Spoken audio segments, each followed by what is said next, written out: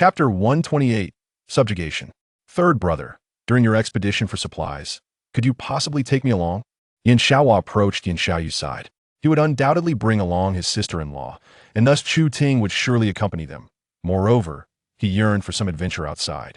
Yan Shaoyu immediately adopted a serious demeanor. Second brother, I am not going for leisure. The number of zombies outside has increased, and no one can ensure your safety.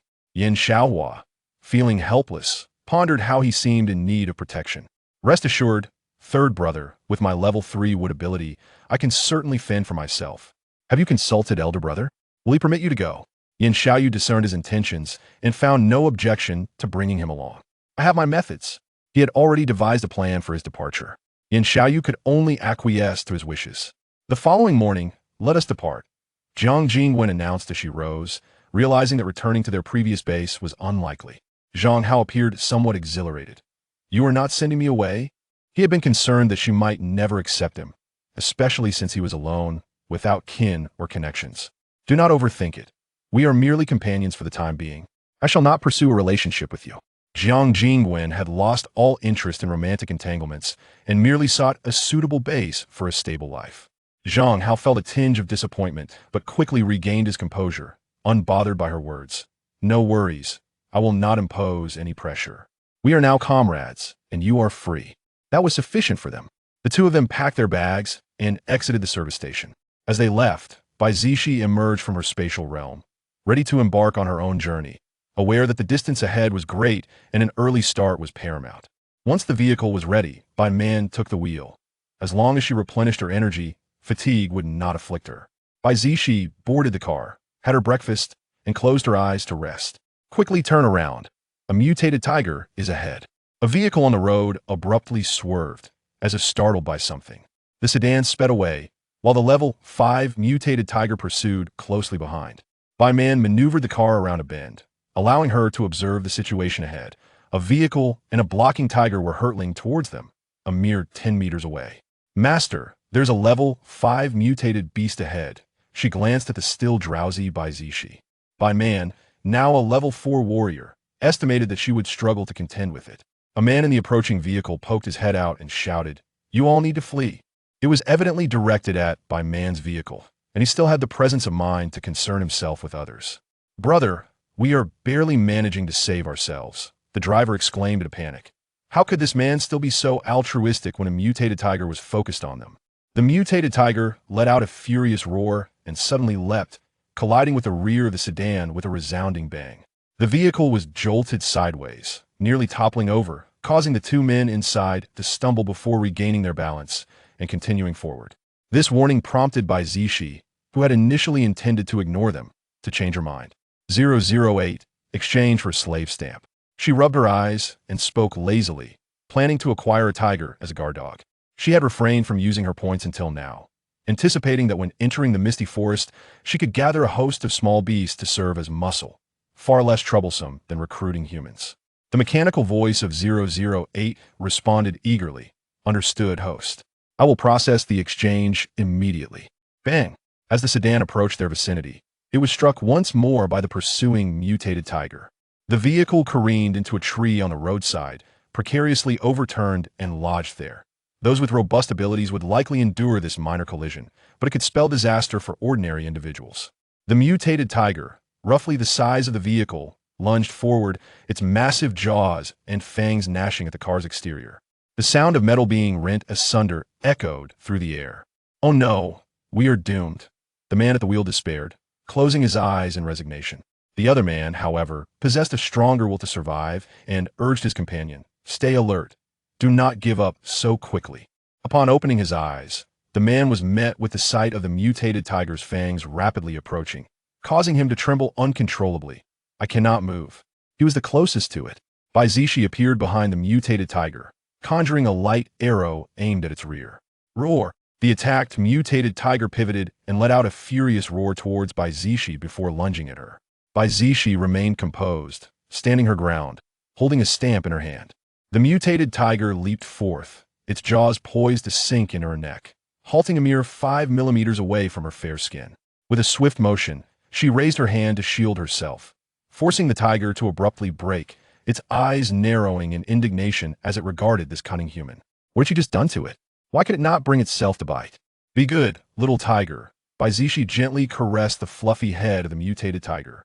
The transformed creature exuded an aura of magnificence and charm, its golden fur pristine and radiant. The mutated tiger, taken aback, lowered its head involuntarily, a sense of unexpected comfort washing over it. It must be under some kind of enchantment. Chapter 129, Assistance. At this moment, the two men emerged from the vehicle, momentarily stunned by the harmonious scene before them. Two women and a beast. Was the obedient mutant tiger before them truly the ferocious creature that had just pursued them? The system notification indicated affinity points 5, currently totaling 518. Could it be that it only attacked men? Or perhaps we simply do not possess sufficient charm?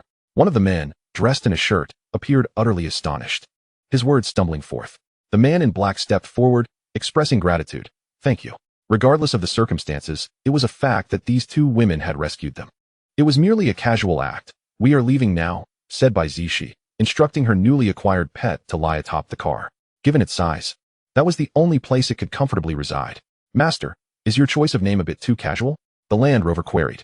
The two men gazed at the retreating figures of the women with gratitude. With the addition of the Land Rover, the number of mutant beasts approaching them diminished, making their journey considerably smoother. By evening, they found a two-story residential building.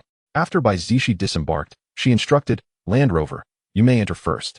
The Land Rover obediently walked inside, letting out a fierce roar at the two zombies within, swiftly dispatching one with a swipe of its paw, and without hesitation disposed of the corpse. Its newfound obedience was largely a result of the several cans of lobster the master had fed it at noon, which had left it yearning for more. After exerting itself, the Land Rover approached Bai Zixi, gazing up at her with sparkling eyes. Once Bai Zixi and Bai Man entered, she waved her small hand, employing a fragrance talisman to eliminate the unpleasant odor inside. She then placed a solar lamp on the table, instantly illuminating the dim room. Bai Zixi allowed Bai Man to enter the space first, as she intended to share a dinner with the Land Rover. Here is your dinner, she said, placing 2 cans of lobster and a plate of pork jerky before it. The Land Rover had worked hard today, saving her considerable trouble, so she decided to reward it with an extra meal. You are too kind, master. I shall strive even harder in the future, the Land Rover replied. After consuming a few pieces of pork jerky, Bai Zixi felt satisfied and gently reminded, I will be upstairs. You rest here tonight, and if there is any commotion, do not hesitate to roar. The level 5 mutant beasts would not possess low intelligence.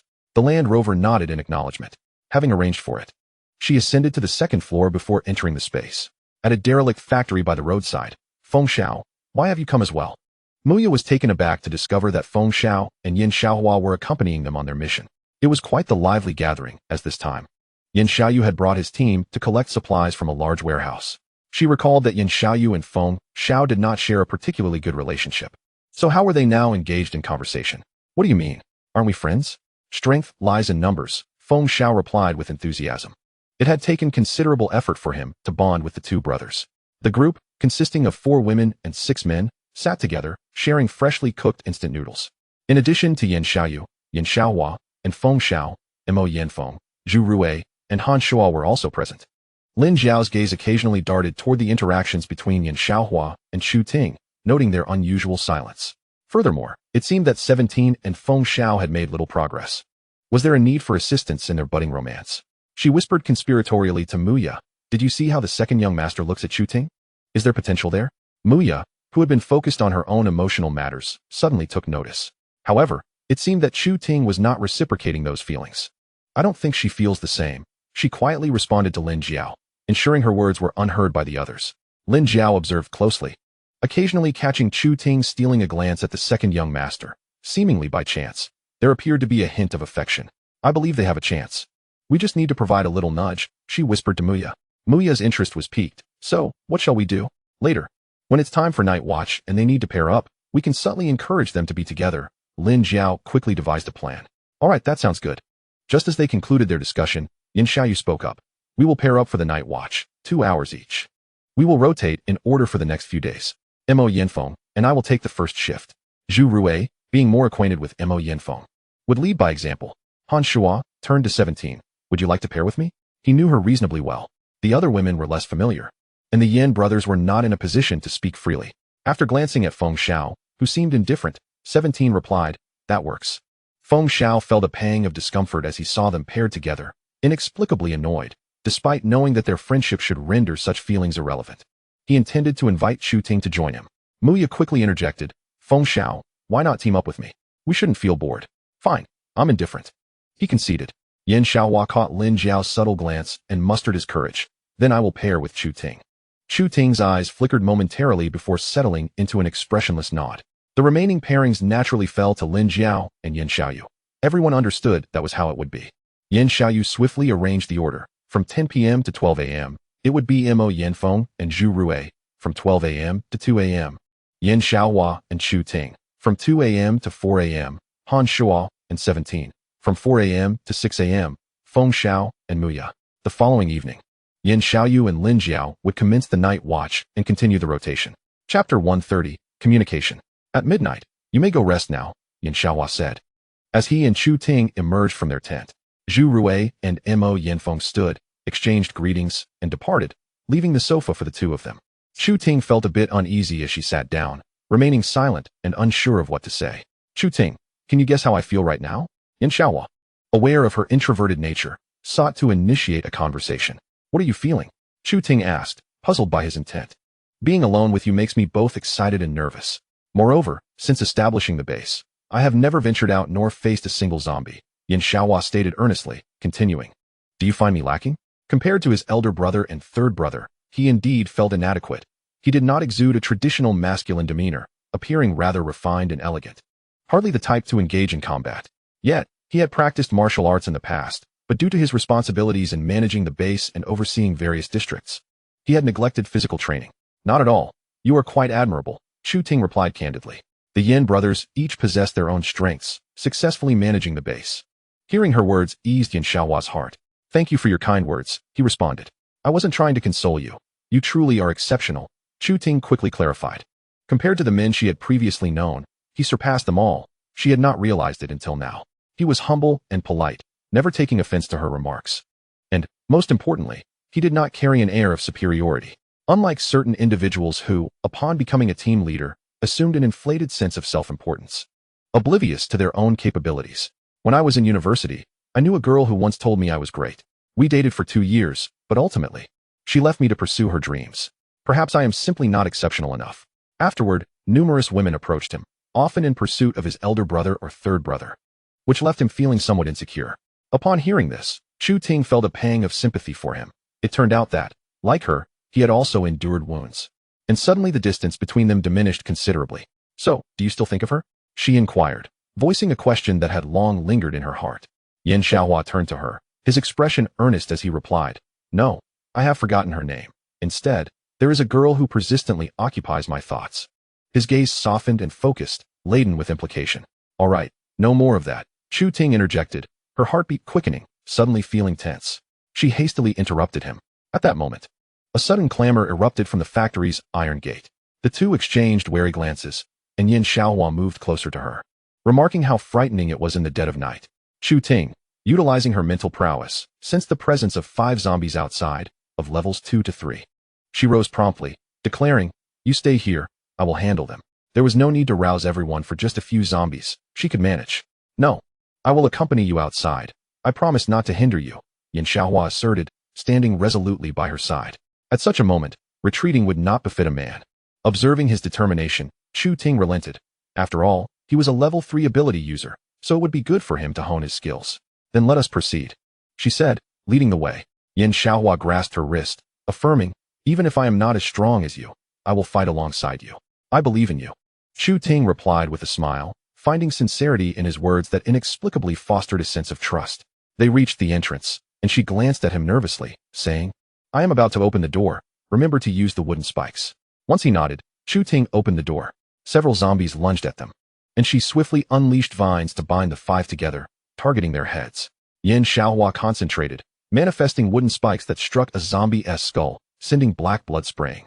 He immediately felt a wave of nausea. Striving to mask the revulsion in his eyes, he continued to pierce the incapacitated zombies with wooden spikes in rapid succession, gradually growing accustomed to the grotesque task. I have finished them off, Chu Ting declared. Grateful for her presence, he found the task far easier. With a look of satisfaction, Chu Ting swiftly extracted the cores and discarded the bodies. All right, he replied, following her closely, secretly resolved to enhance his abilities upon returning to the base, determined to provide her with a sense of security. The next morning, Bai Zixi donned a white t-shirt and light denim jeans, tying her hair into a ponytail. Her exquisite, radiant face exuded youthful vitality. She descended the stairs with Bai Man, while their companion, Lu Hu, resembled a clingy kitten, nuzzling against Bai Zixi's arm. I'm hungry, Lu Hu conveyed. Master, should I go in and prepare something for Lu Hu? Bai Man understood its intentions. She had already made some rice porridge and pickles in their space, favoring light dishes for her master in the morning, yet had not prepared anything for Lu Hu. There was plenty of cured meat and canned goods available, but they were all cold. No need. Let Lu Hu catch something it desires, and for now, it can have some jerky. Lu Hu understood, realizing that its master wanted it to hunt for mutated beasts before being treated to a proper meal. Bai Man nodded, producing several pieces of jerky to feed it. Once Bai Zixi finished her porridge, their vehicle resumed its journey, with Lu Hu lounging on the roof, its glossy eye surveying the surroundings. It quickly zeroed in on a mutated cow not far away, drooling in anticipation. With a leap, it dashed toward its target. Bai Man, aware of its intentions, deliberately slowed the vehicle, instinctively tracking their movements based on the bond between Lu Hu and its master. Bai Zixi smirked, noting how this creature was far more industrious than an average pedestrian, seeking its own food to be prepared later, thus saving on rations. Suddenly, a disheveled woman burst out from the gas station's lounge, crying out in alarm, her face awash with panic. A lecherous man pursued her closely, warning, "You filthy wench. If you don't stop, I will unleash my powers. No, please spare me," she pleaded, her flesh reddened under the sun as she ran. The lecher, seeing her defiance, conjured a water orb that struck her calf with precision. She fell to the ground, turning to see him approach, shaking her head in desperation as she crawled backward. The man advanced, striking her across the face, taunting, "Why not learn from the others how to serve a man instead of seeking death?" Stunned from the blow, the woman clenched her teeth, devoid of the strength to resist, allowing the man to manhandle her. He then hoisted her over his shoulder, retracing his steps as she resigned herself to yet another torment. "Master, should we intervene?" Bai Man asked, observing the woman being dragged into a building. Although she was a robot devoid of emotions, her master was not. Bai Zixi, having visited the underground city, had grown somewhat indifferent to such scenes. Yet she could not turn a blind eye. Encountering this scum meant it had to be dealt with. Every vile creature eliminated was one less to harm others. "Park the car at the entrance," she commanded. They exited the vehicle, and as they approached the door, they could hear unspeakable sounds from within. "If you dare run again, I will kill you. This girl has been with us for so long, and she still thinks she can escape." Bai Zixi kicked the door open, her brows furrowing as she took in the sordid scene inside. The men engaged in their depravity were startled, nearly faltering, as they turned to see who had intruded. One man quickly regained his composure, leering at Bai Zixi with a sinister grin, another foolish woman overflowing with sympathy. "We had one of those in our group who tried to save these fallen sisters, only to meet the same fate. The absurdity of misplaced compassion was palpable. And this one is quite beautiful. I like her. Go capture her." The lecherous man's eyes fixated on Bai Zixi's delicate face, his mind already spiraling into depravity. 3 women inside silently mourned for her, while one secretly wished for this pristine beauty to be captured, joining her in descent into hell. Witnessing the humiliation of others provided her with a sense of balance. Why should she remain untainted? "All right, I'm on it." One level 3 wind ability user swiftly advanced, not forgetting to issue a warning. "You two better surrender quietly, or you will regret it." The blame lay solely with her for misreading the situation and delivering herself to them. As the man reached for her, Bai Man deftly intercepted, yanking his arm forcefully. Crack! The sound of a broken arm echoed through the room, causing the man to contort in pain, yet before he could scream, Bai Man twisted his neck with a swift motion. Crack! He was discarded like trash, lifeless on the floor. It became silent in an instant. "What are you all waiting for? Attack! Subdue them and teach them a lesson." A certain lecherous man grew impatient, wondering why these fools did not attack together, insisting on sending themselves to their doom one by one. The other 3, disregarding their previous hesitations, resolved to test their abilities. Bai Zixi, uninterested in wasting time, swiftly appeared behind one of the men, her fist coalescing into ice, delivering a crushing blow to his head. Bang! Splatter! A subsequent icy spike pierced the skull of another man, and in the blink of an eye, 2 of them lay dead, their eyes wide open, perhaps unaware of how they had met their end. The last remaining man, alongside the lecherous one, watched in terror, swallowing hard. How could they possibly fight against someone who could teleport? As one man stood momentarily dazed, Bai Man swung a hefty hammer toward his head, instantly caving it in. leaving him lifeless. Finally, only the lecherous man remained, his face pale with fear as he stumbled backward, pleading, "Please, don't kill me. I'll let them go. I'm a space ability user and have plenty of resources for you. I beg you, noble warrior, spare my life." Bai Zixi coldly replied, "Produce them. Do you think if I take them out, you will be spared?" The lecherous man insisted on assurances before feeling secure. "I am not negotiating," she stated, her palm conjuring several ice blades, her gaze fixed on him as if he were already a corpse. The lecherous man, fearing for his life, opted to gamble, releasing half of his resources from his space. No, this is all I have. I give it all to you, my lady," he implored, dropping to his knees in desperation. The three women, still in shock, finally regained their composure, the brutal scene having been exhilarating. Two of them felt a sense of satisfaction at the demise of their tormentors. System notification, favorability 8, favorability 5, current points, 531. Bai Zixi collected the resources the man had relinquished, and with a swift motion, the ice blades pierced his heart. Caught off guard, he fell. Confusion etched on his face as he quickly lost his breath. Afterward, she drew a bottle of water to wash her delicate hands, even though they were already clean, simply wanting to rinse them. At that moment, Bai Man handed her the crystal core she had extracted, which Bai Zixi accepted and, after cleansing her hands, stored it away. She drank the remaining water from the bottle before turning to the three disheveled women. Which of them had failed to show any favor? Just as one woman, who had recently escaped, quietly expressed her gratitude. "Thank you for saving us." Witnessing her ruthless decisiveness sparked a desire for strength within her rather than fear. Another woman, with reddened eyes, exclaimed, "Finally, those vile creatures are dead."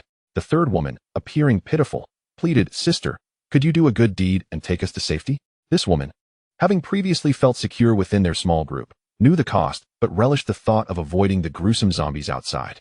This plea for help seemed shameless, as she hoped to cling to Bai Zixi, perhaps believing she was someone of high status from a significant base. Bai Zixi smirked, glancing at the other two women. "Oh, is that what you think as well? No, that is not necessary. I'll find my way to a safe base myself." The recently escaped woman shook her head, knowing it was already generous enough that Bai Zixi had saved them. Although she lacked abilities, her mental strength was rated A, allowing her to sense situations within 100 meters, ensuring she could navigate to safety if she avoided detection. This very capability had given her the courage to escape, having been deceived into the previous base where only the strongest could impose their will without consequence. She would never return. Do you know the situation outside? Without protection, how do we reach a safe base?" The overly dramatic woman sought to align with her, hoping to stand united. The other woman, having finished her weeping, turned to Bai Zixi and requested, "We don't need your help. Just leave us some food and a vehicle." She wished to survive, shamelessly asking for assistance. Who was she to expect that a woman who could kill without hesitation would be merciful? Bai Zixi, arms crossed, replied with a smile, "I don't want their vehicle or supplies. I'll be on my way." With that, she turned to exit the gas station. "You can't leave. Stay and protect us." The desperate woman rushed forward, attempting to grab her. She likely had once been a pampered princess, now reduced to this state, exhibiting a touch of entitlement. However, before she could touch Bai Zixi, Bai Man kicked her away, sending her crashing to the ground. "Ah!" She screamed as she fell several meters, suddenly recalling the brutal scene they had just witnessed, awakening her to silence. Her body lay incapacitated from the fall. Ayu and the other woman did not spare her a glance, having not forgotten the disdain she had shown them in their previous team. "May I be so bold as to inquire which base you hail from, esteemed ability user?" A humble voice called from behind. "The first base in the northern district," Bai Zixi replied, leaving those words behind as she exited the gas station. Chapter 133, Unconsciousness. Bai Man was driving, the Land Rover leisurely perched atop the vehicle, having just had its fill. "I'll enter the space first," Bai Zixi said, feeling a bit bored in the car, so she flashed into the space. She strolled around the expansive area, akin to a football field, before organizing her possessions. Ice ability level 6, light ability level 6, cold moon blade grade 5. Within the space, there was a villa, a spring, a farm, a ranch, a warehouse, 30 blocks of yellow earth, and 6 blocks of black earth. Robot assistant, Bai Man. Pets, passerby A, Land Rover.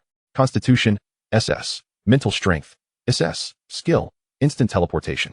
One-time talismans, 21 evasion talismans, 18 invisibility talismans, 26 speed talismans, 36 refreshing talismans, 16 fragrant talismans, 10 warming talismans, 10 cooling talismans. Silver gift packages, 2. To her surprise, she had accumulated so many talismans, she could now consider herself a minor wealthy individual. Bai Zixi felt quite pleased, slicing into a peach and taking a bite before flashing back out of the space, resuming her seat in the passenger seat. Outside a warehouse in the suburbs, Yan Shaoyu and his team arrived at their destination, parking 2 vehicles as a horde of zombies surged towards them. They quickly exited the cars, seizing their guns to open fire. "Fall back, maintain distance," Yan Shaoyu shouted. Chu Ting glanced at Yan Shaohua. "Don't stray too far from me," she said, holding a submachine gun in one hand while grasping his arm with the other. Yan Shaohua unconsciously smiled, warmth flooding his heart as he nodded obediently. Okay. Progress was finally being made. She felt herself touched by his radiant smile, wondering if such joy could stem from a mere concern. With a rapid series of gunfire, the first row of level 2 zombies fell, their bodies accumulating on the ground. Just then, 3 level 5 tentacle zombies burst forth, roaring with their mouths agape. The tentacles lunged toward Lin Jiao, Muya, and Feng Xiao. Yan Shaoyu's expression hardened as he pulled Lin Jiao behind him, launching a fireball at the attacking tentacle. Sizzle! The fireball quickly ignited the tentacle, eliciting a pained howl from the zombie as it recoiled. Yan Shaoyu swiftly engaged it in combat. As another zombie assaulted Muya, it was intercepted by 17, who bravely stepped forward. A water arrow struck its tentacle from the side, severing it almost in half instantaneously. Feng Xiao, possessing a level 4 ability, found himself somewhat challenged by the level 5 tentacle zombie, as its attack speed was exceedingly rapid. He winced as one of its tentacles lashed against him, gritting his teeth and furrowing his brow. Han Shuo stepped in to assist, albeit he too was a level 4 ability user, forming earthen spikes to strike at the creature's tentacles. The level 5 zombie, diverted by his attention, lunged at him with its tentacles, which he narrowly evaded. Feng Xiao retaliated with a fireball, and together they mounted a concerted effort against the beast. Meanwhile, Zhu Rui and Mo Yanfeng were preoccupied with dispatching a horde of level 2 zombies, unable to spare any time to aid their comrades. "How are you holding up? If your energy runs low, remember to take cover behind me and absorb some cores." Chu Ting expressed her concern for Yan Shaohua, who was pushing himself despite being only level 3 and thus likely low on energy. "I'm fine, I can hold on a bit longer," he replied, casting a glance at the remaining zombies, half of which had already been vanquished, victory within reach. With everyone still engaged in battle, he felt he could not afford to cease his efforts. Yan Shaoyu had already dispatched the level 5 tentacle zombie and cautioned Lin Jiao, "I'll go assist Han Shuo. You be careful." Lin Jiao nodded affirmatively. "Yes, go ahead."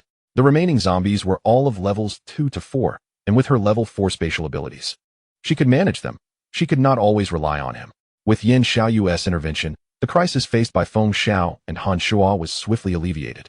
However, 17 found herself ensnared by the level 5 tentacle zombie, lifted into the air and drawn towards its gaping maw.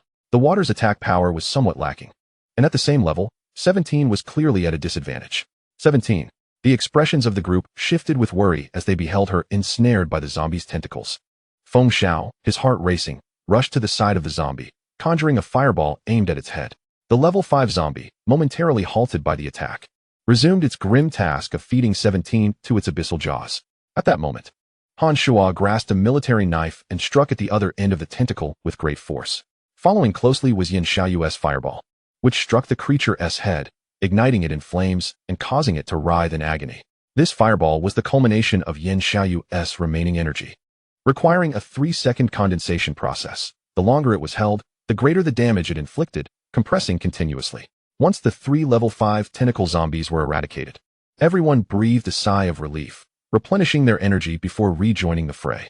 This wave of several hundred zombies had taken them over an hour to eradicate completely. Yan Shaohua's complexion paled slightly, having expended too much energy and drained his physical stamina. He likely did not realize the toll of exhausting his energy reserves, which could lead to adverse effects, ranging from a mild fever for a night to, in severe cases, a several-day-long coma. Chu Ting shot him a disapproving glare, her voice tinged with irritation. "Why didn't you listen? Didn't I remind you to replenish your energy?" I was wrong," Yan Shaohua stammered, wishing to explain, but feeling guilty as he observed the concern in her eyes. He now felt weak and feeble, as if a gust of wind could topple him. And Chu Ting refrained from reproaching him further. "We should head into the large warehouse," she decided, opting not to join the others in collecting crystal cores, but to rest with him instead. Lin Jiao's eyes suddenly brightened as she approached Chu Ting. "Let us go. We should set up the tents first." Upon entering the spacious warehouse, they sought a suitable area. "Second brother, what's wrong? You look unwell. Let me fetch you some medicine," Lin Jiao observed hastily, retrieving a medical kit from her spatial abilities, along with a sofa and several tents. Yan Shaohua shook his head. "I'm fine. I just need to rest. Don't worry about me." "Chu Ting, can you help me take care of second brother?" I'll go boil some water," she added before waiting for Chu Ting's response, already making her way to the far side. Lin Jiao chuckled mischievously. "Don't worry, I'm quite responsible." With the tents now set up, Chu Ting expressed her concern. "You should rest inside the tent for a while. I'm too weak. Could you assist me in?" Yan Shaochen admitted, feeling slightly dizzy, fearing he might embarrass himself if he fell. "All right," she agreed, moving to support him. Standing at 165 meters, Chu Ting found herself aiding a man who stood 186 meters tall, her back pressed firmly against him. His uniquely masculine scent enveloped her senses, causing her cheeks to flush slightly as her heart raced. Quickly shaking off her thoughts, she carefully guided him into the tent.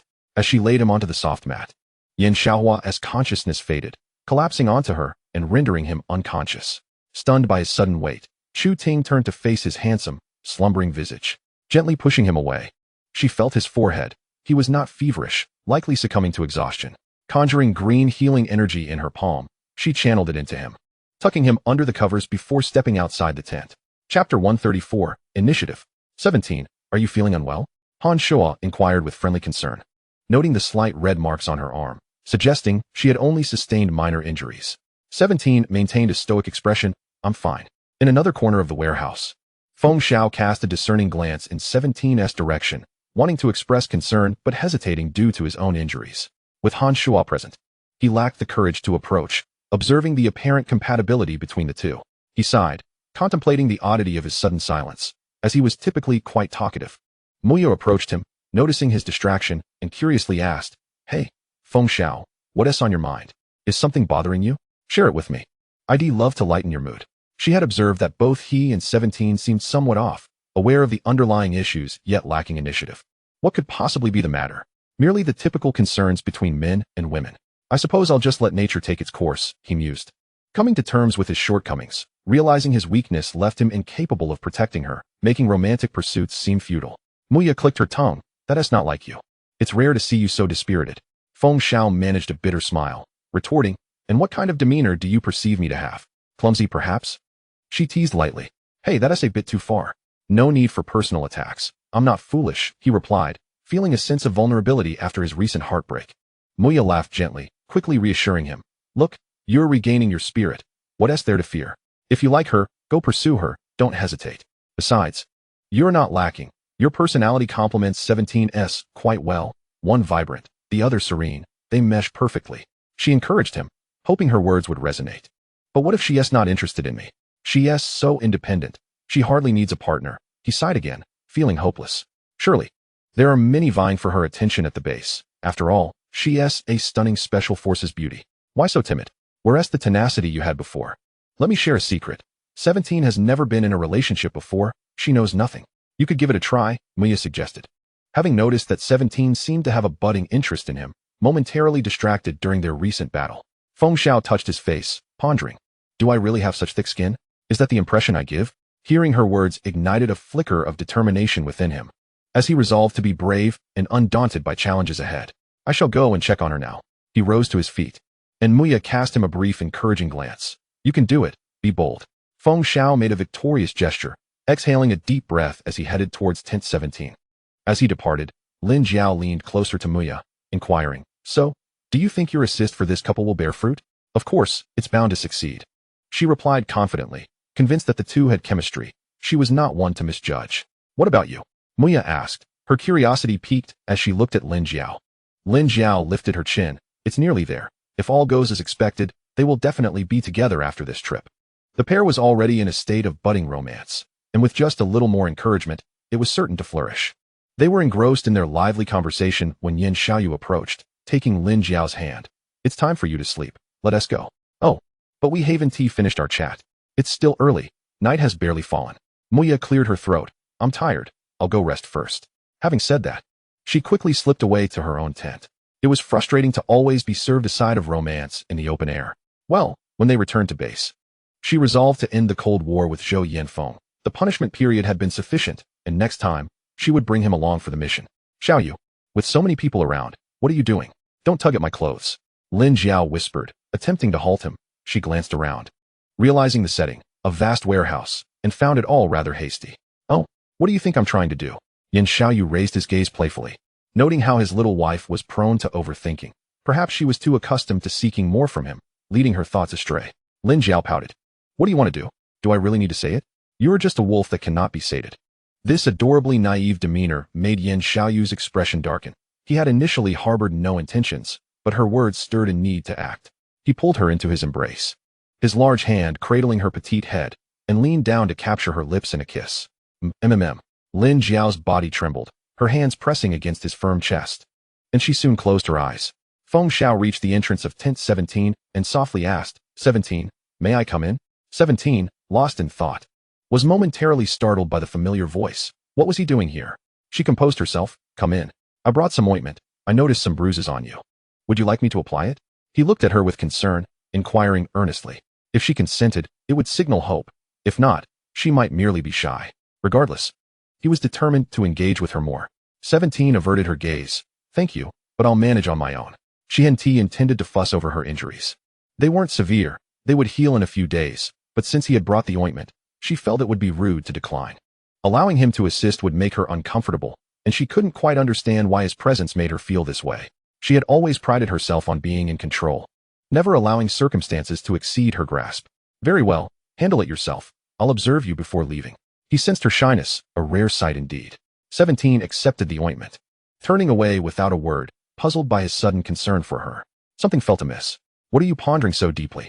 Feng Xiao mused, noticing how she seemed adorably dazed despite her striking features. Nothing, 17 replied, coming back to reality as she applied the ointment to her bruises. Observing her injuries only solidified his resolve, and he turned to consult Xizi Bai on how to elevate his abilities swiftly, pondering over it diligently. Next time we venture out, I will ensure your safety, he murmured softly. However, 17's keen hearing caught every word. She glanced at him, then pretended not to hear as she continued applying the ointment. She handed the ointment back to him. That's enough. I'm going to rest now, implying that he could take his leave. 17, how heartless you are. Using me and then discarding me, Feng Xiao joked. Noticing her inclination to explain, he interrupted. No need to say anything. I understand. I won't disturb your rest any further. Good night, 17. He walked to the entrance of the tent, turning back gently to say, and then stepped outside. Once he had gone, 17 finally exhaled in relief. Chapter 135. Competing for affection. Bai Zixi drove her Land Rover through a vast expanse of yellow sand. Beyond this desert lay the misty forest. By man, please bring me a chilled watermelon. She donned a sun-protective cloak, revealing only half her head. Her consciousness communicating with By man in the space. The heat enveloped her, akin to being in a sauna. Master, I am also feeling quite hot and thirsty. The Land Rover replied. In the space, By man retrieved a watermelon from the refrigerator, slicing it in half, and placing a spoon beside it. Bai Zixi raised her hand, and the watermelon landed in her grasp. Eagerly, she scooped a piece and tasted it, instantly refreshed. When will you remember me? The Land Rover queried. Why are you slowing down, Land Rover? If you don't hurry, we'll have to spend the night in the desert. She reminded it while eating, keen to reach the misty forest promptly to avoid any unforeseen circumstances. You're enjoying that so much, how can I keep moving? It growled back, then quickened its pace, perhaps hoping that a little exertion would earn it a treat later. Thus, they sped ahead for several kilometers when suddenly, a swarm of scorpions emerged, blocking the sand dune and making rustling sounds. The Land Rover let out a loud roar, attempting to scare them off. The scorpions, nearly half a person tall, were all black and moved swiftly, surrounding Bai Zixi and the Land Rover, forming a circular formation. One of the scorpions proclaimed, "Subdue them, tonight we feast." It issued a command. Naturally, this dialogue was only comprehensible to them, leaving Bai Zixi and the Land Rover bewildered. The Scorpion King was noticeably larger, at level 5. Adept in poison and capable of striking with its sharp pincers, its weakness lying in its tail. This was the information Bai Zixi had gleaned. Land Rover, you handle that big one. I'll take care of the rest, she urged, allowing the Land Rover to test its skills against a fellow level 5 opponent. Then leaped down from its back. The Land Rover, filled with confidence, let out a roar and bounded toward the Scorpion King. Spray poison, kill this little creature. It commanded its smaller brethren, sending them forth while it remained back, displaying its arrogance. As the smaller scorpions prepared to spray poison at the Land Rover, Bai Zixi waved her hand, and the scorpions obstructing the Land Rover were instantly encased in ice. The Scorpion King, furious, chastised, "You useless fools." It was forced to retreat, dodging the Land Rover's claw strikes while still attempting to jab with its pincers. The two beasts engaged in a fierce battle. The other scorpions rushed in to assist their king, hissing excitedly as if in discussion. "Let us go help the prince." However, one of them remarked, But there's a human over there. Are we ignoring that? I don't want to be trapped. They completely disregarded Bai Zixi, racing to support the Scorpion King, determined to eliminate the little creature first. Bai Zixi chuckled softly. How foolish they were. Did they think she would attack them if they did not come for her? She conjured 3 ice blades in her palm and, with a swift motion, sent them slicing through the air, striking 3 scorpions at their tails with precision. Zzz. Oh no, I've been hit in a vital spot. I'm powerless now. Brothers, I'm taking my leave. I'm done for. The 3 scorpions collapsed, bidding farewell to the remaining 6, lamenting their unfortunate outing. Uncertain of their discourse, Bai Zixi flicked her small hand, vanquishing the last few adversaries. She chose to refrain from engaging the remaining Scorpion King, leaving that task to her companion, the Land Rover.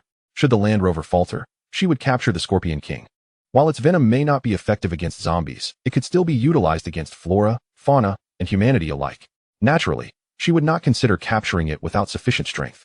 She had no desire to squander her points. The fallen creatures began to whisper amongst themselves, for they were merely devoid of combat capability, not injured. Bai Zixi harbored no intent to slay them, lacking the inclination to eradicate these foolish beings. The Land Rover and the Scorpion clashed in several bouts. The Land Rover, proud of its biting skill, hesitated to employ it. For the moment it opened its mouth, the Scorpion sought to inject its venom within. The toxic assault upon its fur was uncomfortable but not debilitating, as its exterior defense remained adequate. However, should the venom penetrate its mouth, it would likely succumb. It was precisely this predicament that rendered the capture of the Scorpion King elusive. As the battle progressed, the Land Rover found itself increasingly at a disadvantage.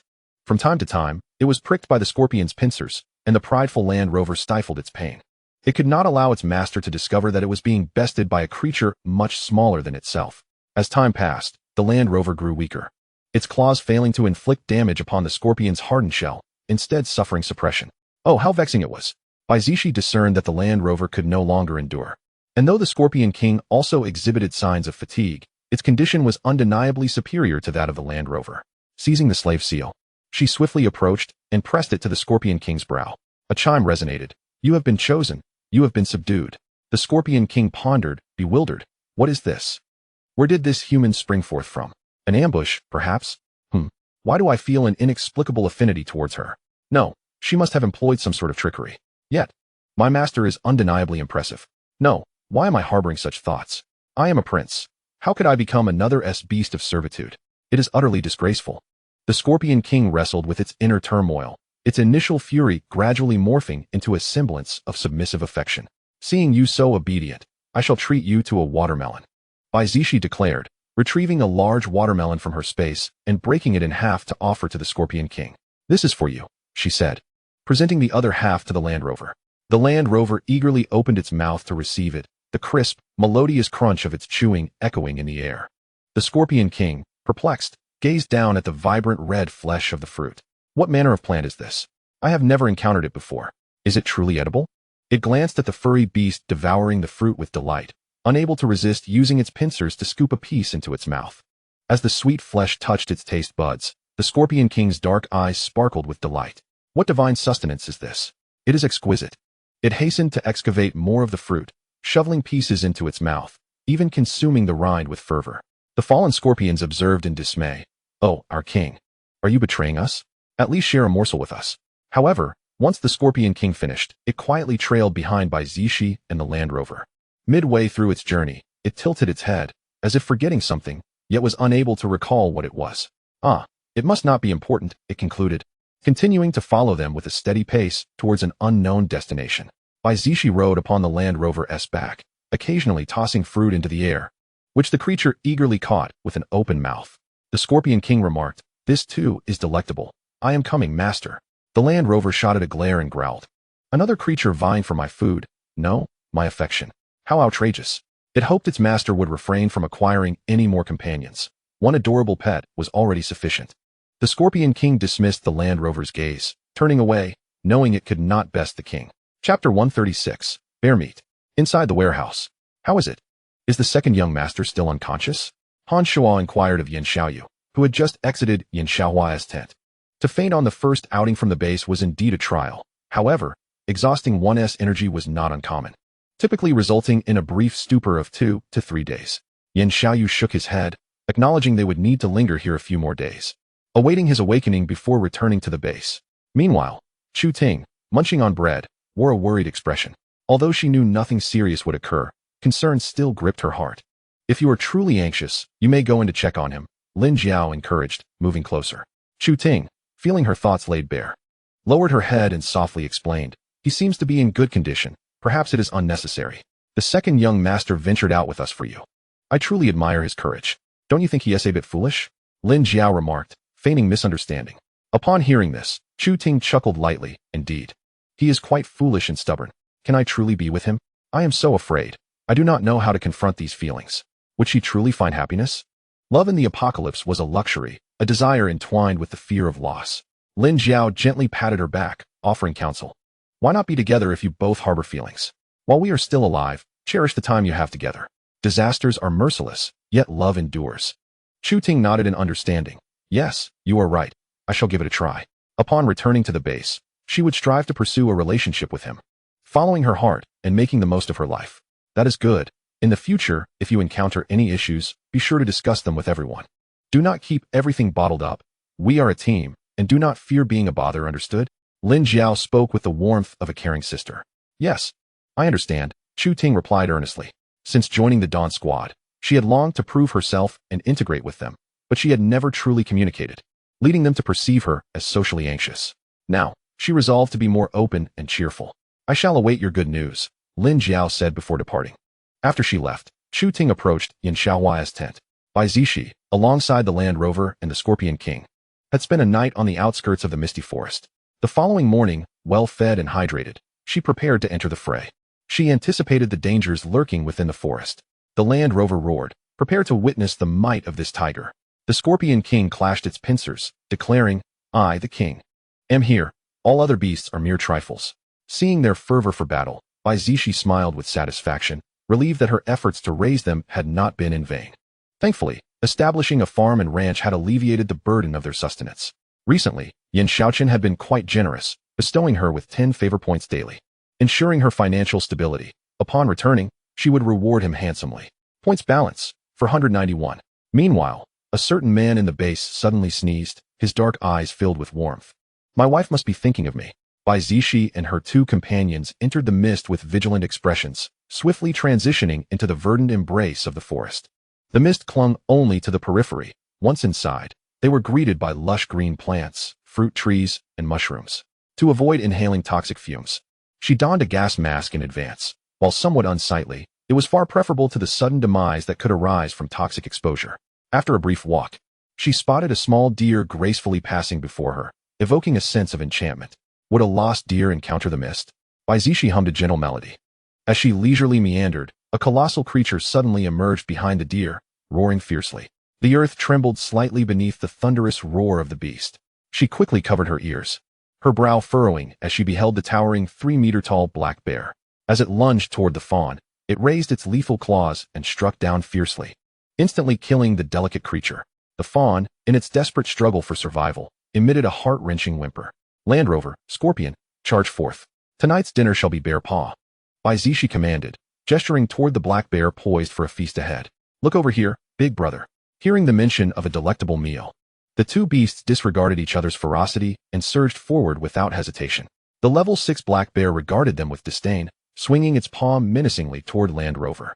With swift agility, Land Rover dodged repeatedly before leaping to sink its teeth into the bear's lower leg.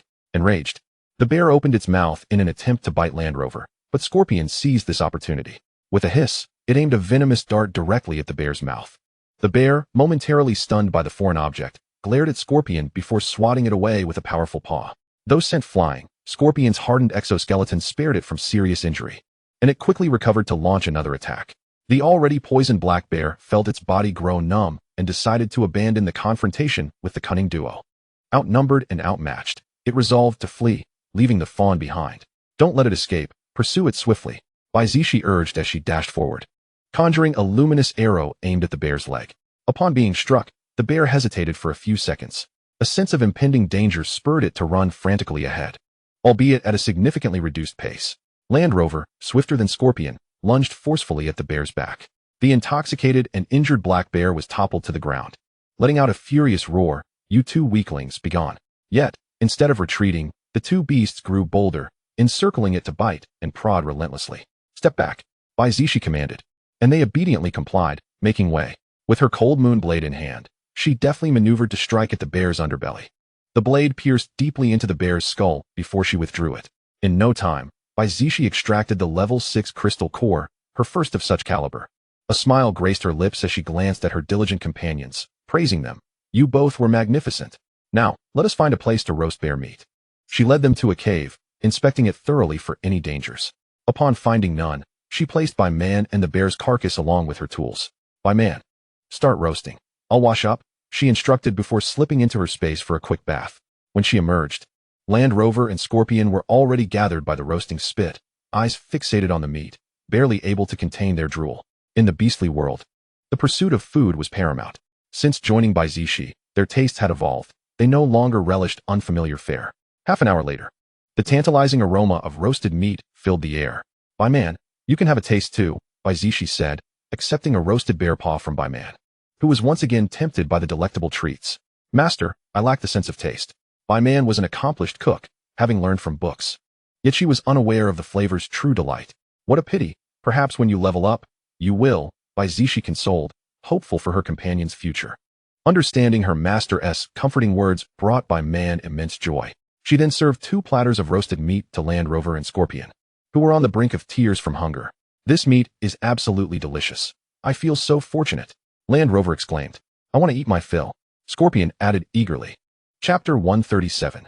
The Illusion. The following morning, Yan Shaochen, reclining on a soft cushion, fluttered his eyelashes a few times before slowly opening his eyes. Uncertain of how long he had been asleep, a sense of haziness lingered in his gaze. Upon turning his head, his eyes brightened at the sight of Chu Ting, who had dozed off at the edge. Had she been watching over him all night? A warm sensation surged within him as he reached out to gently caress her cheek. Suddenly, Chu Ting awoke, her eyes widening in surprise at the sight of his outstretched hand. She bolted upright. "Why, you're awake?" A flicker of regret crossed her eyes as she realized she had fallen asleep here. His expression softened, a smile gracing his face. "You've worked hard. Why don't you come lie down and rest a bit?" "Oh, no need for that. I'll step outside and inform them," she stammered, her cheeks flushing crimson as she hastily sought an excuse to leave. Was he inviting her to sleep together? Was that too forward? She shook her head vigorously, convincing herself she was overthinking it. Yan Shaochen watched her retreat, reflecting on his words, feeling an inkling of something amiss. Surely she didn't interpret his gesture as inappropriate? He stood up to follow her. At that moment, everyone was gathered around, enjoying breakfast, casting curious glances at Chu Ting and Yan Shaochen as they exited the tent. "Chu Ting, let me explain."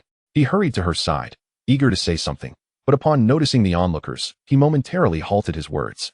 Chu Ting turned to him, puzzled. "What do you wish to say?" "We'll talk later. Let us eat breakfast first," he replied smoothly, taking her wrist and guiding her toward the dining table. The warmth of his hand startled her, and she found herself captivated by his upright figure, inexplicably comforted. A smile crept across her lips as she intertwined her fingers with his, a gesture that solidified Yan Shaohua's realization. A thrill of joy surged through him. Would he soon have a wife? Hey, enough already. This isn't the time for public displays of affection. Finish your breakfast, we need to leave. Feng Xiao teased, though a pang of bitterness gripped him as he lamented his lack of progress with 17, who had been avoiding him for days. The two, reminded of their surroundings, felt a bit embarrassed. They had merely exchanged glances, hardly a display of affection, as they were not yet together. Lin Jiao rested her head on Yan Shaoyu's shoulder, wearing a knowing smile. My contribution is significant. They owe me a hefty reward for this." "You're quite clever," Yan Shaoyu chuckled, his gaze filled with affection. His wife had helped his elder brother resolve a major life event.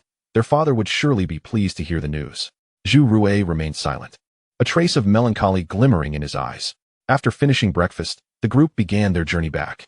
"Phew, I finally found the heavenly fragrance herb," Bai Zixi exclaimed, drenched in sweat from the sweltering weather. Planting the 4 leaves of the heavenly fragrance herb in her space's fertile soil would ensure an endless supply. She pressed on in search of the next bloom. 008 Mechanical voice. "Master, look quickly.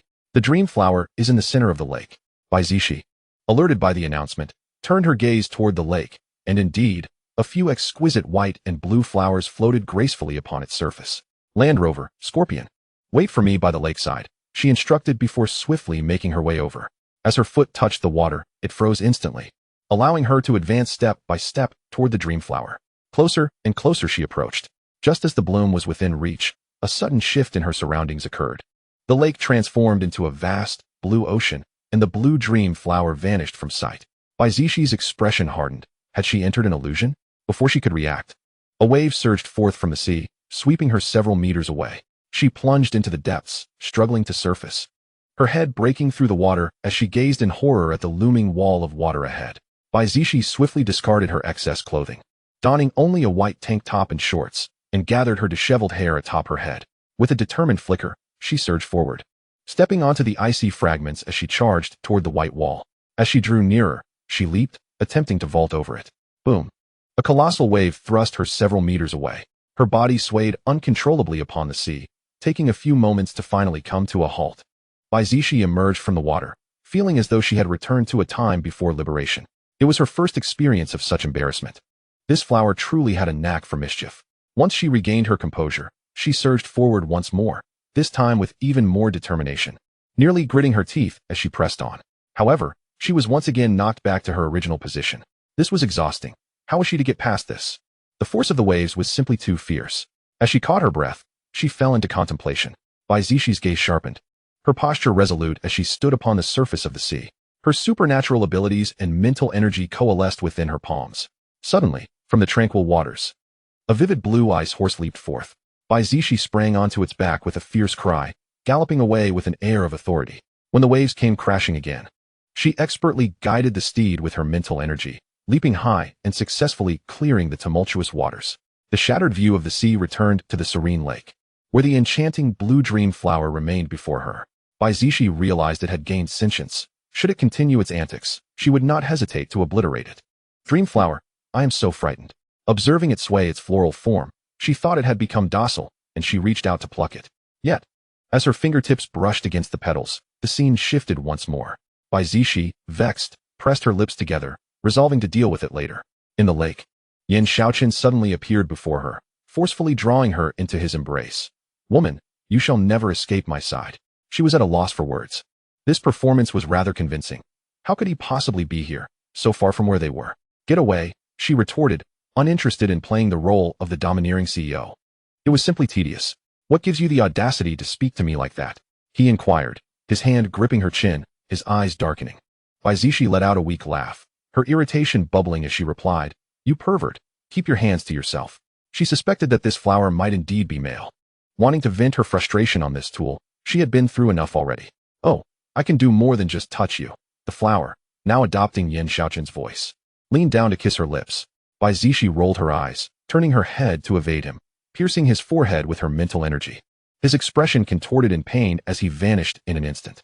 She emerged half submerged in the lake, turning once more to reprimand the dream flower. Upon seeing Yan Shaochen appear again, she irritably raised her hand, delivering a sharp slap to his handsome face. How long will this continue? Yan Shaochen was taken aback by her sudden action but did not flinch, enduring the slap. His dark eyes looked at her, filled with confusion. What had he done wrong? Under his gaze, Bai Zixi felt her heart skip a beat. Was this truly happening? The warmth of his touch contrasted sharply with the coldness of the previous encounter. Are you real? She asked. Yan Shaochen, Chapter 138, Reunited. Bai Zixi froze the two dream flowers, casting them into her space, then turned to the silent Yan Shaochen. Let me check if I hurt you, she said, cradling his handsome face with care, her tone softening, a stark contrast to her earlier ferocity. Yan Shaochen had merely utilized the shield talisman she had left behind, never expecting such fortune would lead him to see his wife frolicking on the lake. Thus, he had swum over, only to be met with a slap. He had kept his head lowered in a pitiful manner, yearning for her to comfort him. How did you end up here? I thought you were an illusion, which is why I cough. Bai Zixi attempted to grasp his hand to ascend to shore. Yan Shaochen pulled her into his embrace, swiftly capturing her soft lips with his. A wave of deep affection surged forth. I used a concealment talisman. We are short on time, he murmured, his voice low and magnetic. But we are in the water, she reminded him, noting that there were two beasts on the shore. This was becoming rather reckless. Quickly, Yan Shaochen found a secluded spot, carrying her there and pressing her against a large rock, continuing what they had not yet finished. Wait. As her clothing was torn away, she felt a surge of nervousness and fear, her cheeks flushing crimson as she attempted to halt his actions. Then, the system notification chimed. System prompt. Affection 10, Affection 10, Affection 10, Affection 10, Affection 10. Return soon, Yan Shaochen said, reluctantly shattering the concealment talisman. He did not wish for it to be this way. But his wife was simply too alluring, clad in a small tank top, her figure enchanting in the water, compounded by his growing yearning. The moment he departed, Bai Zixi slipped into her space, draping a towel over herself before entering the villa, her inner fervor still not fully abated. As she stepped out of the bathroom, Bai Man had already prepared a hot meal on the dining table. Exhausted from the day, she sauntered over, picking up her utensils to eat. What became of the flower? She inquired. Now that the ice had melted, it should be unable to cast illusions within the space. Bai Man replied, I followed your instructions and plucked one petal, scattering it across the spring water while nurturing the other. Bai Zixi nodded, chewing on her meat. That will suffice. Once we obtain the dew fruit, we can return home. Oh, right, the two pets are still outside. It was quite troublesome that they could not be brought into the space. 008's mechanical voice interjected. 200 points to exchange for a pet space, 200 cubic meters, expandable. Bai Zixi winced at the steep price. Her points had barely warmed in her grasp. Not too expensive, host. You earn points in an instant, don't you? You can also gather more pets. 008 enthusiastically promoted the idea, and indeed, it held merit. Gritting her teeth, she decided, exchange it for me. For future convenience, this was also a trump card. Who could predict that she would still be able to confine beasts? Points balance, 331. The pet space was a vast expanse of white, contrasting starkly with her vibrant space. Nonetheless, it provided a refuge of sorts. After changing her clothes, she exited the space, stepping onto the ice before reclaiming her ice abilities within. Luhua Siego. Feast well before we head to a delightful place, she announced, releasing 2 platters of roasted bear meat from her space. The previous bear had been immense, enough to sustain them for several days. The 2 beasts, having been bored to the point of gnawing on their own paws, finally had the chance to dine. Chapter 139, National Treasure. Bai Zixi placed Luhua and Siegu into the pet space, wandering alone through the forest. She looked around, knowing the dew fruit was nearby. According to her location, it was indeed in this area. Suddenly, a loud crash accompanied by a roar echoed through the trees. Utilizing an invisibility talisman, she stealthily approached the source of the commotion. Upon closer inspection, she found 2 beasts engaged in battle, a mutated wolf and a mutated panda. It was quite surprising to see a panda in the forest. However, pandas in zoos were also captured from forests, so it wasn't entirely unexpected. The panda's combat prowess appeared feeble. Bai Zixi could sense its vitality waning, its fur stained with blood. It seemed to be using one paw to fight, while protecting its swollen belly with the other. Could it be that? She hesitated. No matter. She had to save the national treasure first. Bai Zixi brandished her cold moonblade, darting behind the level 5 mutated wolf. With a swift motion, she slashed at the wolf's back, instantly carving a deep wound. With a painful roar, it turned around, baring its fangs and lunging at Bai Zixi. Damn human. Let's see if this wolf won't shred you to pieces for your sneak attack. As its gaping maw drew closer, Bai Zixi calmly brandished her knife and swiftly plunged it into its mouth. With a sickening squelch, the mutated wolf, pierced from its mouth to the nape of its neck, emitted a pitiful whimper, yet it was not yet dead.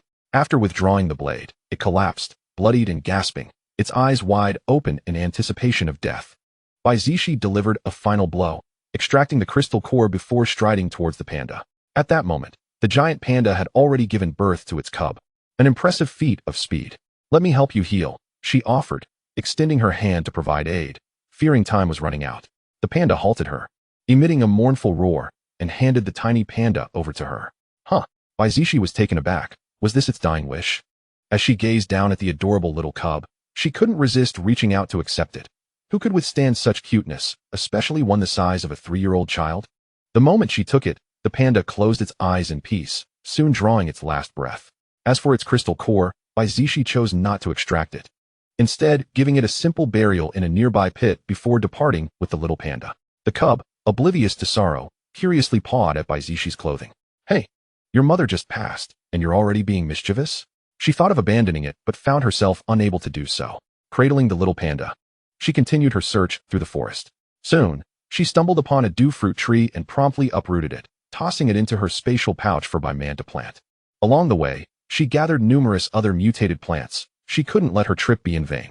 Until, suddenly, a national treasure let out a low growl, its paws playfully pawing at her bulging abdomen, not forgetting to sniff with its nose, almost attempting to pry open her clothing with its mouth. Don't do that. I'll give you milk. Bai Zixi quickly lifted it high before setting it down on the ground. As soon as the treasure touched down, it pitifully clung to her leg, raising its fluffy head to gaze up at her. Bai Zixi glanced down, suppressing a smile. as it looked like a child pleading for a hug. Her heart melted once again. She retrieved a bottle of milk from her spatial pouch, squatting down to insert the nipple into its mouth. The little treasure, tasting the sweetness, instinctively sucked and swallowed the milk eagerly. Bai Zixi gently stroked its adorable head. After finishing the milk, the treasure let out a yawn. The nipple still lodged in its mouth and promptly fell asleep. She chuckled, placing the treasure into her pet space, and released her Land Rover and Scorpion to avoid disturbing its slumber. Though the two beasts appeared bemused, they quickly grew lively, having found the spatial realm rather dull, akin to imprisonment, providing no amusement aside from a peaceful slumber. My master is truly wonderful. Chapter 140, Rivals in Love. Yan Shaochen and his entourage finally arrived at the base in the afternoon. Upon reaching the entrance, they all disembarked from their vehicles. Let's walk back together since we're headed the same way, Yan Shaochen suggested, approaching Chu Ting. She nodded. Sure. Next to her were 17 and Muya. Feng Xiao also joined, saying, 17, let me walk you back. He was quite persistent. Do as you wish, she replied, gradually growing indifferent to his advances. He was simply too difficult to shake off. Muya wished to distance herself from them. Lin Jiao, that traitor, had driven off with the third young master. She was contemplating an excuse to leave when a woman approached Yan Shaochen, speaking in a familiar tone. Shaochen, long time no see. How have you been? Lin Yu gazed at him with warmth and poise, recalling a man who had once cared for her meticulously. After returning home, she had wanted to find him. But the onset of the apocalypse had hindered her, albeit also enabling her growth. Having spent time in the southern base, she formed a small team, wielding dual abilities in water and wood at level 4. With resources becoming scarce there, she relocated to the northern area. This place was excellent, and she was reunited with a familiar man, who also happened to be the leader here. Very well, Yan Shaochen replied, casually grasping Chu Ting's hand. She attempted to withdraw, but found herself firmly held. Oh, is this your girlfriend? Shaochen. Lin Yu's gaze swept over Chu Ting, noting her beauty was comparable to her own. However, anyone surviving in this apocalypse could not be underestimated. Lin Yu would not take her lightly, but would treat her with utmost seriousness. Yes, we must take our leave now, Yan Shaochen said, his expression impassive, as though addressing an old friend. Lin Yu smiled softly. All right. I will pay you a visit when I have the chance. Her demeanor was gracious and composed. Yan Shaochen said nothing further, leading Chu Ting past her. Muya, 17. And Feng Xiao were left bewildered, trailing behind them, wondering who this unexpected woman was. Just as it begins, a formidable rival appears. Are they going to be all right? Muya whispered. They hurried away, while Lin Yu stood rooted, a confident smile gracing her face. Her man would inevitably return to her side. She had once held sway over him, and she would again. At that moment, another woman approached her. Captain, we put in significant effort to invite Jiang Jingwen, a level 4 ability user, to join our team, but she has continually declined. We've offered numerous incentives, yet she remains unimpressed. Lin Yu's brow furrowed slightly. Their team had come from the southern region, suffering the loss of 2 members, now left with only 8. Strong ability users were desperately needed. Yet level 4 users typically belong to established teams, and this Jiang Jingwen, who had only recently arrived at the base, was particularly elusive. She had been invited by various teams, even military ones, yet had turned them all down. Forget it for now, she decided. Her immediate priority was to secure Yan Shaochen, as possessing influence in this base would ensure her team's recruitment. As long as she held sway, she wouldn't have to worry about attracting capable members to her team. Her eyes gleamed with calculation. Prepare all the information regarding the various influential teams and ability users of level 4 and above, she instructed, her purpose unwavering. Understanding one's adversary was key to victory. That woman probably held a significant status, and her teammate was likely formidable as well. Understood, I'll get right on it. Her subordinate responded. Gathering intel was a simple task for her. Though not detailed, it would provide essential information. Second young master, who was that woman earlier? She couldn't possibly be your old flame, could she? Muya couldn't help but inquire. Upon hearing the term old flame, Yan Shaohua's expression shifted, glancing at Chu Ting. Concern etched on his face. He had long since harbored no feelings for Lin Yu, but explaining that was difficult given their past. After all, they had shared a relationship. And he worried if Chu Ting might take offense. She was my ex-girlfriend, but now she is merely a stranger, he clarified earnestly. Chu Ting comforted him. There's no need to be so tense. I don't hold her in my thoughts. It's all in the past, and if I were concerned, I wouldn't have chosen to be with you. I sense that woman still harbors some feelings for you. You mustn't engage with her any further. Muya expressed her genuine concern. It was disconcerting to have an ex-girlfriend suddenly appear just as they were about to start their relationship. Rest assured, I will not entangle myself with her in any way, he assured them. Yan Shaochen resolutely vowed, offering a promise to Chu Ting, hoping to assuage her concerns. He turned to Chu Ting and suggested, "Would you care to join me for dinner at my home this evening to meet my father? It would be prudent to follow the example set by my elder brother and third brother to introduce you to my family early on and eventually obtain a marriage certificate, lest we encounter unnecessary complications later. How delightful it would be to indulge in sweet romance post-wedding." He paused. "Let us take a couple of days to consider this, though. While you may not be overly concerned about that woman, it is wise to deliberate thoughtfully. We cannot act in haste." "Very well, you may go inside now. I shall take my leave." Yan Shaochen escorted her back to the villa before making his way home. He wondered if his elder brother had been particularly busy of late, as he planned to take a shower before heading to the military headquarters. "Chu Ting, do you truly feel nothing?" Seeing another woman so intimately address the second young master, Muya was eager to understand her perspective. If it were her, she would likely feel quite uneasy. "So what if I do? Can I alter his past experiences?" Chu Ting felt a slight discomfort. Yet what could she do? Perhaps this was merely a test of their relationship. Muya sighed. "You seem remarkably composed. I hope the second young master proves to be dependable. Men often possess a certain tenderness for gentle, harmless women. Yet one fears that such compassion may lead to unforeseen actions." Observing that woman, it was clear she was no ordinary individual, even more formidable than the previous Han Jejia. "I must consult Lin Jiao tomorrow," she resolved. 17 had been lost in her own thoughts, inattentively listening to their conversation. 17, what troubles you? Are you thinking of Feng Xiao? Muya teased, her impatience evident. "This back and forth of yours, how long will it continue?" "No, not at all. I shall return to my room," 17 replied, offering a brief farewell before hastily ascending the stairs. "Very well, I shall take my leave as well. I will come by tomorrow," Muya declared as she exited through the door. Left in the hall was only Chu Ting. She reclined on the sofa, reflecting on the scene of Yan Shaohua's encounter with that woman. The lady appeared quite exceptional. Even in this apocalyptic environment, she managed to be self-reliant and resilient. This realization made Chu Ting hesitant, planting seeds of insecurity in her heart, leading her to fear that he might leave at any moment. What should she do? She felt like a turtle, instinctively retreating at the slightest issue, afraid to step forward. Overthinking only served to exhaust her spirit. Being inherently sensitive, she tended to envision the worst possible scenarios. What if he succumbed to temptation, much like that former man in her life? The more she pondered, the heavier her heart grew, and she closed her eyes, lying silently on the sofa. Chapter 141, Shelter. Within the forest cave, Bai Zixi stored the Land Rover and Scorpion back into her space, after ensuring the little panda was well fed before placing it into the pet space. She retrieved a teleportation talisman and an invisibility talisman from her space, hoping to shorten her journey to a location closer to the northern district, silently praying for success. Infusing energy into the two talismans, Bai Zixi was enveloped in darkness. Upon reopening her eyes, she was hit by a wave of suffocating pressure, accompanied by a briny taste. Was this truly the depths of the ocean? The sea in the previous illusion had lacked such an oppressive force. She felt chilled to the bone. Upon spotting a level 6 mutated shark approaching her, she hastily crushed the teleportation talisman, returning to the cave. What bad luck, she muttered to herself, lamenting the wasted talismans and the fright she had experienced. In her invisibility state, the mutated shark likely could not see her. It was probably just passing by. Yet its immense size posed a risk of collision. Bai Zixi changed her clothes in the space before exiting the cave once more, retrieving two talismans and channeling energy into them again. Upon reopening her eyes, she found herself by the roadside, unsure of her location. She was about to pull out a map when a level 5 zombie lunged at her from behind. Instinctively, she dodged, only to realize that her movement had disrupted her invisibility. Could this zombie possess psychic abilities surpassing rank A? Otherwise, how could it have detected her? With a swift kick, she sent it flying several meters away, conjuring an ice blade to eliminate it. Suddenly, a chorus of honking erupted behind her. A minibus sped past, colliding with the level 5 zombie once more.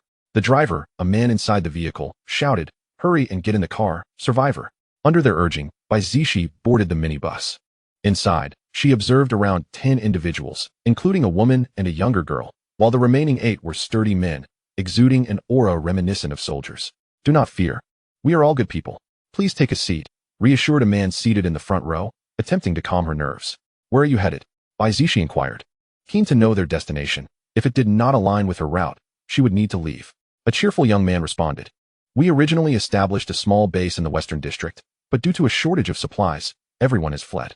We now intend to explore the first base in the Northern District. It is far too dangerous for a young lady to travel alone. It would be wiser to accompany us to the base before making further plans." He knew that many small bases had collapsed, either overrun by zombies or succumbing to dwindling resources. They had already rescued 2 women and 1 man along the way, all of whom had escaped. Having once served in the military, they felt a sense of responsibility. Upon hearing they were headed to the northern district, Bai Zixi felt reassured. She nodded obediently. All right. Thank you. She casually selected a seat. The robust man thought to himself, though this girl wears a mask, her clear eyes and inherent grace reveal her virtuous nature. Moreover, women are scarce now, making her worthy of protection for the sake of humanity's survival. How long until we reach the large base in the northern district? One man inquired. Approaching the driver's seat, the driver replied, we will need to spend a night outside. Barring any unforeseen circumstances, we should arrive by tomorrow afternoon. Where will we spend the night? A man in the front row, clad in camouflage, asked.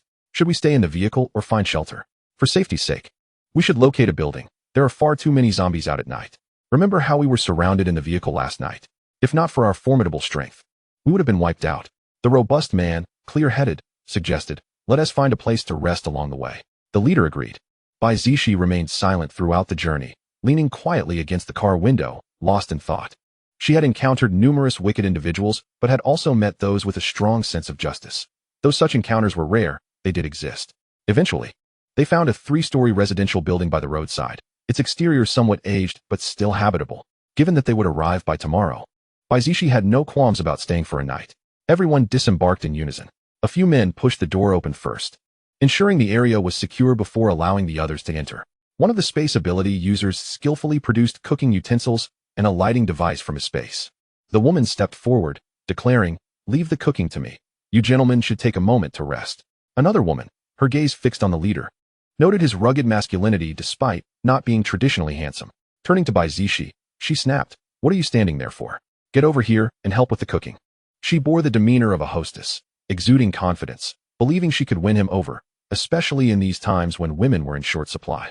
Bai Zixi, uninterested in engaging with her, found a corner and sat on a small stool. Sheltered under the same roof, she truly regarded herself as a delicacy. The woman, infuriated, stamped her foot, biding her time until she could ensnare the captain, eagerly anticipating how to teach her a lesson thereafter. The 7 individuals seated in a circle were deliberating matters. It was rumored that the management of the first base in the northern district was quite stringent. While forming a small team was relatively straightforward, gaining a voice and support from the military necessitated enlisting and integrating into the inner circle. Dahé had received a substantial amount of information from that region. Even without having visited, they were well aware of the intricacies of various districts and bases, particularly the highly scrutinized large bases. The base managed by the Yan family could hardly be inferior, given their long-standing heritage. One of the men continued, suggesting that they should join the military or at least form a small team over there, as it would be more comfortable. The men exchanged ideas, each chiming in with their thoughts. They decided to deliberate further, noting that joining the military came with its own set of prerequisites. Lacking adequate strength, one would likely not be accepted. After all, one should not forget the formidable figure that General Yan once was. Under his command, there were no weaklings. Those who had served in the military, regardless of their district, were familiar with the legendary figure of Marshal Yan. Dahé was indeed a fan of his, and this trip to the base had been proposed by several individuals. Upon hearing the name of Marshal Yan, Bai Zixi's eyes sparkled momentarily, pondering whether to surprise him upon her return. Resting her chin on her hand, she struggled to conceive of an appropriate surprise. 20 minutes later, the woman had prepared the noodles, filling a large bowl and placing it on the dining table. The gentle and unassuming girl beckoned them, come and eat. Yet, she disregarded Bai Zixi, who had chosen to maintain her aloofness. Captain Feng Tao stood up, looking towards Bai Zixi, sister, come over. Initially, Bai Zixi had no intention of joining the meal, opting instead to find a secluded spot later to enjoy some stored delicacies. However, upon being called, she decided to approach, partly to irk the other girl. It was evident to her that the girl harbored feelings for the captain, as she kept gazing at him, her confidence baffling. As Bai Zixi walked over, she noticed the gentle girl hesitating to sit next to the captain. She boldly settled herself beside Captain Feng Tao, leaving Dahé on the other side, forcing the resentful girl to sit at the front. This newcomer was truly a thorn in her side, obstructing her path. System prompt, disdain value 2, current score, 333. Sister, you are quite proactive. Our captain is still single, you know, Dahé teased Bai Zixi. They were no strangers to such women who sought to ingratiate themselves with the powerful. It was a common occurrence.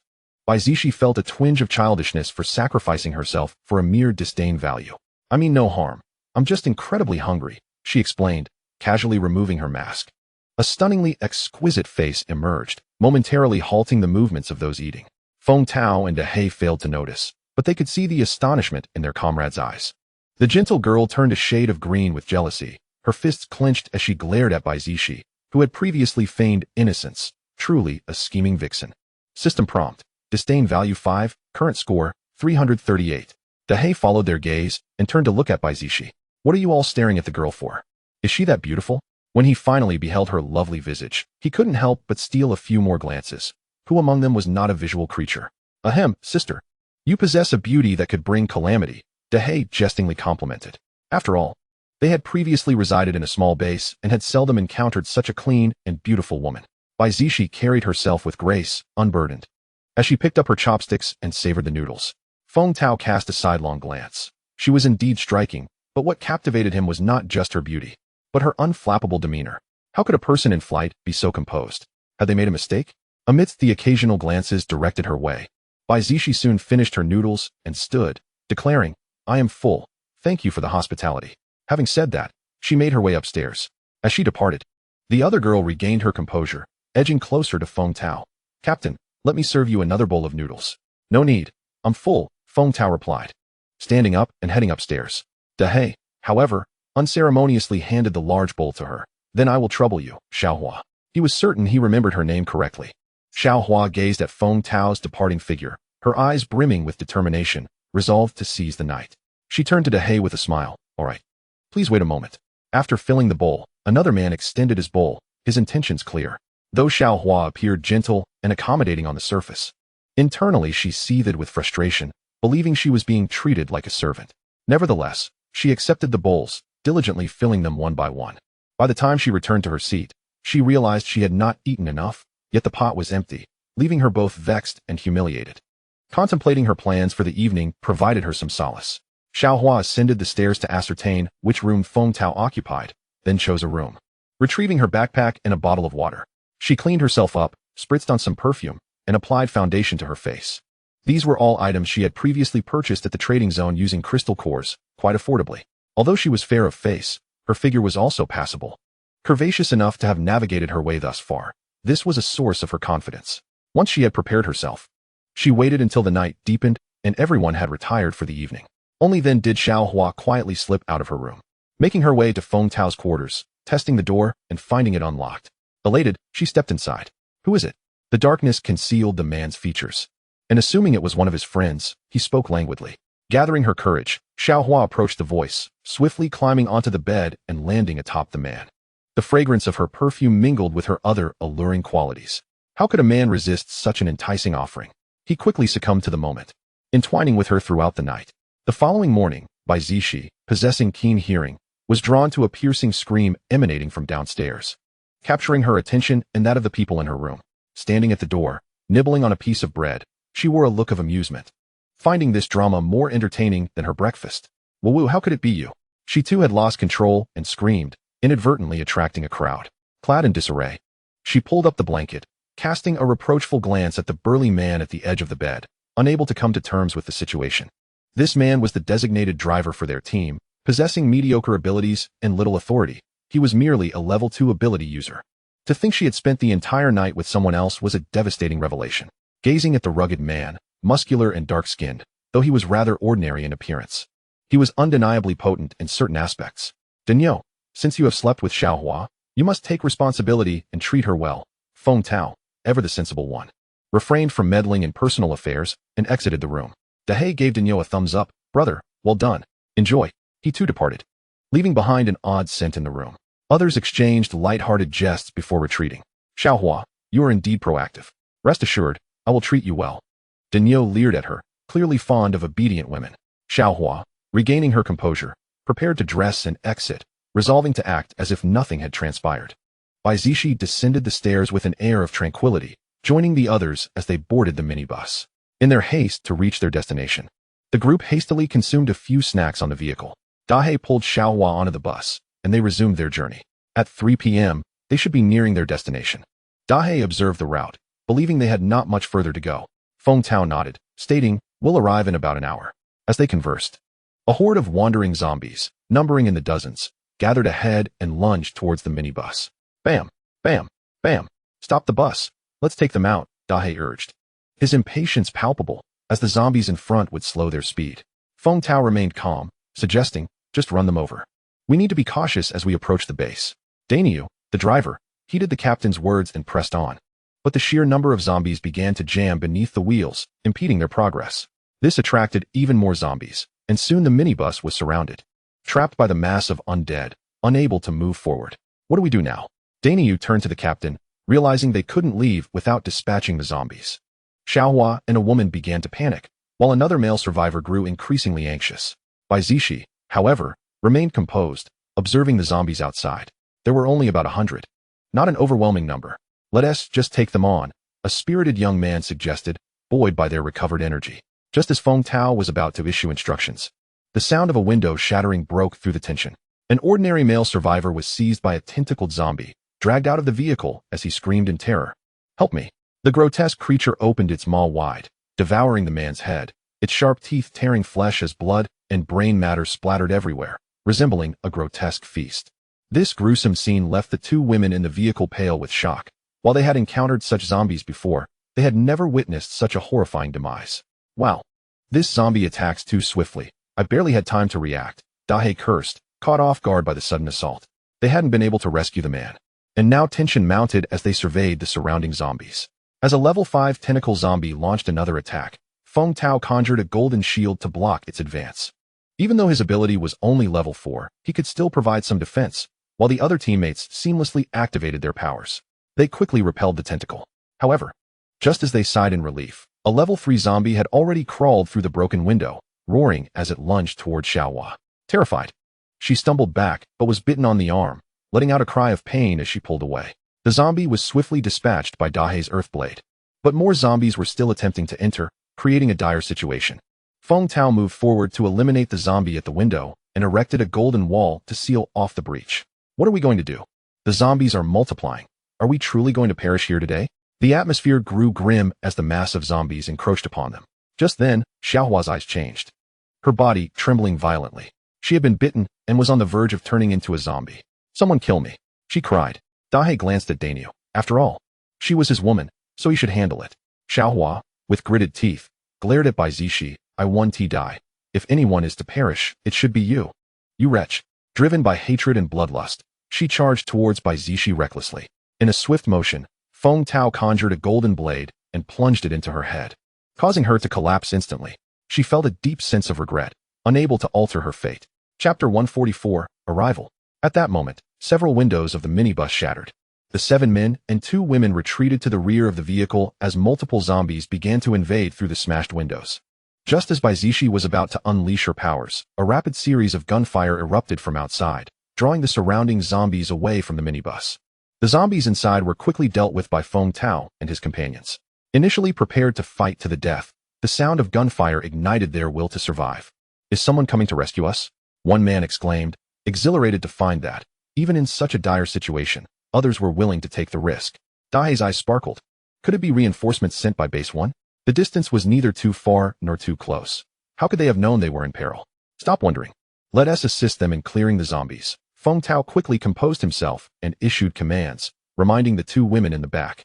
Stay in the vehicle and don't go out. With that, he and his brothers disembarked to confront the horde of zombies that had been lured away. Bai Zixi smiled knowingly. She recognized who had arrived. The crackling sound of thunder was music to her ears. The woman beside her questioned, how can you still smile? Are you daft?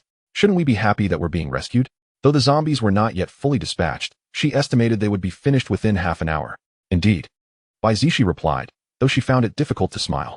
The earlier bloody scenes still lingered in her mind, and her heart had yet to settle. Half an hour later, the corpses of the zombies piled high outside as Feng Tao and his companions finally discerned the faces of their rescuers. Only 5 individuals had effortlessly dispatched the horde. What impressed them most was the man approaching them. He exuded an imposing presence, his countenance stern, radiating an aura of authority, particularly accentuated by his formidable lightning abilities that left them in awe. Are you General Yan? Feng Tao inquired uncertainly, having only heard rumors but never seen him in person. Yet, the grandeur of the moment was unmistakable. It was hard to believe he had personally come to save them. Yan Shaochen acknowledged him with a slight nod, scanning the group before his gaze fell upon Bai Zixi, who was leaning against the window of the minibus, beaming at him. The others turned to witness the exchange between the couple, a silent acknowledgement that they had come to witness this display of affection. "Jump down," Yan Shaochen commanded as he approached the minibus. Without hesitation, Bai Zixi leaped through the window, landing swiftly in his strong, warm embrace, inhaling his familiar scent. Momentarily reluctant to part, the others stood in stunned silence, realizing they had misread the situation. He had come specifically for her, clearly indicating a deeper relationship. "You can let me down now," she said, her cheeks slightly flushed with embarrassment under the gaze of so many. "Who should I call?" Yan Shaochen teased, a smirk gracing his lips, his dark eyes full of tenderness as he held her gently, reluctant to release her. "You've learned some mischief in my absence." Bai Zixi whispered playfully, "Husband, please set me down." Satisfied, Yan Shaochen gently lowered her to the ground, then took her hand and led her towards Feng Tao and the others.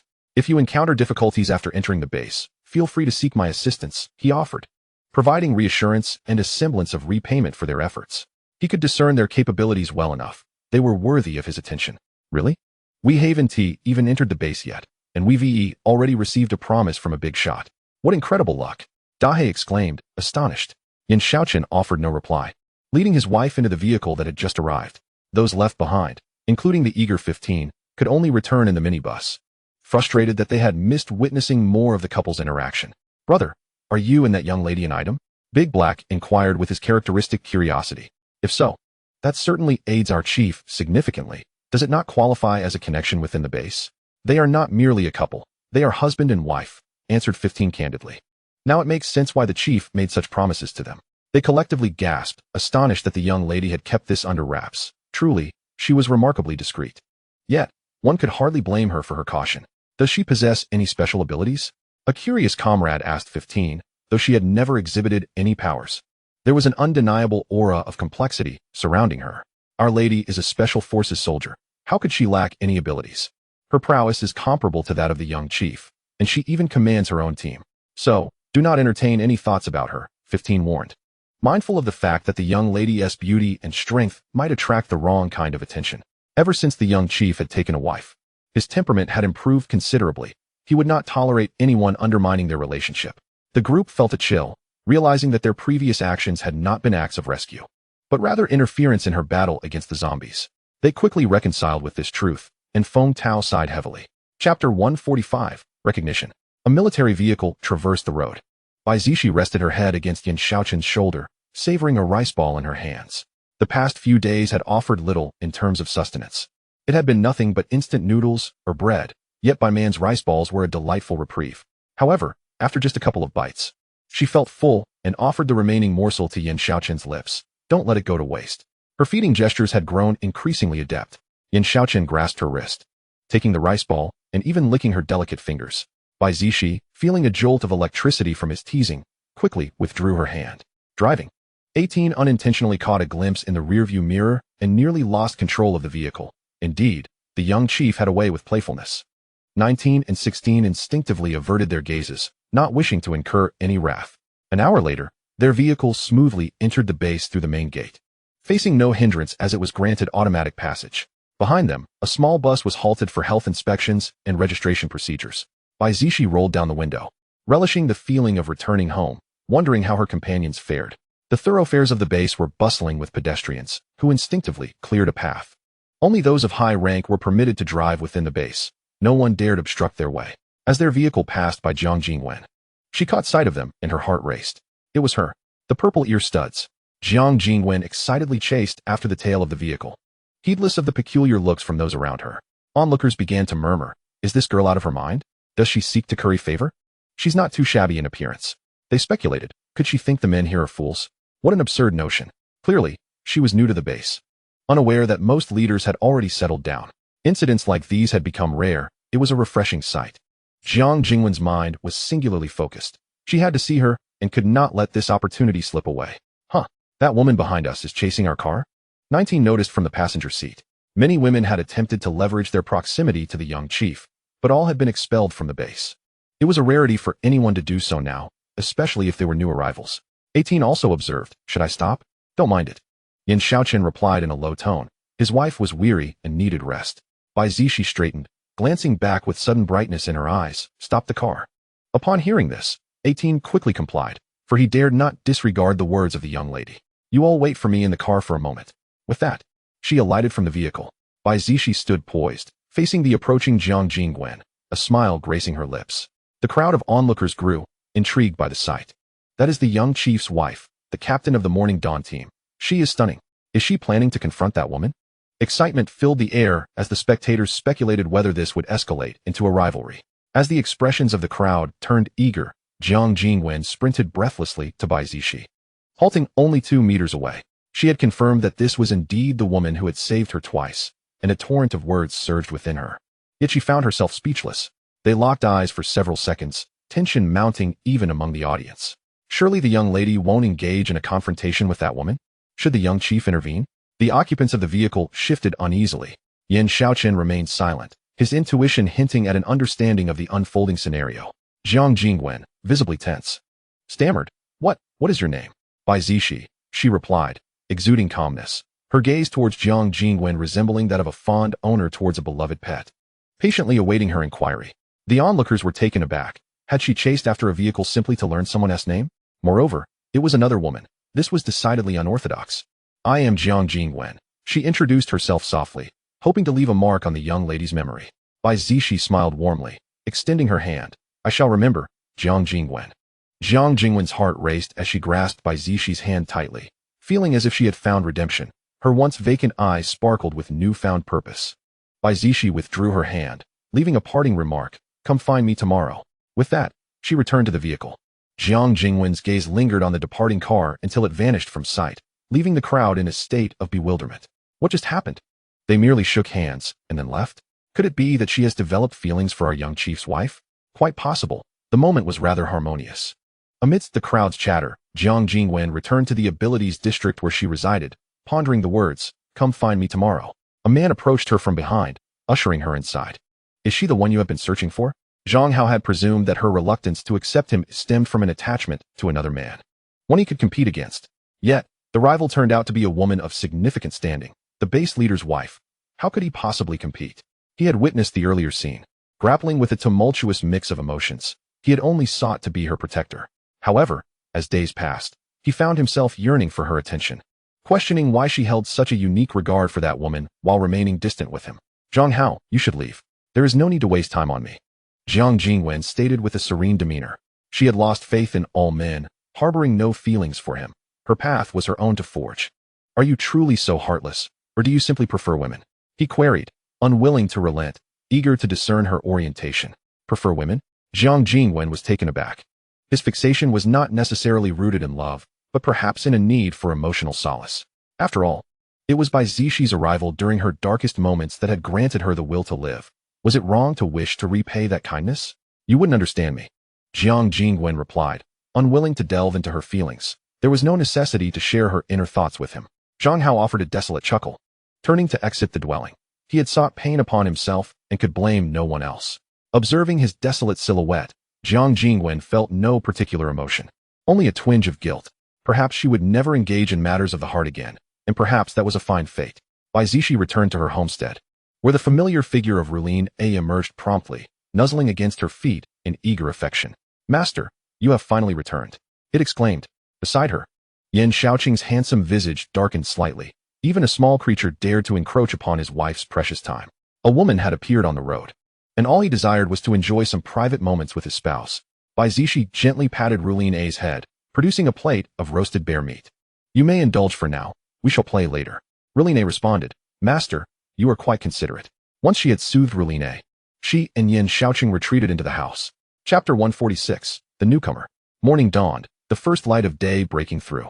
The system chimed with notifications. Affection level 10, affection level 10, affection level 10 current points, 456. The sound of a cascading shower filled the air. Bai Zixi, adorned with love bites, languished on the bed, her gaze resentfully fixed on the bathroom. She was uncertain how many times the big bad wolf had devoured her. Even a simple bath had not been spared, and now she could finally catch her breath. Yan Shaochen emerged, invigorated and wrapped in a towel, only to meet her glare. The corners of his lips lifted slightly as he leaned beside her, gently inquiring, Are you feeling unwell? For the past few days, you have been relegated to the study. Bai Zixi resolved, What happened to moderation? No, I cannot bear to be apart from you. He grasped her hand, his deep, affectionate gaze locking onto hers. Bai Zixi nearly softened, turning her face away. Gazing at me like that is futile. Who made you so full of energy? Yan Shaochen vowed. I promise it won't happen again. Will you grant me another chance, my dear? Having filled his stomach for once, he was willing to concede. Very well. This shall be the last time. She spoke seriously, not jesting. All right, it shall be the last time. Yan Shaochen sighed in relief, rising to dress. Just as he finished and was about to step out, Bai Zixi called, "Wait, come back. Take this formula and materials to the research institute." She placed the items on the bedside table. Yan Shaochen approached, glancing at the nutrient solution formula, his eyes glimmering with surprise. "So, your outing was for these plants? How shall I reward you?" He mused, having been troubled by food issues for days. His wife had delivered a timely boon. Bai Zixi smiled, harboring her own ulterior motives. "No need for pleasantries. Once the products are ready, I will provide the materials, and the first batch of nutrient solution should be set aside for me to sell. Let us earn some points first." "No problem. Whatever you desire, I shall fulfill," Yan Shaochen replied earnestly. "I have modified a camper van for you. It's in the garage. You can take a look when you have time." He knew precisely what she needed at this moment, having prepared it long ago. "That sounds wonderful." Bai Zixi was thrilled about the camper van and wished to see it immediately. Pleased with her reaction, Yan Shaochen offered a few reminders before exiting the room. After he left, Bai Zixi donned a light blue long dress, her hair cascading down her shoulders as she completed her morning routine and descended the stairs. She released Bai Man and 3 pets into the yard. To the left of the front yard lay a pavilion for barbecuing, while to the right lay some overgrown weeds that she had yet to tend to. She resolved to cultivate a bamboo grove there when time permitted. The clingy little national treasure immediately sought her embrace, rubbing against her calf. Ruthless, observing unfamiliar beasts encroaching upon its territory, fixed its gaze upon them, letting out a squeak. The formidable duo of the Land Rover and Scorpion brother united in a defiant stare, regarding Ruthless, merely a level 4 pangolin. Overwhelmed by their superior levels, Ruthless hesitated, though it felt a touch indignant. Having consumed copious amounts of beast meat and crystal cores, it was now at the peak of level 4. Soon to ascend to level 5. "You must coexist peacefully. Those who disobey shall go without meat," Bai Zixi firmly asserted, maintaining control over them. Emphasizing the importance of not consuming anything, she lifted the little national treasure, settled into a rocking chair in the yard, and presented a bottle filled with milk. The little creature accepted it with its fluffy paws, eagerly sucking on the nipple, producing delightful slurping sounds. It drank with great relish, clearly enjoying its meal. The other 3 beasts hastened to her feet, gazing up with pleading expressions. "What meat shall we have today?" Bai Zixi pondered, retrieving the prepared beef stew. This meat, sourced from her own ranch, was tender and delicious, though lacking in energy compared to mutated beasts. She placed 3 large plates before them. Just as the beasts were relishing their meal, the doorbell rang. Bai Zixi lifted her gaze, finally anticipating the arrival. "Bai Man, please go and bring her in." Bai Zixi affectionately stroked the little national treasure while resting her chin on her hand. Bai Man nodded and approached the iron gate, inviting the visitor inside. Jiang Jingwen, having inquired about her whereabouts, nervously stepped into the yard. Upon seeing Bai Zixi lounging leisurely in the rocking chair, her heart tightened. Observing the beasts at her feet and the little panda in her arms left her astonished. Could it be that she possessed the ability to tame beasts? "Jiang Jingwen, come here," Bai Zixi called out in a friendly tone. Regaining her composure, Jiang Jingwen approached, wondering how someone could be so captivating, emanating an alluring charm that made one wish to draw closer. She was evidently a decisive woman, yet exuded an aura of innocence, appearing entirely harmless. "If you have any thoughts, feel free to express them." Bai Zixi regarded her, aware that rescuing her was merely a matter of convenience. While she contemplated inviting her into her team, it ultimately depended on Jiang Jingwen's willingness. Having learned much about Bai Zixi accomplishments and her esteemed position within this domain, Jiang Jingwen boldly expressed her desire. "I wish to join your team. I hope I won't be looked down upon." Bai Zixi, eschewing unnecessary pleasantries, produced a contract, indicating her sincerity by requiring a drop of blood for the seal. Without hesitation, Jiang Jingwen bit her finger and let her blood fall upon the contract. Trusting Bai Zixi without question, Bai Zixi stored the contract away, smiling warmly. "Welcome to the Dawn team. I will introduce you to the other members later." Jiang Jingwen was momentarily taken aback. Was it truly that simple? She had heard that joining the Dawn team was no easy feat. One needed strength and favorable impressions. Was it merely because she knew Bai Zixi? As she pondered, the iron gate swung open, and 4 women entered: Lin Jiao, Muya, Shiqi, and Shu Ting.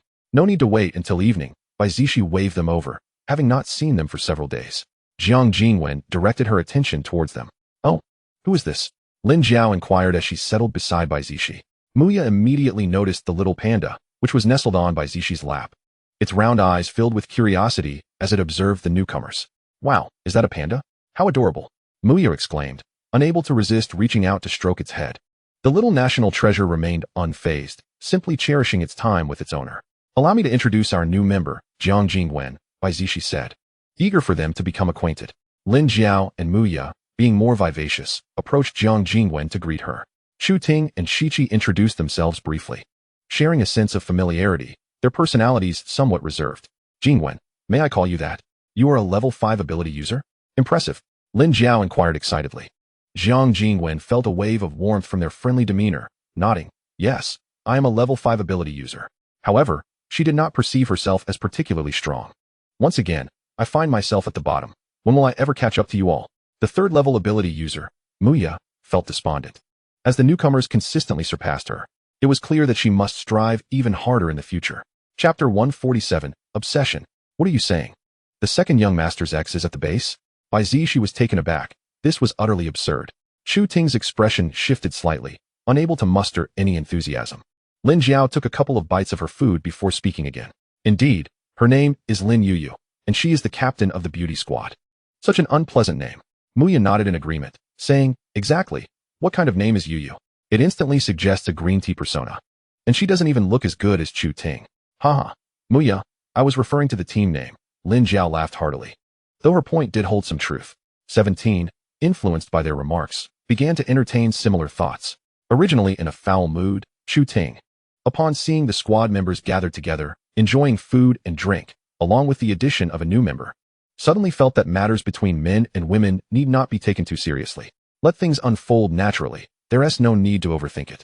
Suddenly, Lu Hu poked its head over, seeking a morsel to eat, despite having just finished a meal. Chu Ting smiled, gently patting its head, and tossed it a roasted chicken leg. Lu Hu grasped the chicken leg and contentedly settled down to chew.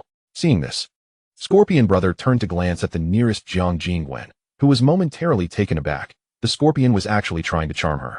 She offered the lamb chop she had intended to eat, watching it joyfully accept it with its pincers before scurrying away. A bystander remarked, these two beasts are shamelessly adorable. The little panda lounging on Bai Zixi's lap stretched out its tiny paws, yearning for the morsel in her mouth. Consuming nothing but milk and fruit had grown tiresome. Bai Zixi, somewhat helpless, fed it a piece of chicken, then looked to the bystander. By the way, come here, this is for you. The bystander's eyes lit up as they scampered over, eagerly opening their mouth to receive the meat. Enjoying the taste, they glanced at the other two beasts, thinking, my owner still loves me the most. However, Lin Yuyu remained quite composed, not approaching the second young master.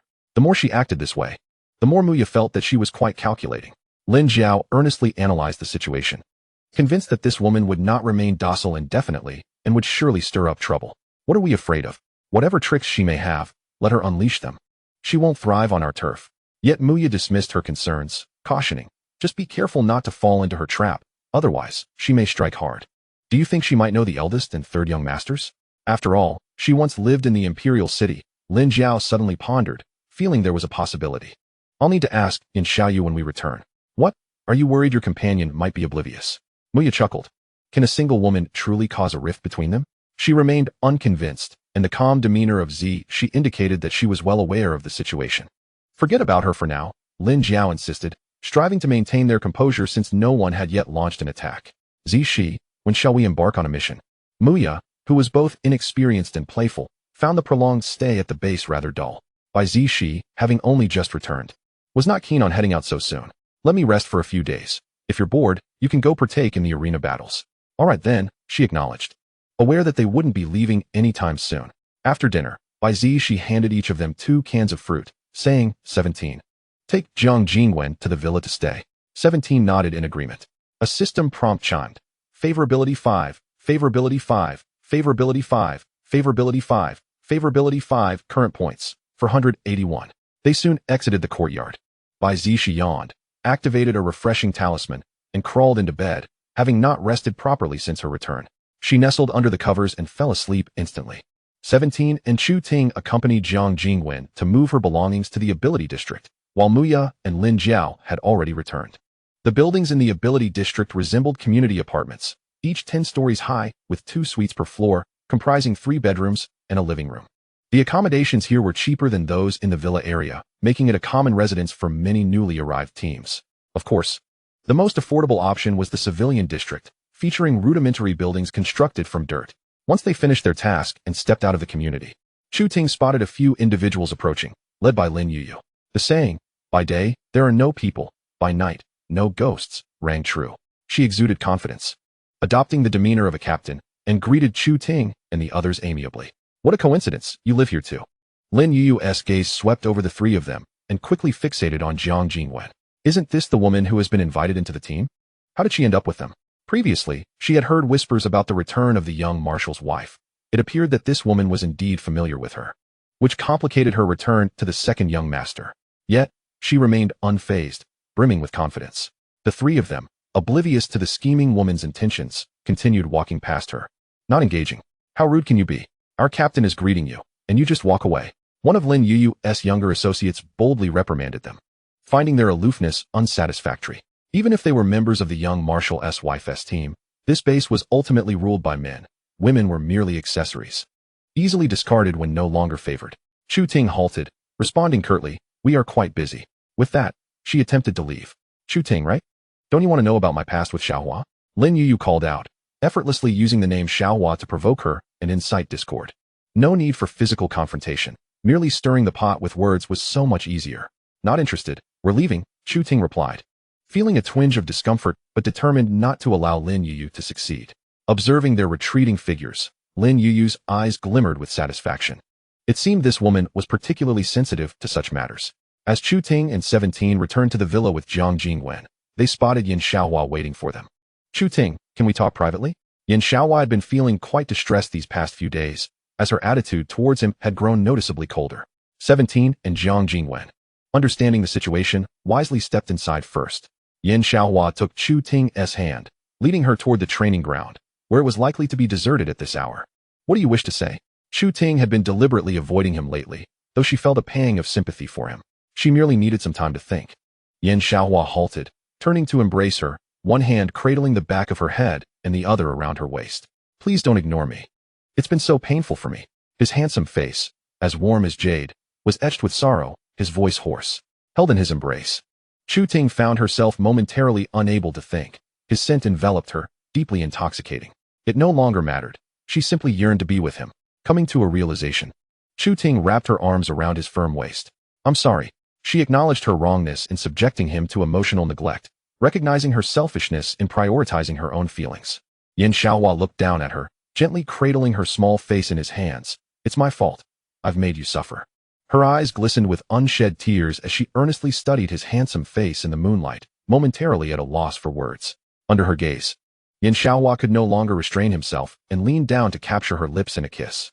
Chu Ting shivered involuntarily, her eyes gradually clouding with desire.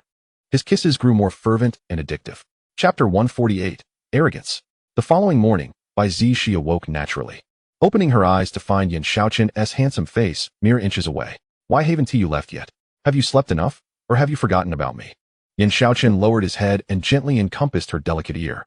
Bai Zixi felt a tingling sensation coursing through her body and instinctively pushed him away, saying, "Stop it. I need to get up. It's broad daylight. Don't even think about being mischievous." Rising from the bed, she prepared to descend the stairs. Yan Shaochen, unperturbed, stood up and retrieved a box of nutritional liquid from the space, saying, "Your spoils of war. Did you finish this so quickly?" Her eyes lit up with joy. Such speed was impressive. "You didn't stay up all night, did you?"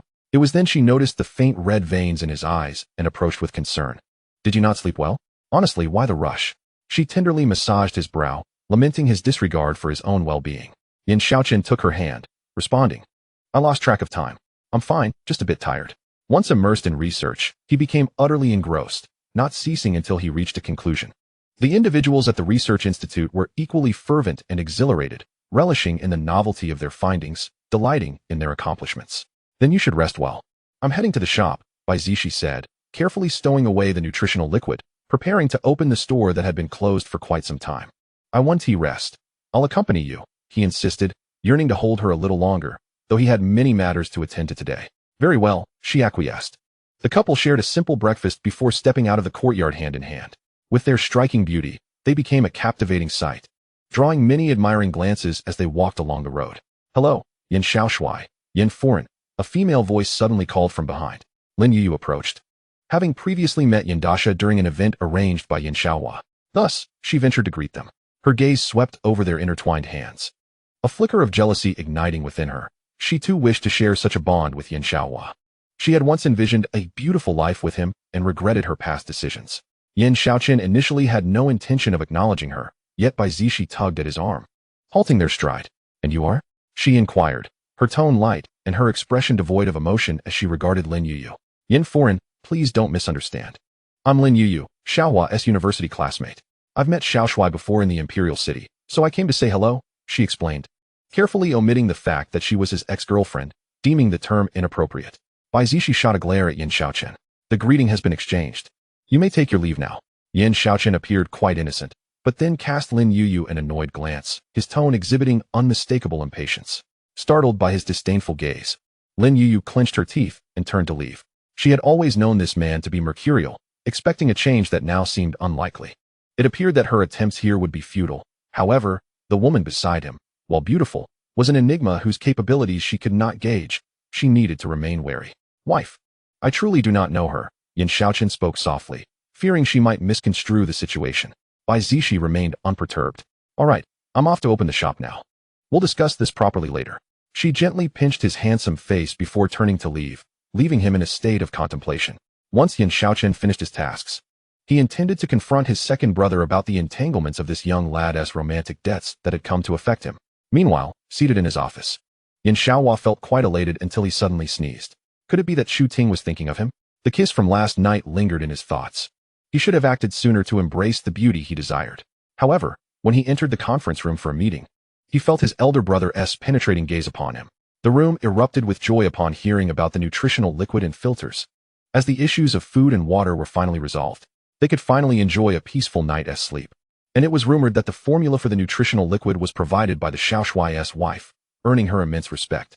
As the meeting concluded, "Xiaohua, you stay behind," Yan Shaochen instructed, his handsome face weary, eyes narrowing slightly. Yan Shaohua sensed his brother's tone hinted at trouble. He quickly pulled his third brother along. "Come, let us find out what brother wants to discuss." Yan Shaoyu sighed. "Second brother, could you not have some ambition? It's not like elder brother will devour you." They had nothing much to say and remained behind. "How do you plan to deal with your ex?" Yan Shaochen inquired, his gaze focused on him. That woman does not seem to be the type to accept boundaries. Yan Shaohua felt a pang of anxiety. He had forgotten that matter. It was indeed troublesome. Should he attempt to persuade her to leave? On what grounds? "I'm not sure what to do. Elder brother, third brother, perhaps you could offer me some advice?" He lamented. "Find a reason to make her leave, or you could confront her and make it clear she should not linger." Yan Shaoyu could only think of such suggestions. Lacking personal experience in the matter of exes, Yan Shaochen rose from his seat. "Handle it well. Do not leave it half-finished." He desired his younger brother to act decisively and not to be soft-hearted. He had previously cautioned him. This woman was not of noble intentions. And now he found himself entangled in complications. He chose not to elaborate further, making his way toward the door, intent on checking the progress at the research institute. Yan Shaoyu contemplated slipping away. "Third brother, you want to just leave me like this?" Yan Shaohua hurried to catch up with him, eager to glean some insight. As the morning sun rose, the nutritional liquid from the Xizi shop became an instant sensation throughout the base. 1 level 2 crystal core for 1 bottle of nutritional liquid, with a limit of 5 per person and 1 can of fruit preserves per person. Those at the back were in a frenzy. "I'm late. I doubt I'll be able to buy any," one lamented. "Those in front, hurry up. I detest dawdlers," another exclaimed. "Exactly. After buying, why not leave? Why crowd in the shop?" The clamor outside the store echoed incessantly. The system prompted, "Favorability 2, favorability 2, favorability 2, with current points at 663. By midday, the shop was entirely cleared out, and Bai Zixi reclined in a rocking chair, contemplating her spending options. 008 enthusiastically pitched various sales. "Host, how about a flying pet? Or perhaps a change in the spatial decor? If you're bored, why not purchase a holographic game? There are countless cute dresses, each with unique functions." Bai Zixi ignored him, continuing to peruse the items in the marketplace, finding everything of interest to be excessively priced. "Boss, is there any nutritional liquid left?" Lin Yuyu approached with a companion, her eyes filled with longing. Bai Man spoke first. "Are you blind? Can't you see for yourself?" She was an emotionless robot, displaying rudeness to anyone except her master and her master's friends. Lin Yuyu was taken aback by Bai Man's tone. surprised by the arrogance of this woman's team. The ordinary girl beside her retorted, if they're isn't any, they're isn't. How can you resort to personal attacks? That is quite uncouth.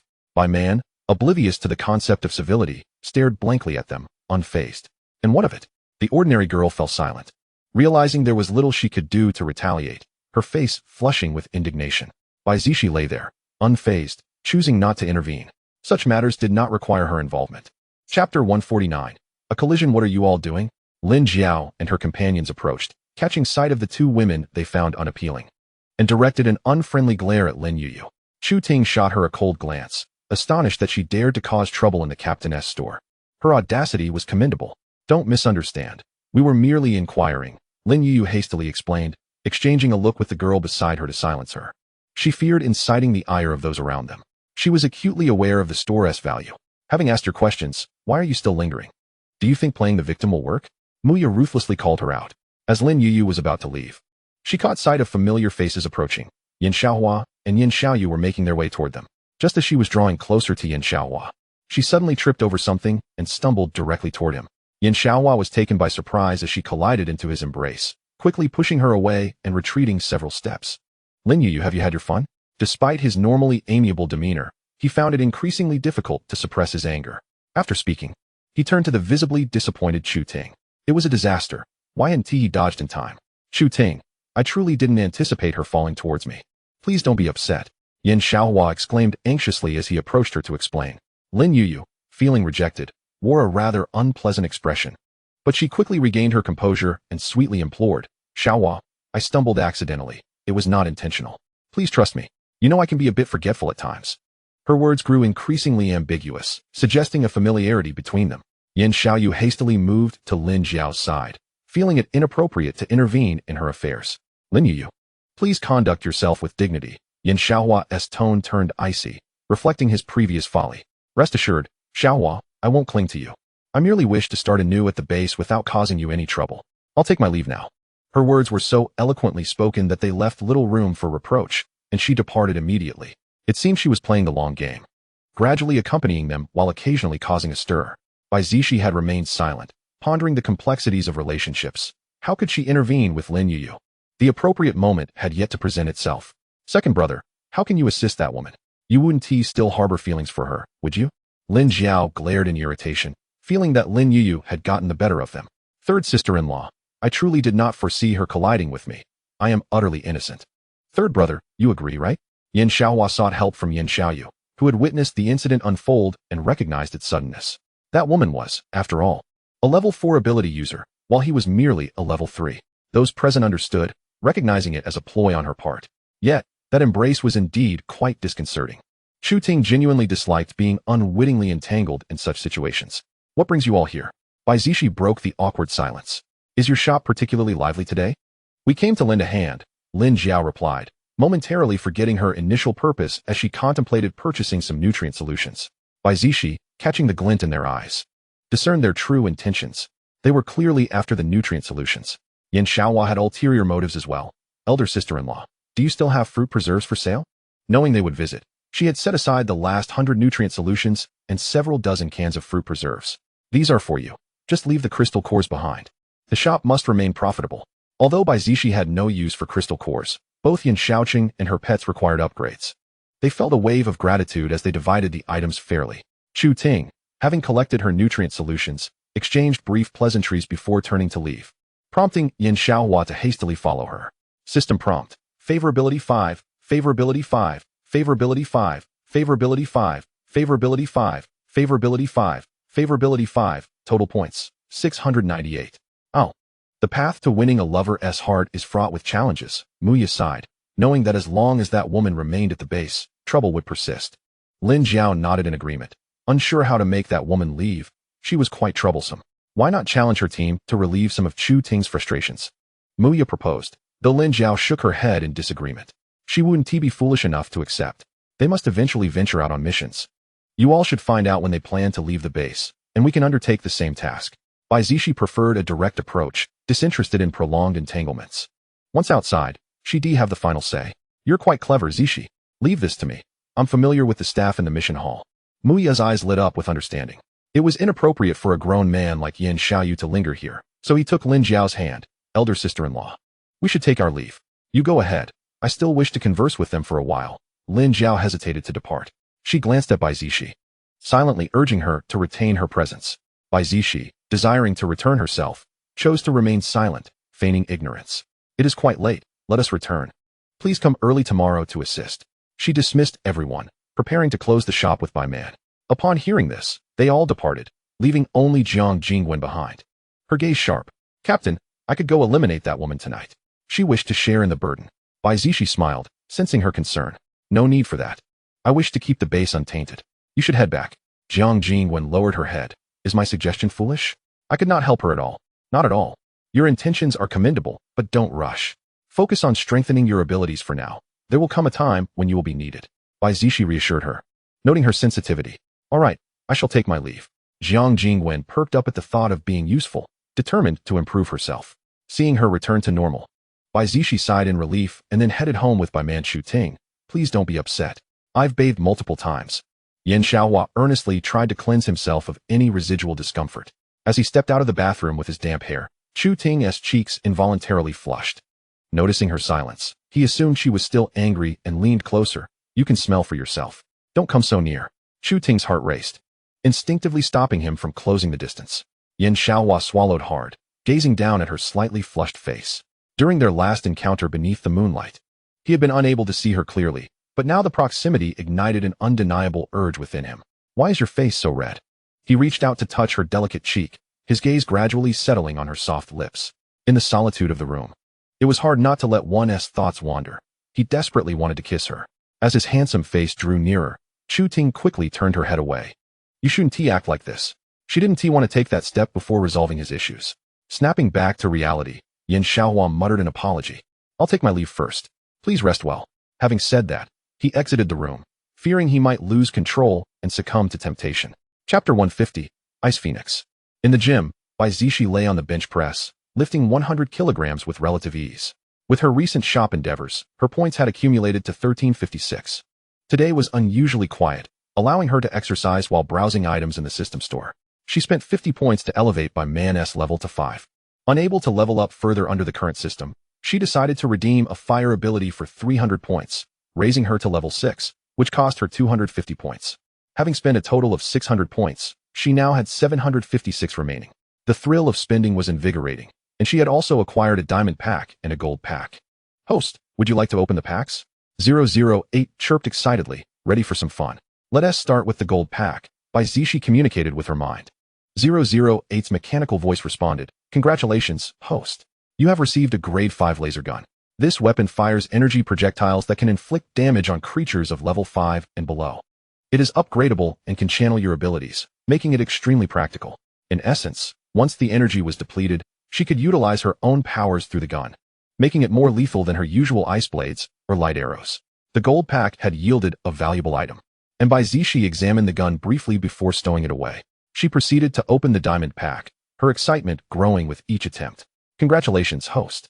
You have obtained a premium pet, a juvenile ice phoenix, which grows rapidly. Currently at level 1, it levels up through eating and sleeping, requiring no additional points. 008 must admit that the host possesses remarkable luck. Every time she opens something, it is invariably the rarest item among all. Bai Zixi set down her dumbbells, gazing at the blue bird fluttering upon her, now no larger than the palm of her hand. Master, master, the lively ice phoenix chirped, nuzzling against her, communicating through their minds. From now on, you shall be called by phone, she whimsically decided, as the system's creations all bore the surname Bai. Bai Feng spread its wings in excitement, only to be soon returned to the space by Bai Zixi, leaving it in Bai Man's care. Her beastly army was taking shape, rendering her unafraid of any impending zombie tide. Resuming her workout, she lifted the dumbbells again, her tank top dampened by sweat, her fair skin flushed with a healthy glow. Just as she was engrossed in her rigorous training, Yan Shaochen entered the room and sat beside her. Why are you back so early? She inquired, recalling that it was only around 2 or 3 in the afternoon. He placed a hand on her leg, saying, I wanted to return early to accompany you. It's rare that I have fewer matters to attend to lately. As she lay back, she could only glance at him askew before continuing her exercise. Are you hungry? Should we grab something to eat first? Yan Shaochen's gaze was fixed upon her, her glistening, sweat-soaked form, with delicate skin exposed, stirring something within him. Any semblance of self-control he possessed vanished in her presence. It won't do to solely train your arms. Let me assist you with some leg stretches. Rising, he expertly lifted and bent her long legs, exhibiting a professional demeanor. Be gentle, she cautioned as he applied pressure, though her worries were unwarranted. He understood her body better than she did herself. Bai Zixi felt the delightful stretch as he manipulated her limbs, obediently following his lead. When she sat up, facing away from him, the atmosphere shifted as he pressed on a particular area. You can keep lifting the dumbbells. Don't mind me, he murmured, his long fingers gently kneading at a sensitive spot. Chapter 151, The Mission. System prompt. Affection points 10, affection points 10, affection points 10, current score, 801. After an intense workout, Bai Zixi emerged from the bathroom just as the doorbell rang. She donned a nightgown and descended the stairs. Upon opening the door, she was greeted by Lin Jiao and her companions. Have you eaten yet? It was already 6 in the evening, and they were preparing for dinner. Not yet. We came to mooch off your meal. Is the young master home? Muya glanced around, apprehensive about intruding. Bai Zixi's cheeks retained a hint of color as she reassured them. It's fine, he's upstairs. We'll eat first. She had already instructed Bai Man to prepare the dishes, and the space's warming cabinet still held plenty of food, with more available if necessary. Inviting the 5 of them into the dining room, Bai Zixi stood to arrange the dishes. Did Bai Man prepare all these? They look so plentiful, Lin Jiao exclaimed. Eyeing the spread of 3 meat and 2 vegetable dishes, her appetite whetted. Bai Zixi picked up a tray filled with Yan Shaochen's favorite dishes, thinking he must be hungry as well. You all start eating, I'll be right back. They nodded eagerly, grabbing their chopsticks and diving into the meal without a moment's pause for conversation. Bai Zixi ascended to the study, placing the tray of food on the table as she reminded Yan Shaochen, remember to eat, I'll head back down. He flashed a pleased smile, replying, all right. With a gathering of women below, he felt it inappropriate to join them. After exiting the room, she returned to the dining table to eat. Once everyone had eaten their fill, Muya finally broached the subject at hand. That Lin Yuyu. Her team has accepted a mission to the electronic city to gather electronic products. This is the latest task released by the base. It said that completing the mission not only rewards contribution points, but also nutritional fluids. Many teams are spreading out to collect various chemical materials. Lin Jiao turned her gaze to Bai Zixi. Should we accept this mission too? Let us do it. Bai Zixi nodded, recognizing it as a valuable opportunity. Even if they couldn't eliminate her, they would ensure she wouldn't dare return to the base. Chu Ting's eyes flickered momentarily before she steeled her resolve. She would not show mercy. Muya had already taken on the mission, unaware if the other side had noticed. Yet, there would be no shortage of teams heading there, as the electronic city still held ample resources. After deliberating, they each retired for the night, planning to regroup the following morning. How many members from the beauty squad are coming out? Lin Jiao peeked her head out from the RV, excitement bubbling within her. This feels so thrilling. They've been planning this for a while. Muya lounged comfortably on the sofa. It's just one vehicle, at most 5 people.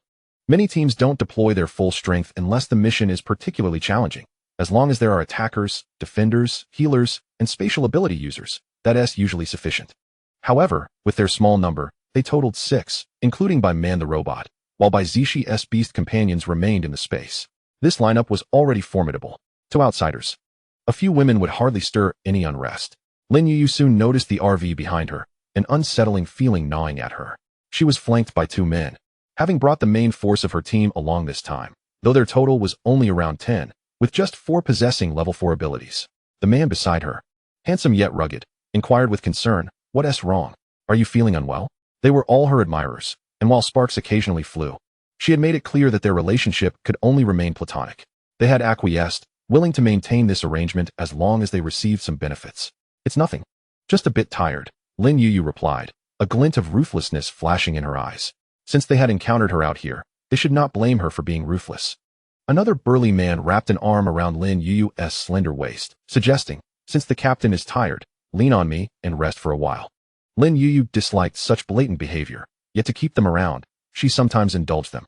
Thus, she maintained a facade of generosity and warmth, conceding, all right. As she rested her head on his shoulder, the hands of the 2 men began to wander restlessly. She closed her eyes and silently endured, longing for the moment she could return to Yan Shaoche's side, where such burdens would be lifted. She could forego being the captain. Staying comfortably at the base was perfectly fine. But what could she do now? To survive as a woman, sacrifices were necessary, even if her abilities were commendable. Chapter 152, Hypocrisy. The beauty squad's black SUV led the way, followed by Bai Zixi's RV and another 7-seater at the rear. 3 teams in total. Along the journey, They encountered scattered zombies of low levels. By evening, they successfully arrived at the outskirts of Electronic City. The beauty squad parked in front of a dilapidated hotel. Are we going to stay there?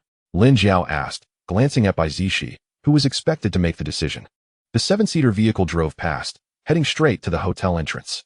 The building stood tall at 6 stories, with hundreds of square feet, and at least 10 rooms per floor. What is there to fear? Let us pay her a visit, Muya declared boldly. Bai Zixi pondered for a moment, then agreed, let us go then. It just means we get a good night's sleep. Upon arriving at the hotel, they disembarked, and Bai Zixi stored the RV in her space. As they entered, Lin Yu immediately called out from the lobby, what a coincidence. You also accepted this mission? She greeted Bai Zixi and her friends with unfettered familiarity, showing no signs of awkwardness. On the other side, a group of 5 men and 2 women appeared somewhat unfamiliar, likely newcomers to the North District base. A man of unremarkable appearance, tall and robust, approached with an exuberant greeting. Greetings. We are the Radiant Squad, and I am the captain, Lu Dali. The first base in the Northern District is teeming with beautiful women. Having just embarked on our first mission, I am fortunate to encounter so many lovely ladies. Hello. I am Lin Yu, the captain of the Enchantress Squad. Lin Yu responded warmly, introducing her companions. Bai Zixi and her team maintained a composed demeanor, while Muya took the initiative to introduce herself succinctly. We are the Dawn Squad. I am Muya. The 2 women from the Radiant Squad felt a twinge of annoyance, thinking that these women believed their beauty entitled them to such casual treatment. Noting their reluctance to engage further, Lu Dali chose to remain polite, aware that as newcomers to the major base, it was unwise to offend anyone. It was evident that these women possessed significant status and strength, and he felt constrained from speaking out of turn. Since we are all from the same base, why not collaborate effectively? There is strength in numbers, Lu Dali proposed, adopting a conciliatory tone that made him appear earnest and trustworthy. Lin Yu nodded. What kind of collaboration do you have in mind? She recognized her squad's smaller size and saw the potential for assistance, perhaps even using them as a shield when necessary. Lu Dali turned his gaze toward the Dawn Squad, awaiting their response. That sounds agreeable, Bai Zixi replied nonchalantly, as their resource collection was merely a secondary concern. While contemplating how to deal with Lin Yu, she sensed that Lin Yu was likely plotting something, waiting for the opportune moment to provoke a confrontation. Very well then. Let us venture into the city together tomorrow, infiltrate the electronics and chemical factories, and later divide the resources equally. What do you think? Lu Dali suggested, confident in his squad's numerical advantage. Which squad will lead the way? Lin Yu inquired, her perceptiveness shining through as she sought clarity. Rest assured, with our larger numbers, it will be I who leads and commands the operation. How does that sound for sincerity? Lu Dali assured her. Feeling reassured, Lin Yu replied, that works for me. Bai Zixi maintained her indifferent demeanor, her companions mirroring her expressionless faces. Lu Dali reveled in the sense of authority that came with being a captain, feeling he had the 2 female leaders firmly in his grasp. For dinner, we shall provide the meal. As a gesture of friendship, he invited once more, not waiting for their consent before summoning the women behind him to prepare the meal. With space manipulators among them, cooking hot meals was quite convenient. Seeing his enthusiasm, Lin Yu politely responded, we appreciate your hospitality, Captain Lu. In the lobby, there was a wide sofa and coffee table, where Bai Zixi led her teammates to sit. Although the hotel lacked its former grandeur, its dilapidated interior still offered a clean leather sofa to rest upon. Nearby, 2 women boiling noodles scoffed quietly, feeling resentful. What is so impressive about just a pretty face? Our captain is quite the flirt, they muttered under their breath. Both women were level 2 water manipulators, relegated to cooking and providing warmth within their squad. Given that level 2 abilities were of little use now, they harbored considerable resentment. Observing their fellow women sitting comfortably while they toiled, it was hard for them to feel at ease. Lin Yu, accompanied by her 4 teammates, approached Bai Zixi's group and settled across from them on the sofa. The 5 of them comfortably filled the couch, with Lin Yu nestled in the middle, maintaining a smile despite the slight awkwardness. Chu Ting, seeing you and Xiaohua getting along well brings me joy. Had I not gone abroad, he wouldn't have felt so lonely for so long. Now, someone is finally there to care for him, she lamented, her tone growing increasingly melancholic as if she were commending their relationship. Lin Jiao and her companions exchanged incredulous glances, finding her self-directed drama more captivating than a television soap opera. Chu Ting cast a cold glance her way, assuring her, rest easy, he has been quite happy with me. At her words, Lin Yu's expression shifted, her hidden emotions surfacing as she redirected her gaze. We are each other's first loves. Although I bestowed my first upon him, I harbor no regrets. He has always been gentle with me. Alas, I failed to cherish him as I should have, she confessed sincerely, her sentiment resonating deeply within her. Lin Yuyu smirked, taking pleasure in the thought that such a revelation might stir Chu Ting's feelings. Chu Ting's eyes dimmed, her lips pursed in silence. This was the very topic she wished to avoid, as it would inevitably create a rift between them. Lin Jiao grasped her hand, reassuring her, "Don't be fooled. It's a different era now. Don't dwell on it too much." She comforted Chu Ting, noticing the impact of Lin Yuyu's words. "Come now, beautiful ladies. The noodles are ready," Lu Dali announced, bringing forth a pot of steaming soup noodles. Lin Yuyu smiled sweetly. "Thank you for your generous hospitality, Captain Lu. In times like these, we cannot afford to be picky. We shall pass," Bai Zixi declared, rising to her feet, prompting the others to follow suit. Muya, ever polite, added, "We already had breakfast in the RV, so please enjoy." The 6 women strolled leisurely toward the stairs. Lu Dali stood perplexed. Aren't they supposed to be friends? Lin Yuyu smirked triumphantly, believing she had intimidated them into retreat. Their resilience is certainly lacking. Chapter 153. Human Nature. The following morning, Lu Dali's team led the way in their vehicles, with the Enchantress squad closely following, while the Dawn squad brought up the rear. Bai Man was behind the wheel, and the others gathered around for breakfast. Bai Zixi took a few bites before looking out the window. They had already entered the electronics district. Odd. Where are all the zombies?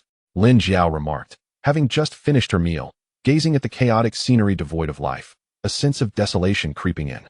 The group grew wary, noting the eerie atmosphere. Bai Zixi quickly spotted several white strands, resembling ropes yet not quite, and pondered thoughtfully. Suddenly, her expression shifted, her pupils constricting. She asked, "Did you notice anything? There are several white strands between the beams. They seem familiar but are much thicker than I recall," she observed, her tone serious. Muya scrutinized the surroundings, feeling an unsettling sensation.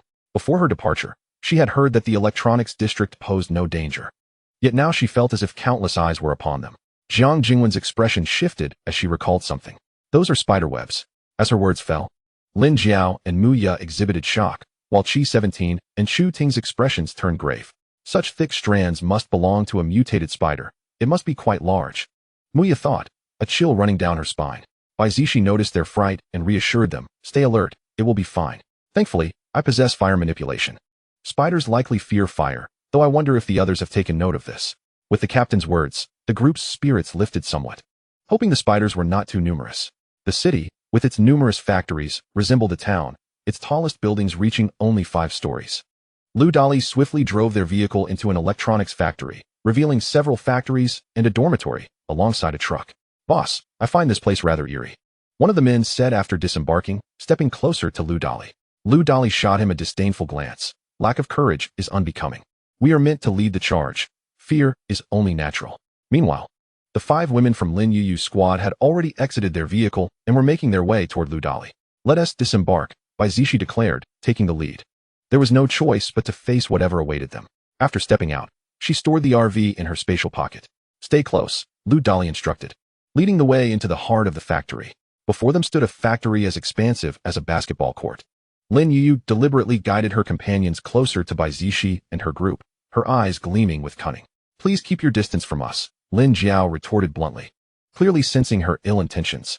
"Then perhaps you should leave first," Lin Yuyu replied, remaining steadfast in her position, unwilling to budge. Bai Zixi took the initiative to step forward, her companions quickly following suit, disinterested in engaging with the woman.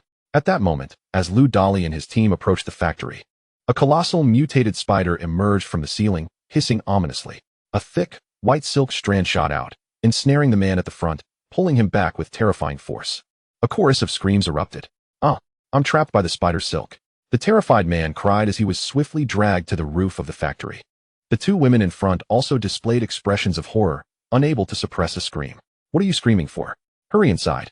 Lu Dali quickly regained his composure, remaining the most level-headed among them. Such a massive mutated spider should not be able to enter the factory. Just as panic spread among the crowd, several more mutated spiders leapt from the dormitory roof, and a few others approached from the factory gate, surrounding them in an instant. Lin Yuyu, walking behind, felt a chill run down her spine, and, recalling something, shouted to her teammates, "Let us hurry and run." They rushed past Bai Zixi and her group. Bai Zixi smiled, having no intention of entering herself, her gaze drawn to the nearby truck. Lu Dali and Lin Yuyu hastily led their teammates into the factory, anxious to pull down the iron door. "Hurry up, you all," Lu Dali urged Bai Zixi group. "The mutated spiders are closing in, quickly shut the door." Lin Yuyu intentionally urged them to close it. 2 of the women grew anxious, insisting that the captain should close the door and disregard them, remarking on their slow pace. Lin Yuyu exchanged a glance with her teammates, who then moved forward to pull down the heavy iron door, securing it with a lock. Lu Dali could only play the part of the good guy, secretly relieved after the door was closed. As he was not the one to bear the burden of villainy. It was somewhat regrettable, though, to feel sympathy for the few beauties left outside. Captain Lu, what are you saying? We did nothing. Lin Yuyu feigned innocence, claiming it was all for everyone's sake. A glint of malice flickered in her eyes. With so many mutated spiders outside, there must be at least a dozen.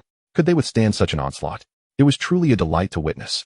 Bai Zixi had already taken her group to the back of the truck, where Jiang Jingwen infused it with an additional layer of golden energy, leaving only a few openings to observe the situation outside. The number of mutated spiders steadily increased, densely surrounding the factory and the truck with the golden barrier. They could not penetrate it, as their levels were all below 5. These ill-intentioned creatures would do well to meet their end soon. Muya couldn't help but curse them. To be selfish was one thing, but they should not blame her for being heartless. The captain had no intention of entering the fray either. 17 understood Bai Zixi's thoughts well. Upon seeing the mutated spiders, she had already halted, indicating something significant. Bai Zixi shot 17 a knowing glance, and 17, feeling appreciated, experienced a sudden surge of joy. Jiang Jingwen began to analyze. A large factory has many vulnerable points to exploit. Although this area is smaller, it is considerably safer. Well observed, Bai Zixi commended her. In times of crisis, one must keenly observe the surroundings for opportunities rather than relying solely on brute strength. With so many mutated spiders, whether they could be exterminated was uncertain. And even if they could, there was no guarantee against retaliation from those people. She could not trust them. Jiang Jingwen beamed at the compliment. Feeling that her efforts were finally acknowledged, her golden abilities not in vain. I see now. It's fortunate we did not enter, or we wouldn't know how we might perish. Lin Jiao suddenly understood as well. Not to that extent, Bai Zixi replied, producing 2 sofas and a table from her space. Let's sit down first. She also remembered to bring out some fresh fruit.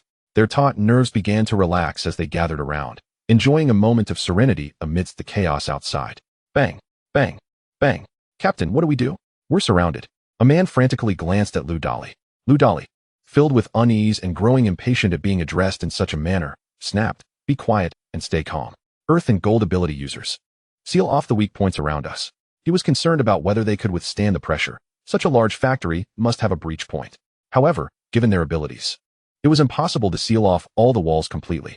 Lin Yuyu had thought entering would ensure safety, but the sheer number of mutated spiders unsettled her. She also grew increasingly certain that Chu Ting and her group likely wouldn't survive much longer. They only needed to return to the base safely. Chapter 154, Resolution. Inside the factory, hiss, hiss. A woman shrieked as a spider silk shot out from a gap, retreating hastily and stumbling to avoid it. Terror filled her eyes as she narrowly escaped being pierced. A level 3 fire ability user launched a fireball, destroying the mutated spider silk. The group began to converge towards the center, forming a circle, vigilantly observing the multitude of shadowy figures surrounding them. Lin Yuyu quickly squeezed into the innermost part, ensuring others encircled her. Just as they relaxed, another strand of spider silk shot down from a crevice in the ceiling.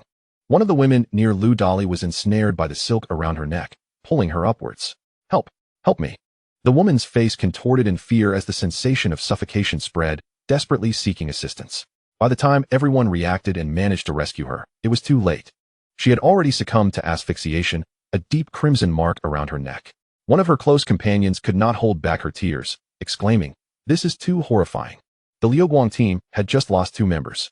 Among those present were 2 women and 8 men, while Lin Yuyu's squad remained intact. "You wretched person. You were closest to her. Why didn't you save her?"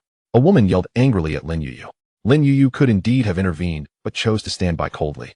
Deeming a level 2 ability user unworthy of her energy, conserving strength was paramount.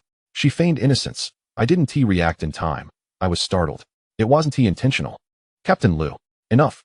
This isn't the time to bicker. We need to think of a way to escape." Lu Dali could not blame others, even if she had let someone die before her.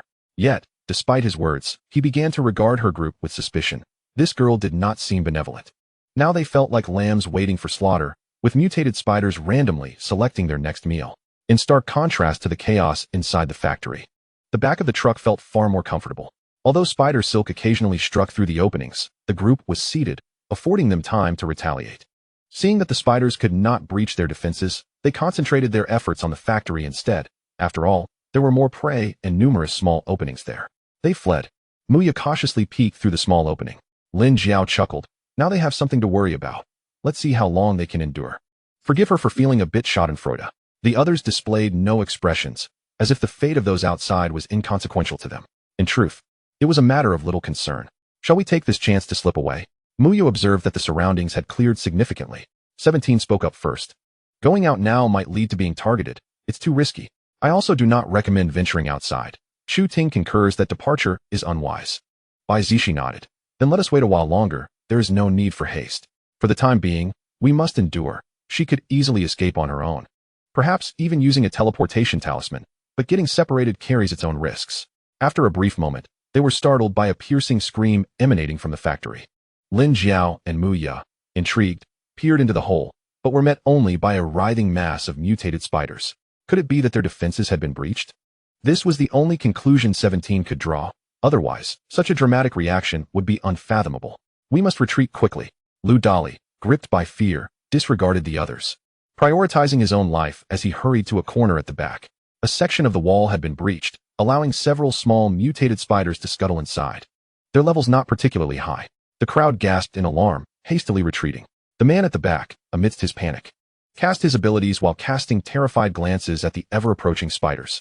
Several of the creatures launched strands of silk, ensnaring him like a cicada in its cocoon. With a final, harrowing scream, he was choked to death by the resilient silk, his lifeless body unceremoniously discarded. The group, now huddled in the corner, watched in horror, their faces etched with despair and helplessness. You must attack, Lu Dali urged, rousing them from their stupor. Fear alone would not suffice. They needed to fight back. Lin Yu had already pulled a few teammates towards the wall, whispering, "Hurry, breach this wall, so we can escape. Let the Liuguang team hold the front." This strategy is sound. They nodded in agreement. Very well, it is the only course left. Two men were tasked with burrowing through the earth using their formidable metal and earth abilities, while two others provided cover at the forefront. Why aren't you coming to assist us, Captain Lin? Lu Dali, continuously conjuring wind blades to fend off the encroaching spiders, gradually realized that the relentless tide of mutated spiders showed no signs of abating. Infuriatingly, he noticed some individuals still standing idly by, waiting for disaster to strike before taking action. Lin Yu quickly initiated her water arrows. Very well, I shall join the fray. Do not panic, Captain Lu. She withheld the information about their excavation, for she had no intention of leading this group to safety. Her eyes glimmered with cunning. To survive for so long, one must possess more than mere beauty. Intelligence is equally essential. Lu Dali, on the verge of cursing, felt the urgency of the situation, frustrated by the indifference of that damned woman. Just then, another man was ensnared by the spider's silk and dragged away, his scream abruptly cut off. The Liuguang team was reduced to 2 men and 1 woman, sensing their imminent demise. As the swarm of mutated spiders grew, dread enveloped them. At that moment, Lin Yu's group managed to break through to a tunnel, allowing for escape. Let me go first. She pulled the 2 men aside and swiftly crawled out. Though the men were somewhat miffed, they followed suit. Lu Dali turned back just in time to see their opportunity for escape, and his eyes lit up with hope. Quickly, follow me, he shouted, bolting ahead, furious at the woman who dared to slip away unnoticed. The others within the confines ignited with hope, trailing behind their captain. However, as they ceased their assaults, the horde of mutated spiders surged toward them. Crawling out, Lin Yu felt exhilarated, urging her teammates, seal the hole. Do not allow the spiders to pursue us. Yet, one man hesitated, concerned for a comrade still trapped inside. Do not hesitate. Let them buy us time. We must flee. Lin Yu commanded urgently. This man, not lacking in self-preservation instincts, realized that as the mutated spiders swarmed inward, failing to block the exit would spell doom. He conjured his metal energy, swiftly sealing the tunnel, and the 4 of them hurried toward their vehicle. Lu Dali and the teammates they abandoned were left in shock, quickly followed by a wave of intense hatred. Damn women, do not let me survive this. With that exclamation, those few were soon engulfed by the swarm of mutated spiders, their anguished screams echoing through the air. Zixi, look, they are trying to escape, Muya exclaimed, a tinge of urgency in her tone as they emerged. Bai Zixi sprang to her feet, flinging open the trunk of the vehicle and seized a laser gun. Bayo, bayo, bayo. 3 shots rang out, puncturing their tires. The man who had just climbed into the car, panic-stricken, exclaimed, "What do we do? We can't drive." At that moment, a camper van passed by, and Muya poked her head out. Look behind you. Inside the vehicle, Lin Yu's expression darkened as a colossal shadow swept across the roof. It was a massive level 6 mutated spider, its size allowing it to observe from above. It began spewing dense strands of silk, preparing to ensnare the entire vehicle. Lin Yu quickly fled from the camper, but just as she thought she had escaped, puffed, a wooden spike struck true, piercing her chest, and she let out a cry, her eyes wide as she gazed at the receding camper, where Chu Ting wore a cruel smile. With a face of unwillingness, she shut her eyes. Chapter 155, Injured. A camper sped through the city, pursued relentlessly by a swarm of mutated spiders. From the rooftops, more of the creatures emerged, gradually encircling them. A few even slid down spider silk, attempting to ensnare the vehicle. Bai Zixi leapt atop the camper, conjuring several fireballs, raining down upon the obstructing mutated spiders. A crackling sound filled the air as the flames scorched their foes. Those below level 6 were no match for the inferno, quickly turning to charred remains, the aroma of cooked flesh wafting through the air. Yet, it was unlikely anyone wished to consume mutated spiders. Jiang Jingwen, Chu Ting, and 17 also ascended the roof, joining the assault against the surrounding spiders. Muya and Lin Jiao remained inside the vehicle, launching attacks from the windows. Bai Man drove steadily, skillfully navigating despite the poor road conditions. Just as they were nearing the city limits, a massive level 6 mutated spider leaped down from a rooftop, blocking their path. Bai Zixi brandished her Hanyu blade. "Leave this one to me. You all watch the rear." With that, she dashed onto the back of the spider, raising her blade to strike. However, the level 6 spider was no pushover. Its sharp claws lunged at her like iron rods. She had to evade, gradually maneuvering towards its head, while the enraged spider unleashed a flurry of attacks. Unable to expel silk towards its back, it could only awkwardly swipe at her with its claws. Bai Zixi pondered if its own claws might accidentally strike its back, deliberately slowing her evasive maneuvers. She narrowly avoided its claws, which grazed her arm, causing her to wince. She glanced at the scratch on her arm. Due to the heat, she wore short sleeves. And while it appeared severe, it was merely a surface wound. This was a classic case of wounding the enemy while suffering oneself. She dismissed the pain, swiftly repositioning herself atop its head. Its head was larger than her own, and she plunged the Hanyu blade downwards, but the spider's claws were once again aimed at her. To evade would mean losing the chance to strike, so she opted not to dodge, slightly angling her body and unleashing all her strength to pierce through the mutated spider's head. Puffed, puffed, as Bai Zixi struck down the creature. She simultaneously endured a blow to her shoulder, the sharp pain causing her to bite down on her lip. "Zixi, are you all right?" Lin Jiao exclaimed, her heart aching at the sight of her injury, as Bai Zixi collected the spider's lifeless body and made her way back to the RV. "I'm fine, let's move," she replied, beads of sweat dotting her forehead. One hand conjuring a sphere of light, she pressed it against the wounded area of her shoulder. With a sigh, she felt a significant improvement. Her pale countenance regained some color, though the pain lingered.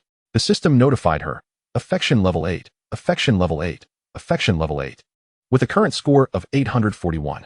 "Captain, let me assist you with your injury," Chu Ting offered, summoning green energy that hovered over Bai Zixi's wound, gradually mending it.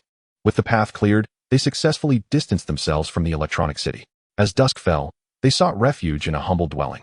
"Zixi, are you feeling better?" Muya asked. Concern etched on her face as she spotted the bloodstains on her clothes. The group wore expressions of worry, each feeling guilty for not being able to help. "I'm completely healed, no need to fret. I'll just change my clothes in the space," Bai Zixi assured them. Her luminous powers proved invaluable, though the residual toxins made her drowsy. Despite her fatigue, she insisted on entering the space for a quick shower and a change into workout attire before re-emerging. She released her 4 beast companions from the space. She had initially refrained from doing so, as they were only level 5 and would be suppressed outside. "Zixi, you look utterly exhausted," Lin Jiao remarked, leaning beside her and gently touching her forehead.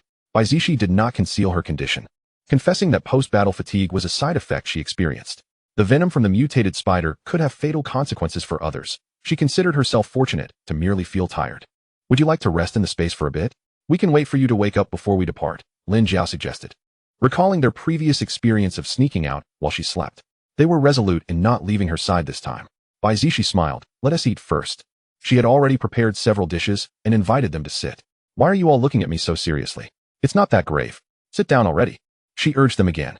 Once they confirmed that their captain was truly unharmed, they joined her for dinner. The onlookers, now level 5, including the Rodi and Scorpion, were vying for attention around them, playfully begging for food. Despite their antics, they paled in comparison to the cuteness of the national treasure, who effortlessly garnered treats from Muya and Lin Jiao with a mere blink. "The national treasure is so adorable," Lin Jiao exclaimed, feeding it several chicken legs. Road Tiger and Scorpion exchanged glances, feeling embarrassed by their own cuteness attempts. Bai Man approached with 3 plates of meat. Here's your dinner. The beasts eagerly bowed their heads to feast. I'll have a few of them keep watch tonight while I rest in the space. You all must remain vigilant. Bai Zixi instructed, having finished her meal and feeling the urge to sleep. Don't worry, we will wait for you to come out, Jiang Jingwen assured her. They all nodded in agreement. Yes, Zixi, go rest, Lin Jiao urged. If danger arises, you can use the escape talisman. There's no need to stubbornly stay here. After offering her reminders, Bai Zixi declared, I'm heading in now. She placed the national treasure back into the pet space and entered the system space, leaving Road Tiger and Scorpion outside. Upon entering, she made her way directly to the bedroom of the villa, climbing into bed and preparing to drift into a deep slumber. Squeak, squeak, squeak. Bai Feng, yearning to sleep alongside her owner, suddenly appeared, burrowing into Bai Zixi's embrace. She murmured sleepily, quickly succumbing to slumber. The two of them harmoniously lying together. Outside, Lin Jiao had already prepared the beds. The 6 of them, including Bai Man, were settled in the second-floor hall. The 3 beasts rested on the first floor, their vigilance heightened, ready to react swiftly to any approaching danger. All right, we can sleep now, Lin Jiao and Muya announced. Having arranged 3 beds, after lying down, they dared not fall into a deep sleep. In the dead of night, silence enveloped the surroundings. Chapter 156, Disturbance. In the early hours, at the farm, a distressed man, his expression grave, asked, Captain, what should we do? There are so many zombies behind us. We can't hold them off. A handsome man barked back, Get in the car, we're retreating. We shouldn't have spent the night in that dilapidated warehouse. It was easily breached. Leading 6 teammates, he swiftly fled the scene. There's a house over there, the driver noted, spotting a 3-story building at the roadside. Shi Yankun quickly made a decision, drive over there. The area was otherwise only roads and farms, with some crumbling single-story houses. So the discovery of a 3-story structure was rare. At this late hour, the speed and strength of the zombies were more formidable than during the day. The screeching of brakes echoed outside. The 3 beasts resting on the soft mat on the first floor abruptly lifted their heads, alertly eyeing the door. Road Tiger even let out a growl, startling the women upstairs and intimidating the men outside. See, Captain, is there a mutated tiger inside? A thin man gulped. As a horde of zombies approached behind them, faced with a tiger in front and zombies behind, what could they do? Shi Yankun furrowed his brow, perplexed that a mutated tiger would appear in a human dwelling. He preferred dealing with the tiger over the approaching wave of zombies. Just as he was about to push the door open, it swung wide, revealing a woman with a sharp gaze. There are already people here. I kindly ask you to find another place, Lin Jiao firmly stated, issuing an eviction order. In the moonlight, the men's faces were obscured. Who knew if they were nefarious individuals? Upon seeing a woman, the 7 burly men sighed in relief, believing the mutated tiger might belong to her. Mutated beasts often exhibited extraordinary intelligence and could be tamed. Miss, could you please let us stay for the night? There are many zombies behind us. One of the men spoke politely, acknowledging their predicament as they had startled her at this late hour. Just then, 17 and the others approached, turning on the night lights in the living room, illuminating the space. What should we do? They want to come in and stay? Lin Jiao hesitated, considering everyone's safety. The men did not seem malicious, but zombies were closing in from several dozen meters away. 17 scanned them, noting their bloodstains that hinted at a recent battle. Observing the others, she saw they were all quite decent-looking, though 2 men appeared particularly anxious. Rest assured, we will not disturb your rest, Shi Yankun assured sincerely. Recognizing the girl's concerns, the women exchanged glances, ultimately leaving the decision to 17. You can only stay on the first floor, she relented, allowing them entry. If they refused, it was likely the men would force their way in, especially with the horde of zombies approaching. Thank you, ladies, for taking us in, another man said gratefully as he entered. Upon stepping inside, he was met with the glaring eyes of the 3 beasts, causing him to break out in a cold sweat. The rest followed suit, equally startled, but only their leader, Shi Yankun, quickly regained composure. Stop gaping, find a spot to sit. Is that a level 5 beast? The timid Yu Liang inched toward the wall. Muya found their cowardice amusing and said to the 3 beasts, Come on, let's head upstairs. The 3 beasts obediently followed Muya upstairs, preferring to avoid the company of these clumsy men. They had scarcely caught their breath when the low growls of zombies outside intensified, gradually becoming more distinct. Bang, bang. A horde of zombies began to batter against the door, as if driven by a directive, surging madly at the entrance in a frenzied attempt to break through. How could there be so many? Just moments ago, it had been but a small wave. Now, the cacophony of howls and thuds was overwhelming. Yu Liang pondered. Have we inadvertently led the ladies into danger by attracting so many zombies? A sense of guilt washed over them, yet none wished to shoulder the blame. Unaware that the house housed others. Even if they had known, self-preservation would have prevailed over moral considerations. Chapter 157, Breach. They had drawn the zombies here, and thus should not allow them entry. Muya pursed her lips. It was perilous to venture outside at this late hour. They could only hunker down within the confines of the house, especially with Zixi present. It was time to prepare for battle. With the captain absent, the vice-captain, 17, took command. She positioned 3 beasts at the staircase, while they stood a few meters away, their previous cooperation having fostered a newfound camaraderie. Let us ascend. Xianxun led the way. It was time to fight together. As they climbed, they were met with a few ireful glares from the women, but they remained undeterred, standing at the forefront. Thankfully, they understood their positioning was not to serve as shields, hence no one voiced their discontent. Rest assured, ladies. We shall bear the brunt of the fight, declared a man, his confidence inexplicable. He observed the 6 beautiful women standing stoically, assuming they were merely frightened. Humph. Had you not shown up, we would have been perfectly safe, Muya retorted, offering no courtesy. The men fell silent, for her words rang true. We too were left with no choice. After a horde overwhelmed our base in the West District, we fled to the North District, only to find our refuge overrun by zombies. Which is why we sought shelter here. Yu Liang's recounting bore an air of tragedy. Witnessing their plight, Muya chose not to chastise further, deeming it a form of physical training. At that moment, the front door had succumbed to the relentless assault of zombies. A swarm surged in, filling the entire first floor. Several zombies had already scrambled up the staircase. The Land Rover was averse to biting zombies. Though it would not lead to infection, the black ichor was repugnant. Similarly, passerby A and Scorpion Brother, accustomed to gourmet fare, found it hard to stomach the decaying flesh. Thus, they resorted to their sharp claws, piercing through the zombie skulls. The staircase's varying height posed no obstacle for the diminutive Scorpion Brother. The largest, the Land Rover, had the upper hand, effortlessly dispatching a zombie with a single swipe. Splatter. Its claws became stained with dark blood, which it disdainfully wiped on the body of the fallen. The men were awestruck by their ferocity, having only managed to fell a couple of zombies themselves. By the way, those crystal cores are ours. Do not covet them, Muya bluntly stated, wary of future complications. In this world, all manner of individuals existed. Xianxun, as captain, assured, fear not, we shall not take advantage. He was no brigand, and he was uncertain whether they could withstand the onslaught of zombies. Finding him somewhat agreeable, Muya chose to trust him for the time being.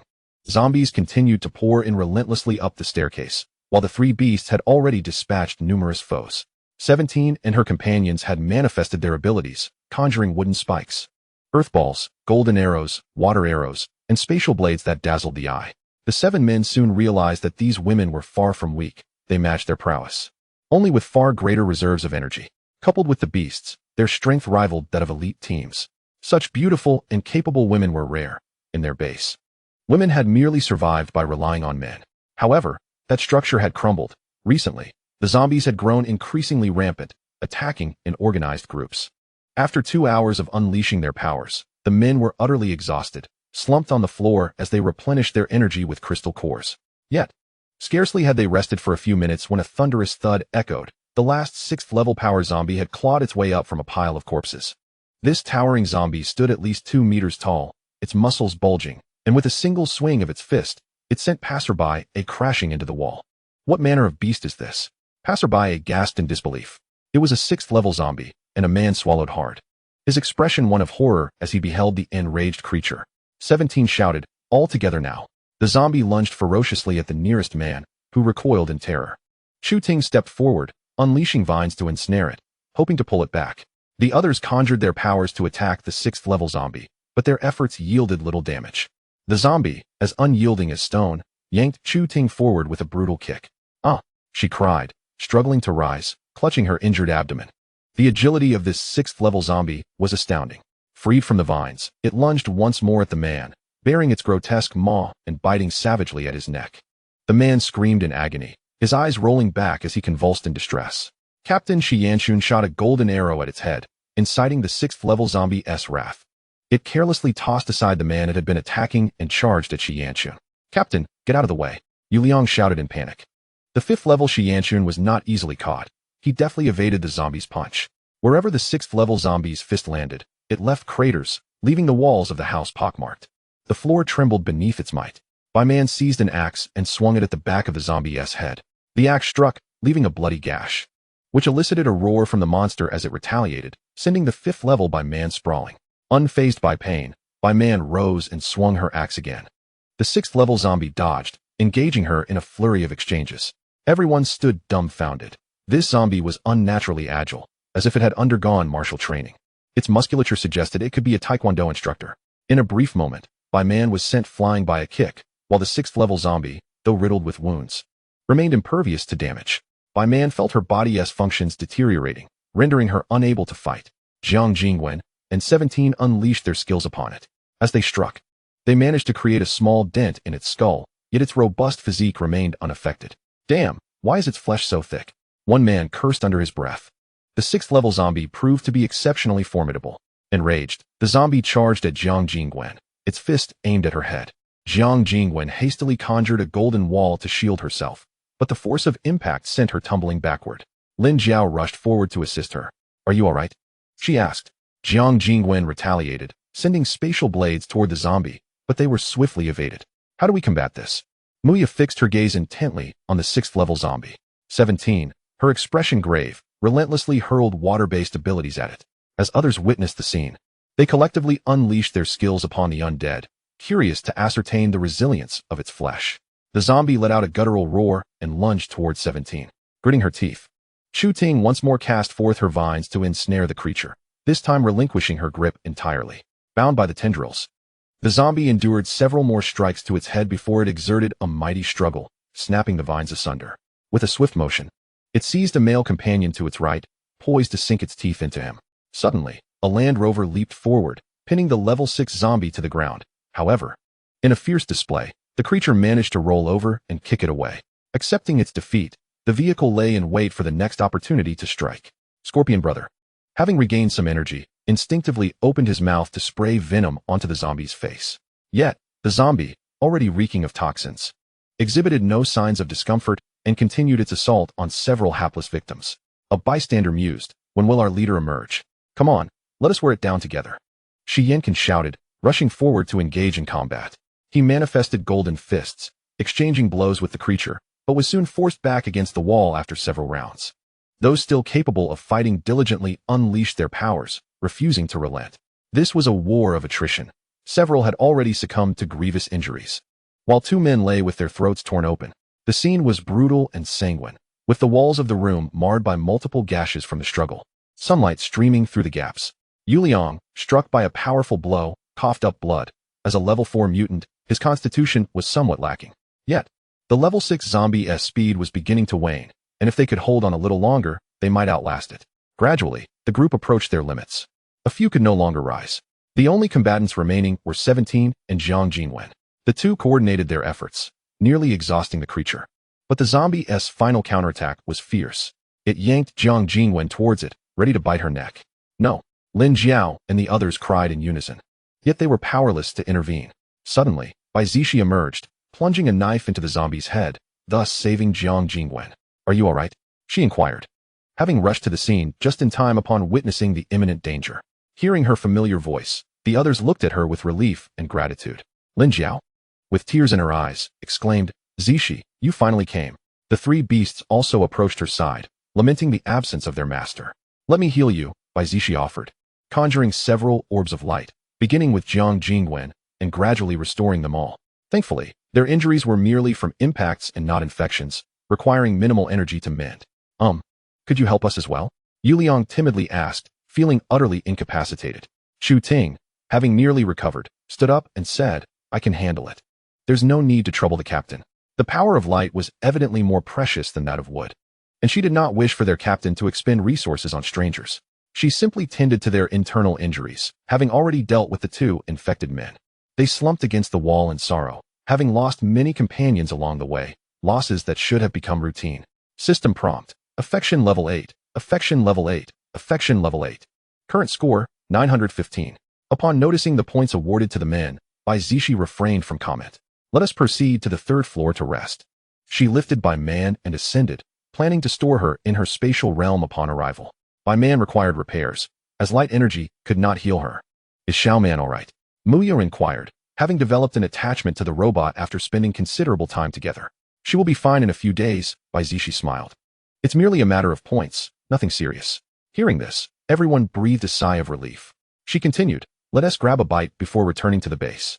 The beasts had also gathered the cores, looking at their master with eager anticipation for their reward. Bai Zixi distributed the cores among them, acknowledging their efforts, promising to enhance their strengths upon returning. They nodded solemnly. After these crises, they would become more united and strive to grow stronger. Chapter 159, Leisurely. After satisfying their hunger, Bai Zixi gathered the beasts into her spatial realm and led her companions out of the building. As they prepared to board the RV, a male voice called from behind. May we follow behind you? Yuliang looked at them with hopeful eyes, as they had nowhere else to go. Surely, the base the girls were heading to would be respectable.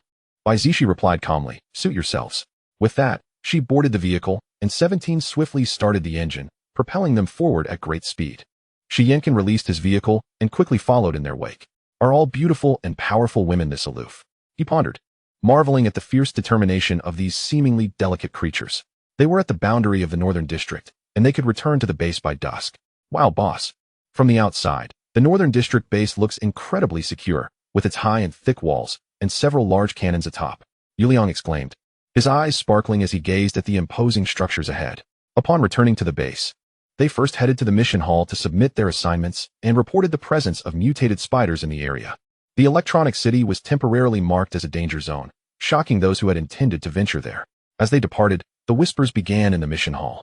Thank goodness for the information provided by the Dawn Squad. We were spared from peril. So, the 2 squads that went there and never returned were annihilated by the mutated spiders? How tragic. Someone lamented. Yet, the Dawn Squad managed to escape unscathed. They must be exceptionally powerful. Just remember how many mutated lobsters they harvested during the flood. They wouldn't survive without some strength. Our girls at the base are remarkable. They truly deliver.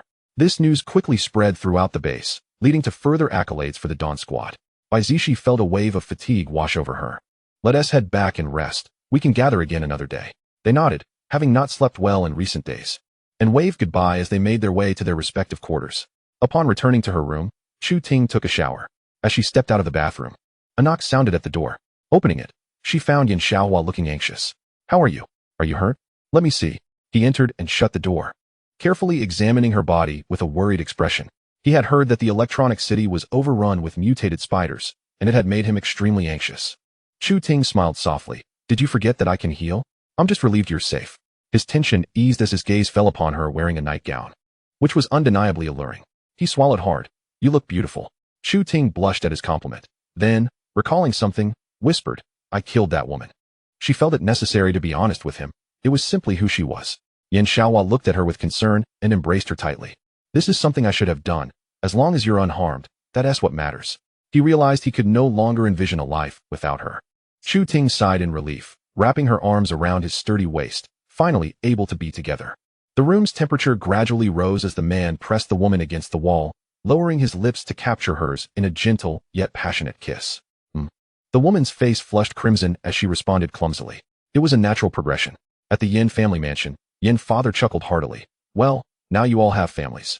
I no longer have to worry. He sat at the head of the dining table, utterly delighted.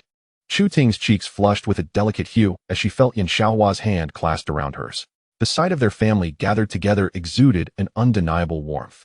Little did she expect that Zixi would become her sister-in-law and Lin Jiao her younger sister-in-law, rendering their relationships rather peculiar. Bin, ever polite, remained by Yan's father's side. His heart lightened at the prospect of seeing his sister again. As was customary, Chu Ting found herself coaxed into drinking a few cups of wine, while Bai Zixi and Lin Jiao exchanged sly smiles nearby. Lin Jiao leaned in to whisper in Bai Zixi's ear, this scene feels so familiar. And you too. Don't think you can escape. Yan's father called out, raising his glass towards them. With no choice but to comply, they reluctantly downed a couple of cups. There was simply no evading this. When shall we make our escape? Lin Jiao murmured, but before Bai Zixi could respond, she was pulled away by Yan Shaoyu. Darling, you won't be able to escape tonight. The term darling slipped from his lips, suggesting he might have indulged a bit too much. Bai Zixi smiled wryly. Family gatherings always left her in a haze. You seem to be in quite a good mood.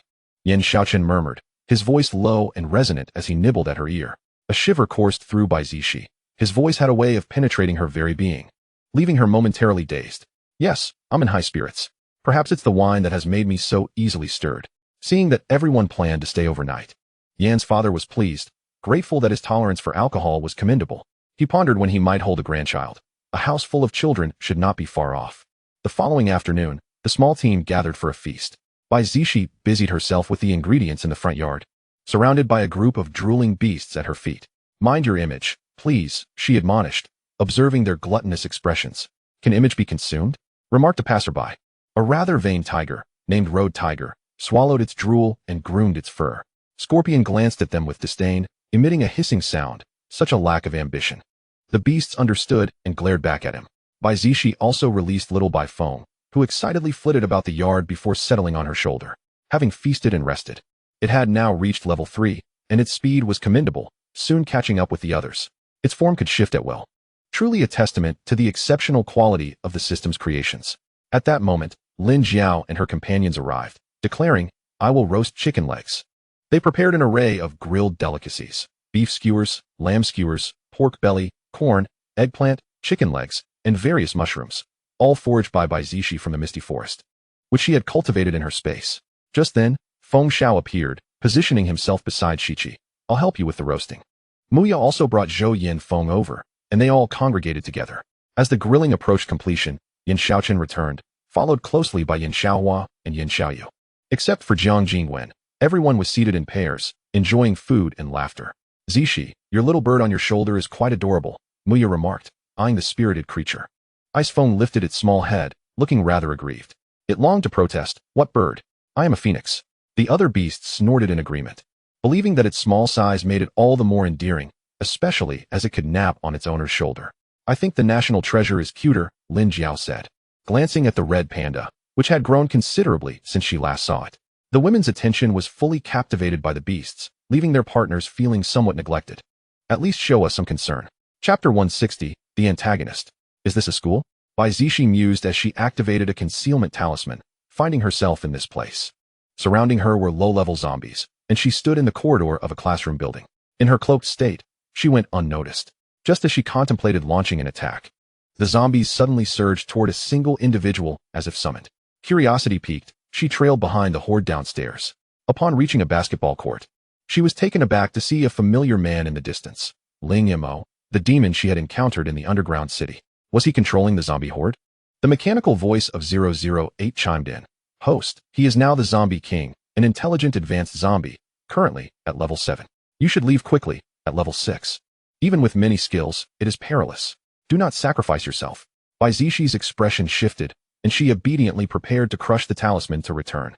Suddenly, a surge of black smoke assaulted her. She instinctively dodged but felt it brush against her clothing, breaking her invisibility. Well, a little wildcat has come to me," Ling Mo remarked, now appearing malevolent and icy as the Zombie King. He intended to confine this little wildcat for his own amusement, draining her blood once he had tired of her. The more he contemplated, the more deranged he became, sending dark energy towards her, eager to drain her of energy and see how she would escape. This dark energy, reminiscent of black mist, seemed to possess a will of its own, relentlessly pursuing her. Bai Zixi swiftly dodged, conjuring a light arrow to strike at him. Just as it was about to hit, he vanished from sight, reappearing behind her, seizing her wrists and gripping her neck. Ling Mo inhaled her fragrant scent, his eyes half closed in intoxication. "Your body must be quite delectable." For the first time, aside from Yan Shaochen, she found herself in such close proximity to a man, momentarily unable to break free. She pressed her lips together. "You monstrous aberration." She quickly regained her composure, clutching the talisman tightly, ready to flee at any moment. Ling Mo's expression darkened as he forcefully tilted her chin. "I owe my current form to you. Rest assured, I will soon destroy the human base along with your friends and loved ones, draining them of their blood." "You perverse lunatic," Bai Zixi retorted, feeling no fear, inwardly cursing that this antagonist was somewhat juvenile in his villainy. Ling Mo tightened his grip on her chin. "I can be even more perverse." Just as he leaned down to kiss her, Bai Zixi hastily crushed the talisman, vanishing before his eyes. With the woman in his arms gone, Ling Mo's countenance darkened further. "Just wait, I will destroy you eventually." Back in her bedroom, she patted her racing heart. That man was already at level 7, and his agility surpassed her own. It was terrifying. As long as the big boss remained, she would find no peace. 008. "Do you have any items that can enhance both mental strength and physical constitution? I've been stuck at level 6 for far too long. I initially thought I could break through training and combat, but I can no longer afford to waste time. The mechanical voice replied, yes. There is a survival game pod available for 500 points. Host, you may wish to examine its functions. Bai Zixi opened the system mall, perusing the game pod's description. In the game, the longer one survived, the higher their mental strength would rise. 1 day in the game equated to 1 hour in the real world. However, it lacked any function for enhancing physical constitution, and the price was steep. She had previously avoided items over 500 points. Now, with 1135 points at her disposal, she had initially considered redeeming something else. If you spend an additional 100 points to redeem a strengthening liquid and place it in the game pod, it would be quite beneficial. This is a dual-player mode, allowing for team play. 008 tempted her, noting it was a popular product that promised value for money. Bai Zixi felt a flicker of temptation. It would simultaneously enhance the mental strength and physical constitution of both individuals. However, the game was likely not simple. Redeem the game pod and a strengthening liquid, she decided, eager to discover how much the liquid could enhance her abilities. Okay, right away. 008 cheered, proving itself to be a clever little salesman. In an instant, 600 points were spent, leaving her with 535 points remaining. The pearly white gaming pod swiftly manifested before Bai Zixi eyes, prompting her to relocate it to the second-floor living room. How remarkably high-tech. She couldn't help but exclaim in awe. After arranging the nutritional fluids and strength potions, she awaited Yan Shaochen's return. In its mechanical tone, 008 announced, Host, you have a diamond package and a gold package. Shall we proceed to open them? She perched elegantly on the sofa, her long legs crossed, anticipating the treasures that awaited her. Congratulations, Host, 008 chimed. You have acquired a doubling of your space, along with a box of self-heating hot pot. The original space was already the size of a football field, and an increase was indeed splendid. However, the hot pot seemed somewhat unnecessary. With Bai Man around, such culinary delights felt superfluous, yet possessing it was certainly better than lacking it. By nightfall, Bai Zixi had meticulously set the dining table, even preparing a self-heating hot pot. Kung Pao chicken, braised pork ribs, steamed cabbage, and the hot pot. Wasn't this a tad extravagant for just two? Yan Shaochen returned promptly, greeted by a lavish spread. My dear wife, you truly are the epitome of diligence, he remarked. Bai Zixi smiled, fully aware that these dishes were not her own handiwork. Yet his daily praises had begun to make her believe it herself. After dinner, I need to discuss something with you, she announced, intending to share her encounters from the day and seek his counsel on whether he would accompany her into the game. All right, he replied, hastening his meal, yet maintaining an air of elegance. Once satiated, Bai Zixi watched as he polished off the remaining food. Such a commendable disdain for waste. She took his hand and led him upstairs. Guess what this is? A gaming pod, Yan Shaochen surmised, recalling his previous encounters with high-tech gear like helmets. This was his first sighting of a gaming pod, but it bore a display name. Bai Zixi recounted her brief encounter with Ling Mo, expressing her desire to experience the game the following day. However, she refrained from mentioning the unsettling advance of that pervert, knowing it would provoke his ire. I will join you tomorrow, Yan Shaochen said, enveloping her in his embrace, his gaze tender. The scent of her man was indeed delightful. Chapter 161, Game 1. Game Alive. 008. You truly are a trickster. You promised me a team, yet here I stand alone in this desolate wilderness. Bai Zixi glanced down at her attire, a coarse two-piece ensemble, with a backpack containing a single bottle of water and 2 steamed buns. She felt as if she had regressed to square one, left to communicate solely with 008. Devoid of any golden fingers. I'm not entirely sure about that, host. You should hasten to find a safe house, 008 advised. Bai Zixi quickened her pace. She needed to survive before seeking out Yan Shaochen. Game notification. Currently, there are 200 participants, with 50 safe houses available. Each safe house accommodates only 2 individuals. Game notification. Please enter a safe house before nightfall, or you risk having your head bitten off by monsters. This signified fierce competition. Only half of the participants would survive? Such a high elimination rate was daunting.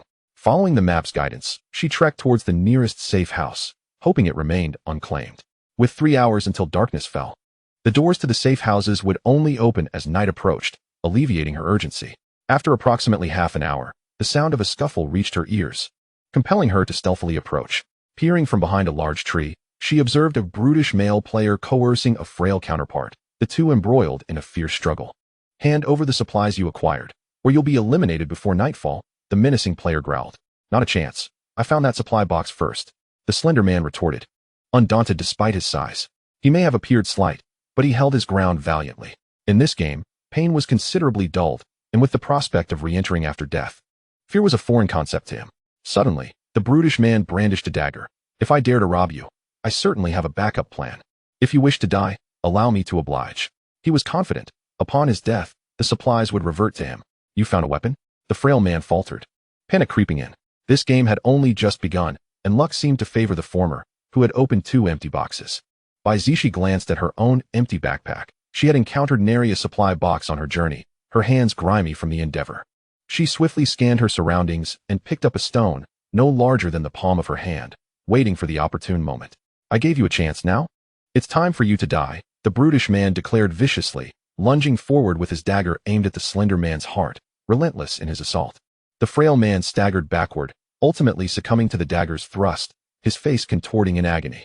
While the sensation of pain was mitigated, the experience would still be excruciating. And an early elimination would undoubtedly inflict psychological trauma, taking days to recover from. This was the knowledge Bai Zixi had acquired. As the brutish man observed the body vanish, a backpack dropped to the ground, prompting him to eagerly crouch down to claim the supplies. However, before his hands could grasp it, bang! A fierce blow struck the back of his head, nearly rendering him unconscious. He struggled to turn and discern his assailant. Bang! Another blow to his head, and he collapsed. Lifeless, mere moments later vanishing from sight. Bai Zixi swiftly retrieved their backpacks and retreated from the scene. After a successful robbery, she knew to find a safe place to inspect her spoils. Such fundamental wisdom eluded him, much to her advantage. With a sense of satisfaction, she strolled along. Her stone transformed into a dagger. Finally arriving at the first safe house, a modest space of about 20 square meters, she noted that she would have to wait another hour to enter. All she needed to do was hold her ground during this interval, choosing not to inspect the contents of the 2 backpacks. She recalled the adage, wealth should not be flaunted. Game notification, current participants, 150. 30 minutes until the safe house opens. Game notification, under no circumstances should you leave the safe house at night, or you will face a gruesome demise. Bai Zixi settled at the entrance of the safe house, munching on a steamed bun while vigilantly observing her surroundings. Suddenly, a male player approached, his gaze lecherous. Hey, how about we enter the safe house together tonight, little lady? Stick with me, and I'll protect you. He had not anticipated such fortune, discovering a safe house alongside a pretty girl, pure bliss. Bai Zixi concealed the dagger behind her back, feigning innocence. Really? You'll protect me? Absolutely. As long as you're willing to join me. I'll ensure you survive until the end, he replied, inching closer, emboldened by her apparent lack of defense. Come, let us team up. I'll guide you to victory. His intentions were clear. The prospect of sharing a bed with a beauty was worth any risk. Bai Zixi's expression morphed into one of bemused amusement as he advanced. A sly smile gracing her lips as she thrust the dagger into his chest. How foolish, she remarked as he collapsed, eyes wide with shock, before his body dissipated. Has no one told you that the more beautiful a woman, the more perilous she is? Farewell, she waved goodbye, her tone mocking. Game notification, the safe house is now accessible. She retrieved the backpack and pushed open the door to enter the safe house. Inside, it was quite rudimentary. Lit by a dim light, with a bunk bed measuring 1.2 meters, a table, a chair, and a small toilet. Bai Zixi seated herself on the chair, emptying the contents of the 3 backpacks onto the table. For bottles of water, 5 packs of biscuits, 6 steamed buns, she rummaged through them and discovered a small red bead. A notification chimed in her ear. Explosion bead, a one-time use item capable of defeating a mid-level monster, and can also be used against players. Grade B item. Bai Zixi stifled a chuckle, feeling fortunate that she had stumbled upon a single unopened bottle of water amidst 3 others that had been consumed. The steamed bun would spoil within 3 days, while the biscuits could be stored for an extended period. Thus, she picked up a bun and continued to gnaw at it. Just as she had taken a few bites, a series of knocks resonated at the door, accompanied by a woman's desperate pleas. Please, open the door. I don't want to die. Bai Zixi scrutinized the door with caution, recalling the warning not to open it at night, lest one meet a gruesome fate. I can keep you company, let me in. I'll do anything you desire, implored the voice from within. Most safe houses were occupied by 2, and she had been fortunate enough to find one with only a single occupant, as indicated on the door. The distressed woman outside persisted in her varied and pitiful entreaties, revealing that she had once had teammates, but they had separated upon landing. The game was proving to be exceedingly challenging. The surrounding darkness was impenetrable, save for the illuminated safe house that guided her here. Regardless of the woman's pleas, Bai Zixi resolutely refrained from opening the door, suspecting she might be dealing with some malevolent creature. Oh no, a monster is coming. Please, open the door. The woman shrieked in terror as a shadowy creature with fangs approached ominously from afar. I can give you all my supplies, I beg you, she pleaded, desperation evident in her voice. Why, Then, would Bai Zixi still not open the door? Was the occupant within truly heartless? Bai Zixi wished she could block out the noise. She could retrieve her backpack the following morning. By then, this safe house would vanish, and she would need to continue her search for the next one during the day. She longed to rest and rejuvenate her spirits. Suddenly, a horrific scream pierced the air, followed by the sound of something being sliced. The safe house had no gaps through which to witness the unfolding chaos outside, leaving her in ignorance of the monster's appearance. After a brief moment, silence enveloped the exterior. One could never ascertain whether the monster had departed or remained lurking. Succumbing to greed and attempting to retrieve her backpack would undoubtedly lead to her demise. Although she possessed explosive gems, they were her trump card for survival, not intended for early use. Bai Zixi lay on the wooden bed, closing her eyes to gather her strength. Help! A male voice echoed in the distance, initially seeking fortune at this safe house, only to be ambushed by a low-level monster that was now pursuing him. Moments later, Bai Zixi heard the sickening sound of claws piercing flesh, indicating that the night would offer no respite. Once the commotion subsided, she reopened her eyes. Chapter 162, Game 2. Game notification, remaining players, 82. Supply boxes have been refreshed, and safe houses have been renewed. Upon waking, Bai Zixi found herself once again amidst desolate mountains, seated upon a stone while munching on her bun. She picked up 2 backpacks at the entrance and examined their contents, finding 2 bottles of previously consumed water and 2 buns. How impoverished she felt, as though she had been robbed.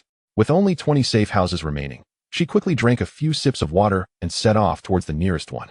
However, the safe houses would not open until 7 p.m., so she needed to search for supply boxes, which were not indicated and relied solely on luck. As she walked, scanning her surroundings, she finally spotted a supply box beneath a tree. Just as she approached, a man appeared from her right, eyeing the box with disdain. "Hey, little girl. Don't overestimate yourself. That supply box belongs to me." With a cold glance, she dismissed him, pondering who truly lacked self-awareness. Noticing her unflinching demeanor, the man warned, "Don't think your looks will earn you mercy from me. I'm not like those fools. In this game, the longer one survived, the quicker one could enhance their mental and physical capabilities. Everyone harbored a fierce will to live. Each to their own," Bai Zixi retorted, unfazed by his intimidation. Although she had lost her special abilities, her skills remained intact. The male player scoffed, then lunged at her with a curved blade, eager to test her prowess. She deftly dodged and thrust her dagger towards his heart, prompting him to evade. His eyes narrowed menacingly as he swung his weapon again, this time with greater ferocity. Bai Zixi swiftly delivered a precise kick to his groin, eliciting a pig-like squeal from him. He hesitated for a moment, allowing her to slice her dagger across his throat. Blood gushing forth, his body vanished, and she collected the backpack and blade, looking up at the figure perched in the tree. "Aren't you coming down? Impressive. You actually found me." A man with a ruggedly handsome demeanor leaped down from the tree. "You've opened the supply box, haven't you?" Bai Zixi surmised, suspecting he was attempting to bait her. She was weary of such tricks. "Of course," he replied, his gaze lingering on her youthful face. Surprised to discover she was a rose with thorns. "Rest assured, I won't harm a woman, especially a beautiful one," he added, asserting that he had no need to eliminate her while he was well supplied. Bai Zixi smirked, "But I would kill a man, especially a plump target like you." "Oh, but you won't be able to kill me, little beauty," he countered, revealing himself to be a high-level ability user with both strength and intellect. "Why not team up with me? I can share some good items." He dismissed her threat with a brazen invitation, his confidence both impressive and infuriating. Aware that he likely possessed numerous items, Bai Zixi refrained from acting rashly. Should he throw a few explosive gems her way, she would falter. "I think not. Farewell." She ignored him and strode purposefully in one direction. The man chuckled, following her with determination, convinced he could entice her. "Hand over all your supplies, and I'll let you go." A man and woman approached fiercely behind Yan Shaochen. Once he had gathered the contents of the supply box and turned to face them, the woman was momentarily entranced by his striking features. How could a man be so handsome? His strong physique and cold demeanor stirred something within her. The male player, annoyed by his companion's reaction, refrained from expressing his anger towards her. He glared at Yan Shaochen, loathing such pretty boys. "If you don't hand it over, I'll take you down," he declared, raising a hammer to attack.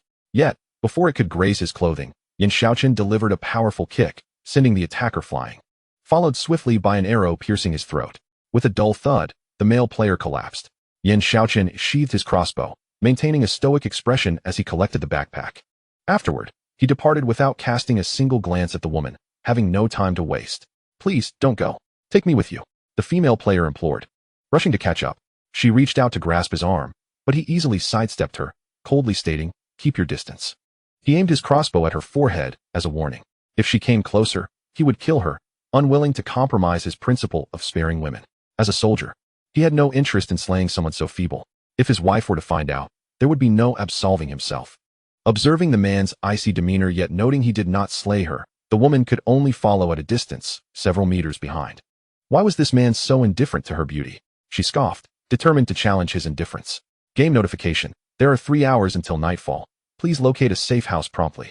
Bai Zixi discovered another supply box, her second, and without thoroughly inspecting its contents, she stowed it in her backpack and moved on, aware of the persistent shadow following her. Could you stop trailing me? She turned around, her face marred by disdain as she regarded him. What was his intent in not competing with her for resources? It was truly vexing. He harbored no ulterior motives. He merely wished to form an alliance with her. Yet, after their prolonged entanglement, she still rejected him. Leaving him perplexed, was he not handsome enough? Bai Zixi remained speechless. She might not even be able to overpower him in a fight, nor could she drive him away. So she opted to ignore him instead. She swiftly advanced in a particular direction. After 30 minutes, she finally spotted a safe house in the distance. Though it was surrounded by 4 individuals engaged in a heated debate, 2 pairs squabbling. As she drew closer, a man approached her. Shall we collaborate to seize the safe house? I decline, she replied without hesitation. Only a madwoman would agree. At that moment, the 2 pairs had already begun to clash. 2 male players grappled fiercely, while the 2 women merely observed from the sidelines. After several exchanges, one man feigned defeat, declaring, "We want to contest it with you." The weapon raised by the male player faltered, and just as he was about to speak, an explosive orb was hurled his way. Boom. In an instant, he was left a mangled heap, his fury and regret directed toward his assailant before he collapsed, vanishing from sight. What a treacherous man. Yet, in the game of war, deception is essential. One could only blame the man for his lack of ruthlessness. The female companion of the deceased looked on in panic. Please, don't kill me. I'll leave on my own. She began to retreat, contemplating escape. Where do you think you're going, you wretch? Leave your backpack and kneel to beg for mercy, the opposing female player said with a smug expression. She took pleasure in humiliating others, having done so many times before. You all, don't go too far. The fleeing woman glanced back at them, her courage faltering. The arrogant female player stepped forward, ready to slap her. In an instant, her teammate was struck down by an arrow piercing her neck, letting out a scream before collapsing. The aggressor halted, her gaze darting in panic to the rear, where a strikingly handsome man approached. Hidden in the distance, Bai Zixi's eyes lit up. However, her countenance darkened upon noticing a woman following closely behind him. Chapter 163, Game 3. The man behind Bai Zixi frowned, expressing his displeasure. Is he really only slightly more handsome than me? Why are you fixated on him? Only slightly. She shot him an incredulous glance, suspecting him of being a typical narcissist. By the safe house, the 2 women had lost their companion and were fixated on Yan Shaochen. It was one thing to be handsome, but his formidable prowess only added to their desire to accompany him into the safe house that night. Since you've slain my teammate, I have no choice but to team up with you, the arrogant player declared, her confidence surging despite her solitude in the wilderness. A few meters away, a beautiful woman emerged, addressing the boastful player without courtesy. Have you looked in the mirror? You think you can team up with him? Having traveled alongside him, she felt entitled to some recognition. The 2 women seemed almost glued to him with their gazes. I'm leaving now. The woman who had narrowly avoided a slap hastily retreated. With only 1 hour remaining, she couldn't afford to waste time with them, though the male player was undeniably handsome. His icy demeanor suggested she stood no chance. As she departed, only 2 women and 1 man remained. They began hurling insults at each other. The arrogant player glaring fiercely. What do you think you are, daring to insult me? What of it? If you have the ability, come and fight me. The beautiful player showed no fear, seeking to provoke the woman into a confrontation, curious if the man would intervene. Infuriated, the arrogant player lost her composure. Those who could enter the game were no weaklings. Lacking a weapon, she raised her fist to strike the other woman, who narrowly dodged the blow. Handsome, save me. She has gone mad. Yan Shaochen ignored their squabble and quietly moved away in a specific direction. Observing the man's departure, the arrogant player intensified her assault, relentlessly punching and kicking the other woman. The beautiful woman's expression shifted, realizing she might have overstepped. Then the other woman landed a punch to her abdomen, causing her to cry out, Stop hitting me. Thought you were on my side, huh? Just pretending to be tough. The arrogant player retaliated, striking again. Help. She fell to the ground, exhausted and pleading for mercy, realizing she was outmatched in strength. The arrogant player seized her collar, delivering a slap. Do you think that man will save you? Watch as I beat you to death. She relished the thrill of such ruthless domination, despite being a woman herself. How dare one rely solely on beauty, expecting all men to come to her aid? The thought fueled her rage, compelling her to strike harder.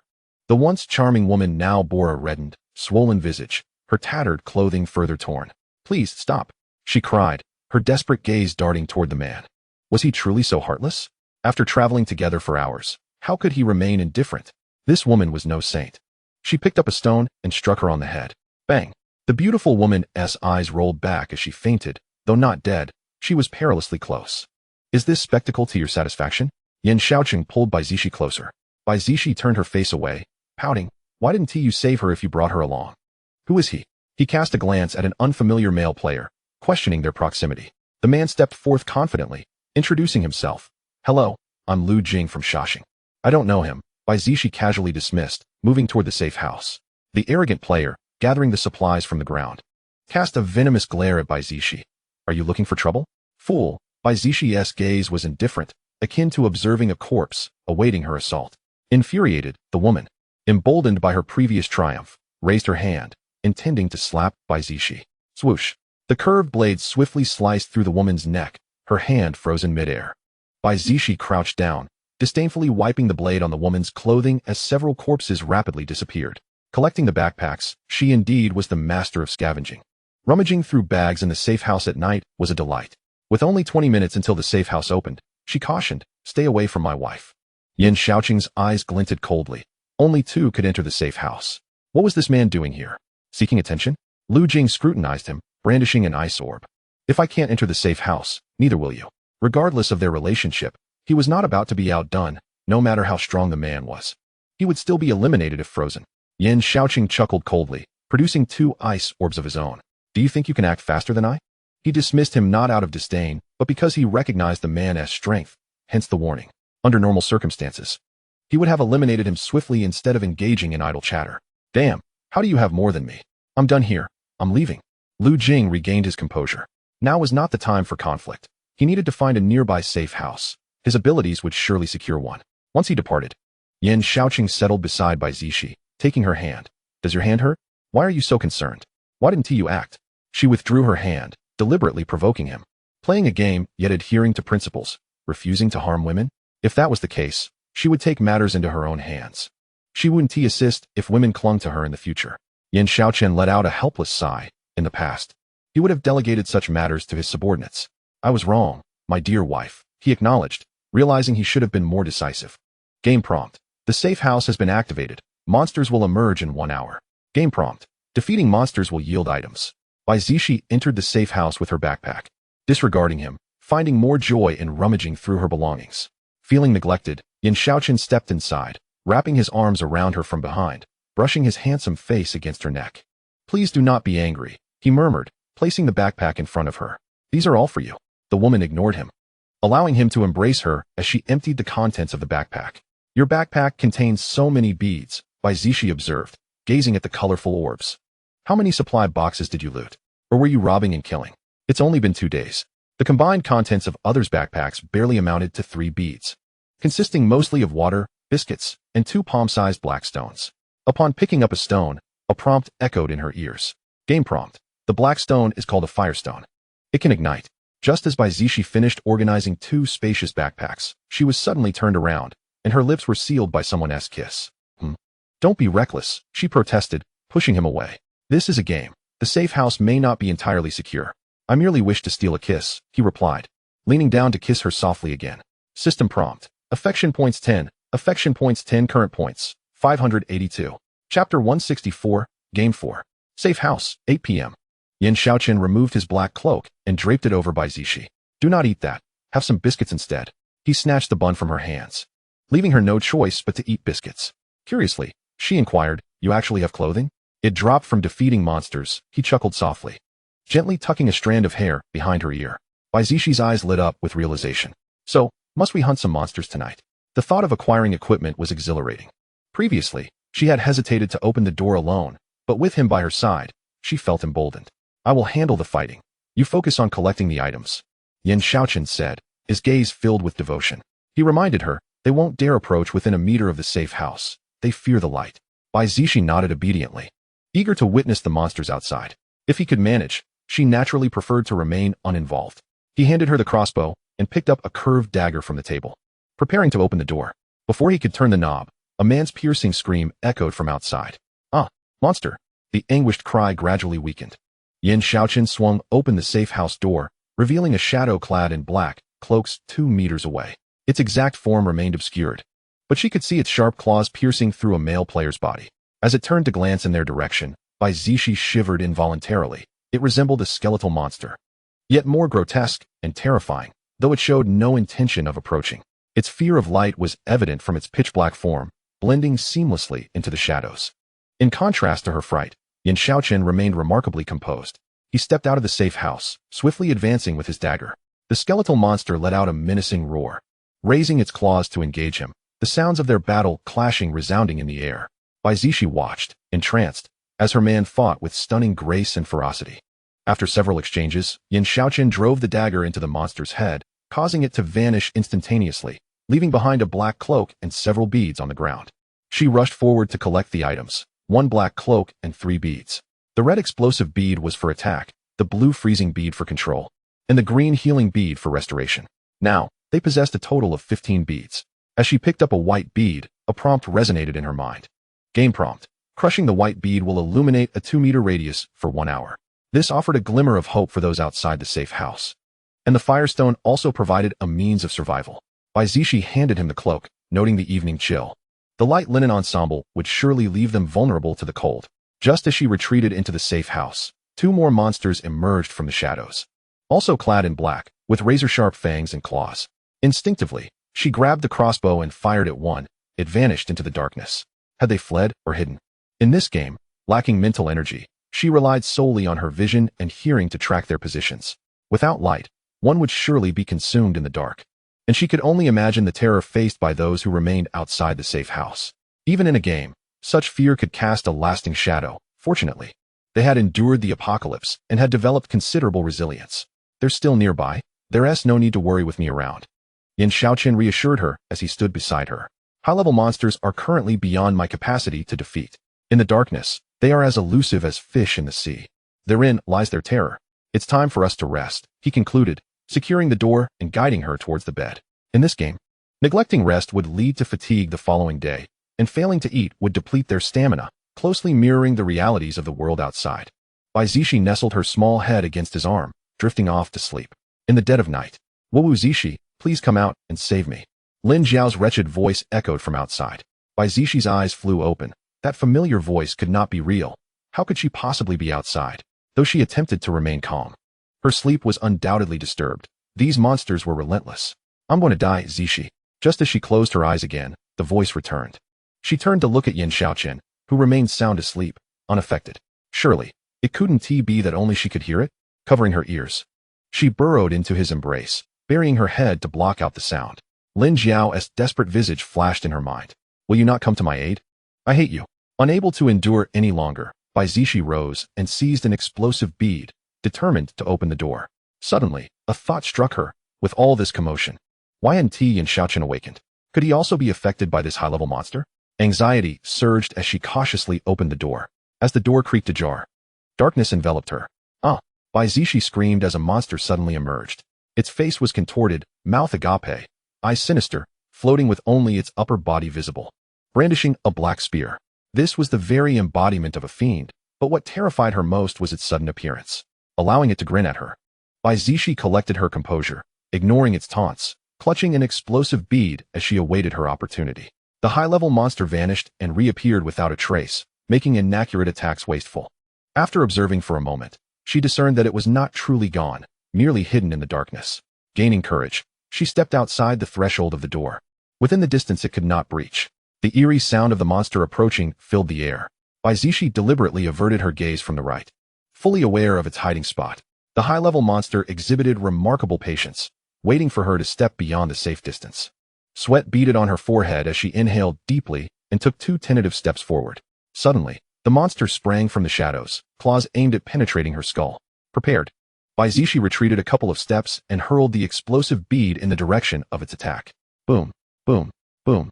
The explosive orb instantaneously shattered the creature. inflicting grievous wounds and revealing its form. Swiftly, she seized her crossbow and aimed for its head. The sound of piercing flesh echoed. With a decisive strike, she vanquished a formidable foe, and Bai Zixi's heart raced with exhilaration. She hurried to collect the dropped items before retreating to the safety of her shelter, locking the door behind her to finally feel at ease. At that moment, Yan Shaochen awoke, concern etched on his face as he approached her. "You ventured out? Were you harmed?" After inspecting her, he released a sigh of relief, having been trapped in a nightmare, unable to awaken or open his eyes. This advanced creature could conjure nightmares. No wonder the game was titled Survive, as the challenges escalated with each passing moment. "I'm fine, look what I found," Bai Zixi said, displaying her spear with a twinkle of mischief. The dagger was a basic weapon. The curved blade and crossbow were intermediate. But this spear was indeed a superior weapon. The orbs she collected were merely intermediate items, and the tier of the item dropped corresponded to the creature's level. Thus, even a single explosive orb couldn't slay the advanced creature. She had to supplement her shots with a few arrows. She had acquired a spear, 2 advanced explosive orbs, and 1 advanced luminous orb, which cast light within a 5-meter radius for 2 hours, significantly better than its intermediate counterpart. After organizing her items and weapons, she returned to bed for a brief rest. Chapter 165, Game 5. The following morning, a game notification chimed. 38 players remaining, 10 shelters have been refreshed, and supply boxes have been replenished. Another alert followed. 5 advanced monsters have infiltrated, disguised as humans. Remain vigilant. Eliminators will receive advanced items. As the player count dwindled, soon there might not be a single shelter left. Bai Zixi trailed behind Yan Shaochen, munching on dry biscuits, pondering when this monotonous sustenance would come to an end. How can one discern who is a monster? She murmured softly. Yan Shaochen halted, imparting a serious warning. Except for me, remain cautious of everyone, especially that man who brazenly approached you. Indeed, better to err on the side of caution. Bai Zixi nodded earnestly. She would not hesitate to act, pleased with her compliance. He affectionately ruffled her hair before taking her hand and continuing onward. After walking for half an hour, they encountered 2 groups contending over a supply box. This spectacle had become all too familiar. Should we wait for them to finish before approaching? Bai Zixi inquired, her penchant for ambush evident. Yan Shaochen tightened his grip on the spear, his gaze steely. "No time to waste. I'll intervene, and you gather the supplies." The implication of his intervention was clear to all. Bai Zixi nodded in agreement. With strength on their side, why wait? He lunged forward, delivering a lethal strike that pierced a male player's body. The other players recoiled in shock at the sudden aggression. Bai Zixi swiftly opened the supply box, collecting the orbs and food within. A male player, eager to seize the spoils, barely took a few steps before, thud, a sharp spear pierced his back, and 2 backpacks tumbled to the ground. Yan Shaochen stood like a god of death, spear in hand, forbidding anyone from approaching Bai Zixi. The remaining 2 male players, unwilling to engage, retreated. Their haul consisted of 5 intermediate orbs, 5 boxes of biscuits, and 3 bottles of water, totaling 23 orbs, 3 of which were advanced. An advanced backpack could accommodate a substantial amount. Aside from the spear and crossbow in hand, everything else was stowed within. "I'd like to gather some firewood," she mused, anticipating future needs. Yan Shaochen instinctively lifted the heavier backpack. "All right, do as you wish." After organizing their belongings, they resumed their journey toward the center, the terrain shrinking, and the paths they had traversed now cloaked in darkness. They had not ventured far when a familiar voice called from behind. "Hello, beautiful." Lu Jing approached them with a grin, flanked by a gentle-looking male player, who stood quietly beside him. "This is my new team member, Xiaohe." He introduced himself with familiarity. Yan Shaochen, still holding Bai Zixi's hand, continued forward, ignoring them. He coldly warned, "If you follow us, I will kill you." Lu Jing, undeterred, persisted, "Don't you want to form an alliance? The deeper we go, the more perilous it becomes. Strength in numbers, after all." Xiaohe beside him flashed a cold glint in his eyes, murmuring, "Let it go. They clearly aren't interested. If they choose not to ally, so be it. We can walk alongside." Lu Jing lamented, trailing behind, visibly dejected. Why were they so aloof, lacking any charm? Bai Zixi stole a glance at Xiaohe, sensing an eerie familiarity about him. She tugged at Yan Shaochen's sleeve and whispered, "That Xiaohe may be an advanced monster." "I am aware," Yan Shaochen replied, having encountered many such beings himself. "Let us proceed. I will handle it." They did not deter Lu Jing and Xiaohe from getting closer, choosing instead to disregard them. When would Xiaohe make his move? Surely, he awaited a moment of lowered defenses. Monsters lose their stealth abilities during the day, significantly diminishing their power. Just then, 3 wild chickens suddenly dashed across the path, and Bai Zixi quickly dispatched 2 with her crossbow. Lu Jing managed to take down 1 as well. He turned to Bai Zixi, praising, impressive. Likewise, she replied, collecting the chickens and heading toward a nearby riverbank. It was noon, and her stomach grumbled in agreement. Yan Shaochen remained steadfastly at her side, casting a cold glare at Lu Jing. Brother, don't be like that. Every woman deserves a compliment. I mean no harm, truly. Lu Jing protested. The game concluded, and they would part ways, but this was merely idle chatter. He had no ulterior motives. If the opportunity arose, a chance encounter could be delightful, yet since the other party was already taken, he could only harbor envy. Xiao He, however, had no comprehension of these dynamics. Biding his time for the perfect moment to strike, Bai Zixi had cleaned the chickens and was roasting them over the fire. Finally, they had meat to eat. Let me, Yan Shaochen said, taking the stick with the chicken from her, skillfully cooking it. While she waited, she glanced at the two men a few meters away, pondering when Xiao He would finally act. Stop looking. I'll find an opportunity to eliminate him, Yan Shaochen stated, unperturbed. Bai Zixi nodded. Better to strike first than to wait for him to ambush them. Xiao He, why do you speak so little? Lu Jing remarked, clearly irritated by the new team member's silence. Xiao He, inwardly amused, thought, why would I want to chat with you? You talk far too much. He replied quietly. I'm rather introverted. Fine, I want to press you. Here's a chicken leg. Lu Jing offered generously, tearing off a piece for Xiao He. Xiao He pretended to be touched, saying, thank you. Who would want to eat this? If I kill you, I can clock out and go home. If I fail to eliminate even one player, I want to need to log off. Dying in the game would suffice. Yet, he still bit into the chicken leg, finding it utterly tasteless, horrible in flavor. This game was unkind to monsters, offering no sense of taste. He contemplated quitting but was hindered by his poverty. Bai Zixi observed this scene from a distance, suppressing a laugh. Why did she find Xiao He's expression so complex?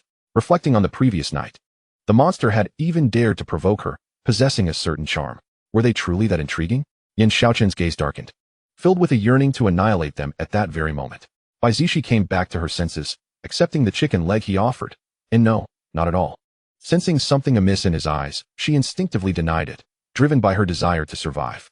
Chapter 166, Game 6. Let us go? Yan Shaochen rose, taking Bai Zixi's small hand as they moved toward the nearest safe house. Wait for me. Lu Jing called out to the two who had already ventured far ahead, hastily finishing his drink and preparing to follow. Xiao He, observing them from a distance, felt a surge of malice as a cross-shaped dart materialized in his hand, aiming to hurl it at Lu Jing's nape. Just as Lu Jing turned around, Xiao He panicked, retracting the dart and feigning calmness. Xiao He, why do you look so pale? He inquired with concern, before adding, stay close to me. Xiao He readied the dart again, this time vowing not to miss. The dart flew towards Lu Jing's back.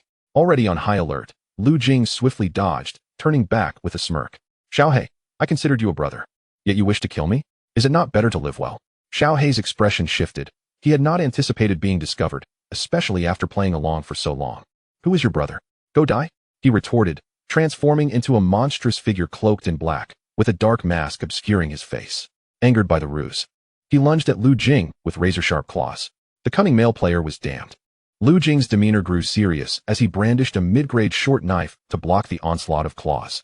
The two engaged in an immediate battle. The advanced monster's strength was formidable, launching relentless attacks aimed at Lu Jing's vital points. Furrowing his brow, Lu Jing doubted that the couple had not recognized Xiao He as an advanced monster. Why had they not intervened? After all, he was a substantial target. Returning from their earlier position, Yan Shaochen and Bai Zixi observed the scene a few meters away without taking action. They were surprised to see the monster's true form in daylight. Its skills were not particularly impressive, though its movements were somewhat erratic. The advanced monster's claw, resembling a pair of scissors, had already inflicted several wounds on Lu Jing.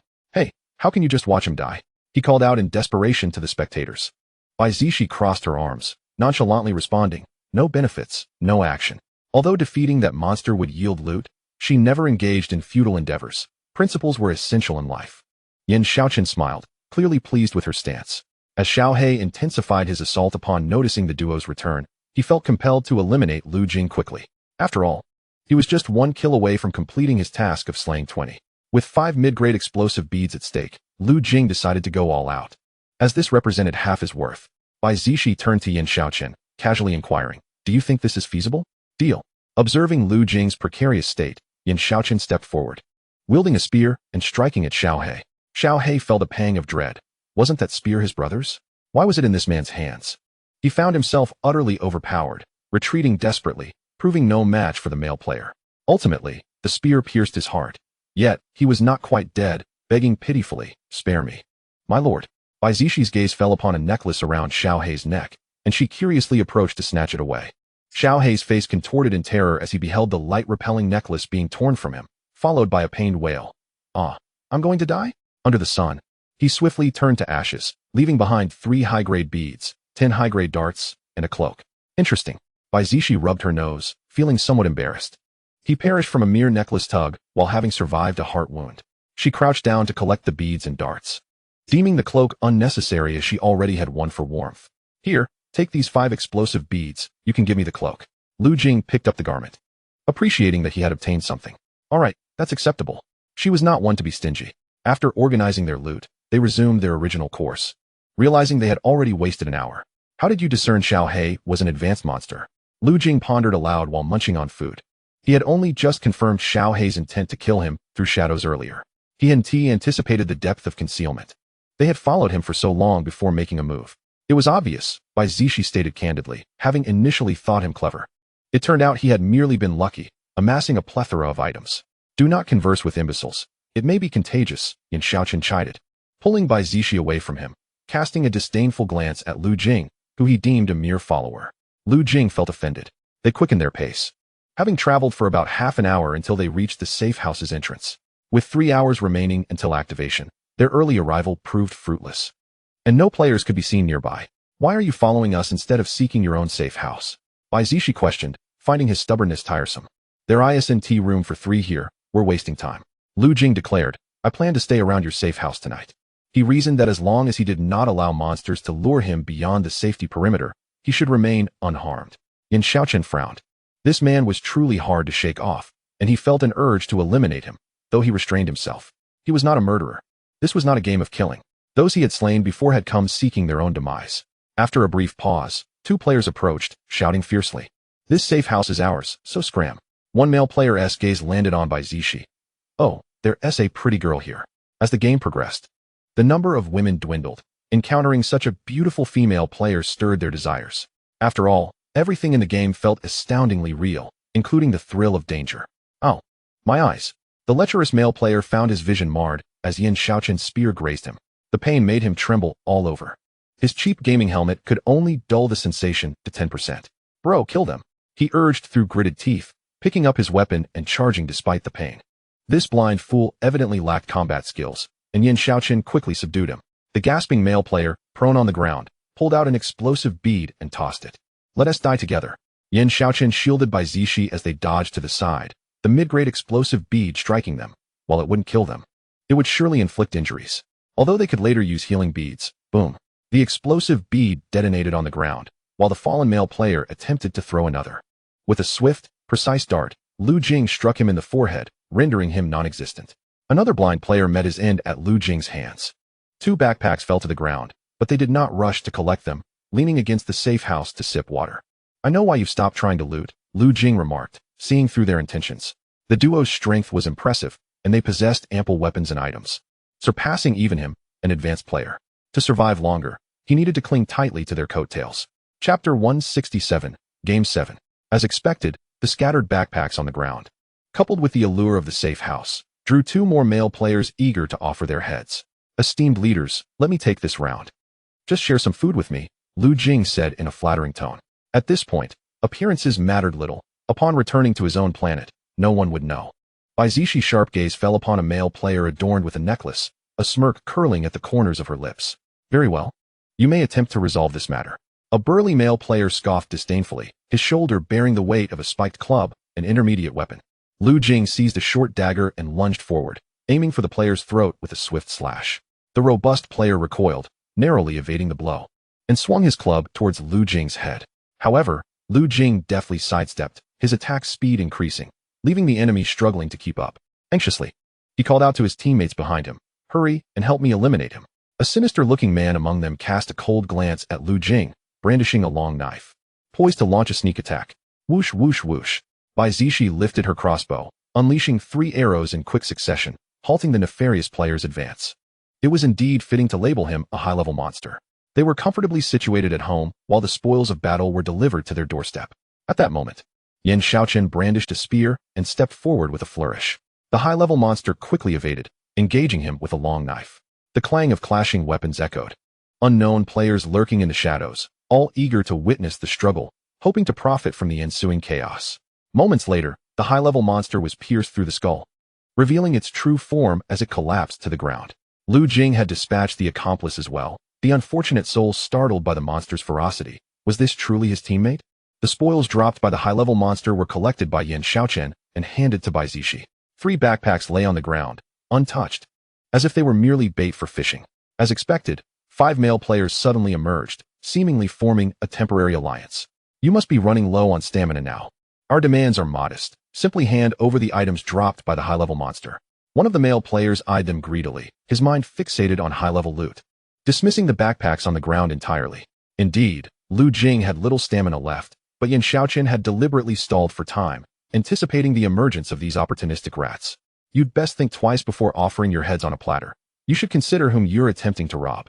Lu Jing remained unfazed, while the formidable figures by his side displayed an air of calm. High-level items? Not even a bun shall you claim. His audacity grew with each word. One of the opposing players faltered, having just witnessed their combat prowess. What if this was a ruse? Let us all attack together. They have 3 players, and only one can truly fight, the frontmost male player encouraged. Bai Zixi stroked her chin, bemused by the notion of only one who can fight. Had she been so casually overlooked? Indeed, let us charge together. A gamble to transform a bicycle into a motorcycle, they declared, brandishing their weapons and rushing forward. Yan Shaochen let out a cold chuckle, his dark eyes glinting as he grasped his spear with one hand, his black cloak billowing with an imposing presence. With a simple, decisive motion, he dispatched one of the male players. The unfortunate soul was pierced through, collapsing with a pained gasp, his body vanishing swiftly. This display left the remaining male players aghast, their assault momentarily halted. Seizing the opportunity, Lu Jing picked up his dagger and claimed another victim. Now faced with just 3 adversaries, they spat in defiance, their bodies involuntarily retreating.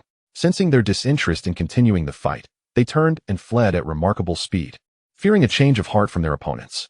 Such cowardice to emerge for a robbery, Lu Jing scoffed, gathering the backpacks strewn about and offering them to Bai Zixi with a charming grin. He understood that the formidable ones often heed their partner's wishes. The rulers of their star, once known as the Wasteland Star, had transformed their realm into Sandstar through tireless construction. In this relatively peaceful era, occasional incursions by wild beasts posed little threat to humanity's survival. Everyone learned martial arts from a young age, and many awakened their unique abilities. Here, the rest is yours, Bai Zixi declared, accepting only a few biscuits and several beads, discarding the rest, including the intermediate weapons, to him. Yan Shaochen wielded a high-level spear, while she claimed the high-level long knife she had just acquired, alongside a crossbow and some throwing darts, sufficient for her needs. The remainder was carelessly tossed aside, her interest waning. How gluttonous you must be to disregard an intermediate curved blade. And this spike club as well? Lu Jing exclaimed with excitement, counting the bounty they deemed worthless, while he viewed it as treasure, a testament to a pauper's predicament. We have no use for them. They merely take up space. Although she didn't need to carry these items, she felt the burden for Yan Shaochen. She popped a biscuit into her mouth, noting that there remained an hour until the safety shelter would open. Lu Jing grinned. All right, I'll handle these garbage for you. You're an ability user, aren't you? She casually inquired, curiosity piqued regarding information from other stars. Bai Zixi was aware that her current star was unclaimed, lacking even a name. Once her mental strength reached 4S, she could bind herself to this star and become its ruler. However, at present, she was merely at SS, with a significant crisis yet unresolved, a distant goal. Yes, I am a level 5 ability user. Lu Jing had encountered many players from other stars and felt no need for secrecy. Moreover, the vastness of outer space meant that, even with a spaceship, it would take years to reach another star. She inquired about the conditions on his star, learning that while there were no zombies, perilous regions still existed, a stark contrast to the well-protected realms. Game notification. Attention players, the safety shelter has been activated. Are you sure you wish to linger at the entrance? Bai Zixi yearned to inform him that remaining here at night was also perilous. If you do not step beyond this safe zone, high-level monsters possess various methods to lure you out. Yet, perhaps with unwavering resolve, one might withstand such temptations. Rest assured, I won't perish. Misinterpreting her concern, Lu Jing offered her a reassuring glance. I'm not worried about your demise. I'm merely concerned that your screams for help might disturb my rest. Bai Zixi revealed her true thoughts, having long been mentally prepared to hear the cries of anguish each night. Being awoken from slumber was particularly irksome. This man was not one to engage in pleasantries. If trouble arose, he would undoubtedly pester them for assistance. Discouraged, Lu Jing wore a face of despair. Fear not. Even if I meet my end, I shall not utter a sound, unless I cannot contain myself. He added hastily. Yan Shaochen smirked coldly, remarking, even if you do cry out, no one will come to your aid. Take care. With that, he grasped Bai Zixi's hand and led her into the safety shelter, closing the door behind them with a casual flick. Let us rest early. Bai Zixi nodded. Yes, indeed. After a long day of travel, they were both quite fatigued. The two embraced tightly in bed. Chapter 168, Game 8. Game notification. The safety shelter will disappear in 1 hour. Darkness will fall permanently, and monsters will roam freely. Game notification. Monsters are averse to fire and light. Game notification. Once all monsters or players are eliminated, the game will conclude. Game notification. Players, please fend for yourselves. Game notification. 18 players remaining, 63 monsters remaining. Wake up, big shots. Lu Jing banged on the door, having thought that closing his eyes would shield him from fear. Yet, the notification sound jolted him awake. Before him lay an abyss of darkness, dozens of blood-red eyes fixated upon him, their bodies unseen. Sinister whispers echoed around him. I want to drink his blood. I want to eat his flesh. I want to suck his brain. This was truly a mental torment. Lu Jing rummaged through his backpack, retrieving an explosive orb and swiftly tossing it forward. Boom, boom. A few pairs of blood-red eyes in one direction suddenly diminished, accompanied by eerie and anguished wails. Dare to frighten me again, and I shall obliterate you all, he proclaimed, fiercely glaring at them while clutching several beads in his hand. Whoosh whoosh. The monsters retreated with the wind, though two advanced creatures had already concealed themselves. The door to the safe house creaked open, and Yan Shaochen cast a disdainful glance at Lu Jing, questioning his meager courage. Bai Zixi chuckled unceremoniously, acknowledging that enduring this long was quite commendable. You finally emerged. Did you hear the prompt? What shall we do now? Lu Jing observed their newfound sense of security, and the earlier dread dissipated. Yes, I heard it. What can we do but confront them? Bai Zixi stepped outside, swiftly gathering firewood and igniting a bonfire with a flint. The lurking monsters retreated a few more steps. You're quite clever, knowing to gather firewood. This bonfire will grant us a moment's respite. The thought of remaining ensconced in darkness was despairing. Previously, it seemed this game would culminate in the player's annihilation. Now, however, a glimmer of hope appeared. Besides the firewood, they possessed a few white luminous pearls, but their quantity was insufficient for prolonged use. The game notification announced the safe house had vanished. An instant chill enveloped the air. Apart from the flickering light of the fire, darkness loomed, and the sound of rushing wind grew ever closer. Yan Shaochen's handsome visage turned grave as he settled beside Bai Zixi, while Lu Jing trembled in response to the oppressive atmosphere. Hadn't he felt this frigid moments ago? The three huddled around the bonfire, gripping their weapons, ready to launch an assault.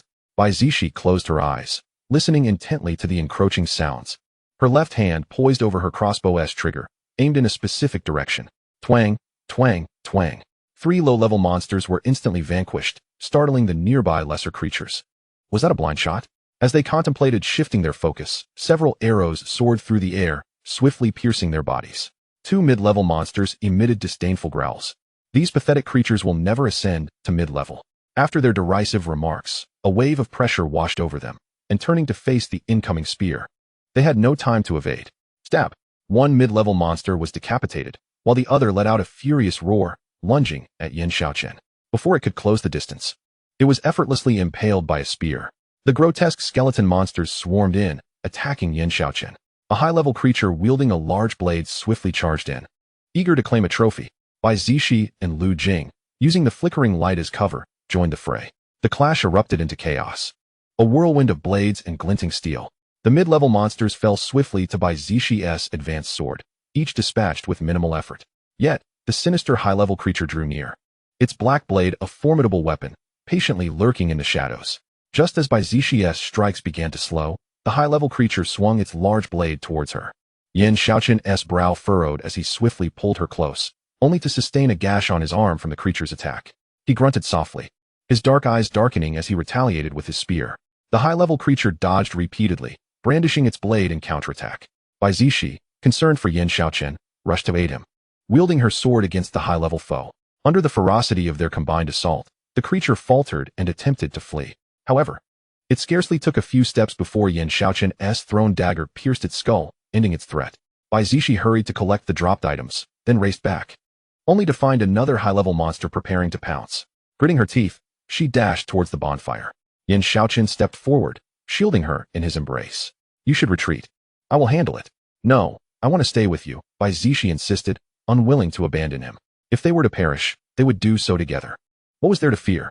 The high-level creature lunged at them, and Yan Shaochen raised his spear to block its assault.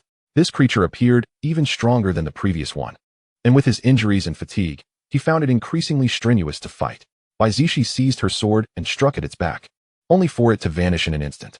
She barely managed to halt her attack, nearly striking the wrong target.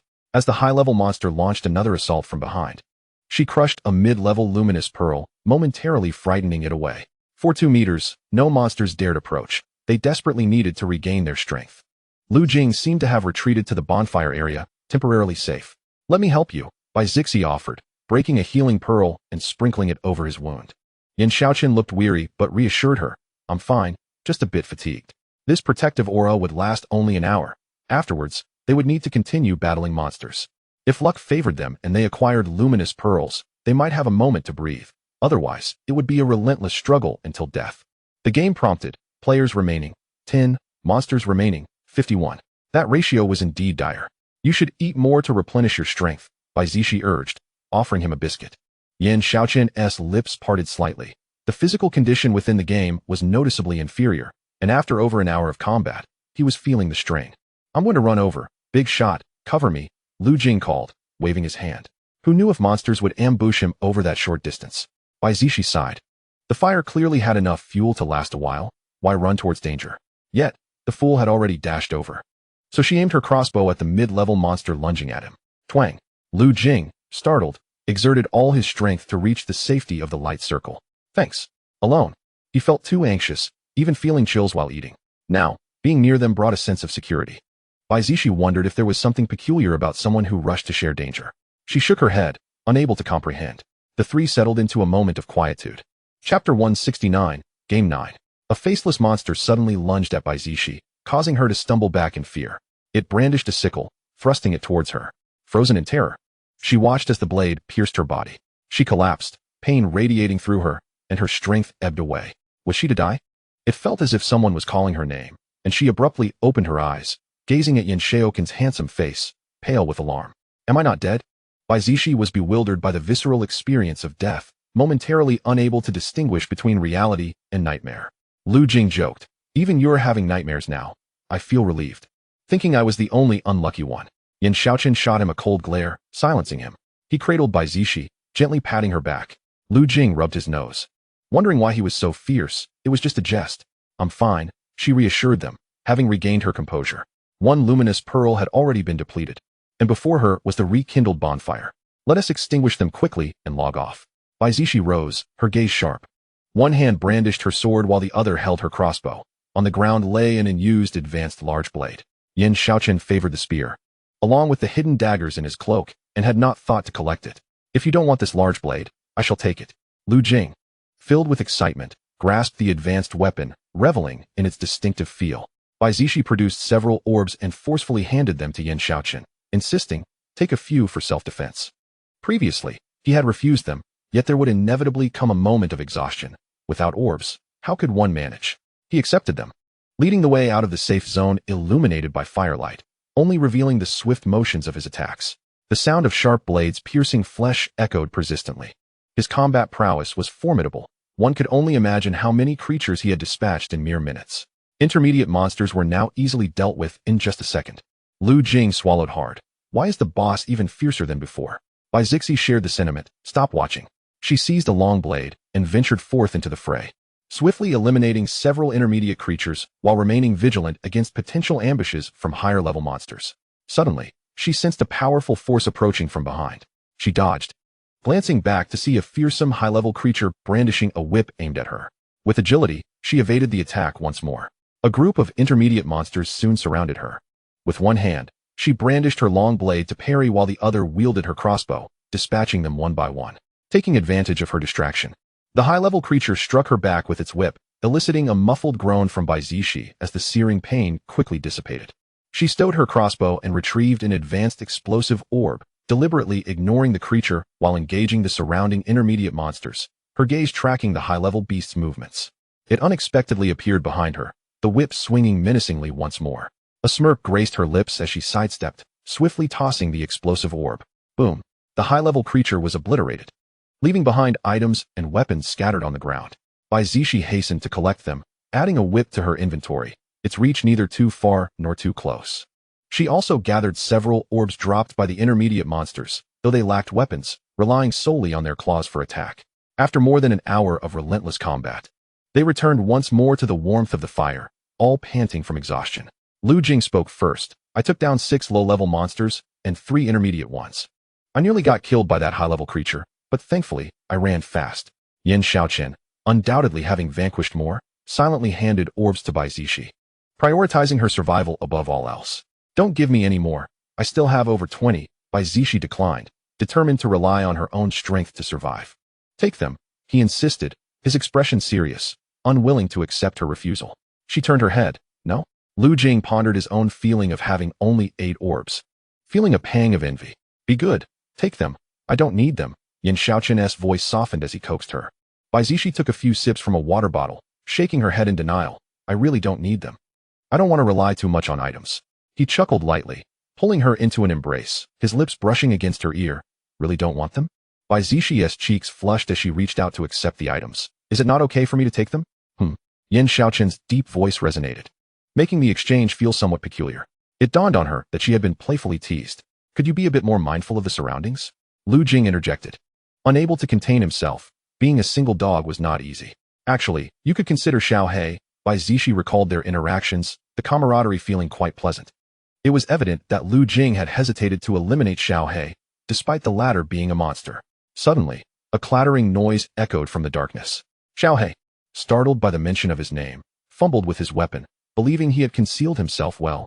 Had he been discovered? Having just revived, he sought revenge. And although his mission had not been completed, he decided to remain until the game concluded. Lu Jing gazed curiously in that direction, recognizing those familiar eyes. Do you think Xiao He has revived? Even if he has, it would be a death sentence, Yan Shaochen remarked, assessing that Xiao He was weaker than other high-level monsters. Hiding in the shadows, Xiao He was both furious and hesitant to act. One should not underestimate him, for his intelligence surpassed that of the higher-level beasts. Lu Jing nodded. True, if I couldn't kill him, he must be somewhat lacking in strength. Xiao He clenched his teeth in frustration, nearly losing control to charge at them. Poor Xiao He. Lu Jing sighed, recalling their previous acquaintance, having invited him into the team due to his seemingly gentle demeanor. Little did he expect him to be so fierce in battle.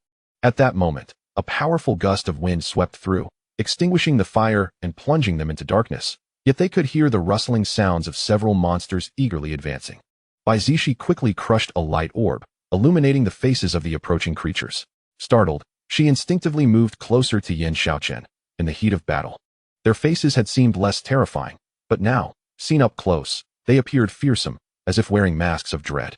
Lu Jing soon recognized Xiao He retreating, calling out, "Is that you, Xiao He? I've missed you." "You big fool," Xiao He retorted, feeling infuriated that he had been mere seconds away from defeating him. Several intermediate monsters that failed to retreat in time were scorched by the light, howling in pain. Game notification, 3 players remaining, 28 monsters remaining. Bai Zixi paused for a moment, realizing they were down to just the 3 of them. No wonder the ominous wind was so strong. She wondered how many high-level monsters still remained. "Xiao He, why aren't you speaking to me?" Lu Jing pondered, feeling the need for some communication. "Let us continue," Bai Zixi declared, rising to charge forth. They all stood, weapons gripped tightly. Xiao He, filled with excitement, awaited their emergence. Chapter 170, The Baptism. With over 20 monsters still around, Bai Zixi decided to pull out all her orbs. She casually tossed 5 light orbs, instantly illuminating the lurking creatures. And several intermediate monsters were caught off guard, their bodies ignited in smoke. The high-level creatures moved with remarkable speed, retreating into the shadows. Just as Xiao He exited the danger zone, he was encased in ice by a freezing orb thrown by Lu Jing. "Haha, Xiao He thought you could escape?" Lu Jing taunted, standing before him with a triumphant grin. Xiao He, feeling a chill in his heart, wore a grim expression, despite his fearsome appearance. Bai Zixi shot them an exasperated glance, tossing several explosive orbs at the injured intermediate monsters. Boom! The explosions rang out as the intermediate creatures were swiftly eradicated. Yan Shaochen coordinated with Bai Zixi to lure the high-level monsters, dodging just as she tossed an advanced explosive orb. Hey, leave one monster for me. Lu Jing, disregarding everything else, hurled all his orbs at the monsters, not caring about precision. In the end, he tearfully eliminated Xiao He. 3 hours later. Game notification. Game over. 3 players remaining. Game notification. Congratulations to the surviving players for receiving a spiritual baptism. Game notification. The duration of the spiritual baptism is proportional to the number of monsters killed. Exhausted, Bai Zixi leaned against Yan Shaochen, and before she could do anything, a surge of pure energy flowed into her mind. They simultaneously closed their eyes to accept the baptism. Half an hour later, Lu Jing opened his eyes to a clear blue sky, while the other two remained with their eyes shut. I feel my mental strength has more than doubled. Is this the benefit of clearing the game? 2 hours later, Yan Shaochen and Bai Zixi opened their eyes, feeling a warm sensation in their heads. Esteemed one, shall we have the opportunity to meet again? Lu Jing waved his hand, pondering that perhaps they would not. Bai Zixi nodded with a smile, finally able to return. Though merely 3 days had passed, it felt akin to 3 hours in the outside world. Not only had her mental fortitude been enhanced, but her physical prowess and combat capabilities had also seen considerable improvement. It could be said that this was a trial of sorts. Upon opening the gaming pod, she hurried to the bathroom, having gone days without a wash, feeling as though her body might succumb to mildew. Yet, in truth, it was her psyche that was at play. Just as she sank into the bathtub, Yan Shaochen entered, his deep-set eyes darkening ominously. Hey, I'm still bathing, she protested, feeling a tinge of shyness despite their previous intimacies. However, the man had no intention of leaving. He shed his clothes and stepped into the tub, joining her in a shared soak to conserve water. The water surface, now rhythmically undulating, reflected their interaction. A system notification chimed. Affection level 10, affection level 10, affection level 10, current score, 659. Exhausted, Bai Zixi lay on the bed, too languid to move. The bed was so soft, and she had yet to upgrade her abilities before succumbing to sleep. Yan Shaochen tucked her in and placed a gentle kiss on her forehead before exiting the room. In the conference room, anxiety gripped the air. The West District, South District, and East District had all been ravaged by the zombie tide. What were they to do? A commanding officer responsible for training new recruits was filled with urgency, as scattered zombies were congregating around the base. Why hasn't the young marshal appeared today? With a figure of such stature present, they would surely feel steadied. Yan Shaochen maintained a serious demeanor. Increase our manpower to cleanse the zombies outside. That will have to suffice. I hope we can hold our ground, a team leader echoed, concern etched on his face. At that moment, Yan Shaochen strode in. His aura markedly intensified, having received news from the outside. He anticipated Ling Mo's swift actions.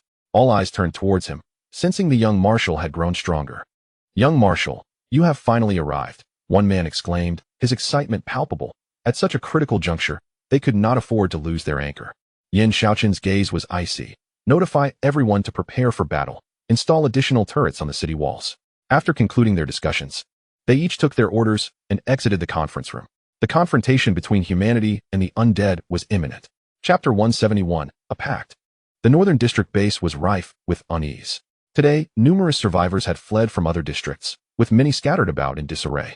All buildings were filled to capacity, and many others had resorted to pitching tents in open areas. Most of the ability users chose to remain to fight alongside the original residents. The cacophony of panic within the base was unceasing. It's over. The zombie tide is about to breach our defenses. They seem to employ tactics. How terrifying. But where can we escape to? Zombies are everywhere. We barely made it to this base. Are we truly on the brink of extinction? Enough of that. This time, I will stand with the base to the bitter end.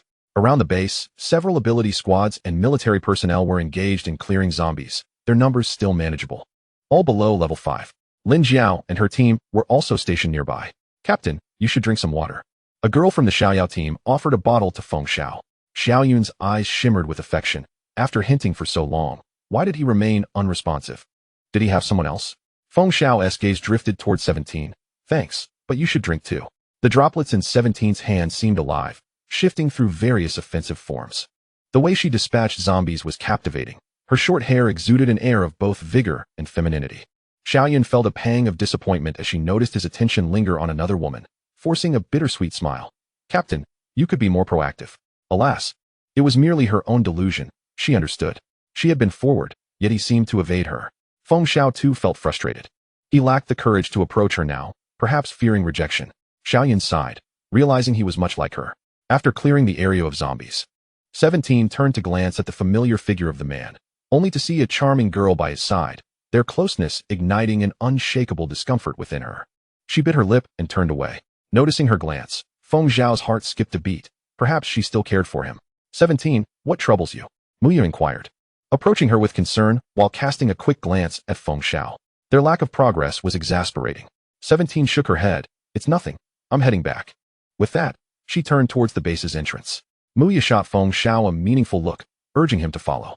Quick to act, Feng Zhao dashed after 17. Wait for me. Why are you following me? 17 retorted, sulking, yet she did not dismiss him, her feelings caught in a whirlwind of conflict. How about coming to my place? I'll cook for you, Feng Zhao proposed earnestly, ignoring her reluctance. I don't want to.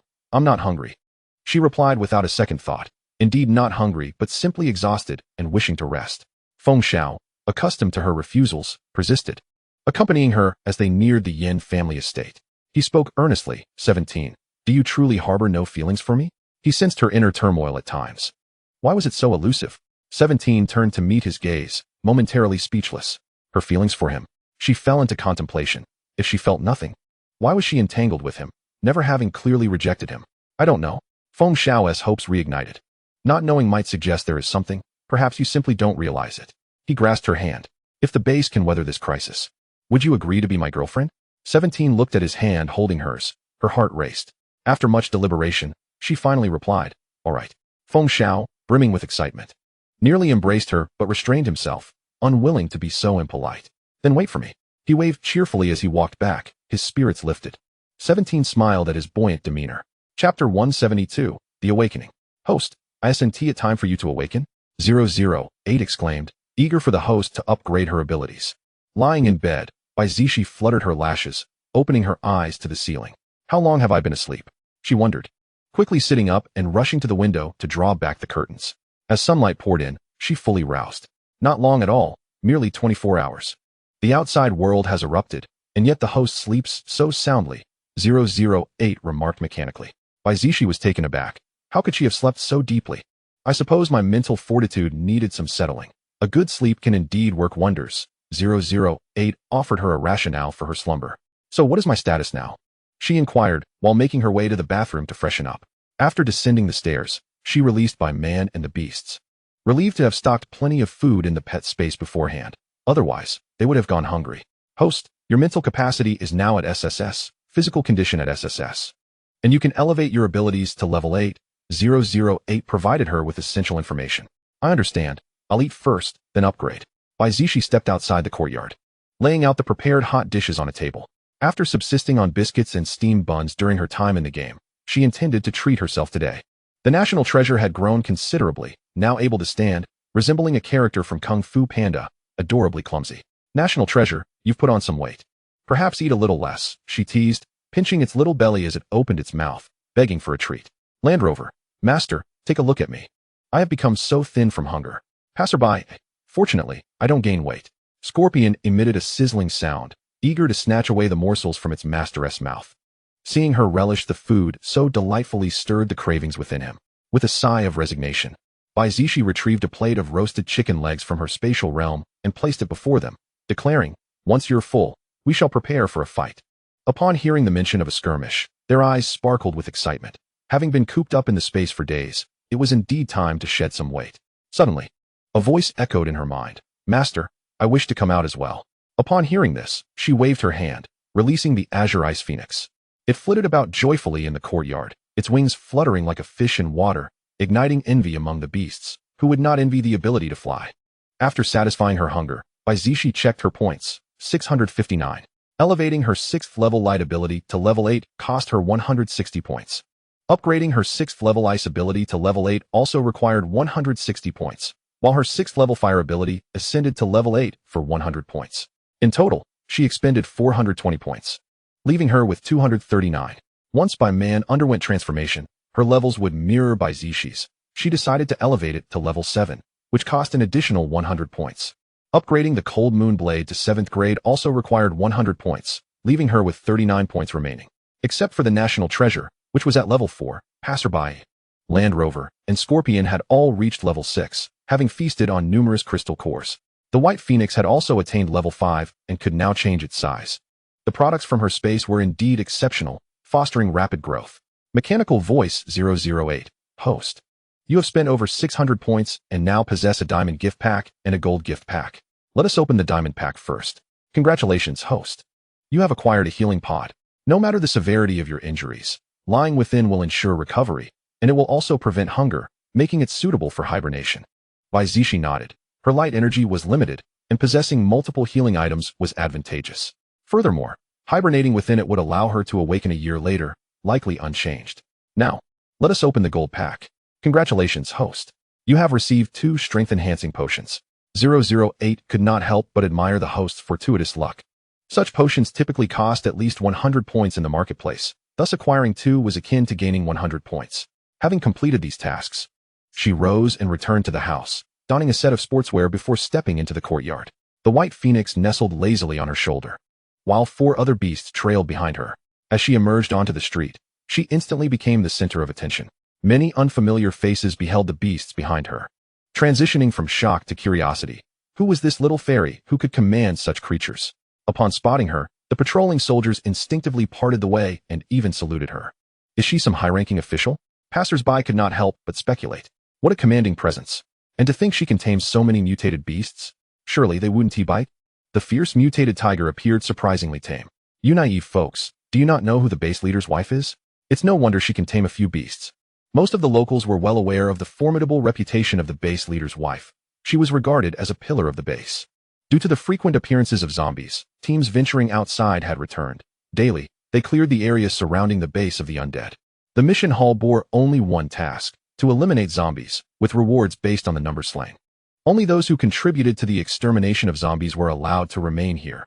Those without abilities, desperate to avoid hunger, took up arms to battle outside, as those who did not work could not eat for free. This rule was well understood and embraced by the locals. However, many newly arrived survivors bore grievances, having come seeking refuge rather than to toil. Initially, they resisted labor, but after witnessing a few perish from starvation without anyone caring, they came to a realization. The comings and goings at the base gates became increasingly frequent. As Bai Zixi approached the base gates, the guards greeted her warmly. "Madam, please take care." Even after she had exited, they continued to offer their admonitions. Such adorable youngsters. Outside the base, she spotted several acquaintances engaged in battling zombies, aside from her own team. There were familiar faces from before, and the military had dispatched numerous superhumans. Her presence captured the attention of many. Zhu Rui stole a glance her way, his eyes reluctant to part from her, as if he had not seen her in ages. "Stop staring. The young marshal will be displeased," Mo Yanfeng cautioned him. After all this time, how can he still not let go? Zhu Rui gave a bitter smile. Am I truly so useless? I can never suppress my feelings. Mo Yanfeng sighed, uncertain how to respond. Han Shuo and Yu Haoren, however, approached her boldly to greet her, with Lin Jiao and others joining as well. Suddenly, the atmosphere around Bai Zixi became lively. "How have you all been?" she inquired, recalling it had only been 2 days since they last met. Yet her companions seemed exceedingly enthusiastic. Lin Jiao clung to her. "Zixi, you finally decided to come out." "Zixi, your beasts are quite plump," Yu Haoren remarked gently, his gaze drawn to the Land Rover behind her, which appeared rather large, evoking a sense of beauty and the beast. The beasts pondered, "Is this a compliment?" Bai Zixi chuckled, then turned her gaze towards Zhu Rui and Mo Yanfeng in the distance, waving to greet them. Zhu Rui caught his breath, smiling in response. Redirecting her attention back to Lin Jiao and the others, she declared, "Let us continue hunting monsters." They quickly fell in step behind her, chatting merrily, momentarily forgetting the impending calamity that awaited them. Chapter 173, Rewards. Bai Zixi wielded the cold moon blade, effortlessly severing the heads of several zombies with a gentle sweep. The beasts diligently fought alongside her, engaging the undead. The little national treasure mimicked its master's movements, standing upright to punch and kick at the zombies, its antics evoking laughter. The white phoenix remained lazily perched on her shoulder, merely seeking a change of scenery for its slumber. Many were drawn to their effortless extermination of zombies. What strength this woman possessed! The disparity in abilities among individuals was staggering. This ignited their battle spirits, intensifying their resolve to slay zombies, eager to collect crystal cores to enhance their own powers. "Zixi, leave a few for us to kill." Muya could not help but interject, noting that she was swiftly eliminating the zombies on her own. "Very well then," Bai Zixi replied, sheathing her blade and observing their efforts. Lin Jiao chuckled. "Zixi, you truly are a humble person. Whoever kills the most today shall be rewarded with a weapon." Bai Zixi recalled that she had several laser guns in her space, one being of grade 5 and the others of grade 3. She decided to distribute them as an opportunity for her friends. Upon hearing this, their eyes lit up. Muya, aware of her own abilities, sighed. I doubt I stand a chance. Though she voiced her doubts, when the captain declared the start, she swiftly conjured her powers to attack the nearest zombie. The sudden ferocity of this group of women astonished the surrounding teams. Realizing that the crystal cores were being rapidly claimed by the Dawn team, they became anxious, hastening their attacks. Observing the fervor around her, Bai Zixi smirked. A little competition would indeed spark motivation. What did you do, Xizi Bai? Everyone seems as if they've been injected with adrenaline. Feng Xiao remarked, finding it increasingly challenging to slay a zombie, ultimately deciding to approach Bai Zixi and ask, have you done something? I did nothing. If you don't slay a few zombies soon, they will all be gone, and your progress will lag behind. She reminded him. Fortune and misfortune are intertwined. Although this zombie tide represents a grave crisis, it equally serves as a crucial juncture for humanity's resurgence. Survive this wave, and another will follow. If your strength does not keep pace, the gap will only widen thereafter. Feng Xiao was awakened by her words. Well then, I shall no longer converse with you. His expression turned earnest as he quickened his pace to seize the opportunity for glory. The beasts engaged the zombies while simultaneously gnawing on the crystal cores, although somewhat unpalatable. They endured it for the sake of becoming stronger. They possessed antibodies, rendering the minor viruses ineffective, and could not absorb like humans. A dozen or so ability soldiers found themselves leisurely, perplexed by the sudden ferocity of their comrades, who typically returned to base after merely completing their tasks. What had spurred this change? Currently, 17 was in the lead, with Chu Ting and Jiang Jingwen close behind. The three of them were fiercely competitive, showing no signs of slackening. In contrast, Lin Jiao and Muya appeared somewhat fatigued, ultimately conceding and returning to Bai Zixi's side. Gasping for breath, which of the three do you think will triumph? Lin Jiao had already collected over a dozen crystal cores, feeling quite satisfied as she had slain more today than ever before. Muya observed, noting Jiang Jingwen's formidable golden ability, which pulverized zombies with a single punch. Such close combat is rather impressive. Bai Zixi had already tasked Bai Man with tallying their kills, recording the number and level of zombies they had dispatched.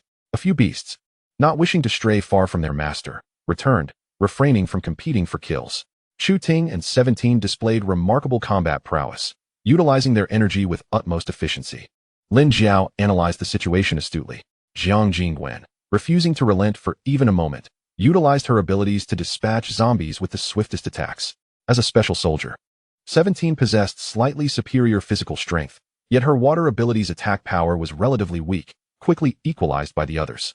Chu Ting's wood ability was more singular in its approach, lacking the lethal finality of the golden ability. Gradually, Jiang Jingwen pulled ahead. All were level 6 ability users, their strengths comparable, with energy consumption nearly equal. 2 hours later, Bai Zixi announced, time's up. The surrounding zombies had been largely eradicated. Based on the levels of the zombies, Jiang Jingwen emerged victorious. Although Chu Ting and 17 felt a tinge of competitiveness, they swiftly accepted the outcome. Bai Zixi consoled them. Tomorrow continues. Jiang Jingwen needn't compete with you. She presented a level 5 laser gun to Jiang Jingwen, stating, your spoils. Jiang Jingwen felt an indescribable thrill as she reached for the laser gun. Is this truly for me? Indeed, it is yours, Bai Zixi remarked, finding her expression of delight rather endearing. Noticing the envious gazes from others, she chuckled lightly. Come, let us gather for a feast. She led the beasts towards the base's entrance, and upon hearing of food, they eagerly followed. A system notification chimed. Affection points 5, affection points 5, affection points 5, currently totaling 156. Besides the affection points they had given, several others present had contributed generously, particularly the combat soldiers. Xizi Bai, don't forget to take me to the feast. Feng Xiao caught up with them, recalling the delectable dishes he had savored at her place. Causing his mouth to water, Bai Zixi paused, nodding, then turned to Han Shuo and the others, inviting, would you care to join us? They were momentarily taken aback. Zixi was inviting them for a grand meal. Then we shall not intrude. Yu Haoran stepped forward, seizing the rare opportunity to gather. Zhu Rui's expression shifted, his emotions complex. Yet he too took a step to join them. After all, they were friends. In the courtyard, the aroma of grilled meat wafted enticingly. Zixi, this meat is delectable, Yu Haoran declared candidly, feeling that this trip was truly worthwhile. After days of consuming nutritional fluids, being able to enjoy fresh meat and vegetables today was sheer bliss. Yet, he couldn't help but worry about when the next wave of zombies would arrive. No matter when it comes, let us cherish the present moment and eat our fill, Muya remarked with a carefree attitude. They chuckled, raising their cups for a gentle clink. Chapter 174, Shock. The following morning, the base's alarm rang out. The first wave of the zombie tide had struck, and the cannons atop the walls began their barrage. Boom, boom, boom. The sounds of explosions echoed throughout the base, sending the populace into a state of panic. The zombies are surrounding the city. The zombies are surrounding the city. Everyone, remain calm. The base walls are sufficiently high. As long as we can hold our ground. Come, let us ascend the walls and slay the zombies. Feng Tao emerged from the crowd, leading his team towards the periphery. He had developed a sense of belonging to this base, and in times like these, one must step forward. Shi Yankun also rallied his team to join the fight. He understood that if the base fell, they too would perish. Other teams were similarly stirred, their fearful expressions transforming into determination as they rushed to the battlefield. Meanwhile, Bai Zixi stood on the walls, leaning against a cannon, and with a firm pull, she fired. Boom, boom, boom. The shell struck the zombie horde, obliterating several low-level zombies in an instant. Outside the walls, a dense mass of zombies converged. The sheer scale of the tide was staggering. Are all the zombies in this land converging here? She pondered as she continued to unleash cannon fire. Presently, the zombies outside were predominantly level 2 to 3. Her strategy was to exhaust them with artillery fire for now. Zixi, this laser gun is incredible. There's hardly any recoil. I've taken down dozens of zombies without breaking a sweat, Muyao exclaimed, enamored with the weapon, displaying remarkable composure even in the face of such overwhelming numbers. Besides her, Lin Jiao and the others wielded similar guns, though Jiang Jingwen's weapon was notably more powerful. On the walls, cannon fire and gunfire surged, while those without firearms resorted to their abilities. There are just too many zombies. When will we ever be finished? Lin Jiao expressed her growing fatigue. They had been in continuous combat for over 10 hours, from day into night, without respite. While these low-level zombies were manageable, she feared the emergence of stronger adversaries. 17 felt a sense of unease. No level 5 zombies had yet appeared, indicating this would be a grueling battle. Yan Shaochen approached them, advising, "You should return to rest. We will guard tonight." Bai Zixi yawned and replied, "All right, we shall take our leave." Though she had not utilized her abilities, a day spent manning the cannon had left her quite fatigued. They exchanged brief farewells and returned to their quarters. The zombie tide continued unabated. Yan Shaochen returned to his room only in the dead of night, and Bai Zixi, drowsy, found herself cradled in his arms. Upon waking the next morning, she noticed his absence. The ability users in the base were either engaged in combat or resting, relying on nutritional fluids to sustain their strength. She too could not afford to slacken. After washing up and having breakfast, she stepped outside. Bai Zixi climbed the walls, gazing at the throngs of zombies below. It was only a matter of time before the cannon fire would run dry. Several military squads had already ventured out of the base, engaging in fierce combat nearby. The sight stirred the blood of those on the walls, allowing them to slay zombies while also absorbing crystal cores. Though standing atop the walls was becoming increasingly strenuous. Numerous teams had begun leading their comrades outside. The zombies they faced at this moment were not particularly strong, making the battle relatively effortless. "Captain, should we also descend?" Chu Ting inquired, her desire to join the fray evident. Bai Zixi nodded, "Let us go down." She led her companions out through the base gates.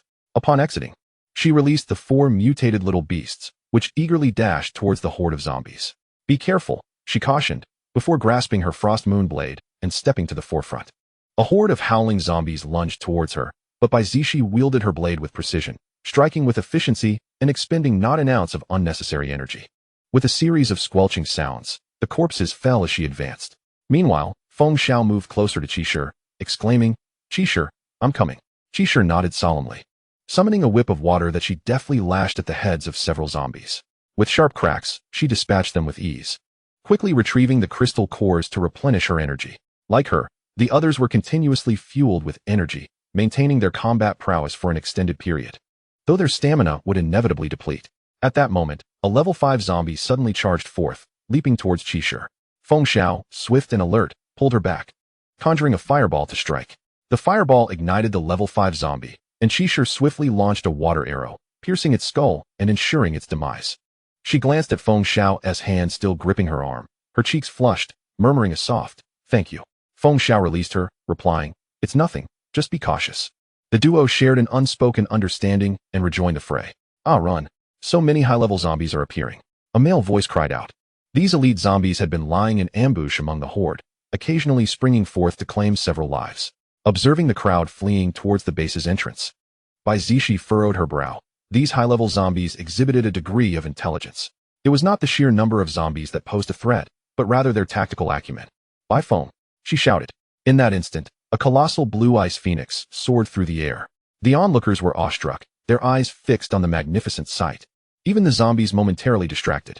Bai Zixi leapt onto the phoenix's back, commanding, "Let us vanquish them." The phoenix let out a piercing cry as it soared high, its wings sweeping down to unleash a cascade of ice spikes. With sharp thuds, zombies collapsed in droves. Elsewhere, Yan Shaochen, leading another squad in battle, cast a worried glance towards Bai Zixi, but he could not abandon his post. He had to trust her. Below, the crowd erupted in admiration. That beautiful girl is riding on the phoenix's back. It's so fantastical. Their spirits ignited. Those who had contemplated fleeing now resolved to continue battling. Let us eliminate them all. Don't hold back. Bai Zixi conjured fireballs, hurling them at the high-level zombies, replenishing her energy through points. Drawing the zombies' ire towards her in the air, she systematically dispatched them. Spotting a low-level soldier on the verge of being overwhelmed by a level 6 tentacled zombie, she swiftly appeared behind it, her blade piercing its skull before she leapt back to the phoenix's back. In the air, she locked her gaze on the high-level zombies, while tentacled zombies began their assault. The tentacles came at her, but were severed by the phoenix's claws, allowing Bai Zixi to unleash ice arrows, taking them down one by one. She disrupted the zombies' formation, making them roar in frustration. With the high-level zombies momentarily thwarted, those below quickened their pace in exterminating the zombies. The weary began retreating to the base. "Zixi, that is so cool. When can you take me flying too?" Muya gazed up at the sky, starry-eyed. Lin Jiao, Chu Ting, Qi Shi, and Jiang Jingwen beamed with pride. Their captain had always shone so brilliantly. System prompt. Affection 10, Affection 5, Affection 5, Affection 5, Affection 5, Affection 5, Affection 2, Affection 2. Current points, 1352. Bai Zixi felt a rush of excitement. This was the perk of drawing attention, and she resolved to continue her efforts. 3 days later. System prompt. Affection 10, Affection 5, Affection 5, Affection 5, Affection 5, Affection 5, Affection 2, Affection 2. Current points, 3189. Bai Zixi lay on the phoenix's back, catching her breath while replenishing her energy. The zombie tide had persisted for a week, their numbers gradually dwindling, and it wouldn't be long before they were entirely cleared. Yet, where was that formidable boss hiding? For days she had searched with her mental energy, but she had yet to catch a glimpse of it. Just as her gaze swept over a wisp of black smoke, her expression changed. Was it finally making an appearance? Chapter 175, Rescue.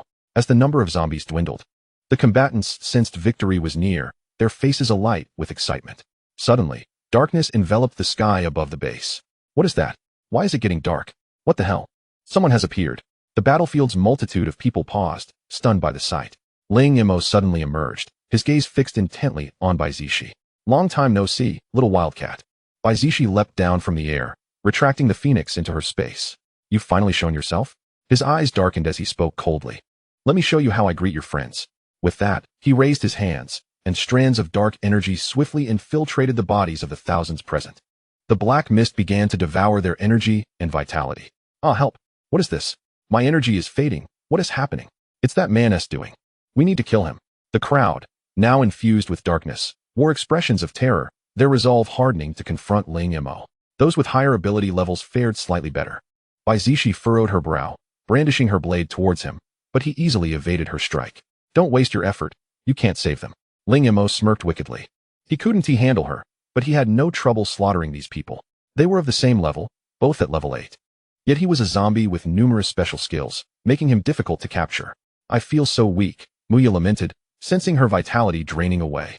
Chu Ting was drenched in cold sweat. "Hang in there, the captain will find a way." Feng Xiao staggered to Qi Shi's side, concern etched on his face. "Are you all right?" Qi Shi nodded through gritted teeth, looking somewhat frail. Lin Jiao felt tears welling up. Where were Xiao Yu and Xiao Shui? Bai Zixi closed her eyes, channeling her internal light energy. Upon reopening them, she raised her hands, conjuring a rain of light that cascaded down upon the crowd. The light seeped into their skin, alleviating some of the pallor on their faces. "The energy will continuously flow into me. You needn't worry about these people." Ling Imo scoffed. "How foolish to risk yourself for these ignorant humans." Just then, a gust of wind swept through. Yan Shaochen appeared behind Ling Imo, delivering a thunderous punch that sent him flying. Ling Imo grunted as he was thrown back, rising to glare menacingly at Yan Shaochen. "You've arrived just in time. Watch how I kill you, and then take your woman." With that, he unleashed his dark energy towards Yan Shaochen. Yan Shaochen, possessing level 7 spatial abilities, level 7 wind abilities, and level 8 lightning abilities, combined his spatial and wind powers to shield himself from the dark energy, untouched by its consuming force.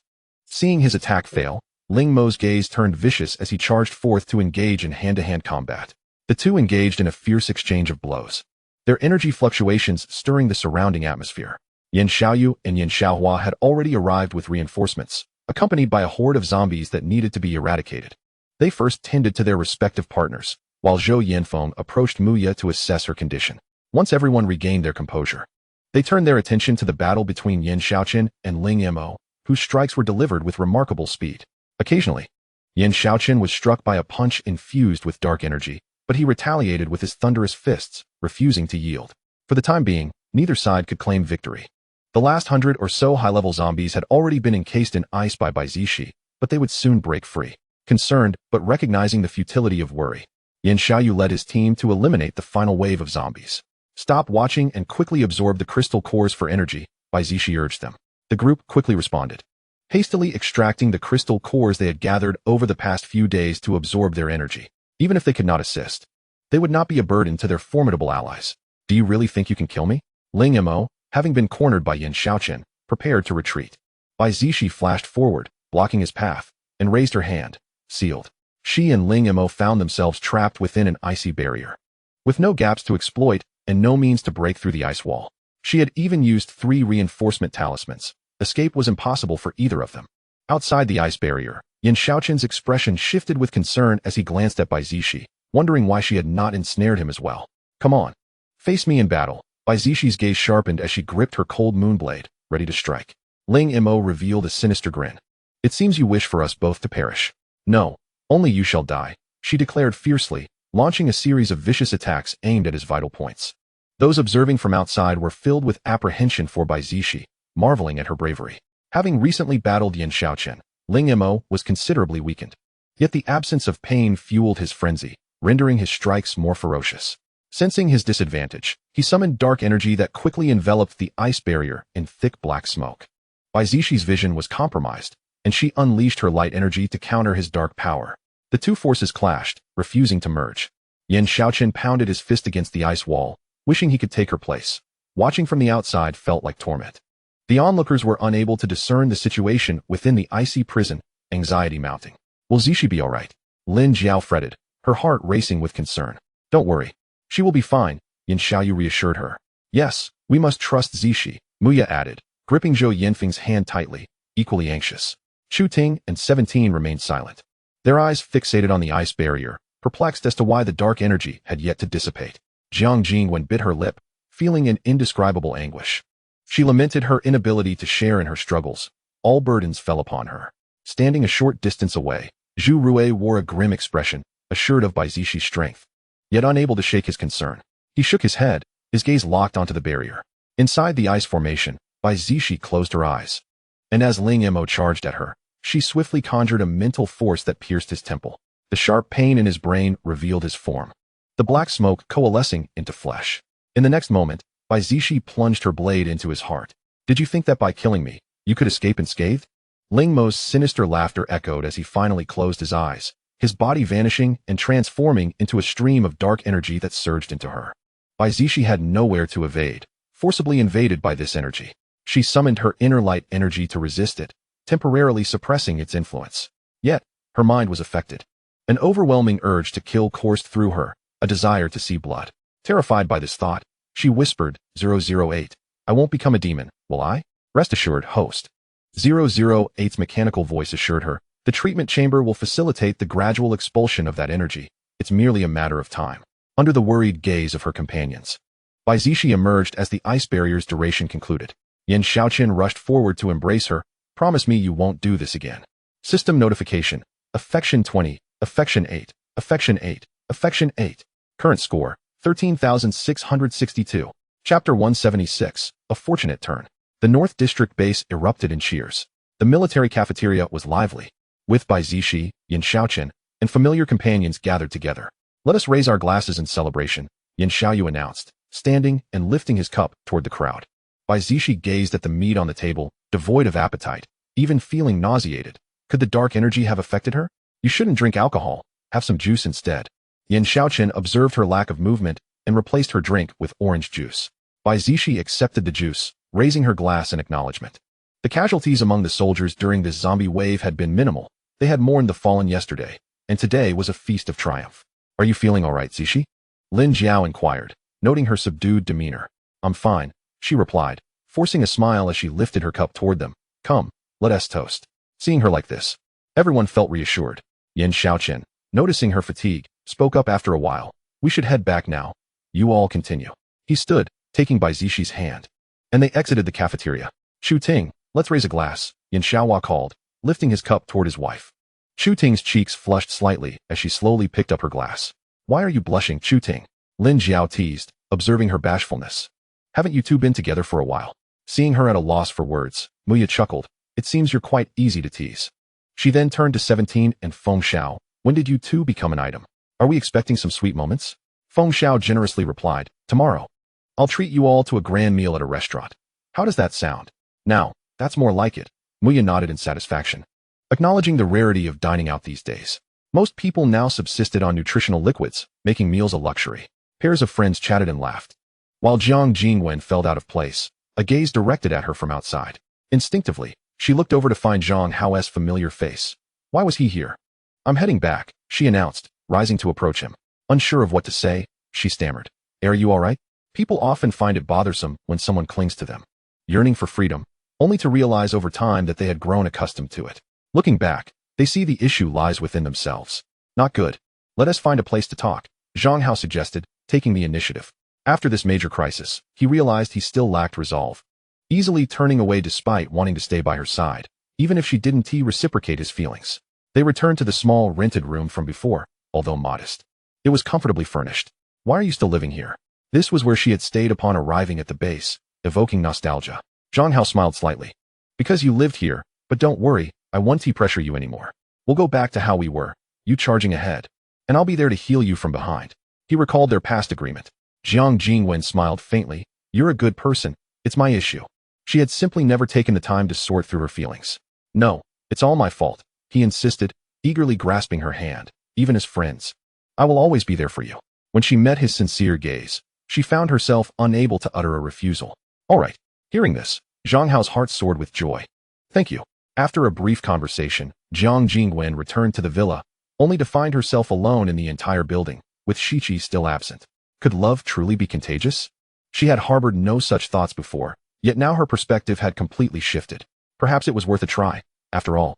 The worst outcome would merely be a fleeting sadness. What was there to fear? She was no longer solitary, and her heart felt remarkably clear as she lay in bed, gradually succumbing to sleep. Feng Xiao, stop. Xizi found himself inexplicably drawn into his room, anxiety bubbling within him. Yet, after having consumed some alcohol, his senses were somewhat dulled. The gentle pressure of his kiss felt akin to drifting upon the ocean's waves. With his hands gripping his shoulders tightly, he gradually succumbed to the moment. The following morning, Bai Zixi awakened to find someone clinging to her. Wife, I feel unwell. His hands began to wander restlessly. Yan Shaochen had endured an entire night, unable to rouse her despite her deep slumber, and could only wait for her to awaken. However, just as they shared a kiss, Bai Zixi was suddenly overwhelmed by nausea, hastily pushing him away and rushing to the bathroom. Surely, it couldn't be what she feared. I'm not feeling well. I'll seek Bai Man in the space. With that, she vanished into the ethereal realm. Though Yan Shaochen felt discomfort, his primary concern was her well-being. Was it truly possible to feel nauseous from a mere kiss? He touched his handsome face, questioning the validity of his feelings. Bai Man examined Bai Zixi's pulse, and after a moment, spoke gently. Master, you are 2 months pregnant. A mix of joy and anxiety washed over Bai Zixi. She hoped the dark energy within her would not affect her baby. It was imperative to enter the treatment pod soon. Master, you are expecting triplets. Please take extra care. I shall prepare a nourishing broth for you. With that, Bai Man turned and headed towards the villa. Since the last restoration, the robot Bai Man had not only developed a sense of humanity, but had also acquired a wealth of human emotions. Bai Zixi was still processing the revelation of triplets. Her expression softened with maternal tenderness as she caressed her abdomen, realizing why her monthly cycle had been absent for a month. She emerged from the space and turned to face the concerned Yan Shaochen. I have good news and bad news. Which would you prefer to hear? Yan Shaochen's heart skipped a beat, and he felt his breath catch in his throat. Taking a deep breath, he replied, the bad news. I may need to enter a period of slumber, but worry not. I shall awaken soon. She produced the treatment pod, gently pressing her fingers to his brow. She reassured him, do not be disheartened. Trust in me. Seeing him lost in thought caused her own heart to ache. He held her close, wishing she would consider her own needs as well. Bai Zixi smiled softly. I fear that is no longer possible. Soon, there will be even more to worry about. Yan Shaochen gazed down at her. Aside from me, whom else do you wish to concern yourself with? All the women in her team had others to look after them. Was he not her foremost priority? He felt an overwhelming sense of grievance. This little one, Bai Zixi said tenderly, gesturing to her belly. Yan Shaochen stared in disbelief. You are pregnant? He struggled to contain his excitement, seeking confirmation. Yes, you are to become a father, Bai Zixi declared, her lips curving into a smile. He found it utterly miraculous, gazing at her abdomen. You have endured so much. Giving birth is akin to traversing the gates of the underworld for a woman. He clasped her small hand tightly. When shall you lie within? After their meal, Bai Zixi continuously soothed his emotions, assuring him not to worry. For the sake of their children, she vowed to awaken sooner. Following their meal, and after consuming the nourishing broth prepared by Bai Man, she relayed all necessary details. Bai Man would tend to the beasts and clarify matters with Lin Jiao and the others.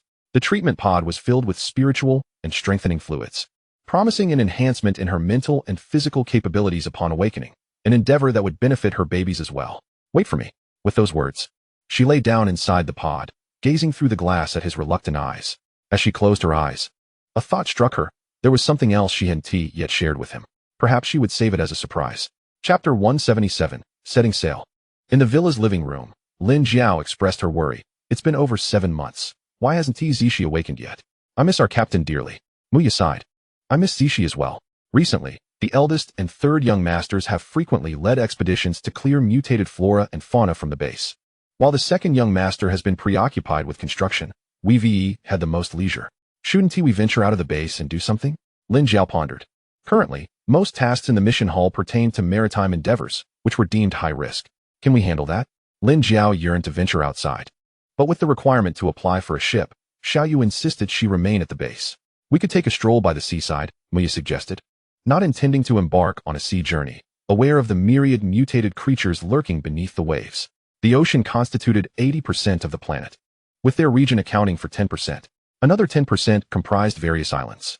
Presently, humanity's greatest peril stemmed from the mutated beasts inhabiting the waters. Additionally, the issue of reproduction emerged. It was exceedingly difficult for those with abilities to conceive, whereas ordinary people found it considerably easier. Out of over 50,000 inhabitants in the base, fewer than 1,000 had become pregnant in recent months.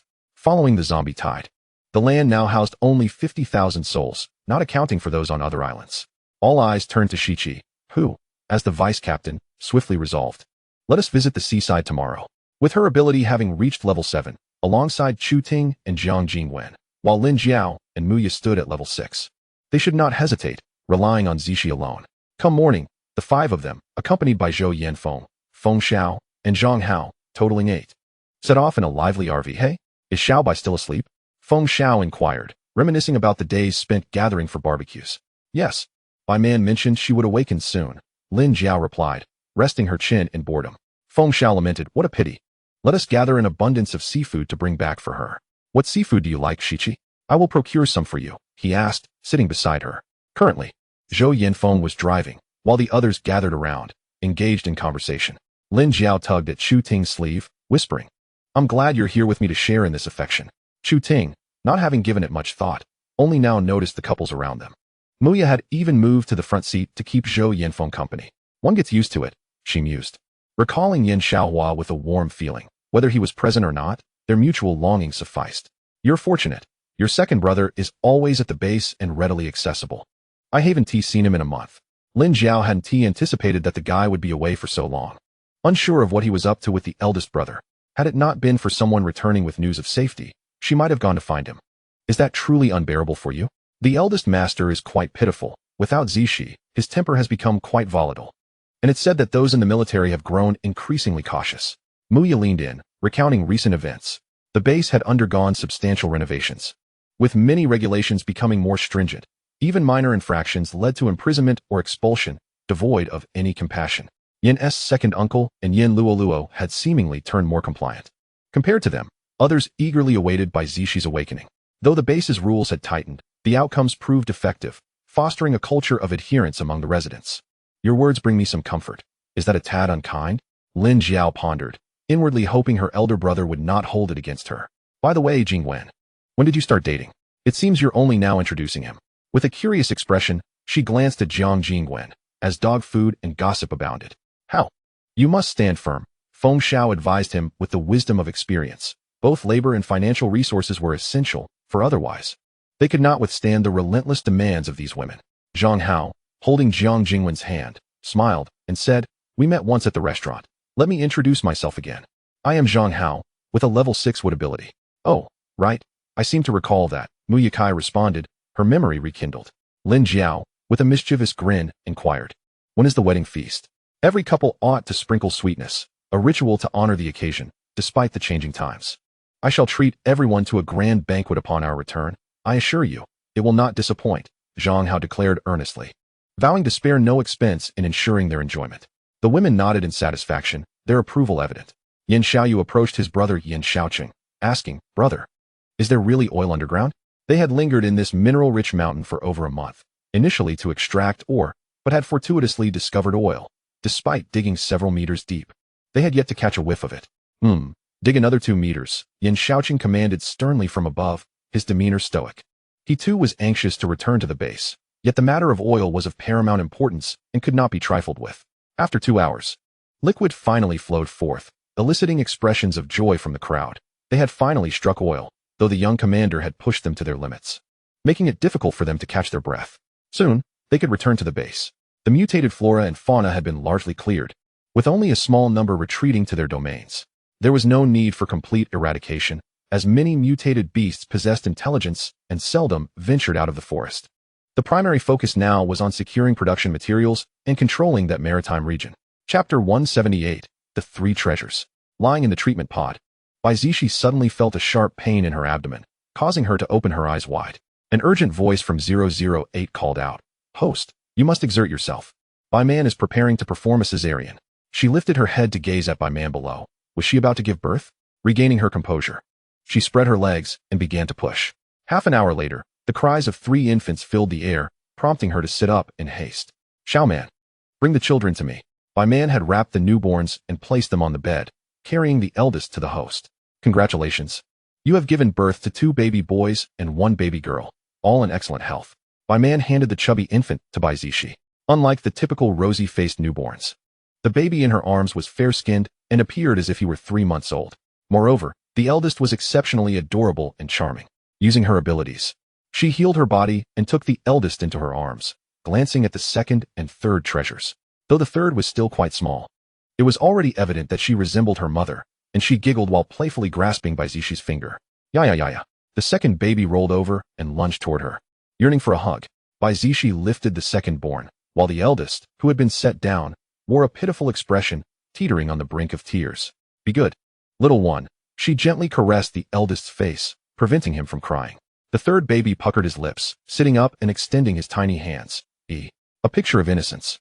He too sought her embrace. Bai Zixi gathered the 3rd baby into her arms, feeling a delightful burden, her hands insufficient for all 3. At that moment, Bai Man had prepared the nutritional formula and approached, intending to feed the eldest, only to find him grasping the bottle and drinking independently. "Great job, Dabao." Bai Zixi praised him, astonished by his ability to manage this so soon after birth. Could it be due to the transformative liquids within the treatment pod that enhanced his intellect and physique? She set down the 2nd and 3rd babies, who mimicked their elder sibling, grabbing the bottles to drink as well. This formula, exchanged for points, was far more nourishing than breast milk. "What are their mental and physical stats?" Bai Zixi inquired with concern. "All are rated A for mental capacity and A for physical condition," 008 responded in a mechanical tone. "They are at their peak from the start. Furthermore, they even had the potential to awaken abilities," 008 continued, suggesting that this might be a result of genetic inheritance. "They have not been exposed to any energy invasions. Could it be due to heredity?" She was taken aback, realizing the implications. "Yes, that can be understood in that way," 008 affirmed. After consuming the milk, the 3 little darlings fell into a deep slumber. After placing them in the prepared nursery, Bai Zixi headed downstairs to feed the beasts. Following a thorough tidying of the house, she began to assess her own condition. Her mental capacity and physique had reached SSS. All 3 of her abilities had been elevated to level 10, and ascending further would prove considerably more difficult, yet she was now capable of binding to a planet. 008. How do I become a planet's master? She wondered, uncertain of the process. Locate the core of the planet and imprint your mental signature upon it. 008 instructed. But how do I find it amidst such vastness? Bai Zixi felt a sense of foreboding. It seemed far from simple and would require considerable time. To do so, you must approach the core and use your mental strength to sense its location. I cannot assist you further, 008 explained, merely offering the method without guidance. Well then, there's no rush. Once this base is stabilized, I shall ride by phone and explore, treating it as a world tour, Bai Zixi mused. Contemplating an outing but hesitating to leave the children home alone. Can I bring the babies into the space? She pondered, wishing to take them along on her adventure. Of course, they are connected to you by blood, 008 replied cheerfully. Currently, the host possessed several thousand points. Even without any effort, she received points daily, allowing her to lounge comfortably and enjoy life. Suddenly, a thought occurred to it. Host, the system has been upgraded, and many new items are now available. She would check later. At that moment, her immediate desire was to find Yan Shaochen, as she had yet to see him return, and her urgency was mounting. After placing the children and Bai Man into the space, she felt reassured with Bai Man keeping watch. Additionally, she had collected the passers-by, Lu Run, the Land Rover, Scorpion, and National Treasure, into her pet space. Dressed and ready, she hurriedly left the courtyard. Upon arriving at the military building, she discovered that Yan Shaochen had been absent from the base during this time. She then sought out Lin Jiao and the others, only to find they too were out on missions. What a coincidence. Bai Zixi had no choice but to report her good news to Yan's father. As she stepped through the door, Yan's father looked up excitedly. Zixi, you have finally awakened. Come, sit and chat with your father. He had been quite bored, sipping tea alone. Bing Bing was diligently studying and exercising, leaving him with ample leisure time.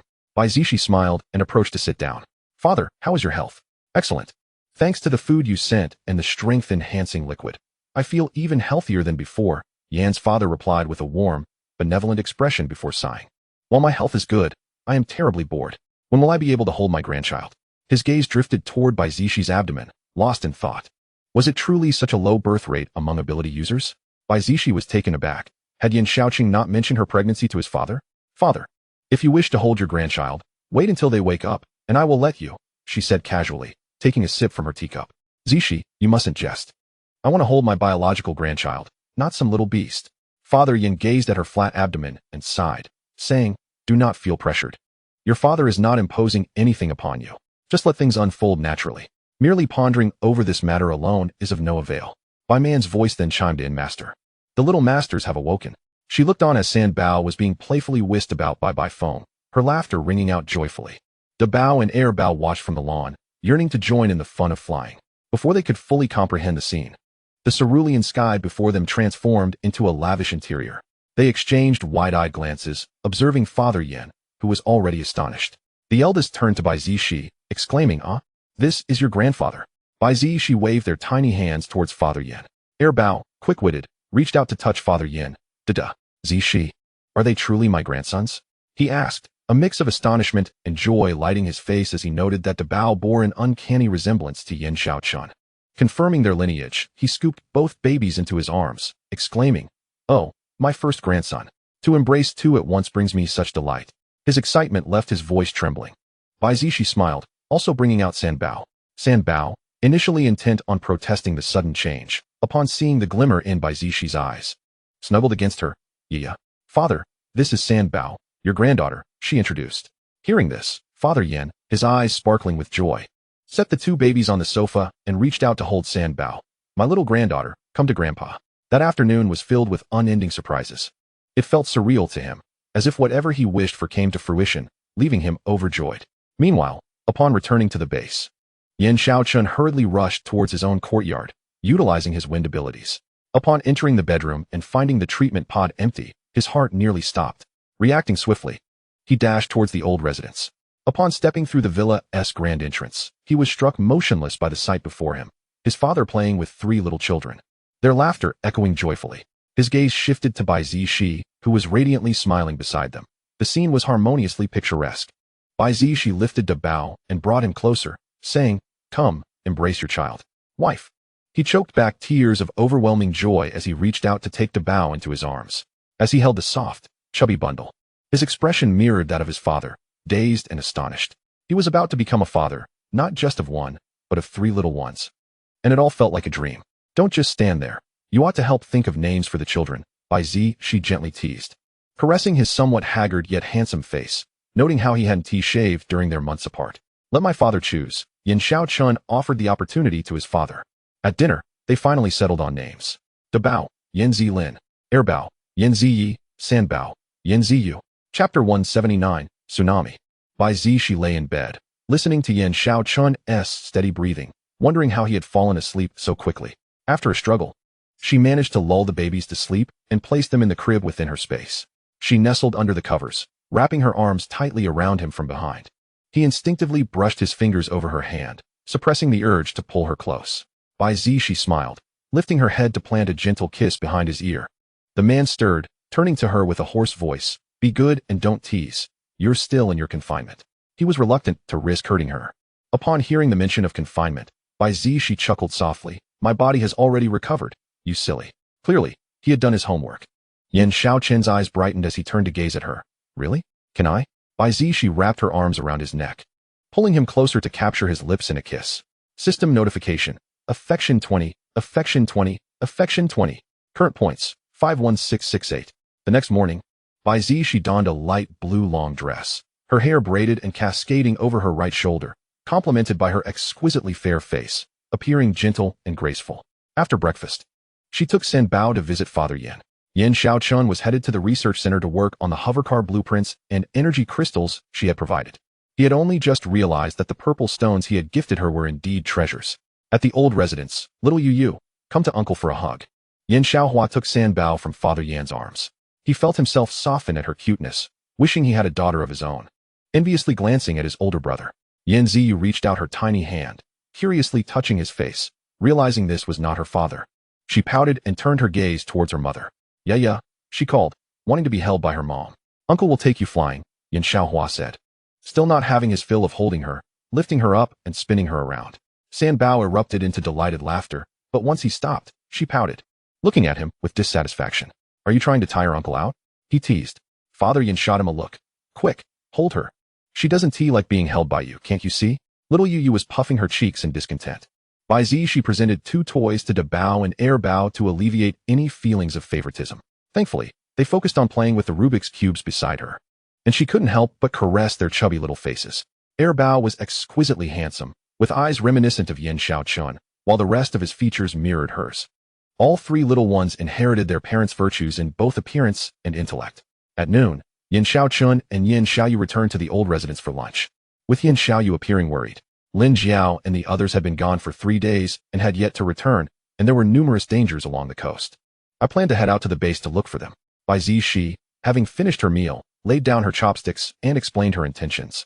Yan Shaochen understood her resolve and did not deter her, gently reminding, just be careful. Sister-in-law, I'll go with you, Yan Xiaoyu offered.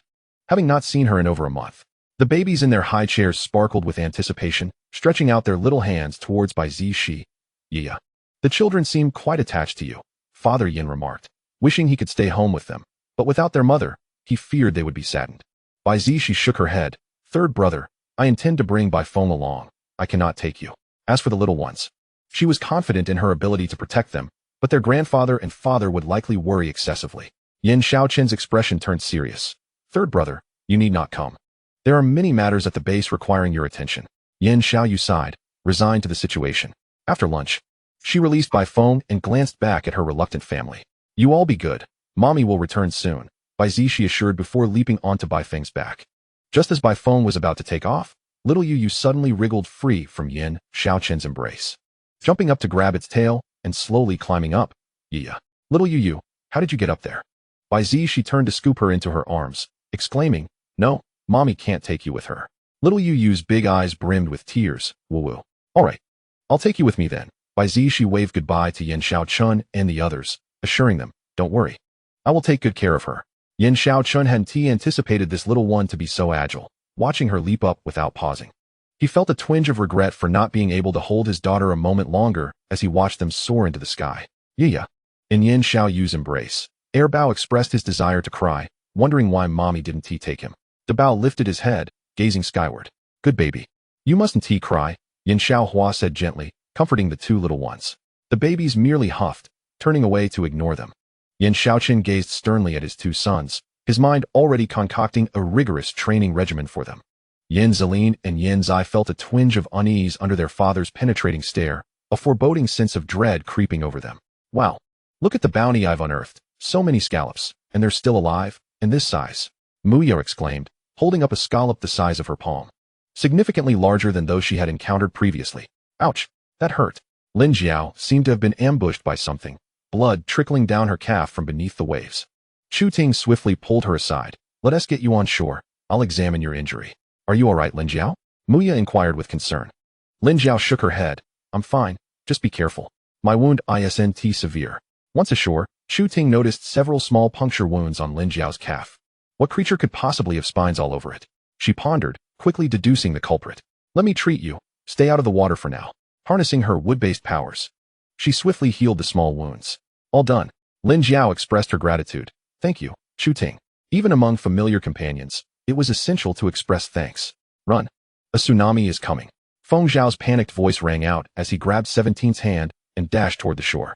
Lin Jiao and Chu Ting turned toward the surging tide, stunned for a few seconds before instinctively reacting, lifting their legs and sprinting away, their eyes locked on a nearby tree.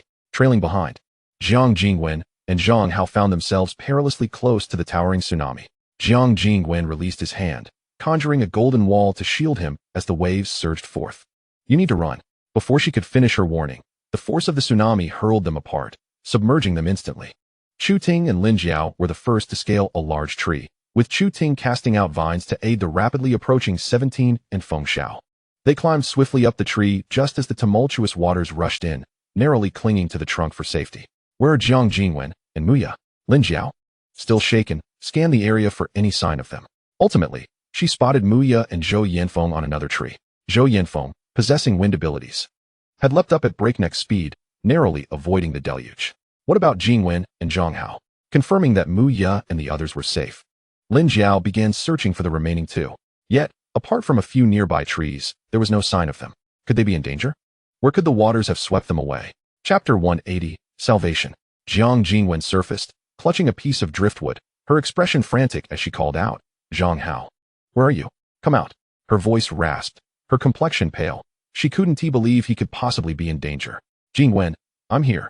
Zhang Hao, partially obscured by branches, weakly responded. He was sinking, battered by the force of the waves and rocks, sustaining grave injuries. He had been using his wood energy to shield himself, but it was waning fast. Summoning the last of his strength, he cast out a vine to pull Jiang Jingwen closer, insisting, I'm fine. He struggled to maintain his composure. Jiang Jingwen, seeing his ashen face, knew he was far from fine. The recent impact had been significant. Zhang Hao scanned the surroundings, searching for a safe place to land. Remaining in the water was perilous. His gaze fell upon a fin emerging from the depths, and his expression turned grim. The mutated shark had detected him and was rapidly approaching Jiang Jingwen. Instinctively, he pulled her into his embrace, shielding her with his body. Jiang Jingwen's pupils dilated as she witnessed the shark's razor-sharp teeth nearly pierce Zhang Hao. In a flash, she conjured a golden pillar, wedging it in the shark's mouth to halt its advance, then tugged Zhang Hao away. That was too close. We need to climb this tree, she urged, her urgency palpable. You go first, Zhang Hao replied gently, his bloodied form a concern for her. Without hesitation, Jiang Jingwen scaled the tree, extending her hand. I'll pull you up. All right. He reached out, attempting to leverage her support. Suddenly, a mutated beast lunged at his feet from beneath the water, eliciting a cry of pain. Jiang Jingwen, in a panic, yanked him up, freeing him from the water's grasp. His legs were marred with gory wounds, and a sea urchin was embedded in his flesh. Frowning, she carefully extracted the urchin and then shot a golden arrow to pin it to the tree. Damn it. Zhang Hao's handsome face lit up with gratitude at her actions. Don't forget, I can heal. Yet, amidst the tumultuous waters, his energy crystals had been washed away, leaving him unable to replenish his strength. Jiang Jingwen had none either. Her crystals were either at the base or in Lin Jiao's space. Who could have anticipated such a natural disaster? I'll go kill that mutated shark, Jiang Jingwen resolved, preparing to leap. Zhang Hao pulled her back. Don't take risks. I can hold on. They will surely come for us. His weakness was merely due to blood loss, and he had managed his wounds. This ordeal solidified Jiang Jingwen's resolve. She could not bear to lose him. Just then, two mutated sharks swam toward them, crashing into the tree. Thud, thud. The entire tree shook violently, and they looked down to see the formidable sharks beneath them. Their faces turned grave. If this continued, the tree would surely topple. The sharks measured nearly 2 meters in length, their gaping maws capable of swallowing a person whole. I'll lure them away. Jiang Jingwen refused to remain idle. She had to survive. Zhang Hao pulled her into his embrace. Just stay safe. With that, he summoned the last vestiges of his energy to entwine her with vines, then leaped into the water. With a splash, as he submerged, the two sharks converged on him. He swam outward with every ounce of strength. No, Zhang Hao. You mustn't die. Jiang Jingwen fought against the vines, desperate to save him. As the mutated shark was about to strike, she screamed, no. Tears streamed down her face uncontrollably. A piercing cry echoed through the air as two mutated sharks were suddenly impaled by descending ice blades. Zhang Hao looked up to see the white phoenix, a smile breaking across his face. They were saved. Yet, his strength waned, and he began to sink beneath the waves. Jiang Jingwen broke free and dove into the water. Swiftly retrieving him, Bai Zixi waved her small hand, summoning a flurry of light butterflies that enveloped Jiang Jingwen and Zhang Hao, gradually warming their bodies and restoring color to their faces. Are you both all right? Can you make it up here? She directed the white phoenix to descend. Jiang Jingwen had no time for gratitude. She helped Zhang Hao onto the phoenix's back. With a magnificent cry, the level 8 white phoenix soared into the sky. Eek! A curious little head peeked out from Bai Zixi embrace, eyeing the two strangers. Jiang Jingwen was taken aback, unable to contain her astonishment. Captain, is that a baby? Yes. My precious daughter. Her name is Yan Ziyue. Bai Zixi chuckled at her astonished expression. Why does everyone look so shocked? Meanwhile, San Bao, seemingly understanding, beamed innocently. Zhang Hao, regaining his strength, looked gratefully at Bai Zixi. Thank you. It's nothing. Don't mention it, she replied nonchalantly, smiling as she settled San Bao on the white phoenix's back. System notification, affection level 8. Affection level 8. Bai Zixi, with a sweep of her mental energy, swiftly pinpointed the locations of her companions. Upon spotting Bai Feng soaring through the air, Lin Jiao and the others exclaimed with excitement, Zixi, we are here. Once they were gathered, each wore an expression of sheer delight, quickly turning their attention to embrace Xiaoye. Xiaoye eagerly requested a hug from her sister. Lin Jiao was the first to scoop up Sanbao. With her large, beautiful eyes brimming with curiosity, Sanbao looked around. Who were these people, and where was she? Oh my! How adorable! A mini version of Zixi, she looks just like her. Muya could not help but gently pinch the little one's cheek. The others observed with interest. Though she had yet to grow fully, many similarities were already apparent. Lin Jiao nodded in agreement, saying, I too wish for a miniature version of myself. Yet the odds of conception are so low, I wonder when I will become pregnant. While the women discussed matters of children, the men found themselves momentarily at a loss for words. Bai Feng flew for several minutes before finally spotting land, an indication of the ferocity of the tsunami. Upon landing, Bai Feng instinctively shrank to the size of a palm. With so many people around, it was physically taxing, and it lazily nestled on Bai Zixi's shoulder, yearning for slumber. Once in the RV, Yan Ziyue, feeling famished, reached out for Bai Zixi to hold her. Woo-woo, let me take her, Bai Zixi said, receiving the baby and retrieving a bottle of warm milk from her storage space. Sanbao clutched the milk bottle, diligently enjoying her meal. Just 2 hours prior, she had been fed. This little one was rapidly approaching an adult's appetite. One could only wonder if she would grow into a little chub. She is so well behaved. Muya praised before turning to Yan Shaochen. We must strive harder when we return. Yan Shaohua's ears turned crimson. Please, stop. He found it difficult to respond to such a statement. Feng Xiao, however, was unabashed. Don't worry, 17. I will work hard too. 17 shot him a glare. Laughter erupted among the crowd. Chapter 181, The New Favorite. Cheers. In the opulent private room of the restaurant, everyone raised their glasses in unison. Today marked the registration day for Zhang Hao and Jiang Jingwen, who had invited everyone to celebrate. This morning, Bai Zixi's newly opened restaurant, Morning Dawn, was staffed by chefs and a manager she had exchanged for 200 points from the system, with waitstaff having been hired. A familiar waitress, Yan Luoluo, who had sought to become the manager just yesterday, quite impudently, was now dutifully greeting guests at the entrance, as Bai Zixi had bestowed upon her a slave seal. With ample points, she felt no need to engage further with her. By the way, is that Yan Luoluo really the same person? Wasn't she once quite arrogant? Muya whispered, wary of being overheard by the Yan brothers. Lin Jiao chuckled, I think this is quite good. It alleviates concerns. After all, she is the cousin of her man, and they usually avoided each other. Now, with Zixi handling her, it's much easier. Yeah. The second treasure in Bai Zixi's arms pointed at the meat on the table, her intentions clear. Bai Zixi gently grasped her little hand, saying, You cannot eat this just yet. Another day filled with envy for Zixi, who had 3 adorable treasures. Lin Jiao's gaze remained fixed on the 3 babies. Also exquisitely cute. Muya glanced at the eldest treasure in Yan Shaohua's arms, who was so quiet, sitting obediently without fussing. In contrast, the second and third treasures were lively, chattering away and expressing desires to play and eat. Sanbao, seated in Yan Shaocheng's embrace, held out a piece of fruit towards her father's mouth. Here, here. A warmth spread through Yan Shaocheng. He gently took the little fruit with his mouth, affirming that she was indeed his little darling. Kiki, watching him eat, Sanbao beamed with joy and offered another piece to Bai Zixi. Bai Zixi bent down to take a bite, praising her. Yaya is so well behaved. She affectionately patted Sanbao's head. The praise made Sanbao smile even wider, eliciting envy from those around, further solidifying their desire for children. By the way, my Morning Dawn grocery store has a product that can increase the chances of conception.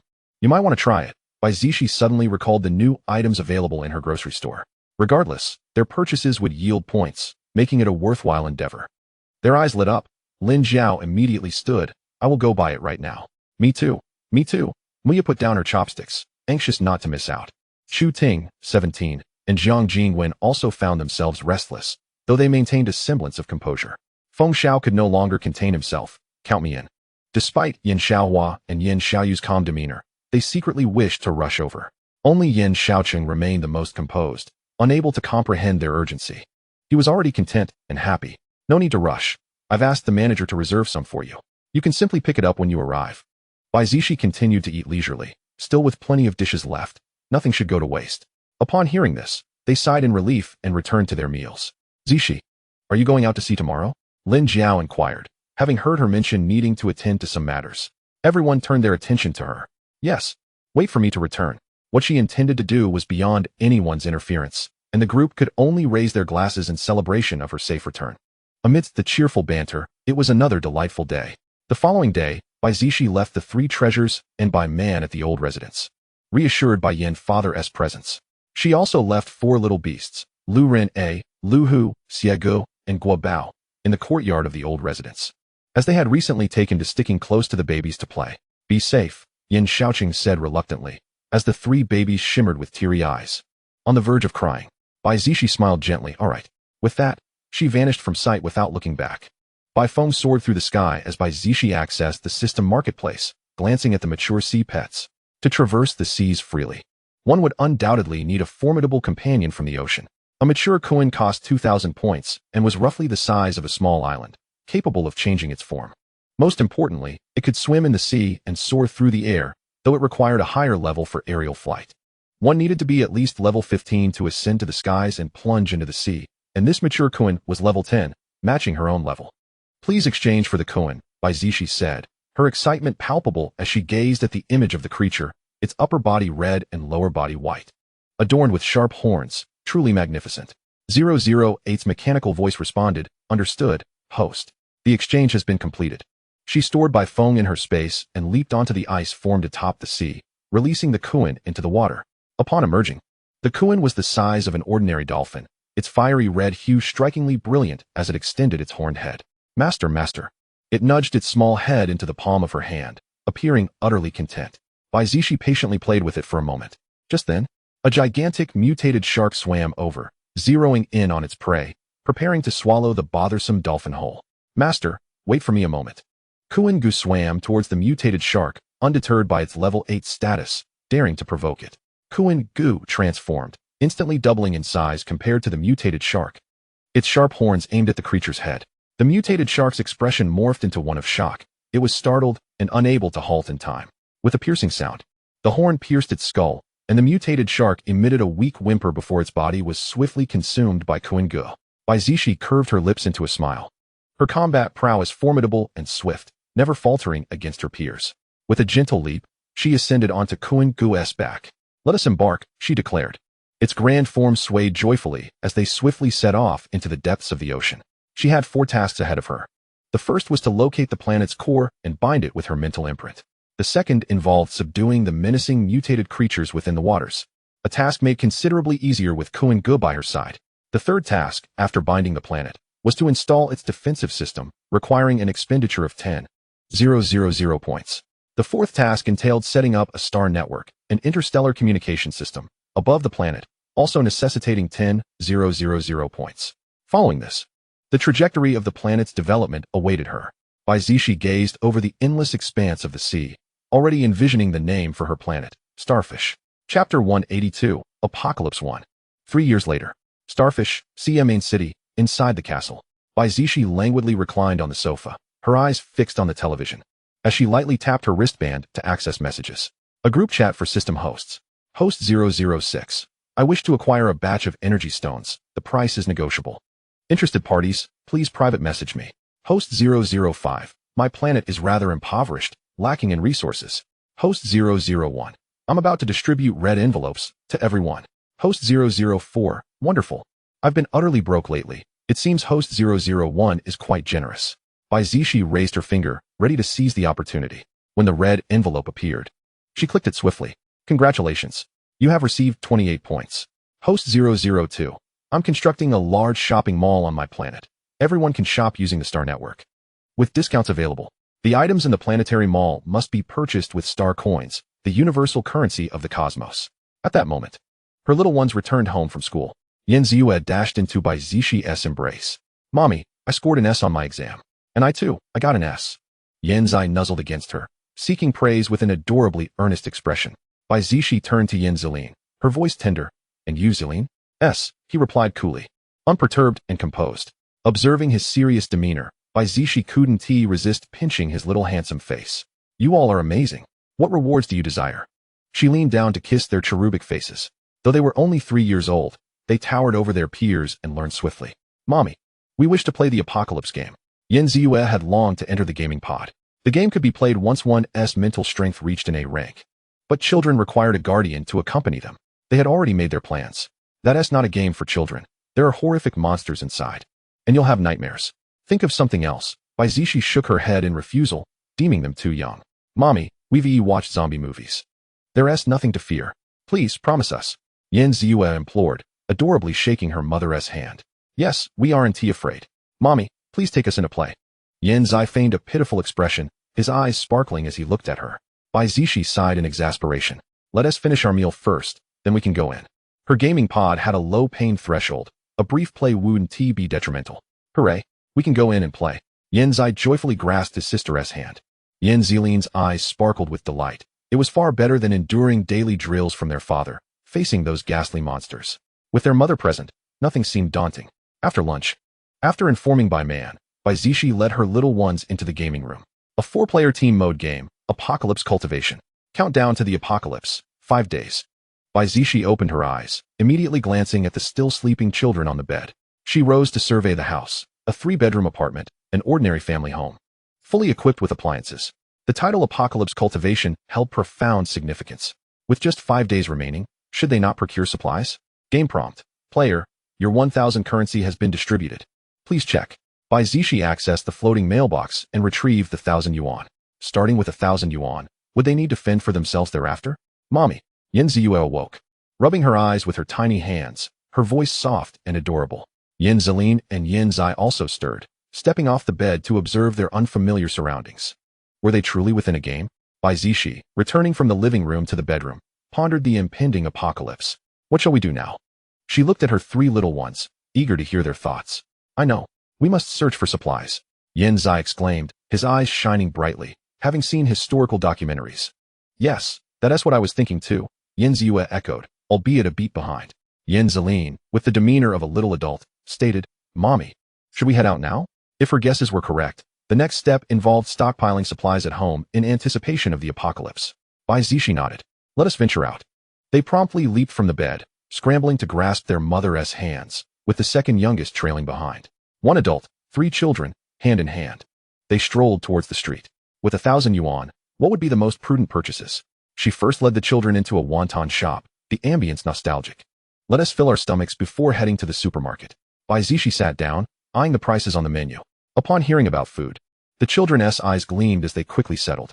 Although they had dined prior to entering the game, they now felt ravenous. The large bowl was 15 yuan, while the small bowl was 10 yuan. Thankfully, the prices were reasonable. Boss, we'll have 4 large bowls of wontons. She called out to the proprietor.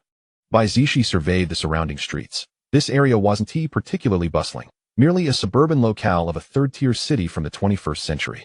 Yet, the foot traffic was abundant, and the quaint little shop filled rapidly with patrons. Was this apocalypse to be overrun by zombies or something else? She was uncertain, as no hints were provided. At that moment, a kindly-looking elderly lady glanced over. "Little girl, your 3 children are truly charming." "Thank you," Bai Zixi replied politely, smiling in return. The server soon delivered 4 steaming bowls of wontons, their aroma tantalizing. "Be careful, they're hot. Blow on them before eating," she continuously reminded them, emphasizing safety even within the game. Yan Zilin passed a cooled wonton to her. "Mommy, I've cooled this one for you. Please eat it." "Mommy, have this one," Yan Zai added, lifting a soup spoon to her lips. Yan Ziyue raised her spoon towards her. "Mommy." Bai Zixi felt a surge of warmth within her heart, bending down to consume the wontons they offered. "Thank you, my darlings." The elderly lady nearby nearly shed tears, marveling at such considerate children. After finishing their meal and settling the bill, they exited the shop. The elderly lady called out from behind, "Little girl, I'm feeling a bit unwell. Could you please escort me home?" Her complexion was pale, indicating sincerity. Bai Zixi turned to her children. "Shall we help the elderly lady home?" "Mommy, the old lady seems so pitiful. Let us help her," Yan Ziyue said with compassion. "I'll follow Mommy." Yan Zilin and Yan Zai remained silent. Sensing an oddity, they couldn't quite articulate. "My home is quite near, just a turn ahead." The elderly lady pointed down a path. Anxious they might find it too far, Bai Zixi walked beside her, offering support. "All right, we'll accompany you home. Regardless of whether she is an NPC or the potential benefits involved, I shall not neglect her. Consider it an act of kindness." The elderly woman nodded with a gentle smile, affirming that indeed, she is a good child. The 2 adults and 3 children strolled leisurely down the street, drawing the attention of numerous passers-by. The woman and the children were all remarkably exquisite and lovely. Some curious gazes scrutinized them, pondering whether they were NPCs or players. However, upon noticing the elderly woman and the children, they quickly dismissed the thought. Who would bring an elderly person and children into a game? It was rare to encounter a child under 5 with a mental capacity exceeding that of an A rank. After walking for a little over 10 minutes, they finally reached the elderly woman's home. Bai Zixi helped her into the house, saying, "Rest well, Granny, we shall take our leave now." "Wait. This is your reward for accompanying me back," the elderly woman said, handing her a jade ring. "Granny, this is too precious," Bai Zixi replied, sensing something but still politely returning it. The elderly woman, with a kind expression, insisted, "It is not valuable. I have plenty of these. Just keep it."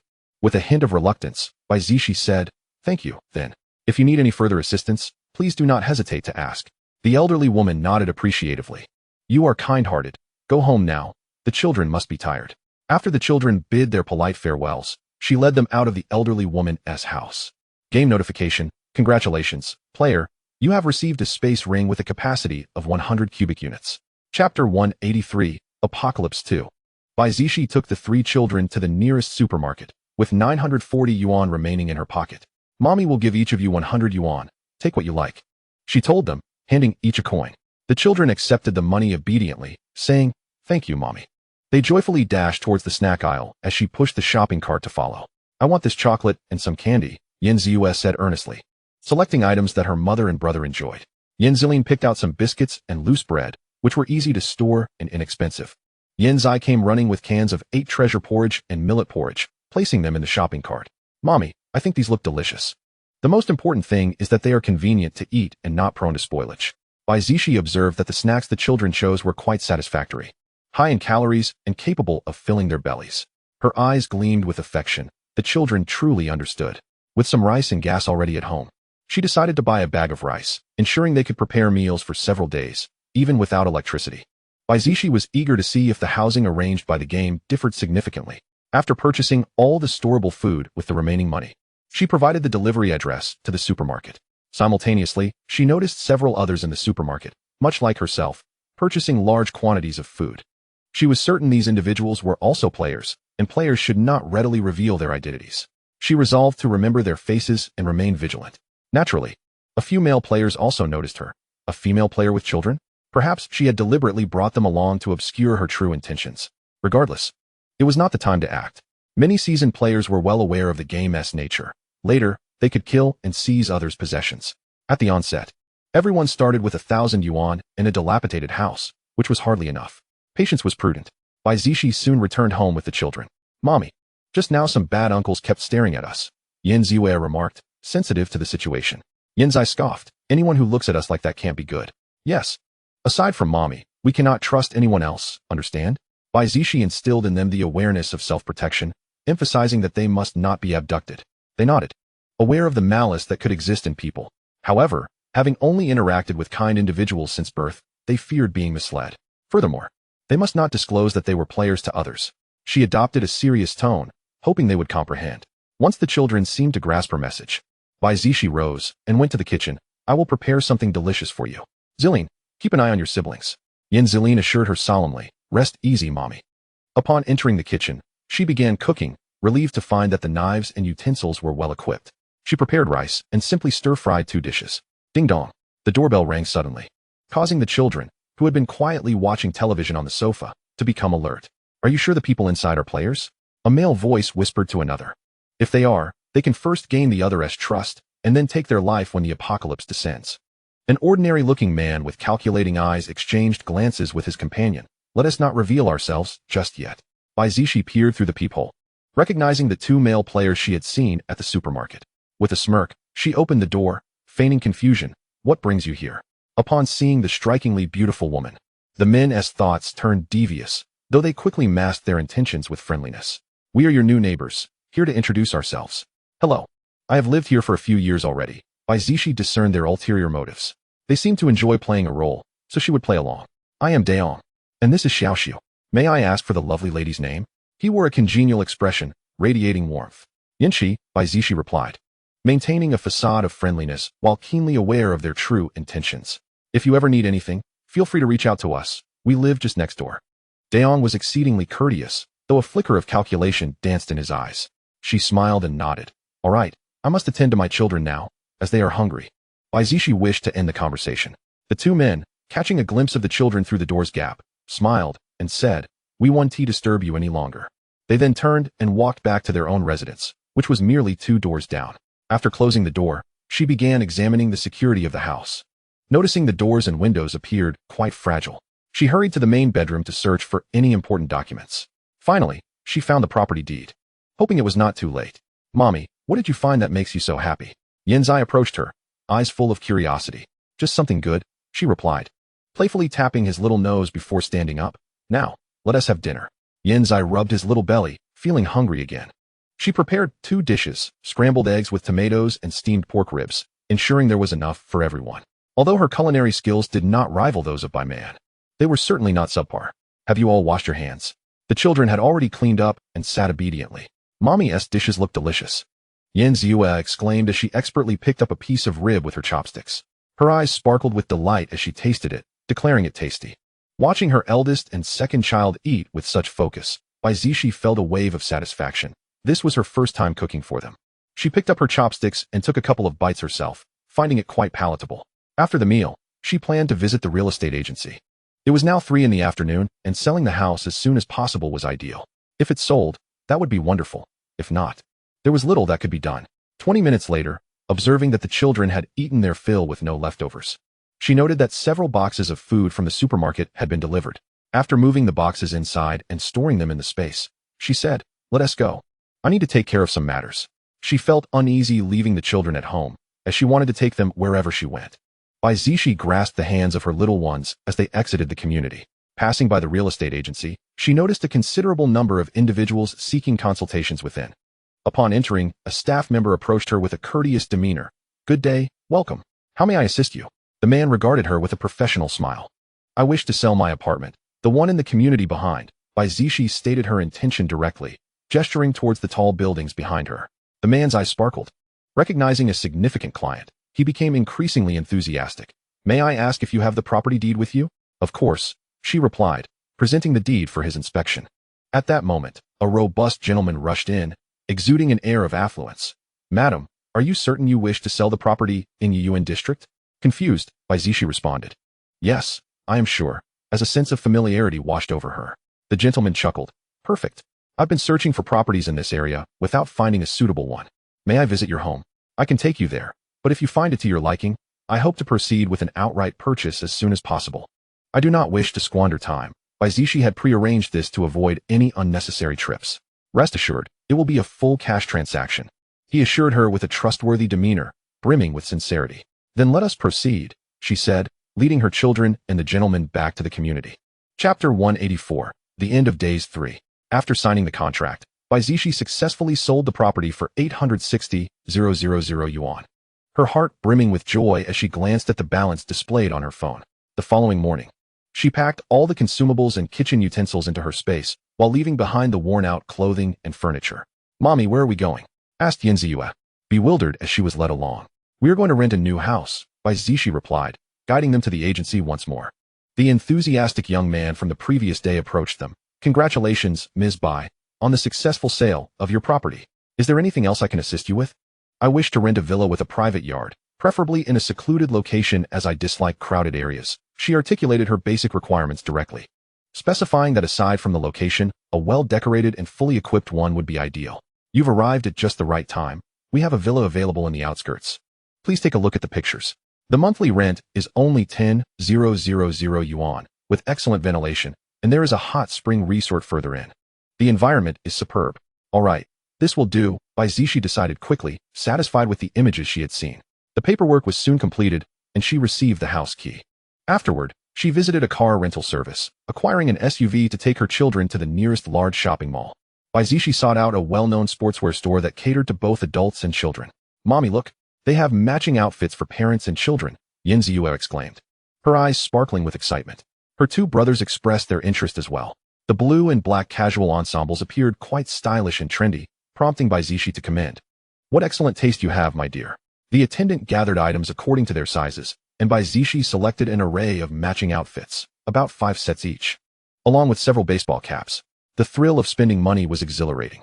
"Now that our clothing is purchased, let us head to the supermarket for some household supplies and delicious treats," she declared. The supermarket within the mall boasted advanced products, including solar-powered generators and self-heating fuels. They acquired a substantial amount of food and items, providing the delivery personnel with their address for a later drop-off. "All set. Now, let us go enjoy a grand meal. What do you desire to eat, my darlings?" she asked, her expression light and her lips curling into a smile. "I want steak." The second child raised his hand eagerly. The third child, having spotted a teppanyaki restaurant, chimed in, "Mommy, I want to eat at that place downstairs." The eldest declared, "I'm fine with anything." Bai Zixi, in high spirits, replied, "Very well, we shall indulge in a buffet teppanyaki." At 500 yuan per person, with children half price, she felt it was a bargain. Knowing their appetites, "You may order whatever you wish," she offered, presenting the menu to them. Although they understood only a few words, the pictures were distinctly clear. The eldest took up a pen, writing down the numbers for whatever his siblings pointed to, diligently attending to their needs. "Brother, steak. Steak. And we must have that giant lobster too," they clamored. Bai Zixi leisurely sipped her tea and said, "Whatever we order must be finished. We cannot waste food." Upon hearing this, they ceased their ordering, deciding they could always request more if they were still hungry. She signaled for a waiter, who approached with a gentle demeanor. Upon receiving the order, the waiter kindly remarked, "We have recently introduced a new dish. If you finish it and provide feedback, you will receive a special gift from us. Would you like to order this dish? Is there an additional charge?" Bai Zixi inquired, suspecting there was no such thing as a free lunch. The waiter, maintaining his composed smile, replied straightforwardly, "This dish costs only 50 yuan. Would you like to try it? Then I shall have one. Please," she smiled politely, curious about the promised gift. "Mommy, haven't we ordered plenty already?" the second child questioned, feeling overwhelmed. The eldest interjected, "Mother is not concerned about the dish itself, but rather the special gift." Being the eldest, he was astute. Opportunities often present themselves, and it is up to one to choose wisely. Nonetheless, 50 yuan was a low-risk trial. Those who could only afford 1,000 yuan likely wouldn't dine here and miss out on such experiences. It was akin to mobile games, where triggering tasks could be missed by skipping a step. While missing out may not seem significant, it would undoubtedly lead to a smoother journey thereafter. Bai Zixi ruffled the eldest's hair. "Zilin, you are brilliant." The youngest chimed in, "Mommy, I know. That waiter is definitely an NPC. Just like the one who helped us find a rental." She too wished for her mother's praise. "You are all wonderful," Bai Zixi complimented them all, then leaned in to whisper, "We shall discuss this further at home." They glanced around, nodding obediently, determined to maintain an air of mystery and not alert any ill-intentioned individuals. At that moment, the waiter brought out all the dishes. "You may help yourselves. There's no need to serve me." Bai Zixi observed the bowls brimming with her children's affection, feeling her efforts were worthwhile. As they neared the end of their meal, an array of desserts was presented. The same waiter reappeared, holding a form and politely addressing Bai Zixi. "You may provide feedback on this dish. The flavor is delightful, the meat very fresh, and the seasoning quite unique." Though the cooking time could be improved, she offered her honest assessment, having savored numerous delicacies in her time. If she only showered praise, it wouldn't serve the purpose of constructive feedback. Thank you for your input. I will retrieve your special gift, he said, clearly pleased with her candid evaluation as he sought to satisfy such discerning customers. Upon his return, he presented a solar-powered food preservation cabinet, explaining, "This keeps food fresh indefinitely while maintaining warmth. Additionally, we have included 100 assorted bento boxes for you. Please take a look." Bai Zixi was astonished, realizing this gift was precisely what she needed, as she had been worried about the children having to consume rationed food after the apocalypse. "Thank you, I am quite satisfied. Could you please assist me in carrying it to the car? It appears a bit heavy for me," she requested. "Of course. You can also call us anytime to order takeout," he added, handing her a takeout menu. With that, they all proceeded to the parking lot together. The warming cabinet is approximately half the size of a refrigerator, protruding slightly from the trunk, but it will have to suffice. After a 30-minute journey, I drove the little ones back to our newly rented private villa. The house aligns closely with the images we had seen, and the garden is spacious. Once we settled the interior, it was time to embark on some online shopping. Chapter 185, The Apocalypse 4. The following morning, the little ones are awake. Bai Zixi rose early and opened the door to their room. The dozens of breakfast orders had also arrived. She went downstairs to retrieve them and returned to elegantly arrange for servings on the dining table. The children emerged after washing up, their sleepy appearance utterly adorable, prompting her to steal a kiss on Sanbao's chubby cheek. After breakfast, we planned to explore the antique street and then the food street in the afternoon. As she outlined the day's itinerary, she noted we had 2 days left. "Is there an abundance of delicious food at the food street?" Erbao's eyes sparkled with excitement at the thought. Sanbao teased him, "Second brother, it's south called the food street. Of course, there will be plenty. You silly little sister." "You can't call me silly. I'm not," Erbao protested, pouting. Dage shook his head with a sigh. "Could you both not act so immature?" Both siblings huffed in response. Bai Zixi rested her chin on her hand, her eyes twinkling with amusement as she refrained from interrupting their innocent banter. Half an hour later, an SUV emerged from the villa area. "Mom, what is interesting about the antique street?" Erbao inquired, peeking his little head from the back seat. "Not much. It's a place that sells antiques," she replied patiently. Yan Zai, not quite grasping the concept of antiques, decided to wait until he saw it for himself. After an hour's drive, we finally arrived at the antique street. Upon parking, Bai Zixi led the children along the street, her gaze sweeping over the shops we passed.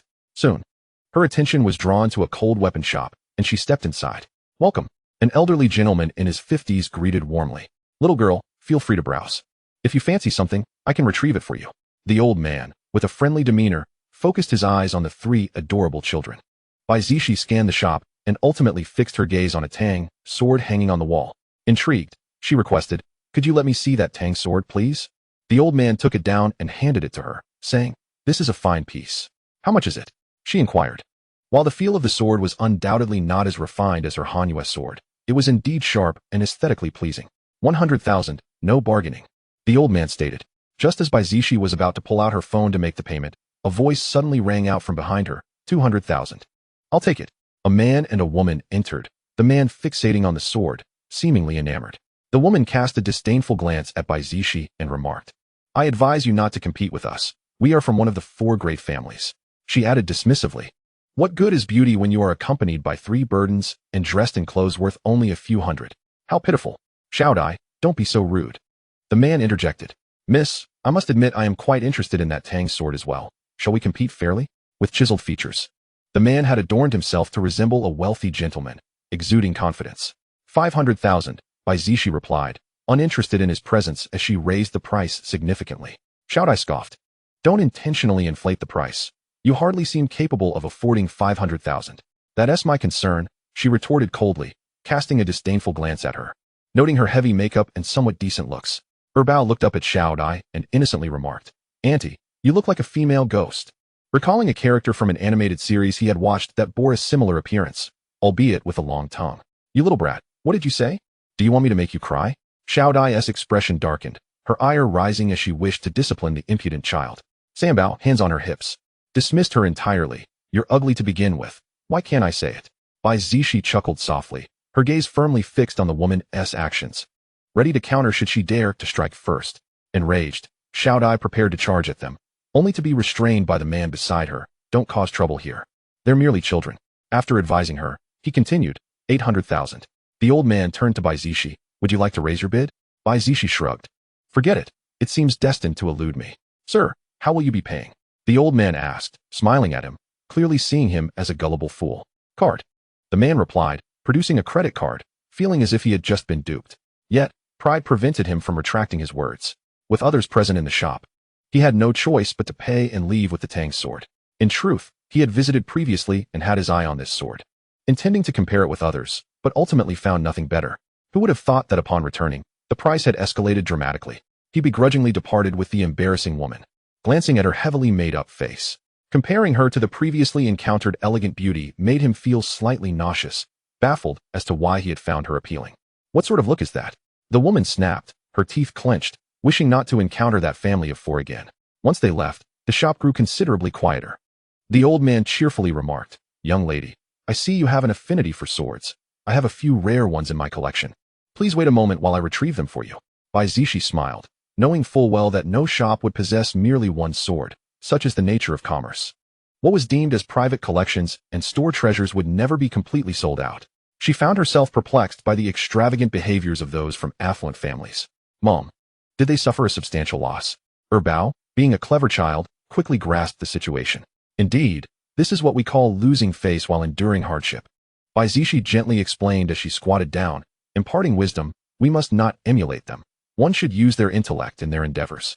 The children seemed to comprehend. Nodding in agreement, the old man presented another treasured Tang sword. How about this one? Bai Zixi examined it briefly. Not bad. What is the price? The sword in her hand seemed superior to the previous one. The old man, recognizing her expertise, refrained from overcharging her. Also 100,000. She nodded and promptly completed the transaction. Let us go. We're off to the food street. She ushered the children outside, having selected the weapon she desired. Given that the game's duration would not exceed half a month, her provisions were sufficient, leaving her with ample funds to spend freely. Yay, that is wonderful. Bao, a little foodie, beamed at the prospect of delicious food. The food street was not far from the antique street, and within a 10-minute drive, they arrived. A glance revealed a multitude of food stalls lining the streets, causing the three little ones to swallow hard, dazzled by the array of options. Mom, I want that hot dog. Crawfish, grilled skewers, I love those. Bai Zixi led them on a tour, her hands filled with takeout delicacies. They finally settled at a small noodle shop, ordering 2 bowls of noodles, complemented by several cups of juice. We can start eating now. She donned gloves and began peeling shrimp, first feeding the little ones before indulging herself. The children squinted their eyes in satisfaction, their mouths greasy, yet their clothes remained pristine, unsoiled. After they had their fill, Bai Zixi packed a multitude of their favorite foods for the journey home, knowing they likely wouldn't return. Chapter 186, The Apocalypse 5. Game notification, the apocalypse has arrived. Bai Zixi, still nestled in bed, was abruptly awakened, startled that the ordeal was commencing at dawn. Outside the window, what was once enveloped in darkness was suddenly illuminated by a large, crimson moon rising, casting light upon the surroundings. She slipped out of bed, donned her slippers, and scampered onto the balcony. Oh, mother, there are monsters! Yan Shaochen exclaimed in fear, rushing to her mother's side and clutching her leg. Bao and Bao had also awakened, and as they ventured onto the balcony, they too were startled by the grotesque creatures crawling on the ground, though they quickly regained their composure. After all, their father had taught them martial arts, instilling in them the responsibility to protect their mother and sister as they grew. They could not afford to cower now. In the distance, several crimson zombies emerged from the grass. Rather than zombies, they resembled the living dead, appearing even more repulsive. Are you afraid? Bai Zixi gently patted the children on their backs to ease their tension. She crouched down, saying, "Stay here, I shall eliminate them." Bao immediately clung to Bai Zixi, pleading, "Please don't go, Mama." He tightened his grip on her arm. "What if you get hurt?" Bao made a resolute decision. "I want to go with you." Though Bao and Bao were initially apprehensive, they did not wish to remain alone at home. They would have to confront this sooner or later. Bai Zixi retrieved a newly acquired knife from her spatial storage, along with several lightweight daggers for them. "Take these weapons. We shall slay the monsters together." They nodded nervously. "Do not come out into the yard just yet," she instructed before opening the iron gate and facing the 3 monsters charging towards her. With practiced precision, she thrust the knife into the head of the first creature, kicked another aside, and swiftly dispatched the final one. The creature that had been kicked, however, had already scrambled back to its feet and lunged at her once more. Bai Zixi raised her knife and severed its limbs. With a surge of energy flooding her body after vanquishing the 2 monsters, she felt her strength augment. "Children, who dares to come forward and slay this one?" She turned back to see them still somewhat frightened. Without hesitation, Yan Zilin dashed forward, plunging the dagger into the monster's skull. After dispatching it, his small face paled noticeably. Bai Zixi lifted him into her arms as they retreated to the yard. The warmth of her embrace soon restored color to his cheeks, and a strange energy coursed through him, leaving him momentarily bewildered. Let us go back inside. We shall take it slow, but it is best to adapt as quickly as possible. Game prompt. Achievement unlocked. First kill of Blood Demon. Skill healing art acquired. Cooldown half an hour. Game prompt. Each player can only have 3 skills in their skill bar, which can be replaced. Replaced skills become void. Mom, it seems my strength has increased, DeBeo remarked. Seated on the sofa as he examined his hands, Bai Zixi had cleaned the dagger and handed it back to him. The little fellow seemed to have a touch of cleanliness obsession. Indeed, slaying monsters makes one stronger. She opened her game inventory, revealing only 10 slots. With just the healing art skill inside, you should follow my lead and open the slots in your own inventories. They complied, but found them empty. Who wishes to be the healer in our team? She asked, glancing at the 3 bewildered children. Sambao raised his hand. I'll do it, Mama. I want to contribute to the team. I am your captain now, and to survive, we must all be a little braver. She earnestly encouraged them. Believing they did not wish to remain perpetually sheltered, Bai Zixi assigned the healing art to Yan Ziyue, instructing her to place it in her skill bar, promising to teach her how to use it shortly. Yan Ziyue nodded, her eyes wide with wonder at the green healing art. Let us rest for a moment. I still need to slay more monsters. What about you? She anticipated that the forthcoming monsters would be increasingly formidable, and without defeating them, there would be no hope of progressing through the game. I want to go. Bao stood up, gripping the dagger tightly, determined to slay a monster to impress Mama. Sambao and DeBeo wore expressions of resolve, ready to face whatever came next. At 5 in the morning, Bai Zixi led the children back out of the enclosure. You watch from here, do not come closer. After saying this, she brandished her knife and cleanly severed the lower half of the first blood demon before her. The upper half continued to thrash about, roaring at the children, its hands reaching out, yet it was immobilized, as though stuck in the ground. DeBeo remained relatively calm, while Bao and Sambao were still in a state of panic, eager to charge in and eliminate it. There were 5 blood demons in total. Bai Zixi dispatched 2, leaving 3 that were only half alive. Now, approach each of you and take down 1, she urged, pushing them to step up. They had no choice. Without slaying monsters, they would not gain energy.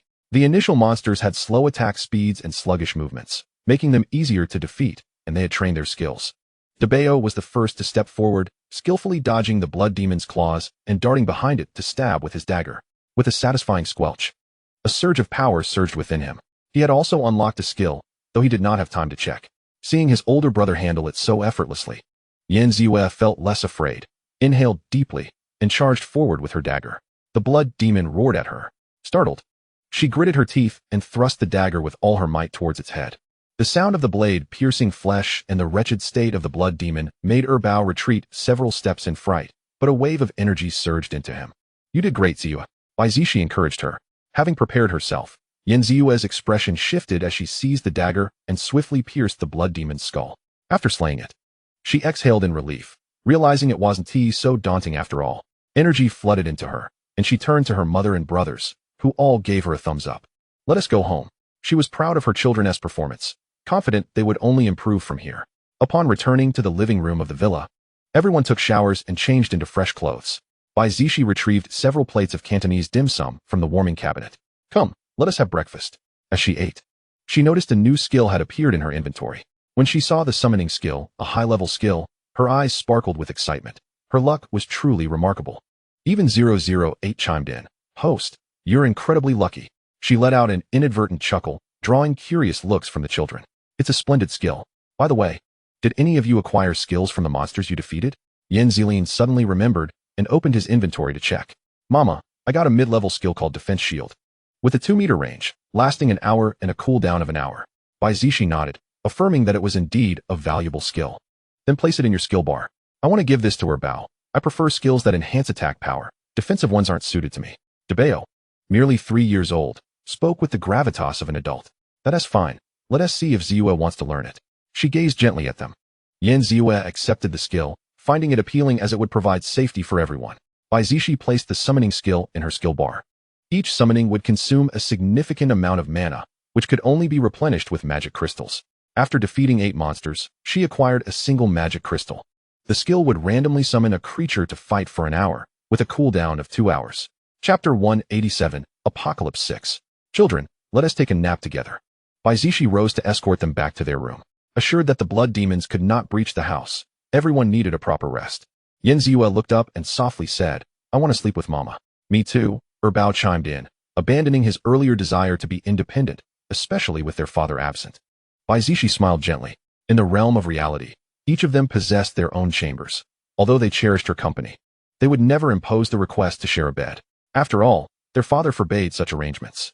Then let us all four share, she declared, taking their small hands and leading them into the master bedroom, where the bed, measuring 1.8 meters in width, was ample enough for their slumber. Bai Zixi nestled herself in the center, with Bao and Sanbao positioned to her left and right, while Daba, being quite understanding, refrained from vying for space with his younger siblings. She affectionately ruffled his hair, saying, Zeline, you should sleep too. Xiao and Ziyue were already nestled in her embrace, drifting into the realm of dreams. Only after successfully lulling the children to sleep did she finally close her eyes. At 2 p.m., a loud banging echoed through the villa. Is anyone inside? Open the door. A man shouted from outside. A woman suggested, shall we break down the iron gate? Her face was fraught with distress, urgency written all over it. Another man, lacking patience, picked up an iron rod and struck the lock with great force. Clang, clang. The iron gate reverberated with noise, yet remained unscathed, steadfast as ever. The 2 men and 1 woman wore expressions of desperation. Having barely escaped the city, they now found themselves in this golf course-like area, which housed several villas, yet none could be opened. What do? We can't run any further. Why are these houses so sturdy? One average-looking man kept his gaze fixed on the balcony, pondering their fate if the occupants refused to let them in. It seemed they had no means of entry. The spiked fence rendered climbing impossible. Should we try another house? The woman exclaimed, unable to endure any longer, yearning for a place to rest. Just then, movement stirred in the grassy expanse, and a blood-red hand emerged as the blood demon began its slow ascent. Ah, the monster has appeared again. Run, the woman screamed, instinctively fleeing. The 2 men, terrified, hurriedly followed her, determined not to perish in this place. Their cries gradually faded away. Bai Zixi, who had just awakened, gestured for silence, ensuring her little ones remained quiet. It was not out of cruelty, whether they were players, NPCs, or natives. She resolutely refused to invite danger into their midst. She merely wished to navigate through the challenges with her children. The fates of others were of no concern to her. All right, they've left, Bai Zixi mused, relieved that she had fortified both the fence and the door, rendering it impossible for outsiders to enter unless they possessed special skills. Yanziyu, do you think they are bad people? She inquired. One must always be wary. Trust no one, she patiently instructed her children. Now, let us rise, have something to eat, and continue our quest for upgrades. She glanced at her experience bar, health bar, energy bar, and stamina bar, estimating that defeating a dozen more blood demons would elevate her to level 2. After a brief wash, Bai Zixi retrieved bento boxes from the warming cabinet, distributing 1 to each child. Bao eagerly picked up his chopsticks and took a couple of bites. What is this? It's delicious, he exclaimed. That is chestnut, she explained, as it seemed they had not encountered it before. They were indulging in chestnut chicken, a delightful dish. Her system shop had its limitations. The mechanical voice of 008 chimed in. The items in each system shop vary greatly. Once you venture outside, you can trade with other hosts. Yes, I am well aware. Bai Zixi nodded, noting merely a few missing food varieties, a minor inconvenience. Once satiated, it was time to venture forth once more. She stood by the iron gate and asked, Are you all ready? The 3 little ones, armed with their weapons, nodded earnestly. With previous experiences under their belts, the children had grown bolder, no longer panicking as they had before. Given your smaller stature, a one-hit kill is unlikely. Instead, aim to knock them down first. And I shall demonstrate. With that, Bai Zixi stepped forward to confront the advancing blood demon. She ducked to evade its claws, delivering a swift kick that sent it sprawling to the ground before plunging her knife into its skull. A modest amount of energy was absorbed, but nothing else was dropped. The commotion soon attracted 5 additional blood demons, lumbering towards them at a leisurely pace. I will handle 2. Each of you take on 1, and remember to prioritize safety, she directed, taking the lead and swiftly dispatching 2 with a couple of strikes. She obtained a magic crystal and some energy. The crystal served to replenish energy, while utilizing skills required energy expenditure. Until now, she had only exerted stamina, which could be replenished through eating and resting. She remained close enough to intervene if necessary, bolstered by Ziyue's healing abilities, allowing for a more aggressive approach. The concept of merely developing cautiously was lost on her. Each of the 3 children drew the attention of a blood demon. Daba had already succeeded in knocking his foe down. He He swiftly delivered a finishing blow, piercing the demoness skull. Bao was retreating, evading the demon's claws, momentarily at a loss on how to topple it. Sanbao, agile and nimble, danced around. But the blood demon lunged at her with a roar. She swiftly dodged to the side, delivering a kick to one of its legs, causing it to topple. Yan Xiu seized the moment, rushing forward with her dagger and stabbing it through the back of its skull before it could regain its footing. When the screen displayed that she had acquired a skill, she excitedly rushed to Bai Zixi, exclaiming, "Mama, I got a skill too." Bai Zixi caressed her face, "Darling, you are amazing." After praising her, she turned her attention to Bao, who was still engaged in a game of chase with his own blood demon. Wielding his dagger while dodging its attacks, he managed to inflict several cuts on the demon's claws, but it did not seem to deter it. Finally, seizing an opportunity, Bao charged forward, stabbing the demon in the leg. It let out a low growl, attempting to lunge at him, but with one injured leg, it fell to the ground. Bao rushed forward to finish it off. After dispatching the blood demon, he sat on the grass, panting heavily, glancing towards his mother. Bai Zixi approached and lifted him. "You must be exhausted. Let's head back inside." Just as they stepped into the courtyard, a group of individuals emerged from around the corner, shouting, "Wait! Open the door for us. You foolish woman, what are you hesitating for? Open the door." A man shouted rudely. From the looks of her frail figure and the presence of 3 small children, they perceived her as an easy target. Bai Zixi turned, casting a cool, disdainful glance at them. 7 people, 5 men and 2 women, comprised a motley crew of unrefined individuals, leaving her at a loss for words. Having eliminated the blood demon, its body would vanish mere seconds later, and they had arrived too late to witness any remnants. As the group of men caught sight of Bai Zixi's stunning visage, their expressions morphed into lecherous gazes. "In a world overrun by man-eating monsters, how can you be so heartless? Hurry and let us in for refuge," one man admonished, his tone dripping with reproach. He was merely a butcher from the village, utterly ignorant of manners. If she dared to defy him, he would rally others to force the iron gate down, showing no mercy. Bai Zixi stood her ground, remaining calm as they rambled on, while her children regarded them with disdain. One of the women signaled to her companions and, adopting a friendlier tone, said, "Little girl, it must be tough for you to care for several children. Allow me to assist you." When force fails, the approach becomes softer. "You all should leave quickly, otherwise you may find yourselves unable to escape." Bai Zixi gently reminded them, not intending to allow them entry, as she wished to spare the children from witnessing a gruesome scene. An impatient man exclaimed, "Do you think we can't get in if you don't open the door? Everyone, let's forcefully break this wretched door down. This is the only house around. If we don't go in, we'll surely perish." Driven by the instinct to survive, they resorted to desperate measures, collectively using their bodies to ram against the iron door. Bang, bang, bang. The noise reverberated. "You foul woman, don't let us in, otherwise you'll regret it." The coarse man continued to threaten her. Accustomed to drinking and abusing his wife, he had always treated women with disdain, believing that disobedience warranted punishment, regardless of her appearance. He thought she would soon be begging for mercy. Another woman flickered her eyes and changed her tone. "Please, open the door and save us. Look at our age. We can't endure this any longer, dear sister." As they exerted all their strength against the door, several blood demons crawled out from the grass nearby, slowly advancing towards them. "Hurry, hit the door harder. The monsters are coming." One man was frantic, wishing he could enter and slap that ungrateful woman. He had never encountered such heartlessness. Even on the bus, people willingly gave up their seats for him. "Sister, please open the door. We have plenty of food." The woman was at her wit's end. She was nearly on her knees, wondering how this woman could be so cruel with children watching. "You all are wasting your effort." Bai Zixi shook her head, bemused by their stubbornness. The blood demons were still several dozen meters away. Did they truly not fear death? Or were they gambling on her compassion? One man picked up a drill and aimed it at the head of the first blood demon that lunged at him. Having escaped from a village teeming with monsters, he must have killed blood demons before, emboldening him in his arrogance, fueled by the strength gained from slaying them, leading him to band together with others to plunder resources. "Wait, we'll take care of these monsters before we deal with you." A man, a butcher by trade, grabbed a cleaver and charged at the beasts. Bai Zixi was acutely aware that they were not good people. They were all rough and brutal, their gazes filled with malice. Each wielded a weapon, clearly intent on looting and claiming this place as their own. A cold smirk crossed her lips.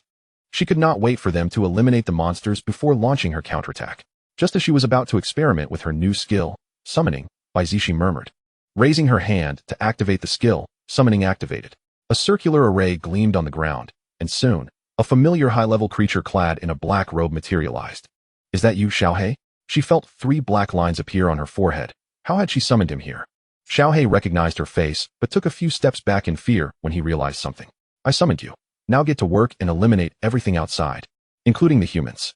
She had only an hour of summoning time, and this skill drained half of her energy. Every second was precious. Once summoned, the summoned being could only obey commands. After all, who could blame him for being diligent? Without hesitation, Xiaohe seized his weapon and stepped through the now open iron door. The people outside were preoccupied with fighting and failed to notice Bai Zixi. Suddenly, a man dressed entirely in black appeared, and they mistook him for a savior. Brother, you came just in time. Join us in slaying these monsters. One man, already fatigued after dispatching 2 blood demons, found his strength waning. Though he had gained energy, his stamina was dwindling. Adding to the exhaustion from days of fleeing, with their food supply exhausted, he felt increasingly desperate. Half of the towering buildings had vanished. As a high-level creature, Xiaohe swung his spear, taking down one monster after another, swiftly dispatching 5. The energy and valuable items he collected automatically entered Bai Zixi's backpack. Mom, the monster uncle you summoned is amazing, Yan Ziyue exclaimed, her eyes sparkling as she watched the battle outside. Yan Zilin and Yan Zai were equally engrossed. Zilin, take your younger siblings inside, she called to Dabao, wanting to avoid exposing them to the bloody scene. Zilin nodded, leading Erbao and Sambao into the house without questioning her. Brother, I want to go to the second-floor balcony. Erbao started towards the stairs. If you're not afraid of the bloodshed, you can go watch, Dabao advised. Fully aware of their mother's intentions to spare them from losing their appetite, the gruesome sight of monsters being slain differed from that of humans. Witnessing their kind slaughtered could be quite unsettling. However, those villains had to be eliminated. Leaving them alive would pose a threat. He fully supported his mother's course of action. Erbao paused for a moment, but mustered the courage to say, I'm not afraid. Sambao chimed in, brother, we're not little babies anymore. There's nothing to fear. Her resilience had significantly improved. As they peeked out from the balcony, they beheld the ground strewn with corpses, those very uncles and aunts from earlier. Even with some preparation, the sight was disturbing. The death was truly tragic. All had been pierced through the heart by Xiaohe, and the ground was soaked in blood, with numerous blood demons vanquished. Bai Zixi successfully leveled up to level 2. Her energy and health bars extending significantly, and she amassed numerous valuable items. It turned out that killing also granted experience, effectively transferring half of another's energy to her. She immediately instructed Xiaohe to clear the surrounding blood demons, for the next summoning might not yield a high-level creature. The outcome of random summons relied on luck. But this time had truly been a windfall, doubling her overall strength. Can I leave now? Xiaohe asked after completing his task, appearing beside Bai Zixi. She found his evasion amusing. Was she truly that frightening? No rush, there are still 10 minutes left. Come in and have a meal with us, she replied. I'm not hungry, Xiaohe thought, yet he hesitantly trailed behind her, remaining silent. The 3 children gazed at Xiaohe with wide, sparkling eyes. Yan Ziyue, unafraid, approached him. Xiaohe, you were so cool just now. She had heard her mother refer to him as Xiaohe and followed suit. Receiving praise from a tiny tot didn't bring him joy, yet his eyes betrayed a hint of pride. Since he was the summoned child of the summoner, he decided to be a bit more courteous, kneeling to gently stroke Yan Ziyue's cheek. The texture felt pleasant. Come, let us eat. Bai Zixi treated Xiaohe as if he were a grown-up, showing him kindness. Xiaohe felt disheartened. Human food was utterly unpalatable, yet he had to feign enjoyment, which was quite a hardship. The last 10 minutes were excruciating, with hopes for an indefinite future. Chapter 189, Apocalypse 8. After Xiaohe vanished, Bai Zixi turned to Yan Ziyue. Sweetheart, what skills did you acquire? Reclining on the sofa, Yan Ziyue set down her bottle and opened her backpack. Mom, look. She leaned in for Bai Zixi to see. Fireball technique, a mid-level skill. The cooldown seems to be 5 minutes, consuming 10 energy points. Currently, Sambao's energy bar stood at 60 points, which meant she could use it 6 times, while a level 1 magic crystal could only replenish 20 points. Other skills also consumed energy, and it felt like the magic crystals were somewhat scarce, with low drop rates. After leveling up to 2, her energy bar had extended, enhancing her strength and speed. Then place it in your skill bar, Bai Zixi instructed, encouraging her to learn to use it early on, as having a ranged skill would be advantageous. Close combat was too perilous. Yan Ziyue turned to Yan Zilin and said, Brother, did you not desire a skill with formidable offensive power? Here, take this. Sister, you can use it. I am not in a hurry. Yan Zilin felt a warmth in his heart. His sister was truly kind. With a protective skill in her arsenal, he felt reassured. Bai Zixi wore a look of contentment as she opened her backpack and retrieved a small orb of light, the embodiment of the skill known as stun. This stun skill, a control ability, locks onto a target and renders them incapacitated for 3 seconds, with a cooldown period of 10 minutes and an energy cost of 10 points. She had 200 energy points, but the summoning skill had cost her 50 points, and the higher the skill's rank, the greater the energy consumption. Additionally, the defensive shield for Bao required 20 points. Zelene, you should use this stun skill, Bai Zixi said, placing the small orb before him. With a single click, he could stow it away in his backpack, and another click would allow him to access it from his skill bar. Each individual could hold only 3 skills in their skill bar, and she still had 2 skills left in her backpack. I understand, Mother, Yan Zelene replied. Accepting the small orb, his mother aimed to balance their overall strength. With control, healing, offense, and defense, they would truly resemble a cohesive team. She also possessed an enhancement skill and a speed skill, both of which could be utilized on teammates or herself. Upon activation, they doubled strength and speed, consuming 20 energy points and lasting 5 minutes, with a cooldown of half an hour. After adding them to her skill bar, all 3 slots were filled, and for now, it would suffice until she could acquire better options. However, she needed to ensure that the little ones were adequately equipped with skills first. She had 8 magic crystals in her backpack, and each of the little ones possessed one as well. Their space was stocked with food and shelter, which alleviated her worries considerably. It was already quite late, so they returned to their main bedroom to rest. Good night, Mother. The little ones quickly fell asleep. Yet she dared not succumb to deep slumber, maintaining a degree of alertness. In the early hours of the morning, there was a sudden banging sound. Bai Zixi jolted awake, her gaze fixated on the tightly shut floor-to-ceiling windows of the balcony, which appeared ominous and foreboding. She took a deep breath, her eyes transfixed on the transparent glass. The little ones were stirred from their slumber, huddling closer to her as they all peered towards the balcony's commotion. Bang! Crash! Suddenly, the glass shattered as a monstrous creature collided with it from the air. This abrupt invasion startled Bao and Sanbao, causing them to cry out in fear. Unable to look away, the creature was terrifying, a winged beast with an enormous head and wings, a gaping mouth, and a single, menacing eye. Bai Zixi swiftly drew her knife and charged towards it, casting enhancement and speed skills upon herself. Once calm, Daba stepped forward and directed the stun skill at the creature. The large-eyed monster was immobilized, and Bai Zixi struck, cleaving it in two with a single blow. A surge of energy flowed into her. This large-eyed monster evidently yielded more energy than that from the blood demon. It even dropped a level 2 weapon. So this creature is level 2? The blood demon is a level 1 creature. I suppose I can understand it this way. Bai Zixi retrieved the level 2 longsword, which was perfect for her to equip. Then, suppressing her disgust, she cleaned the balcony. The ground was only stained with some green liquid, and the corpse had vanished, thankfully, as that would have been more troublesome.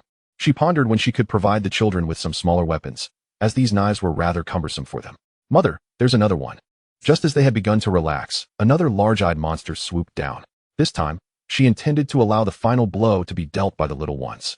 Bai Zixi kicked the approaching level 2 monster against the balcony wall and swiftly hurled her knife at it. With a sickening thud, the knife pierced its large eye, pinning it to the wall, as the approximately 1 meter tall creature let out a horrific scream, akin to a banshee's wail. Daba, go finish it off. Upon uttering this command, she cast the enhancement skill upon him. Feeling a surge of power, Yan Zelene seized his weapon and dashed towards the balcony. Go, brother. His siblings cheered him on, their eyes wide with anticipation. Daba first employed the stun skill, then thrust his weapon forcefully into the monster's forehead, knowing that was its weak point. With a swift motion, he dispatched the weakened level 2 creature. He obtained some energy and a magic crystal, a stroke of luck that wasn't too shabby. Yan Zelene noticed he was close to reaching level 2. Slaying one more monster would suffice. The energy he had just acquired didn't entirely replenish what he had expended. Defeating monsters only elevated his level, enhancing his speed and strength, while extending his health and energy bars. However, replenishing energy still relied on magic crystals. Yet, it felt wasteful to absorb a level 2 magic crystal now, considering he merely needed to restore 10 points, while the level 2 crystal could restore 50 points. Level 1 crystals restored 20 points, while a level 1 player had health of 50, stamina of 50, and an energy bar of 60. Zelene, are you close to leveling up? Bai Zixi observed him lost in thought. Yan Zelene nodded, just a little more. Bao and Sanbao gathered beside him, their faces brimming with curiosity about what treasures he had acquired. Brother, what good items did the monster drop? Yan Ziyue inquired. He shook his head. Only a magic crystal. That's still quite good. Magic crystals are hard to come by, Bao replied, genuinely pleased for his brother. Bai Zixi gently asked, do you need to replenish your energy? If she had calculated correctly, his energy bar still held 50 points. Defeating a level 1 monster granted 5 points, while a level 2 monster yielded 10 points. He had used the stun skill twice, depleting 20 points, but replenishing 10. Mother, I don't want to waste a magic crystal. Let's wait a bit longer. He intended to wait to use the stun skill again. Bai Zixi smiled and nodded, appreciating his clear-headedness. They remained on the balcony, finally awaiting another large-eyed monster to approach. It swooped fiercely towards the balcony, and Daba immediately cast the stun skill. The creature plummeted from midair. Bang! Upon landing, Daba swiftly attacked. And just as the 3 seconds of stun were nearly up, he finished off the large-eyed monster. It died with a perplexed expression. Yan Shaochen successfully reached level 2. With his health, energy, and stamina all soaring to 100. He also acquired a new skill and 10 energy points. In Chapter 190, titled Apocalypse 9, Yan Shaochen obtained a new skill, Sword Array Technique, a high-level skill that summons a flurry of flying swords in a small area, serving as an area attack skill. This skill requires 30 energy points, has a cooldown of 1 hour, and lasts for 10 seconds. Bai Zixi glanced at the skill and remarked on his good fortune. Shaochen, place it in your skill bar. The safety of their current room was waning. Would they have to rely on Erbao's defensive shield to rest peacefully? If so, how many magic crystals would that consume? After toiling on the balcony until morning, level 2 large-eyed monsters ceased to appear. Let us move to a room without windows to rest. She observed that her stamina had already diminished by 20 points. She guided the little ones into a small room, where the bed was 1.5 meters wide, and they could squeeze in together. They shared a light meal before lying down again to rest. At 2 p.m., a sudden commotion erupted outside. If you have the guts, come at me one by one. What kind of hero is it to bully the outnumbered? A man's brazen voice rang out, dripping with disdain, as he sought to kill and seize treasures, evidently coveting his advanced skills. Previously, there was talk of forming a team to seek a safe haven, yet little did they know how devoid of principles these 3 individuals were. Lu Jing, my young brother. What good fortune you possess, having acquired such a splendid skill. It is time for you to repay us. A small, yellow-haired lad gazed at him with avarice. Having feasted upon their provisions, it was time for him to be slaughtered. Beyond the advanced skill, there was also energy to be gained. After all, it was still a profit. With that, he brandished his whip and lashed it towards Lu Jing. Lu Jing dodged and sprinted towards the conspicuous villa, hoping that if it were inhabited, there might be a chance for survival. He would rather die than allow this group to claim his skill. Do you truly believe you can escape? A burly man covered in tattoos unleashed a water arrow skill, swiftly penetrating one of Lu Jing's legs. The agony nearly caused him to collapse. Gritting his teeth, he disregarded the blood streaming from his leg and charged towards the villa's entrance. Why be so obstinate? Hand over your head, and wouldn't it be better to be eliminated sooner and commence the next round? The green-haired man sneered, having already considered him a meal. Doubting his ability to flee, Lu Jing's face turned pale. He had merely 20 points of stamina and 10 of energy, rendering him unable to activate his advanced skill. Otherwise, he wouldn't be in such dire straits. He taunted, I possess but 1 skill. How will the 3 of you divide it? The trio appeared amicable. But how long would this harmony last when faced with self-interest? Unless they hailed from the same planet and entered as a team. Temporary alliances meant little in terms of loyalty. He had initially planned to gather supplies after the apocalypse began, for that $1,000 would last only a few days. Who could have predicted that upon the advent of the apocalypse, all food in the city would vanish? During his most trying times, it was these 3 who provided him with a morsel to endure. They called each other brothers, yet even so, he remained on guard. Later, when besieged by monsters, he acquired an advanced skill. It was only when his energy and stamina were nearly depleted that they united in an attempt to eliminate him. They were truly vile. Now, facing elimination was disheartening. Lu Jing glared at them with rage, yet felt powerless to resist. Being eliminated so early would inflict damage on his mental state, and it would take at least half a month to recover. Do not attempt to sow discord. Our relationship is quite robust. Prepare to meet your demise. The tattooed male player, weary of idle chatter, grasped a baseball bat and swung it toward him. The other 2 male players grinned maliciously. On the balcony, Yan Ziwei raised her small hand and uttered, Fireball technique. A fireball, the size of a palm, soared through the air, instantly striking the tattooed male player's arm, eliciting a cry of pain as he looked up towards the source of the fireball. You little brat, do you seek death? He blurted out, a glimmer of cunning flashing in his eyes. A fireball, a commendable skill. Just wait until I deal with this fellow. Then I shall come for you, little sister. Be patient. The other 2 male players, puzzled, glanced at the little girl, incredulous that such a grand villa could house only a child. As they were distracted, a glint of a blade flashed before their eyes, followed by the piercing scream of the tattooed male player. They froze in astonishment as a stunning woman drove a knife through the heart of the tattooed man. Lu Jing, now rescued, was overwhelmed with excitement. nearly shouting in admiration. Yet he restrained himself. After years apart, the formidable figure remained as striking and powerful as ever, contrasting sharply with his own plight. Though an old player, every game brought new challenges, and he could hardly blame himself. You dare slay our brother? We shall retaliate against you, you foul wench. The green-haired man immediately unleashed his skill, binding technique. A snake-like green rope surged toward her. Bai Zixi swiftly dodged with her knife, slicing at the rope. The rope, agile and cunning, slithered along her blade, aiming to ensnare her. The green-haired man wore a smug expression. Do not exert yourself. Do you believe an intermediate skill is so easily evaded? He had refrained from using it on Lu Jing earlier, due to cooldown.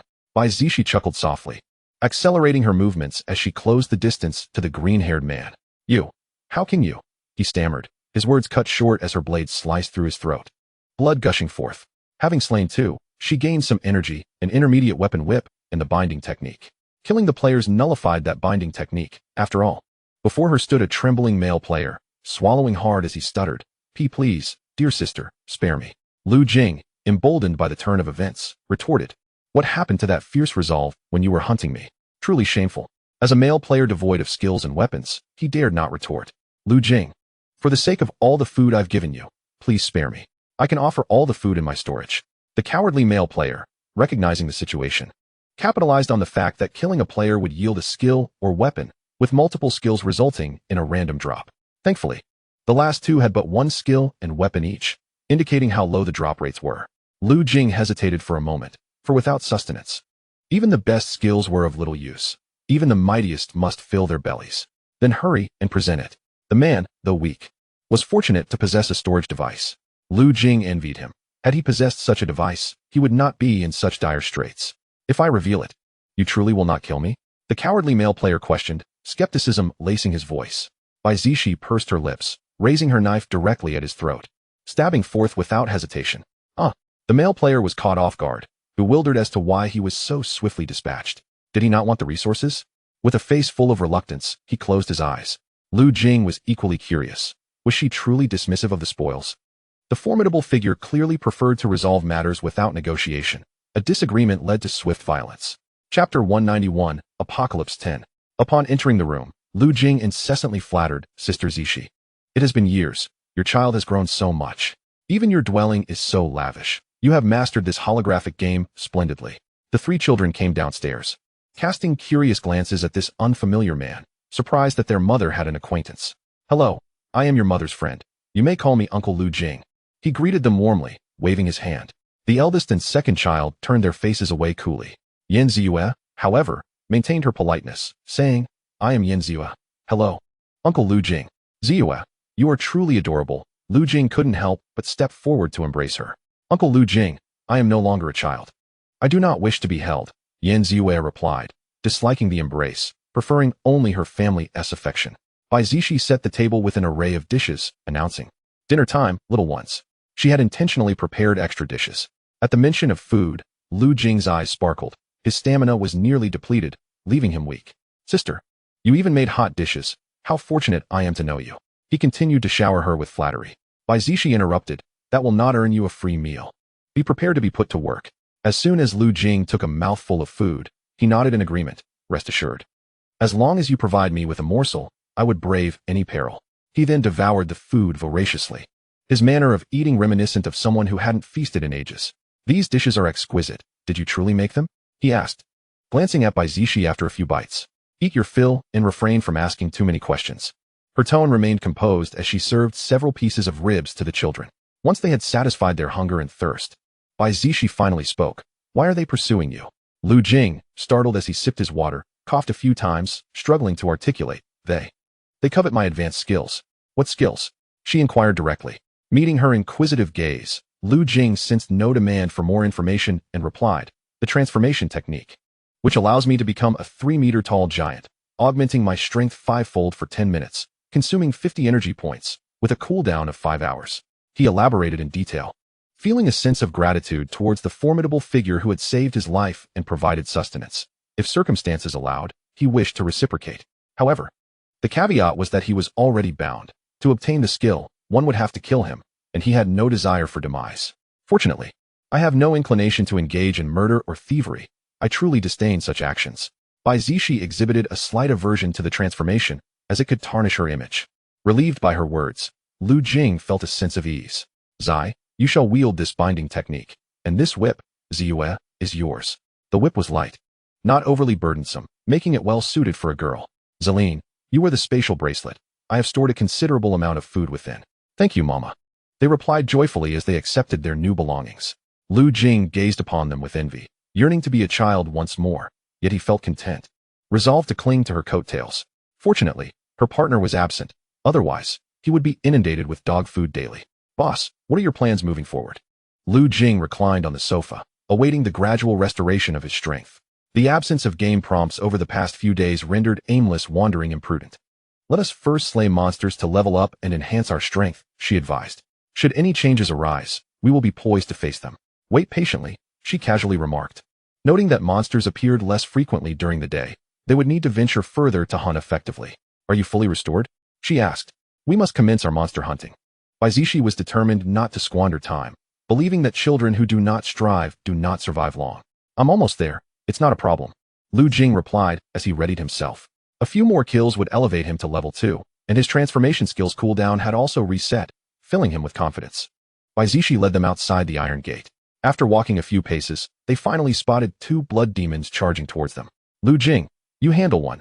Ziyue and Ziyue. You cooperate to tackle the other. They nodded in agreement. She and Zeline had already reached level 2, and now needed to elevate the trio's levels as well. Ziyue swung the whip towards the blood demon's neck, attempting to pull it down when she ensnared it. Yet the blood demon was not weak, forcefully breaking free from the whip's grasp and yanking Ziyue towards it. How dare you pull my sister? Ziyue growled fiercely, stepping forward to assist in pulling the whip back with all their might. The blood demon was yanked forward, and Ziyue shouted, Sister, unleash a fireball. Without hesitation, Ziyue raised her hand, a fireball striking the blood demon's head, which instantly dissolved into a mist of blood. Had she not bound it first, her fireball's casting speed was insufficient, making it easy to dodge. Moreover, Ziyue's accuracy required further honing. She had slain a blood demon, gaining experience points, a magic crystal, and 10 energy points. Just as they dispatched the 2 blood demons, a dozen more with twisted faces crawled forth, shrieking. Ziyue, activate the defense shield. Bai Zixi commanded coolly as she brandished her knife. The defense shield resembled a semicircular bubble, impervious to damage upon entering and exiting. Lu Jing, draw the surrounding blood demons together. She had already conceived the most expedient solution, utilizing minimal energy. Lu Jing nodded, his speed suddenly increasing as he glanced at Bai Zixi in surprise, understanding her intent. He moved forward, diverting the attention of the nearby blood demons, then ran a lap around them. Binding technique. Bai Zixi commanded, and the binding skill of the 2 younger ones surged towards the swarm of blood demons, ensnaring them instantly. Stun and sword formation. She ordered again. As her words fell, Zine unleashed a barrage of attacks with his skill, once the sword formation descended. The previously stunned blood demons were rendered weak. Ziyue and Ziyue, go in and reap the rewards. Bai Zixi directed the 2 younger ones inside the defense shield. Armed with their weapons, they engaged in a fierce battle. Within moments, the dozen blood demons were vanquished, and all 3 had reached level 2. They likely obtained a good amount of loot as well. There are still a few scattered blood demons over there. Lu Jing, you take care of them. She instructed him to head towards the rear. Lu Jing nodded, seizing the knife Bai Zixi had provided, and with the boost of power, he resolved them swiftly in 10 minutes, successfully reaching level 2. As the red moon began to rise, Bai Zixi's expression turned grave. Let us go, we must return. Whether day or night, the emergence of the red moon was always abrupt. She knew that the monsters would soon become active. They had returned to the villa just in time before the crimson moon ascended into the sky. Phew, fortunate we have a house. Lu Jing relaxed. He had just slain monsters and acquired 3 magic crystals. He presented them to Bai Zixi. You are the captain, the distribution is yours. Having expended minimal energy himself, while they had used quite a bit, it was only fair to allocate resources judiciously. Keep one for yourself, if you find yourself short on energy later. I will compensate you, Bai Zixi replied as she accepted the crystals. The 2 younger ones had obtained 2 skills and magic crystals, which they also handed to their mother, awaiting her guidance. Chapter 192, Apocalypse 11. Zine had acquired a new skill, Water Arrow Technique. His 3 skills now maxed out. Ziyue had obtained a new skill, Marking Technique, also at maximum capacity. Lu Jing possessed only 1 advanced skill, while Zine had 2, and the rest had 3 skills each, all at level LV2. Game prompt. The location of the safe zone has been refreshed. All players must arrive within 7 days. Game prompt. In 10 hours, all structures will vanish. Game prompt. The top 10 players to arrive first will clear the game directly. Just as Bai Zixi settled onto the sofa, the sudden sound of the prompt startled her. Lu Jing panicked, exclaiming, "What do we do? Where will we sleep without buildings? On the street? Even if we sleep on the street, it's crawling with monsters. How can we sleep soundly? Moreover, the safe zone is quite far. It would take 3 days and nights of driving to reach it. And what if the car breaks down on the way? After all, monsters lurking in the sky and on the ground can easily destroy any vehicle. The most concerning issue is the players and other nefarious individuals we might encounter along the way, which will only delay us further. Is it truly possible to clear the game early?" His expression was solemn, contrasting sharply with Bai Zixi and the 3 children, who remained unfazed. As if he were the only one burdened with worry. "You seem completely untroubled," he remarked. Bai Zixi replied calmly, "Worrying is futile. We should rest early and depart promptly." She waved to the children and him as she entered the room. Very well, Lu Jing thought, realizing there would be no bed to sleep in afterward. Hastily selecting a room to rest. The night was unusually quiet, allowing them to sleep peacefully until the following morning. Upon awakening, the 5 of them shared breakfast and began collecting useful items from the house. "You drive?" Bai Zixi tossed him a set of car keys and settled into the back seat with the children. The black SUV commenced its journey towards the safe zone. Half an hour later, all surrounding buildings had vanished, leaving only mountains, barren earth, and wide roads in sight. "My heavens, the road has widened," Lu Jing exclaimed, astonished, as if they had completely changed the map. Upon turning into a broader street, he noticed several more vehicles surrounding them. The safe zone lay at the heart of the map, with their position on the outer fringes as players rushed inward. "Hello, brothers, let us form a team." A flashy sports car cruised nearby, and the male player in the passenger seat flashed a charming glance at Lu Jing. The burly driver, a rugged uncle, pulled him back with a smirk. "I'm still alive. Dare you flirt with others?" "Hey, don't be so rude. You're hurting him," protested the seemingly delicate boy, his tone oddly enjoying the banter. Lu Jing shivered. This was not his cup of tea. By the way, were these 2 players? Just as he was distracted, several blood demons suddenly emerged from the road ahead. 1 became 2, 2 became 4, and soon they multiplied. The sports car, leading the pack, attempted to crush them but was ensnared by the demon's grasp, rendering it immobile. "Ouch, let us get out and clean this up first," suggested the effeminate boy. Bai Zixi's expression shifted. "Stop the car." Lu Jing hurriedly hit the brakes, sending one of the blood demons flying, relieved he hadn't driven further. "Let us disembark." She led the children out, and once Lu Jing joined them, she quickly stored the car away. After all, she only possessed 2 vehicles and couldn't afford any damage. The tires of the sports car had already been punctured by the demon's sharp teeth, deflating swiftly. The effeminate boy cast a protective shield around the burly uncle, who charged out, diverting the demons away, allowing the boy to exit the vehicle.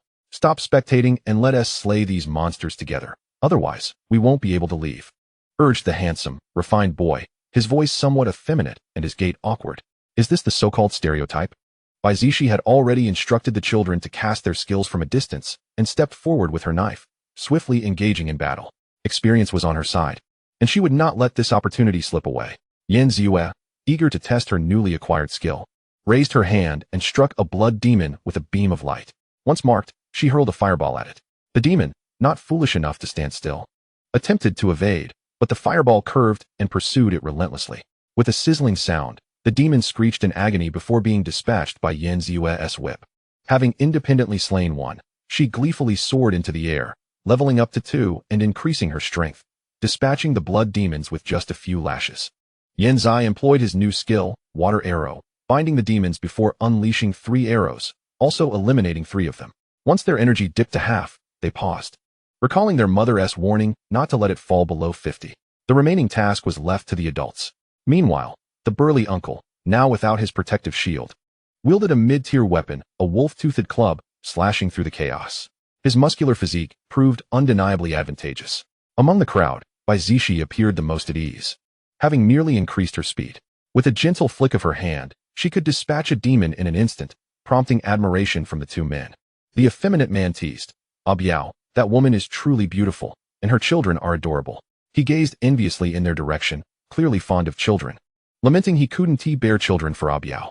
After slaying the last blood demon, Ah Biao approached the boy, pulling him into an embrace. "In my heart, you are the most beautiful." Mu Sang's face flushed as he shyly protested. "Hey, mind the occasion." Bai Zixi and Lu Jing exchanged bemused glances. Was it truly appropriate to flirt on the main street? A tall, muscular man with a hint of stubble and decent features seemed quite manly, cradling a delicate, handsome boy, creating an unexpected yet fitting pair. Mu Sang took Ah Biao's hand and approached. He turned to Bai Zixi. We share the same destination. Shall we collaborate? No. We can deal with any crises together, but I want to involve myself in other matters, Bai Zixi replied firmly, unwilling to entrust her back to someone she had just met. I appreciate your straightforward nature. Let us do it this way. Ah Biao, hurry and install the tires. With a wave of his hand, new tires appeared on the ground. Ah Biao crouched down, picking up a tire and heading to the car, skillfully retrieving tools from the trunk. It seemed he was quite accustomed to this task. However, escaping in a two-seater sports car felt rather reckless. You all should take a sip of water and wait for us. It won't take long. After speaking, he produced a bottle of water and handed it to Yan Zilin, complimenting, Your child is truly handsome. Yan Zilin turned away coolly. No thanks, I have my own water. He fetched several bottles from his spatial ring, distributing them to his mother and siblings, also handing one to Lu Jing. You're quite thoughtful. Mu Sang found his aloofness even more endearing. A Biao's voice soon called out, Get in the car. The two vehicles resumed their journey. This time, Bai Zixi acquired a skill and 6 magic crystals, instantly granting the skill lion's roar to Lu Jing, believing his voice would be well suited for it. Lu Jing was ecstatic. At last, he possessed 2 skills. After transforming, if he roared, wouldn't it be even more powerful? Chapter 193, Apocalypse 12. As night fell, the crimson moon rose. Oh no, not again. What should we do, big shot? Lu Jing quivered at the sight of the looming moon. Bai Zixi's demeanor shifted. Let us park. What else could they do but brace themselves for the challenge? The other sports car halted as well, waiting for their rendezvous. Thankfully, they had already replenished their stamina and energy within the car. Once they alighted, she stored the vehicle in her spatial ring as usual. Zai, you activate the defensive shield first and maintain it without interruption. If your energy runs low, remember to use the magic crystals. The second child nodded earnestly. Got it, Mom. The 2 individuals who exited the sports car approached them, their ensemble appearing rather formidable. Little girl, you've taught the children exceptionally well, Mu Sang remarked, observing the kids' vigilance and lack of fear, explaining their audacity to partake in such a game. A Biao turned to him. If you like, we can adopt one when we return to our planet. I only favor adorable, well-behaved children. Do you think anyone would allow you to adopt such a child? Mu Sang shook his head, finding the man a bit foolish. He was strong in some aspects, but lacking in others. Yet, he relished this dynamic. His eyes solely on his partner, who was also quite agreeable in appearance. On their planet, girls were exceedingly rare, and relationships were often fluid. Handsome men were abundant, easily replaced when boredom set in. The children were disinterested in these 2 peculiar uncles. Don't look, it's not suitable for children.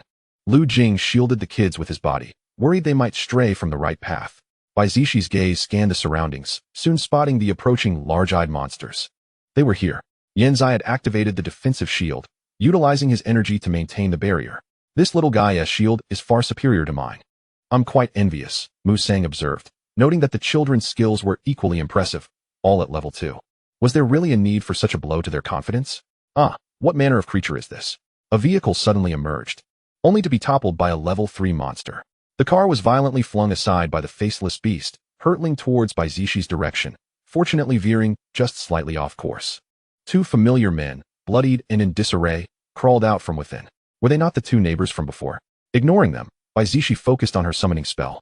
While she might be able to contend with a level 3 monster, she was still entangled and decided to attempt summoning a creature. To her surprise, she conjured an adorably clumsy little monster, reminiscent of a minion, yet entirely purple with sharp little teeth, which cowered behind her in fear. Go and dispatch that faceless creature. Bai Zixi urged, her patience for cuteness wearing thin. The little purple creature shook its head, trembling. Being merely a level 2, it was no match for the formidable beast. Yan Ziwe stepped forward to reassure it. Do not be afraid. My mother is very powerful. The little purple monster, with its endearingly grotesque appearance, looked up at her and nodded. After all, it was still but a baby. Lu Jing couldn't help but chuckle at the dramatic display of the summoning spell. This level 3 monster would still require his intervention. Leave it to me, he declared, taking several strides forward before transforming, his stature multiplying in size. He charged towards the faceless creature.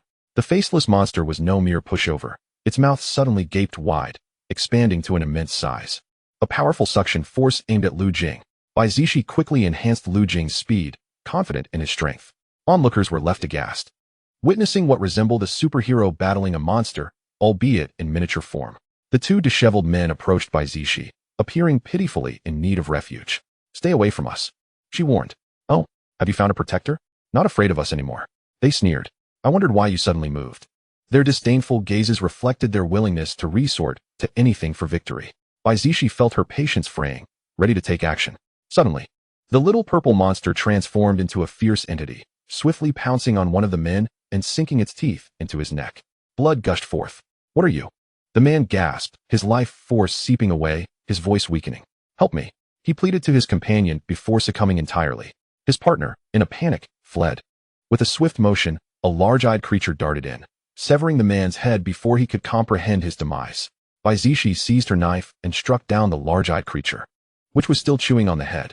Meanwhile, the children remained safe within the protective shield, dealing only with the lower-level blood demons. Mu Sang and her partner, a Biao, were also engaged in combat.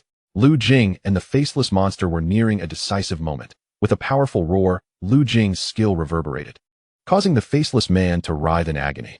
Seizing the moment of weakness, Lu Jing gripped its head and forcefully slammed it into the ground, cracking the pavement beneath. The faceless creature let out a mournful cry, its eyes closing in defeat. To Bai Zixi's astonishment, the level 3 monster dropped a mid-level spear, light and agile. Though ill-suited for him, approaching Bai Zixi, he offered her the weapon. You should use this. I prefer my knives and swords. Bai Zixi accepted it, handing it to Debao. Zilin, give this a try. If it feels too heavy, you can return it to storage. She found his posture wielding the spear quite imposing, reminiscent of a young Neza, exuding such fierce presence at his tender age. Yan Zilin accepted it gratefully. Thank you, mommy. He was delighted and quickly began to practice with it.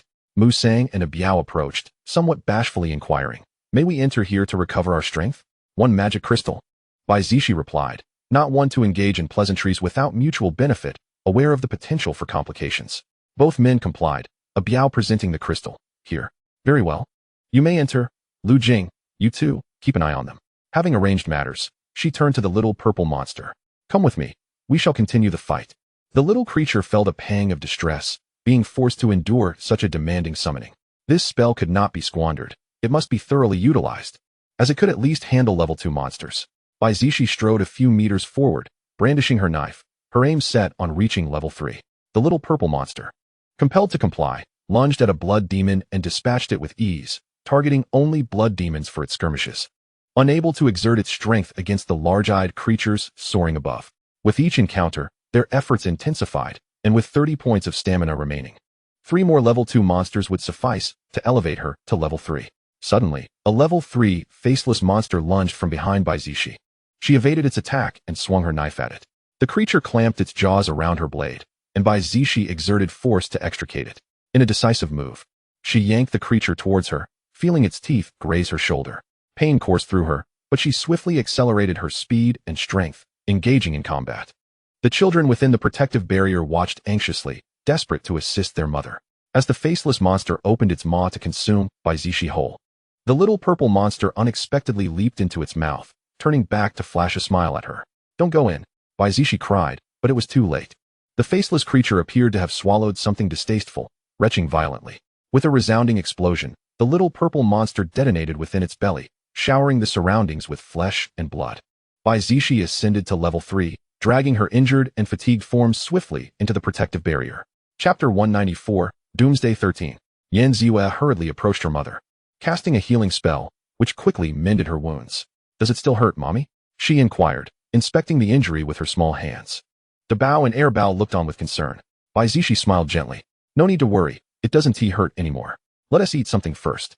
She retrieved a container from her storage, filled with palm-sized rice balls. Dig in. Lu Jing swallowed hard. Can I eat, boss? Of course, she replied, glancing at Mu Sang and a Biao, who were still snacking on their biscuits. You are welcome to join. At her invitation, they could no longer resist. The warm rice balls were too enticing after days of dry biscuits and bread. As Bai Zixi ate, she sighed, reflecting on the little purple monster's unexpected bravery. She hoped it could revive endlessly like the little black one. An hour later, the red moon vanished, plunging everything into darkness. She retrieved a battery-operated lantern from her storage. It seemed they would have to spend the night here. Lu Jing, feeling uneasy at the prospect of sleeping on the street, questioned, Are we really going to sleep here? Bai Zixi chuckled. Look ahead, there's a cave. We can set up camp there. Taking the children's hands, she led them toward the cave. Upon hearing about the tent, Lu Jing felt a wave of relief. The leader had indeed prepared adequately, rivaling the skills of survivalists. Mu Sang pulled a Biao along. Wait for us. The group traversed through the darkness, the lantern illuminating their immediate surroundings. After a few steps, they encountered a couple of blood demons. After several minutes, the 4 adults and 3 children finally arrived at the cave entrance. There are no monsters inside, right? Lu Jing mused, not fearing them, but wary of ambushes. Let a Biao and me go first, Mu Sang suggested, leading her partner forward. They could not always take advantage of others. That would be unkind, especially with the children watching. Bai Zixi did not intervene. The entrance to the cave was modest in size, and inevitably, someone had to step inside first. Although her stamina and energy had been replenished, she had yet to take the time to examine her newly acquired skills and weapons. The 2 individuals who ventured into the cavern with flashlights initially noticed nothing amiss. Mu Sang called out, prompting them to follow suit. After a thorough inspection, they began to set up their tents. Fortunately, Mu Sang and Ah Biao had brought some as well. Bai Zixi had only packed 2 tents herself and had not anticipated encountering Lu Jing. She handed over a small tent to him, saying, "Here you go." "Thank you, esteemed one." Lu Jing accepted it and set it up in a flat area. "Little ones, you must be exhausted," she remarked as she ushered the children into the larger tent. After arranging it, she reclined on a soft mat, feeling quite comfortable. Bai Zixi then produced a newly acquired compact crossbow with only 20 bolts, presenting it to Arab Bao. "Zi, this is your weapon. Please keep it safe." Yan Zi's eyes brightened as he took it eagerly, exclaiming, "Thank you, Mama. I really like it. And this enhanced skill, the Bao, you can use it first."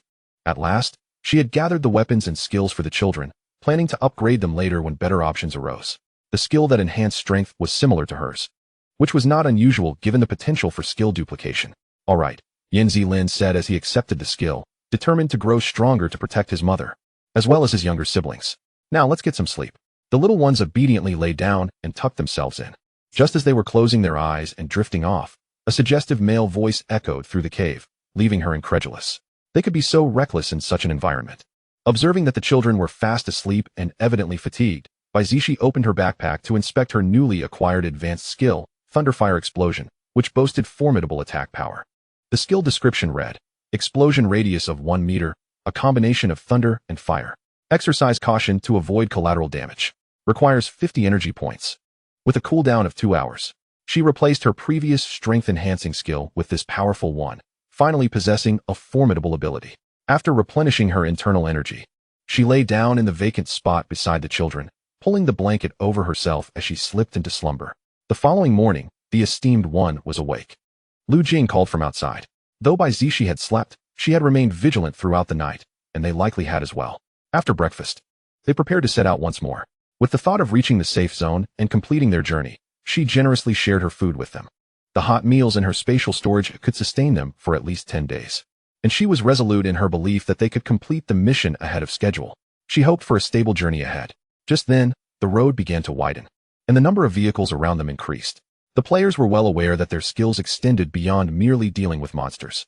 Who was that foolish player behind them? Driving a sports car? A brazen male player scoffed as he glanced in the rearview mirror. "Brother, let us not bother with them. It'll just waste time," a well-meaning junior suggested. They had previously encountered some inexperienced players who resorted to killing for loot, and now, with more vehicles on the road, stopping could mean being left behind and missing the safe zone, risking elimination. Caution was essential.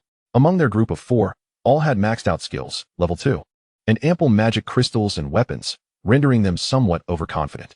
After all, their journey thus far had been fraught with robbery and ambush, so how much worse could it get? The faces of the 4 bore expressions of cunning. Had the occupants of the car ahead just mocked them? Lu Jing felt an urge to overtake them. But with the children in the back, he refrained from doing anything reckless. Bai Zixi, half-closed eyes resting against the seat, casually remarked, "No need to pay them any mind." She reached out to help Ziyu tidy her hair. Let these rascals go for now. Don't let Grandpa catch a chance later." Lu Jing felt emboldened, no longer resembling the helpless figure who had once sought her aid. Bai Zixi smiled. He truly lacked composure. Indeed, he was still quite young. The sports car ahead accelerated. And Mu Sang, losing his cool, shouted, "Chase them down, those bastards." When the arrogant players passed by, they flashed a thumbs-down gesture, infuriating him. "Calm down, darling." Ah Biao soothed him. "This street racing is dangerous, okay? Besides, they're not keeping pace." Mu Sang was almost ready to take matters into his own hands. And once they were tailing the others, he popped his head out of the window, yelling, "Hey, you up front, if you have the guts, stop the car." But the wind was too strong. The brash male players ahead were oblivious, continuing to whistle and flaunt their bravado. Chapter 195, Apocalypse 14. Brother, look. That sports car behind us is closing in. The man scoffed. Are they looking for death? The brazen male player, dubbed Brother, replied. If they're serving themselves up, we might as well take what we can get. Stop the car. He pondered what capabilities these reckless individuals possessed. Mu Sang and Ah Biao parked their sports car on the roadside. They exited the vehicle, and Mu Sang regarded the four individuals opposite them without fear. The two of them exchanged glances with the four, lifting their chins in defiance. The arrogant male player barked, take them down. Mu Sang raised an eyebrow. You lot are nothing but trash. Come on, who's afraid? At that moment, Lu Jing arrived in his car and parked behind them, declaring, count me in. Seeing an ally, the sinister-looking man sneered. Another one seeking death has arrived. Bai Zixi rolled down the car window, observing that a 3-against-4 battle should be manageable. She could potentially orchestrate a surprise attack. Enough chatter. Let the show begin, Lu Jing said disdainfully. The underhanded male player suddenly shouted, freeze. Mu Sang found himself immobilized, unable to move. In a panic, he warned, Ah Biao, I'm stuck. With one person frozen, the two remaining could engage. The enemy's four rushed in with weapons drawn. Ah Biao swung his spiked club, engaging in combat, as the sound of clashing weapons filled the air. Lu Jing stepped forward, unleashing a lion's roar that deafened the oncoming male player. The enemy clutched his ears as Lu Jing seized his opportunity, raising his knife to stab into the foe's chest. The arrogant male player retaliated with a ranged skill, heart-piercing arrow. An energy-formed arrow shot toward Lu Jing. Bai Zixi waved her hand to grant him a burst of speed. Lu Jing swiftly dodged the attack, while the ear-clutching male player regained his senses. He brandished a heavy sword, swinging it toward Lu Jing, who quickly raised his knife to block. A chaotic clash of blades ensued. After several exchanges, Ah Biao and the two opponents found themselves locked in combat, and Mu Sang's immobilization spell expired. He retrieved a stick from his spatial storage and swung it forward. You kids stay in the car. Mama is going to help them. Bai Zixi instructed. Yanzi Lin, with a serious expression, interjected, Mama, I want to help too. She met her elder son's determined gaze and nodded in agreement. All right. But Ziyi and Ziyu, you must keep an eye on the car. With a task to focus on, they agreed to wait inside. After exiting the car, Bai Zixi lunged forward, plunging her knife into the heart of the male player who had been engaged in combat with Lu Jing. The male player, caught off guard by the ambush, fell to the ground, shouting, Brother, avenge me. The brazen male player, witnessing the unfavorable turn of events, hastily called to his remaining allies. We're retreating. As two of his subordinates attempted to flee, Mu Sang chuckled, do you think you can escape? With that, he raised his hand, casting Frostbind. In an instant, the two men transformed into ice pops, not anticipating that the other had a backup plan. It was truly terrifying. The arrogant male player gritted his teeth and dashed towards his vehicle, no longer concerned about them. Lu Jing smirked, thinking he would attempt to flee. He swiftly transformed and hurled the car into a tree.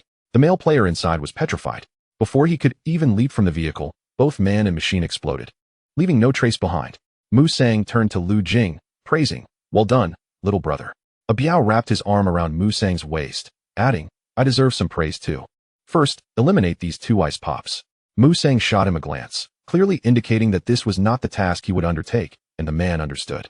He quickly seized a wolf-tooth club and dispatched the last two male players, collecting their belongings. Yanzi Lin had readied his spear, yet found no opportunity to use it. Wearing a look of disappointment, they continued their journey. Bai Zixi called out to Lu Jing, noting that they had already delayed for quite some time. They chose not to inspect their newly acquired skills and hastily boarded the vehicle, speeding away. Lu Jing had just obtained the skill heart-piercing arrow from the recent kill, and it was this very ability that prompted him to transform and leave his opponent behind. Otherwise, he would have been reluctant to expend energy. Now, with the transformation skill on cooldown and a new skill added to his repertoire, his 3 skills were full, and he had also acquired an intermediate heavy sword. He felt utterly exhilarated. He glanced joyfully at Bai Zixi, thinking, I am now an advanced player. Bai Zixi replied, Uncle Lu Jing, you are so impressive. Yan Ziyu, noticing the lack of response, sought to spare him any embarrassment. It's always Ziyu who knows how to speak. Lu Jing's spirit soared. This was the sense of security that strength provided. As their vehicle traversed the main road, they occasionally spotted a few blood demons lunging towards them. But it posed no threat. Their speed easily shook them off. 2 hours later, as they crossed a high mountain, a cacophony of screams erupted ahead, prompting Bai Zixi to bring the car to a sudden halt. Upon disembarking, Lu Jing could not help but exclaim, What on earth? How are we supposed to cross this wretched, rickety bridge? Before them lay a wooden suspension bridge, with several planks clearly damaged, indicating that previous travelers had fallen through. On the bridge, 3 individuals clung tightly to the ropes, cautiously advancing while occasionally encountering half-meter-wide gaps. Bai Zixi surveyed the surroundings. Aside from this bridge, there appeared to be no other route. Beyond it lay a mountain path, and the bridge spanned at least 100 meters. "We'll go first," Musang said, having stowed away the vehicle and beckoning a Biao to follow. "Zilin, can you manage?" She inquired of Yan Zilin, whose presence provided her with reassurance. After he nodded, Bai Zixi tied a rope around his waist, connecting them for safety. She bent down to lift Bao while instructing Lu Jing. "You carry Ziyu." Lu Jing complied, lifting Yan Ziyu effortlessly. "No problem. You go ahead. I'll bring up the rear." "Let us go, Zilin." Bai Zixi, cradling one child in each arm, hastened forward. Zilin maintained his balance as they stepped onto the wooden planks of the suspension bridge, which swayed precariously beneath their feet. At that moment, a second-level large-eyed monster swooped down from the sky, and Ziyi swiftly dispatched it. Yan Ziyi loaded his crossbow and shot, hitting the monster squarely between the eyes.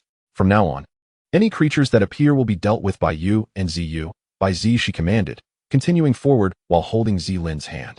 The earlier falls were likely due to the flying monsters that had distracted the travelers. Yan Ziyu coordinated seamlessly with Lu Jing, unleashing a fireball spell coupled with a marking spell to easily eliminate the creature. During her cooldown period, Lu Jing took up the heavy sword to guard, steadily advancing. They proceeded with utmost caution, pausing to eliminate monsters whenever they approached. In the narrower gaps, Bai Zixi lifted Bao and Bao together and leaped across. With only a few steps left to complete the crossing, suddenly, a swarm of blood demons surged onto the bridge, shaking it violently. And the ropes began to show signs of loosening. Bai Zixi gritted her teeth, clutching the 2 children, and quickened her pace. 5 individuals had already reached the shore, including Musang and a Biao. The 2 men and 1 woman peered back at the bridge, the woman shouting, "Don't let them come over. You must strike them down." It was an opportune moment to seize the advantage. As the 2 men prepared to act, Musang raised his hand, "Ice freeze." In an instant, the 3 individuals were immobilized in ice.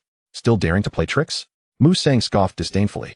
The frozen trio's eyes widened in terror, their bodies paralyzed. Yet their eyelids flickered in realization of their grave oversight. At that moment, Bai Zixi and her group finally escaped peril. "Phew, I thought we were done for." Lu Jing gasped, still shaken. Bai Zixi had just activated a speed boost to ensure their escape, and had thrown out the rope to pull him over just as the bridge was about to collapse. Otherwise, he would have plummeted alongside it, which explained his dramatic expression. Bai Zixi comforted the startled Yan Ziyu in her arms, soothing her anxieties. Chapter 196, Apocalypse 15. Once Lu Jing regained his composure, he glanced at the 3 frozen figures and inquired, "What is the story with these 3? "Just a trio of treacherous scoundrels," Musang replied, sharing a knowing look with a Biao. After a Biao cleared them away, he turned to Musang. "All done, darling." Musang looked at Bai Zixi with an expression that begged for a reward. "Sister, I've done you a great service. Perhaps you could treat me to something delicious?" Bai Zixi chuckled helplessly but generously produced 2 boxes of bento. "Here you go." Lu Jing swallowed hard, his stomach growling audibly, and gazed at Bai Zixi with longing. "For you," she said, handing him another bento box containing a large chicken leg. "Mommy, I also want a chicken leg," Yan Ziyu chimed in sweetly. Bai Zixi set up a table and several chairs, arranging the boxes of dishes and rice. "Let us all sit down and enjoy." The group settled on the roadside, relishing the delightful meal. Suddenly, 2 vehicles appeared on the opposite road, approaching ominously. Had they left them no retreat? Gazing at the cliffs on either side, the question lingered. How could they possibly cross? Lu Jing smirked, relishing the moment. "Now this is splendid. No one can come over." The group feasted, inciting frustration among those on the opposite bank who shouted for help, only to be ignored completely. After finishing their meal, Bai Zixi and her group drove away, leaving their pursuers in despair. "Did you see those people across the way?" "Haha," Lu Jing laughed unkindly. "Early arrival is no match for good fortune." Their vehicle traversed 2 valleys, gradually entering the vast, boundless grasslands. This must be the plateau. At 5 in the afternoon, the crimson moon began to rise. Without needing prompting, Lu Jing parked the car, their stamina and energy levels fully replenished. Dozens of blood demons had already emerged from the grasslands, while the large-eyed monsters in the sky multiplied. Yan Ziyi promptly activated the protective shield. Yan Zilin had already grasped his spear, preparing to advance, but Bai Zixi held him back. "You 3 can only slay monsters around the shield. Leave the rest to us." After issuing her command, she raised her hand. Summoning spell, activate. The summoning array emitted a radiant glow, revealing a humanoid creature clad in a black robe. Lu Jing gasped, "Little Black, what a surprise. It's you?" Little Black's face twitched at the sight of them. "Not you two again, what a nuisance. Little Black, how nice to see you." Yan Ziyu greeted enthusiastically. Upon spotting Little Black, Bai Zixi let out a sigh, torn between hoping for the appearance of Little Purple or a more formidable foe. "Little Black, you and Lu Jing guard the children. I leave this to you." After issuing her command, she brandished her blade and proceeded towards the level 3 faceless monster, as the level 1 and 2 creatures upgraded far too slowly. Swiftly, she maneuvered behind a faceless monster and, after 2 strikes, vanquished one of the level 3 beasts. Lu Jing glanced at Little Black in silence before teasingly remarking, "You seem to be faring quite well lately, even becoming a summoned monster for the players." Little Black, disinclined to engage in conversation, tugged at his cloak to shield himself from view. "Don't be so aloof. We are acquaintances after all," he persisted, much to Little Black's annoyance, who felt an urge to strike him. However, he restrained himself, quietly eliminating the incoming monsters to assist the children. "You're amazing, big brother Little Black," Yan Ziyu genuinely praised. "You're even stronger than Uncle Lu Jing." Little Black's mood brightened as he left a severely weakened monster in front of Ziyu, saying, "You finish it off." "Okay." Ziyu nodded obediently, seizing the whip and effortlessly dispatching the feeble creature in an instant. This sequence continued, allowing her to accumulate considerable experience and spoils without exerting much energy, leaving her older brothers envious but content to let her shine. Yan Zilin wielded his spear with agility, easily piercing a blood demon, though he found dealing with the approaching giant eye monster required more effort. Second brother cast a binding spell. He called out to Yan Zai. As a dozen blood demons surged forward, Yan Zai commanded the swarm, "Bind them for me." Just as his spell took effect, Yan Zilin raised his hand, sword formation. Together, they obliterated the horde of blood demons, with Yan Zai using his crossbow to claim half the bounty while Yan Zilin cleared the remainder. They returned to the protective shield, exchanging a triumphant high five. After replenishing their stamina and energy, the trio plunged back into the fray. Unable to contain his admiration, Lu Jing praised, "You're doing splendidly. I need not worry anymore." He advanced to transform, drawing a swarm of monsters toward him. With a mighty roar, he instilled fear in them before sweeping through with his massive sword. The sounds of slashing echoed as monsters' heads separated from their bodies, as he relentlessly sliced through them, seizing the opportunity to gain experience and energy, growing emboldened with each battle. Little Black, feeling stirred, moved forward to attract a throng of monsters. Wielding his spear with increasing ferocity, Lu Jing shot him a knowing glance. "Little Black, you've regressed." This taunt spurred Little Black on, accelerating his assault with ruthless intensity. Yan Zilin pulled his younger siblings back into the protective barrier, suggesting, "Let us take a break. With those two so fierce, we're unnecessary." After an intense half-hour of combat, Bai Zixi finally lured 5 faceless monsters and shouted, "Thunderfire explosion." Boom, boom, boom. Upon reaching level 4, she smiled, returning to the children. "Are you all uninjured? Let Mama take a look." "No," they chorused, shaking their heads.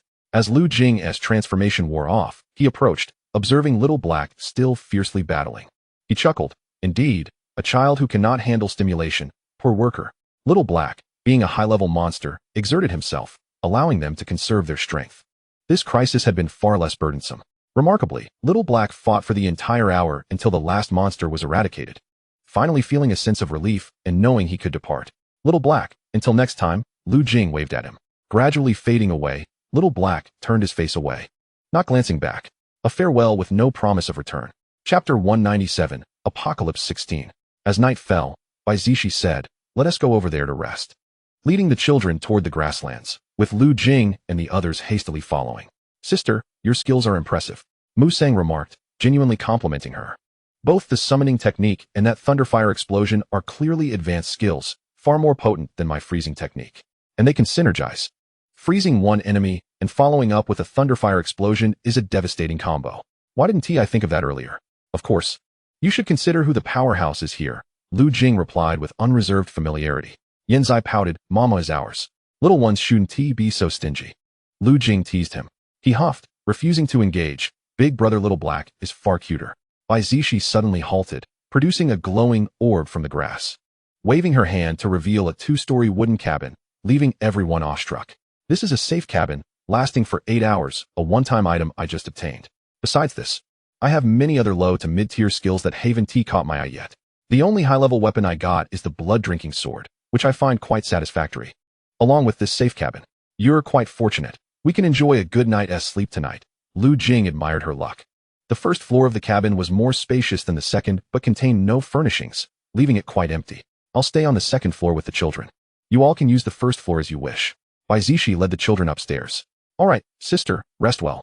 Mu Sang expressed his heartfelt gratitude, grateful for her hospitality.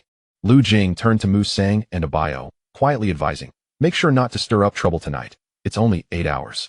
You need to rest well. At this, Mu Sang's face flushed. Blame him. He should know better than to act so recklessly in such a place. After saying this, he feigned anger and stepped into his tent, while Abayo saw nothing wrong and actually enjoyed the banter. I'll just endure tonight and stir up trouble once we log out, he thought. Lu Jing shook his head in exasperation, wondering how such dog food was omnipresent, before returning to his own tent to check his backpack. On the second floor, come here, Ziyue dear, Mama will help you clean up and change into fresh clothes. Bai Zixi cradled the youngest, preparing to undress her. Don't look, big brothers. Yan Ziyue, aware of her modesty, blushed. The boys dutifully turned away.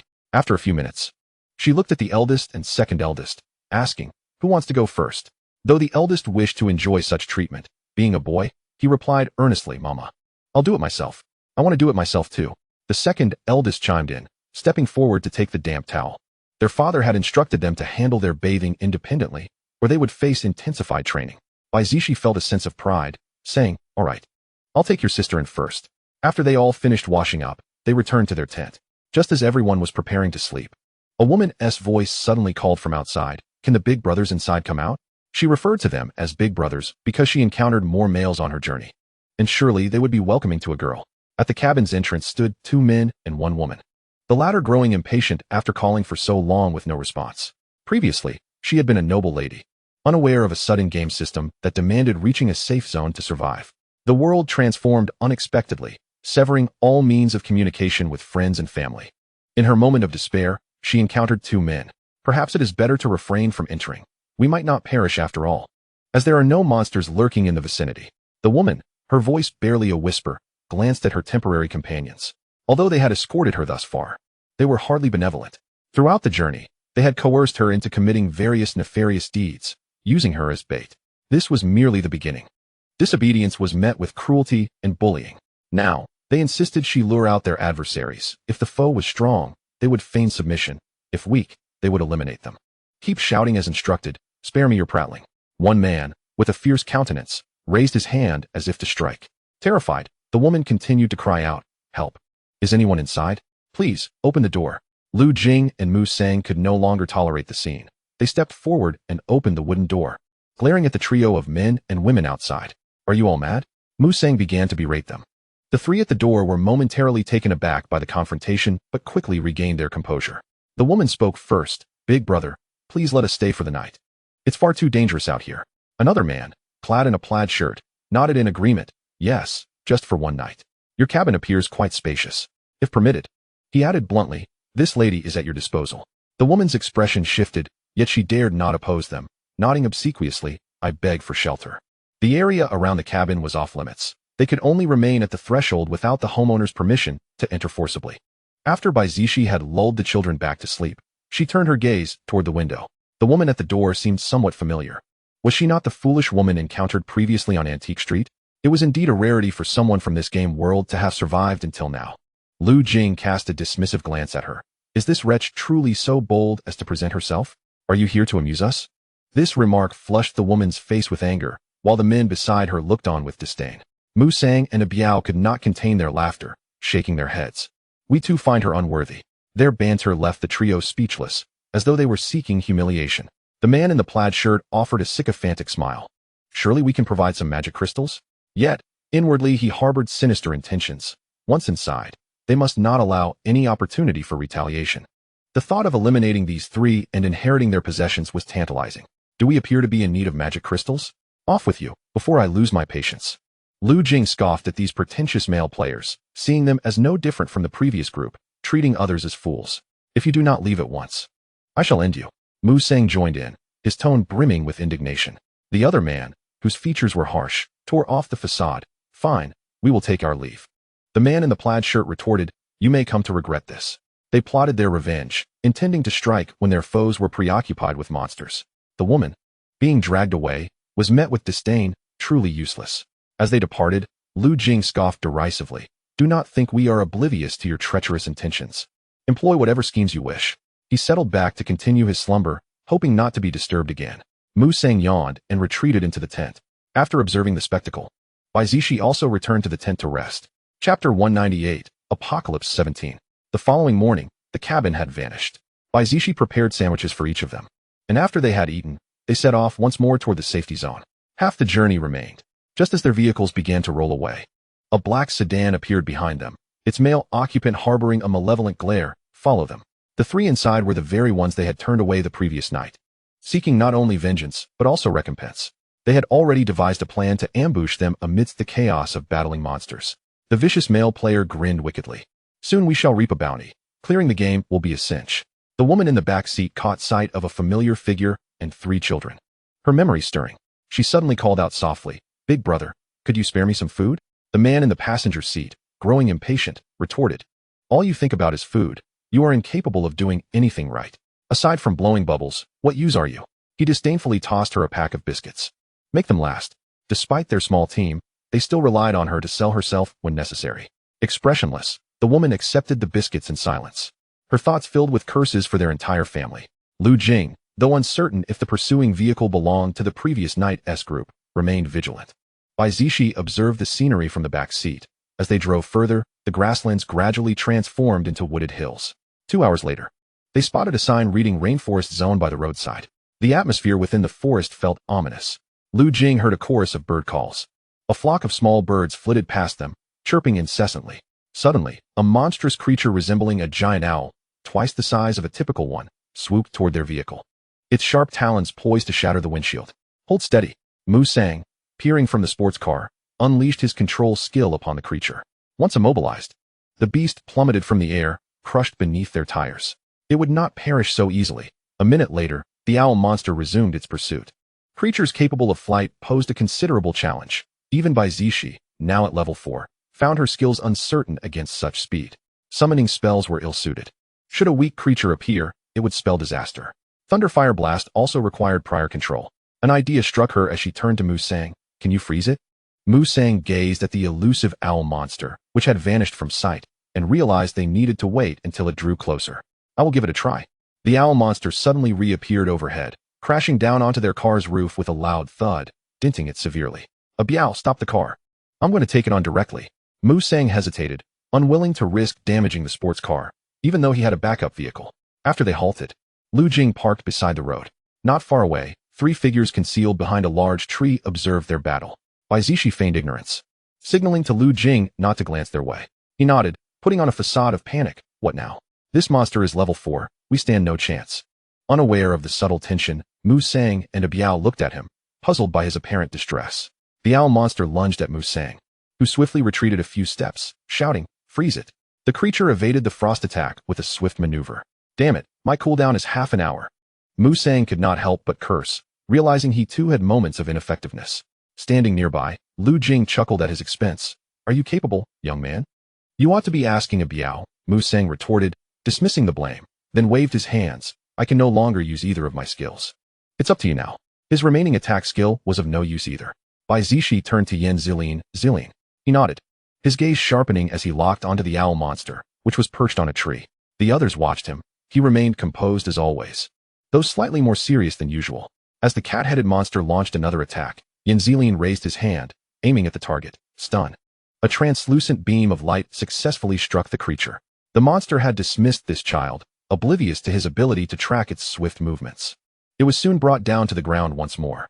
Bai Zixi could have slain it with a single strike of her sword. Yet she opted for a skill, Thunderfire Explosion. Bang! Bang!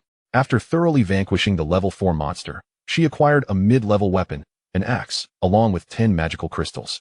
Witnessing their formidable skills, the 3 individuals behind them were filled with avarice. The woman among them was consumed by jealousy. For the girl who had just slain the monster was the same one who had humiliated her in the antique street. These children were truly insufferable. Unable to contain herself, she urged, what are you waiting for? Now is the perfect time to strike. With their skills on cooldown, the 3 suddenly surged forward, weapons in hand. The plaid-shirt male player unleashed a skill, Lock On. A thick chain of energy shot towards Lu Jing, as he had refrained from using his skills earlier, thus taking the initiative. Anticipating the attack, Lu Jing swiftly dodged and retaliated with a swing of his heavy sword. Clang, clang, with the skill missing its mark. The man's expression soured as he attempted to raise his hand to launch another skill. Young Yanziue also wished to assist. She raised her small hand towards the familiar ugly ant, Mark. She launched an attack on the unsuspecting woman, marking her before unleashing a fireball spell. The ugly woman chuckled, easily evading the attack. You little beast, do you think I reached this point merely by luck? With that attack speed, you think you can hit me? She wore a look of disdain. Bai Zixi and Lu Jing exchanged glances, as if regarding a fool. This woman was quite amusing. Just as she finished speaking, the fireball curved around and struck her from behind, causing her to scream in agony. Ah, that hurts.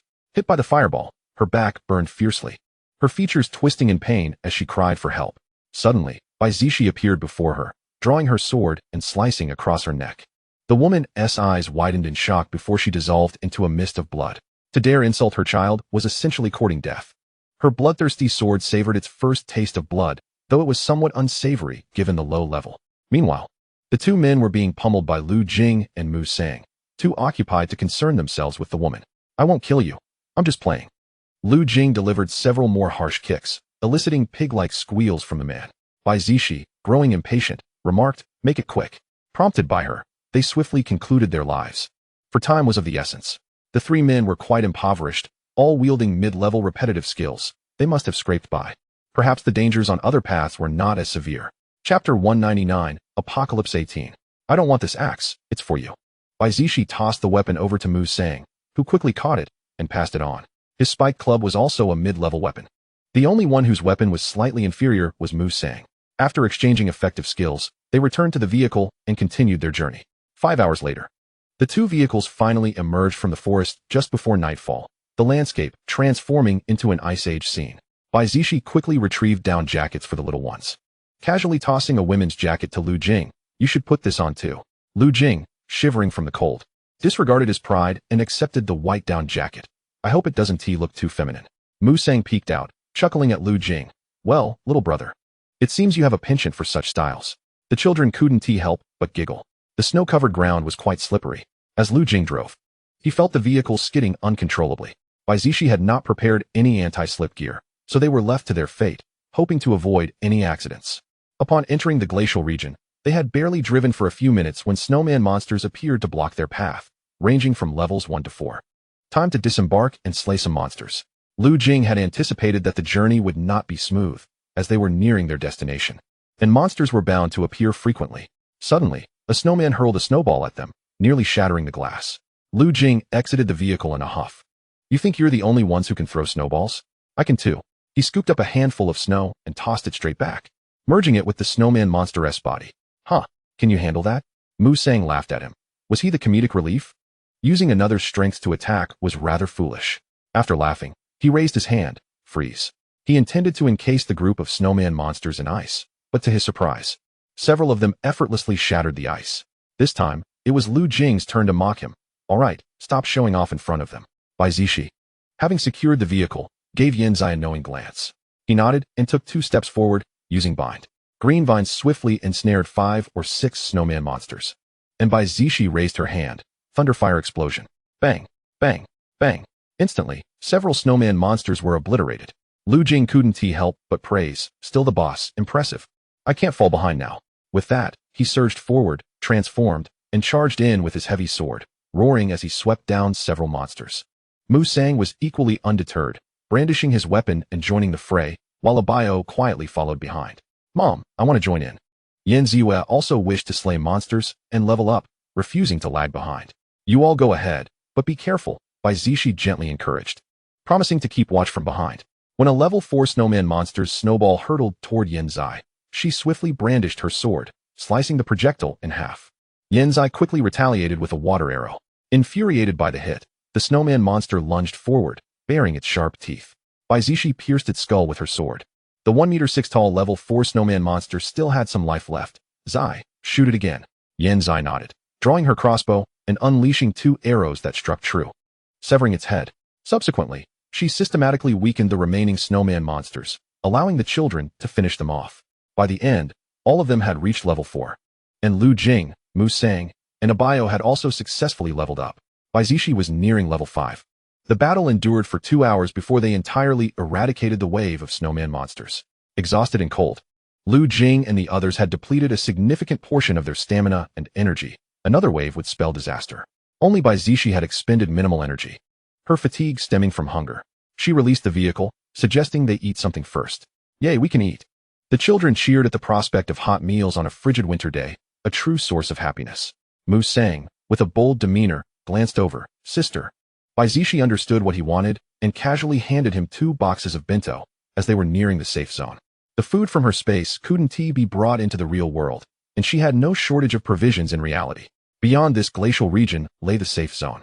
She hoped they could all clear the level in advance. Inside the vehicle, each person savored their bento boxes, relishing the delightful flavors, gradually restoring their stamina. With magical crystals to replenish energy, they were ready to engage in battle once more, with ample resources at their disposal, no longer needing to conserve as they had before. Let us set off, Lu Jing declared, wiping his mouth before starting the vehicle and driving forward. Mu Zhang has abandoned his fuel-depleted sports car in favor of a formidable Hummer. And now it is your turn to make an entrance. Abayo, hurry, pursue them. After a few moments of delay in starting the vehicle, they found themselves lagging behind by several dozen meters. The snowy terrain allowed for swift gliding without much pressure on the accelerator. Upon reaching a snow slope, Lu Jing found himself uncontrollably careening downward. Steer the wheel properly. Bai Zixi shielded the children with one hand while gripping the armrest with the other. Let us avoid any collisions with solid objects. I'll do my utmost. Lu Jing could maneuver the steering wheel, but the brakes had failed. Mu Zhang shouted from his end. How exhilarating. Charge forth. Abayo rubbed his forehead, bemused. The vehicle felt as if it were on a slide, yet Mu Zhang remained undeterred, seemingly unafraid of peril. After descending the slope, a horde of snowman monsters appeared ahead. Lu Jing accelerated, and with a resounding crash akin to bowling, dozens of snowmen were sent flying. The vehicle continuing its advance. A level 4 snowman roared, commanding, lob snowballs at them. The snowmen promptly obeyed, hurling snowballs at the speeding vehicle. Bai Zixi quickly lowered her head. The children, being too small, escaped unscathed. Crash! Crash! The glass at the rear of the vehicle shattered, and she swiftly discarded the shards. Just as she prepared to retaliate, Mu Zhang's car slid down the snow slope at high speed. Bang! Bang! The snowmen were again sent flying. Following that, another barrage of snowballs targeted the Hummer, resulting in the shattering of the glass at the rear of Mu Zhang's new vehicle. In the passenger seat, Mu Zhang was infuriated, exclaiming, "My new car! Stop immediately! I shall annihilate them. We can't stop. Let us ignore them, shall we?" "Be good," Abayo replied, his rugged exterior belied by his gentle tone. "Wouldn't it be more delightful to clear the level swiftly?" The two vehicles gradually regained their original speed, the momentary fright fading. Fortunately, no mishaps occurred, aside from the shattered glass, which posed little concern. "Good thing I'm an experienced driver," Lu Jing mused, his confidence in his driving skills bolstered. After all, it was this expertise that attracted potential admirers. However, on this planet, most vehicles were hovercrafts, reserved for the affluent, while only the less fortunate drove cars. Bai Zixi and the 3 children exchanged glances of disdain, unable to respond to his remarks, leaving him to feel awkward. The near collision with a tree was best left unmentioned. Chapter 200, Apocalypse 19. Half an hour later, the crimson moon rose. I had intended to forego sleep tonight and make a relentless dash toward the finish line. What was meant to come would inevitably arrive. Lu Jing parked the vehicle by the snow-laden roadside and exited first, with Bai Zixi and the children following suit. Shortly thereafter, Mu Zhang's vehicle approached and came to a halt beside theirs. "It seems we are about to engage in battle once more." No sooner had Mu Zhang spoken than a plethora of snowmen emerged from the snow, while a swarm of owl-headed creatures soared overhead. Fortunately, they had upgraded previously and acquired several new skills. Otherwise, this wave would have been exceedingly difficult to overcome. "Behold my new skill, Thunderweb." Mu Zhang raised his hand, casting a large net towards the owl-headed creatures. He glanced at Bai Zixi, urging, "Sister, swiftly collect their heads." Bai Zixi, not one to be outdone, called out, "Thunderfire explosion." Boom, boom, boom. Explosions erupted in the air, resonating loudly, and Bai Zixi instantly ascended to level 5, her power significantly enhanced. With a flick of her wrist, she invoked a summoning spell. A purple creature emerged from the formation, chirping excitedly. "Little Purple, you've grown." Yan Shaochen quickly recognized it. It had grown considerably taller since their last encounter, but retained its familiar appearance, resembling a larger version of a small purple being, grinning adorably. The little purple creature, now 2 meters tall, effortlessly hoisted Yan Shaochen onto its shoulder. "Wow, how high!" she exclaimed, clutching tightly to the creature's neck, exhilarated. As the snowman charged, Little Purple delivered a powerful punch, sending them scattering into a flurry of snow. Bai Zixi observed in awe. Little Purple's growth rate was remarkable. Just days ago, it had been a mere infant. Lu Jing's lips twitched. Must you be so formidable? His battle spirit ignited. He transformed and wielded his heavy sword, dispatching a dozen low-level monsters in mere moments. Yan Zilin and Yan Zai took up their weapons, diligently fending off the surrounding monsters. The two displayed unwavering focus, their attacks growing increasingly adept and agile. The agility they honed here would undoubtedly translate into the real world, signifying that conquering this game conferred not only enhanced mental strength, but also improved combat skills and resilience. She felt a swell of pride. Even though less than 2 weeks had passed in the game, it felt as if an eternity had elapsed. Bai Zixi's swordplay quickened, and post-level 5, her overall abilities surged. Vanquishing these sub-5 level monsters required minimal effort, and she scarcely utilized many skills. Only her stamina slightly waned. Within 10 minutes, Bai Zixi had already felled dozens of snowmen, occasionally sustaining minor scratches from the owl-headed creature's sharp claws. The blood-sucking sword swiftly restored her health, leaving only the wounds. But her vitality remained intact. An hour passed. Zai activated the advanced barrier, and Bai Zixi called for everyone to enter. This crimson moon heralded a greater number of monsters than before, necessitating a slow battle with the magic crystals. While Bai Zixi continued her fight, the others retreated to the barrier to replenish their energy, waiting for their skills to cool down. Little Purple had vanished, and the next summoning would require a 2-hour wait. She seemed to have entered a frenzied state, lost in the throes of battle, the blood-sucking sword dancing in her hands. Slice, slice. With every approaching monster, Bai Zixi severed their heads, the surrounding creatures unperturbed, encircling her relentlessly. Will Mama be all right? Yan Ziyue fretted, though she appeared quite formidable. Yan Zilin fixated on her figure, keen to learn her combat style, efficient and precise, devoid of unnecessary movements. Lu Jing reassured, Little Yaya, do not worry. Your mother is incredibly capable. Trust in her. Mu Zhang and Abayo sighed. The comparison was disheartening, for the duration of this battle was excessive, rivaling Abayo's prowess in certain aspects. Another hour elapsed before Bai Zixi broke free, swiftly returning to the safety circle. You must be famished. Upon entering, she immediately retrieved a table from her space, laying out an array of snacks and dishes. After hours of combat, a meal would swiftly replenish their strength. The aroma wafted outside, drawing the attention of the surrounding monsters, their eyes wide with curiosity. What were these humans consuming? The delightful scent was enticing. How could they eat so heartily in the face of danger? This group of monsters was entirely disregarded, for those engrossed in their meal offered not a single response. Lu Jing casually tossed a picked-over bone outside. The struck snowman grew irate, perplexed by the bone. Upon tasting it, its eyes lit up, and it soon swallowed it whole. Oh, how repulsive, it's eaten my saliva. Lu Jing observed the snowman devouring the bone, and, without hesitation, flung all the bones from the table outside. The snowmen and owl-headed creatures converged like scavengers, scrambling to collect the bones. Once gathered, they eagerly stuffed them into their mouths, casting longing glances at the humans. Bai Zixi suddenly had an idea. She wrapped a bundle of bones in tissue and tossed them out. Thunderfire explosion, sword formation, water arrow, fireball. Several skills unleashed simultaneously, resulting in a cacophony of explosions. Boom. Bang. The monstrous horde was swiftly decimated, leaving only a fraction of them remaining, who quickly rallied to grasp their weapons anew. An hour later, the area was entirely cleared. The crimson moon vanished, enveloping the night in darkness. Phew, these little cuties are truly gluttonous, Mu Zhang sighed in relief. Bai Zixi retrieved a new off-road vehicle, declaring, Let us go, we must make haste to complete the challenge. The two vehicles set off once more. By 6 a.m., the gates of the safe zone finally came into view, just over 100 meters ahead. Suddenly, 2 level 5 minotaurs burst forth, towering at 3 meters. Their mere presence threatening to crush their vehicle underfoot. This was likely the final line of defense. Lu Jing, I will confront them. You take the children through the gate. I will catch up shortly, she instructed. The 3 little ones chorused in unison. Mommy, no. Be obedient. I will be fine, she assured them. Opening the sunroof and leaping atop the vehicle, brandishing her bloodthirsty sword to strike at the charging minotaurs. The beast's attention was quickly drawn to her.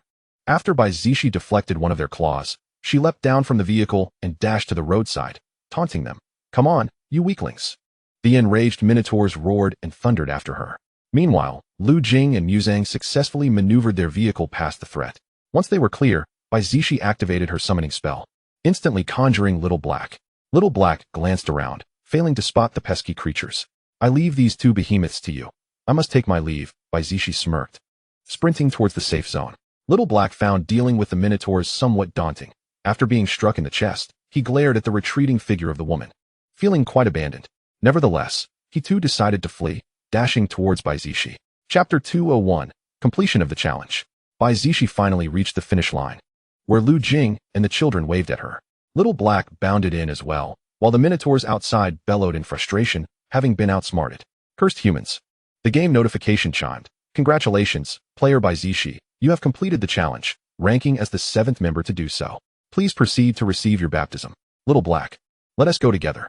Now that we are here, let us gather. Who knows when we will meet again? Lu Jing kindly invited him. And Little Black snorted but followed along. 7 individuals, along with the creature Little Black, shared their final farewells in the warm pool. Uncle Lu Jing, Uncle Muzang, Uncle Abayo, and Brother Little Black, goodbye. Yan Shaochen sweetly waved at them. Can't we all just call him brother? Lu Jing pondered, feeling slightly older than he appeared, especially compared to that ancient creature. Little Black scoffed, childish. They exchanged farewells, preparing to log off. We must have the opportunity to play mecha together, Muzang called out, feeling quite reluctant. Despite having known each other only a few days, their sincerity was palpable. Come visit us at Starfish, Bai Zixi waved her hand, then led the children out of the game. At Starfish, within the castle of the planetary lord in CS City, they emerged from the gaming pod to find Yan Shaochen seated in his office chair, engrossed in paperwork. Bai Zixi pondered how long they had spent in reality. Suddenly, 008 chimed in. Host, 12 hours have passed here. The amusement park at sea will be completed tomorrow. That is wonderful. The planet can finally open for business, she thought, elated at the prospect of an endless stream of star coins. Yan Shaochen looked up, asking, Did you enjoy yourselves? The eldest and second child appeared tense, far more so than when battling monsters. The youngest rushed over, exclaiming, Daddy, it was so much fun inside. I even defeated many monsters. Isn't that impressive? Yan Shaochen noticed the flicker of excitement in his wife's eyes and refrained from scolding the children, acknowledging that he had been quite busy lately. Indeed, you are remarkable, he praised, lifting the youngest into his arms. After complimenting his precious daughter, he turned to Yin Zelin and Yin Zai with a serious tone. Tomorrow, you will spend 8 hours in the gravity chamber. For the next 2 days, you are to train diligently, without slackening. Bai Zixi, protective of her 2 sons, protested. 8 hours is too long. They are still young. You take Ziwei out for a meal while I speak with them for a bit, Yan Shaochen instructed. Once he had given his orders, he softened his gaze towards Bai Zixi and Yan Ziwei, entirely different from his earlier stern demeanor.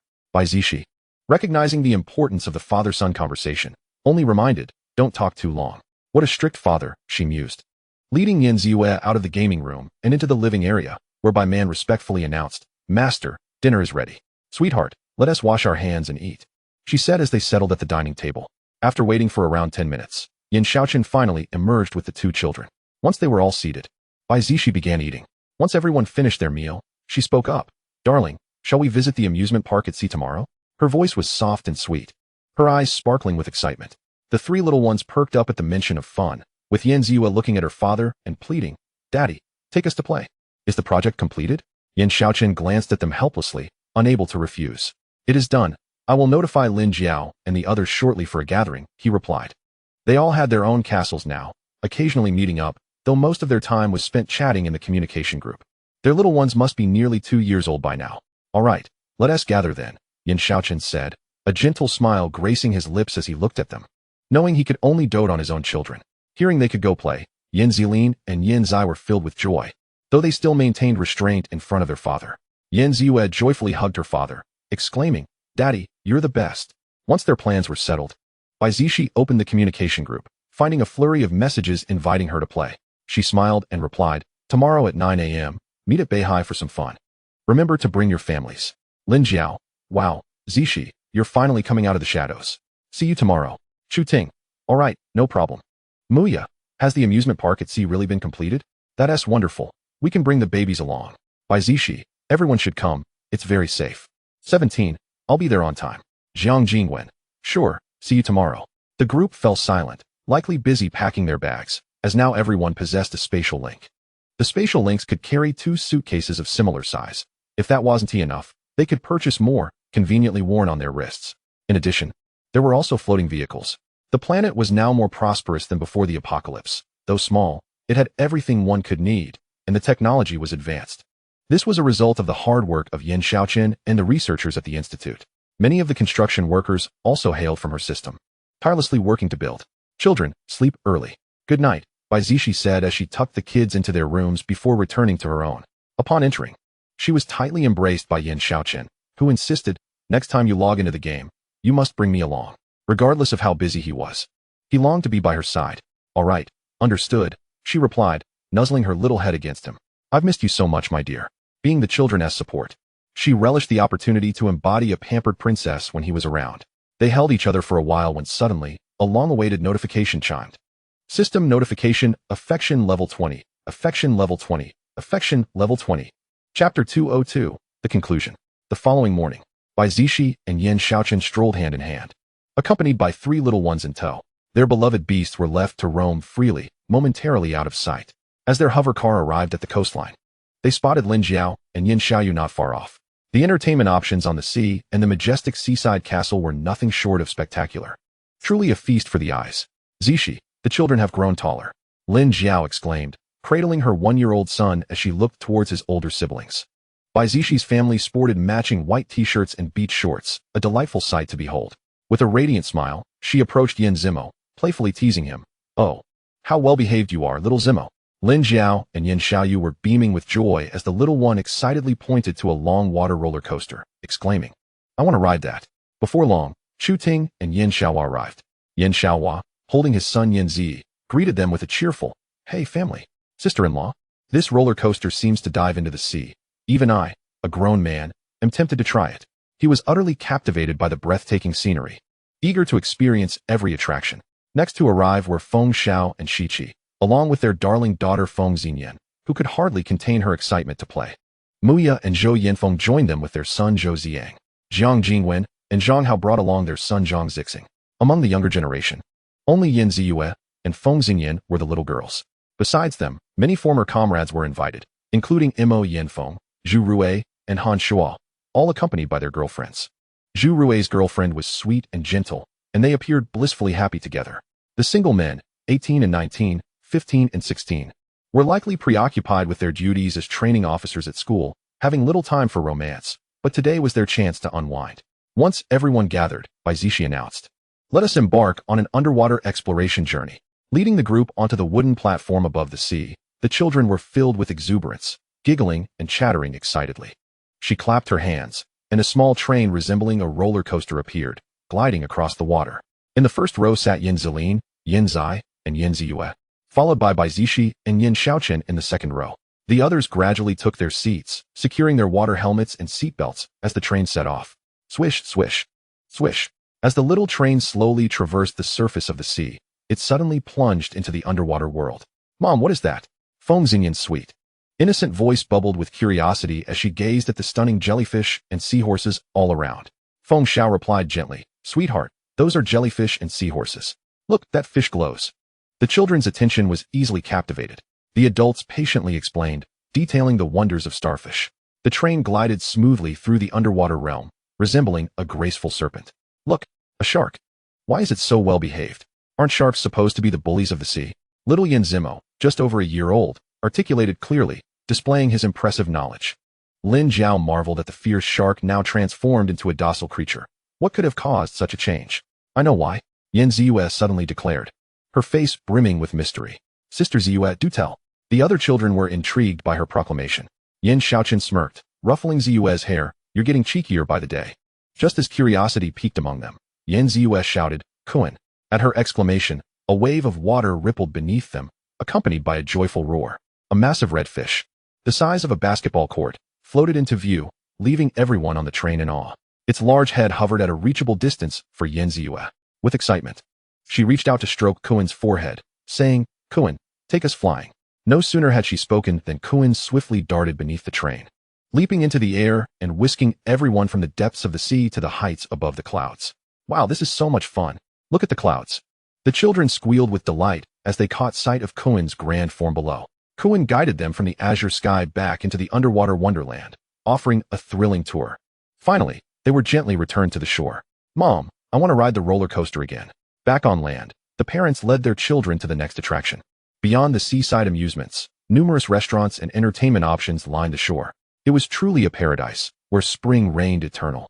Bai Zixi chuckled at the sight of some familiar beasts on the beach, reveling in their leisurely enjoyment. A passerby lounged comfortably on a beach chair, sipping from a coconut. Lu Hu, Scorpion, National Treasure, and Bai Feng sat in a row, savoring their meals. Finally, I can relax, Lu Hu sighed.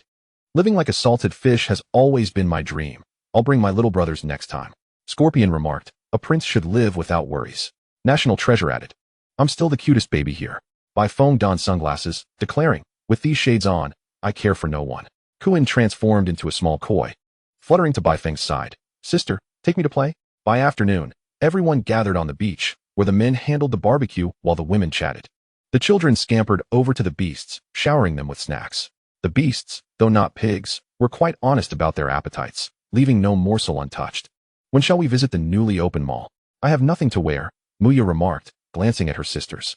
Shopping in person is far more enjoyable than online. Lin Jiao teased, you say you have nothing to wear, yet I see you changing outfits daily. Your social media is filled with photos. Don't expose me. They all burst into laughter. Zixi, can we stay in this castle tonight? It looks so magnificent. Lin Jiao's eyes sparkled with excitement, wishing for more days of fun. Rest assured, I've arranged rooms for you all, Bai Zixi reassured her, nodding. The castle had cost quite a few points, resembling a fairy tale, complete with a film hall. Let us watch a holographic movie tonight. They should love the immersive experience. As they chatted, the barbecue spread was laid out on the table, and everyone gathered around, laughing and sharing stories. Come here, let me hold little Xinyan, Bai Zixi said as she took Feng Xinyan from Shichi's arms. Shichi looked tenderly at his daughter and then at Feng Xiao, relieved that she resembled him. Muya couldn't resist teasing. I wonder which young man will win the hearts of Ziyue and Xinyan when they grow up. Shichi, what do you think of our Zixing? Ziyue was 3 years old, and the age gap with Xinyan made them a better match. Look over here, consider little Zimo. He is just like his father, gentle and considerate. They began to fret over their son's prospects for marriage, though the population of children on the planet was gradually increasing, alleviating their urgency. Yan Zimo pretended not to hear, leaning towards Yan Zeline and Yan Zai, asking, brothers, what are they talking about? Forgive him. He was still young, and didn't he grasp their conversation? Oh, nothing. They're just saying you're adorable, Yan Zai replied tactfully, looking out for his little brother. Yan Zeline's gaze fell upon the little one in their mother's arms, as Xinyan reached out her tiny hand towards him. He naturally extended his hand to hers, their eyes meeting for a fleeting moment, filled with a sense of innocent curiosity. I fear you both have little hope, Feng Xiao remarked unkindly. Observing the interaction between his beloved daughter and Zilin, 17 offered a resigned smile, saying, the children are still young. We shall discuss it when they mature. Come, let us raise a glass. The adults lifted their glasses, while the children grasped their milk bottles, all standing to clink their vessels together. Here's to our planet flourishing evermore, and to the happiness of all. The joyous sounds along the coast lingered in the air. Suddenly, a commotion arose, and everyone turned their gaze skyward, where splendid fireworks burst forth in the heavens. Bang, bang, bang. A new century is upon us. Yan Shaochen embraced Bai Zixi, his voice husky. In this lifetime, I am fortunate to have met you. I am equally fortunate, she replied, raising her eyes to meet his. Their gazes entwined amidst the backdrop of the fireworks over the sea, a scene of exquisite beauty. Click. Mom and Dad, I captured a photo for you. Yan Ziyue exclaimed with a cheerful grin as she leaned in. Yan Zeline and Yan Zai joined her, and together they took several more snapshots. After the group enjoyed the fireworks over the water, they collectively made their way to the castle on the shore to settle in. 3 years later. Host. Your points are nearing their limit. You must spend them quickly, perhaps acquire a few more spaceships. I have become quite the affluent lady. Bai Zixi languidly reclined on the sofa, contemplating a future excursion to another planet with the children for some indulgent shopping. Her travel planet had been rated 5 stars, with daily limited tickets snatched away in an instant, allowing her to truly relax. Each day was filled with games, time spent with her children, and occasional gatherings with her friends. Her husband showered her with affection, and the children were well-behaved and considerate. The perfect life of a planetary sovereign had only just begun. The end of the tale. If you enjoyed it, please like, comment, and subscribe. Your support is greatly appreciated.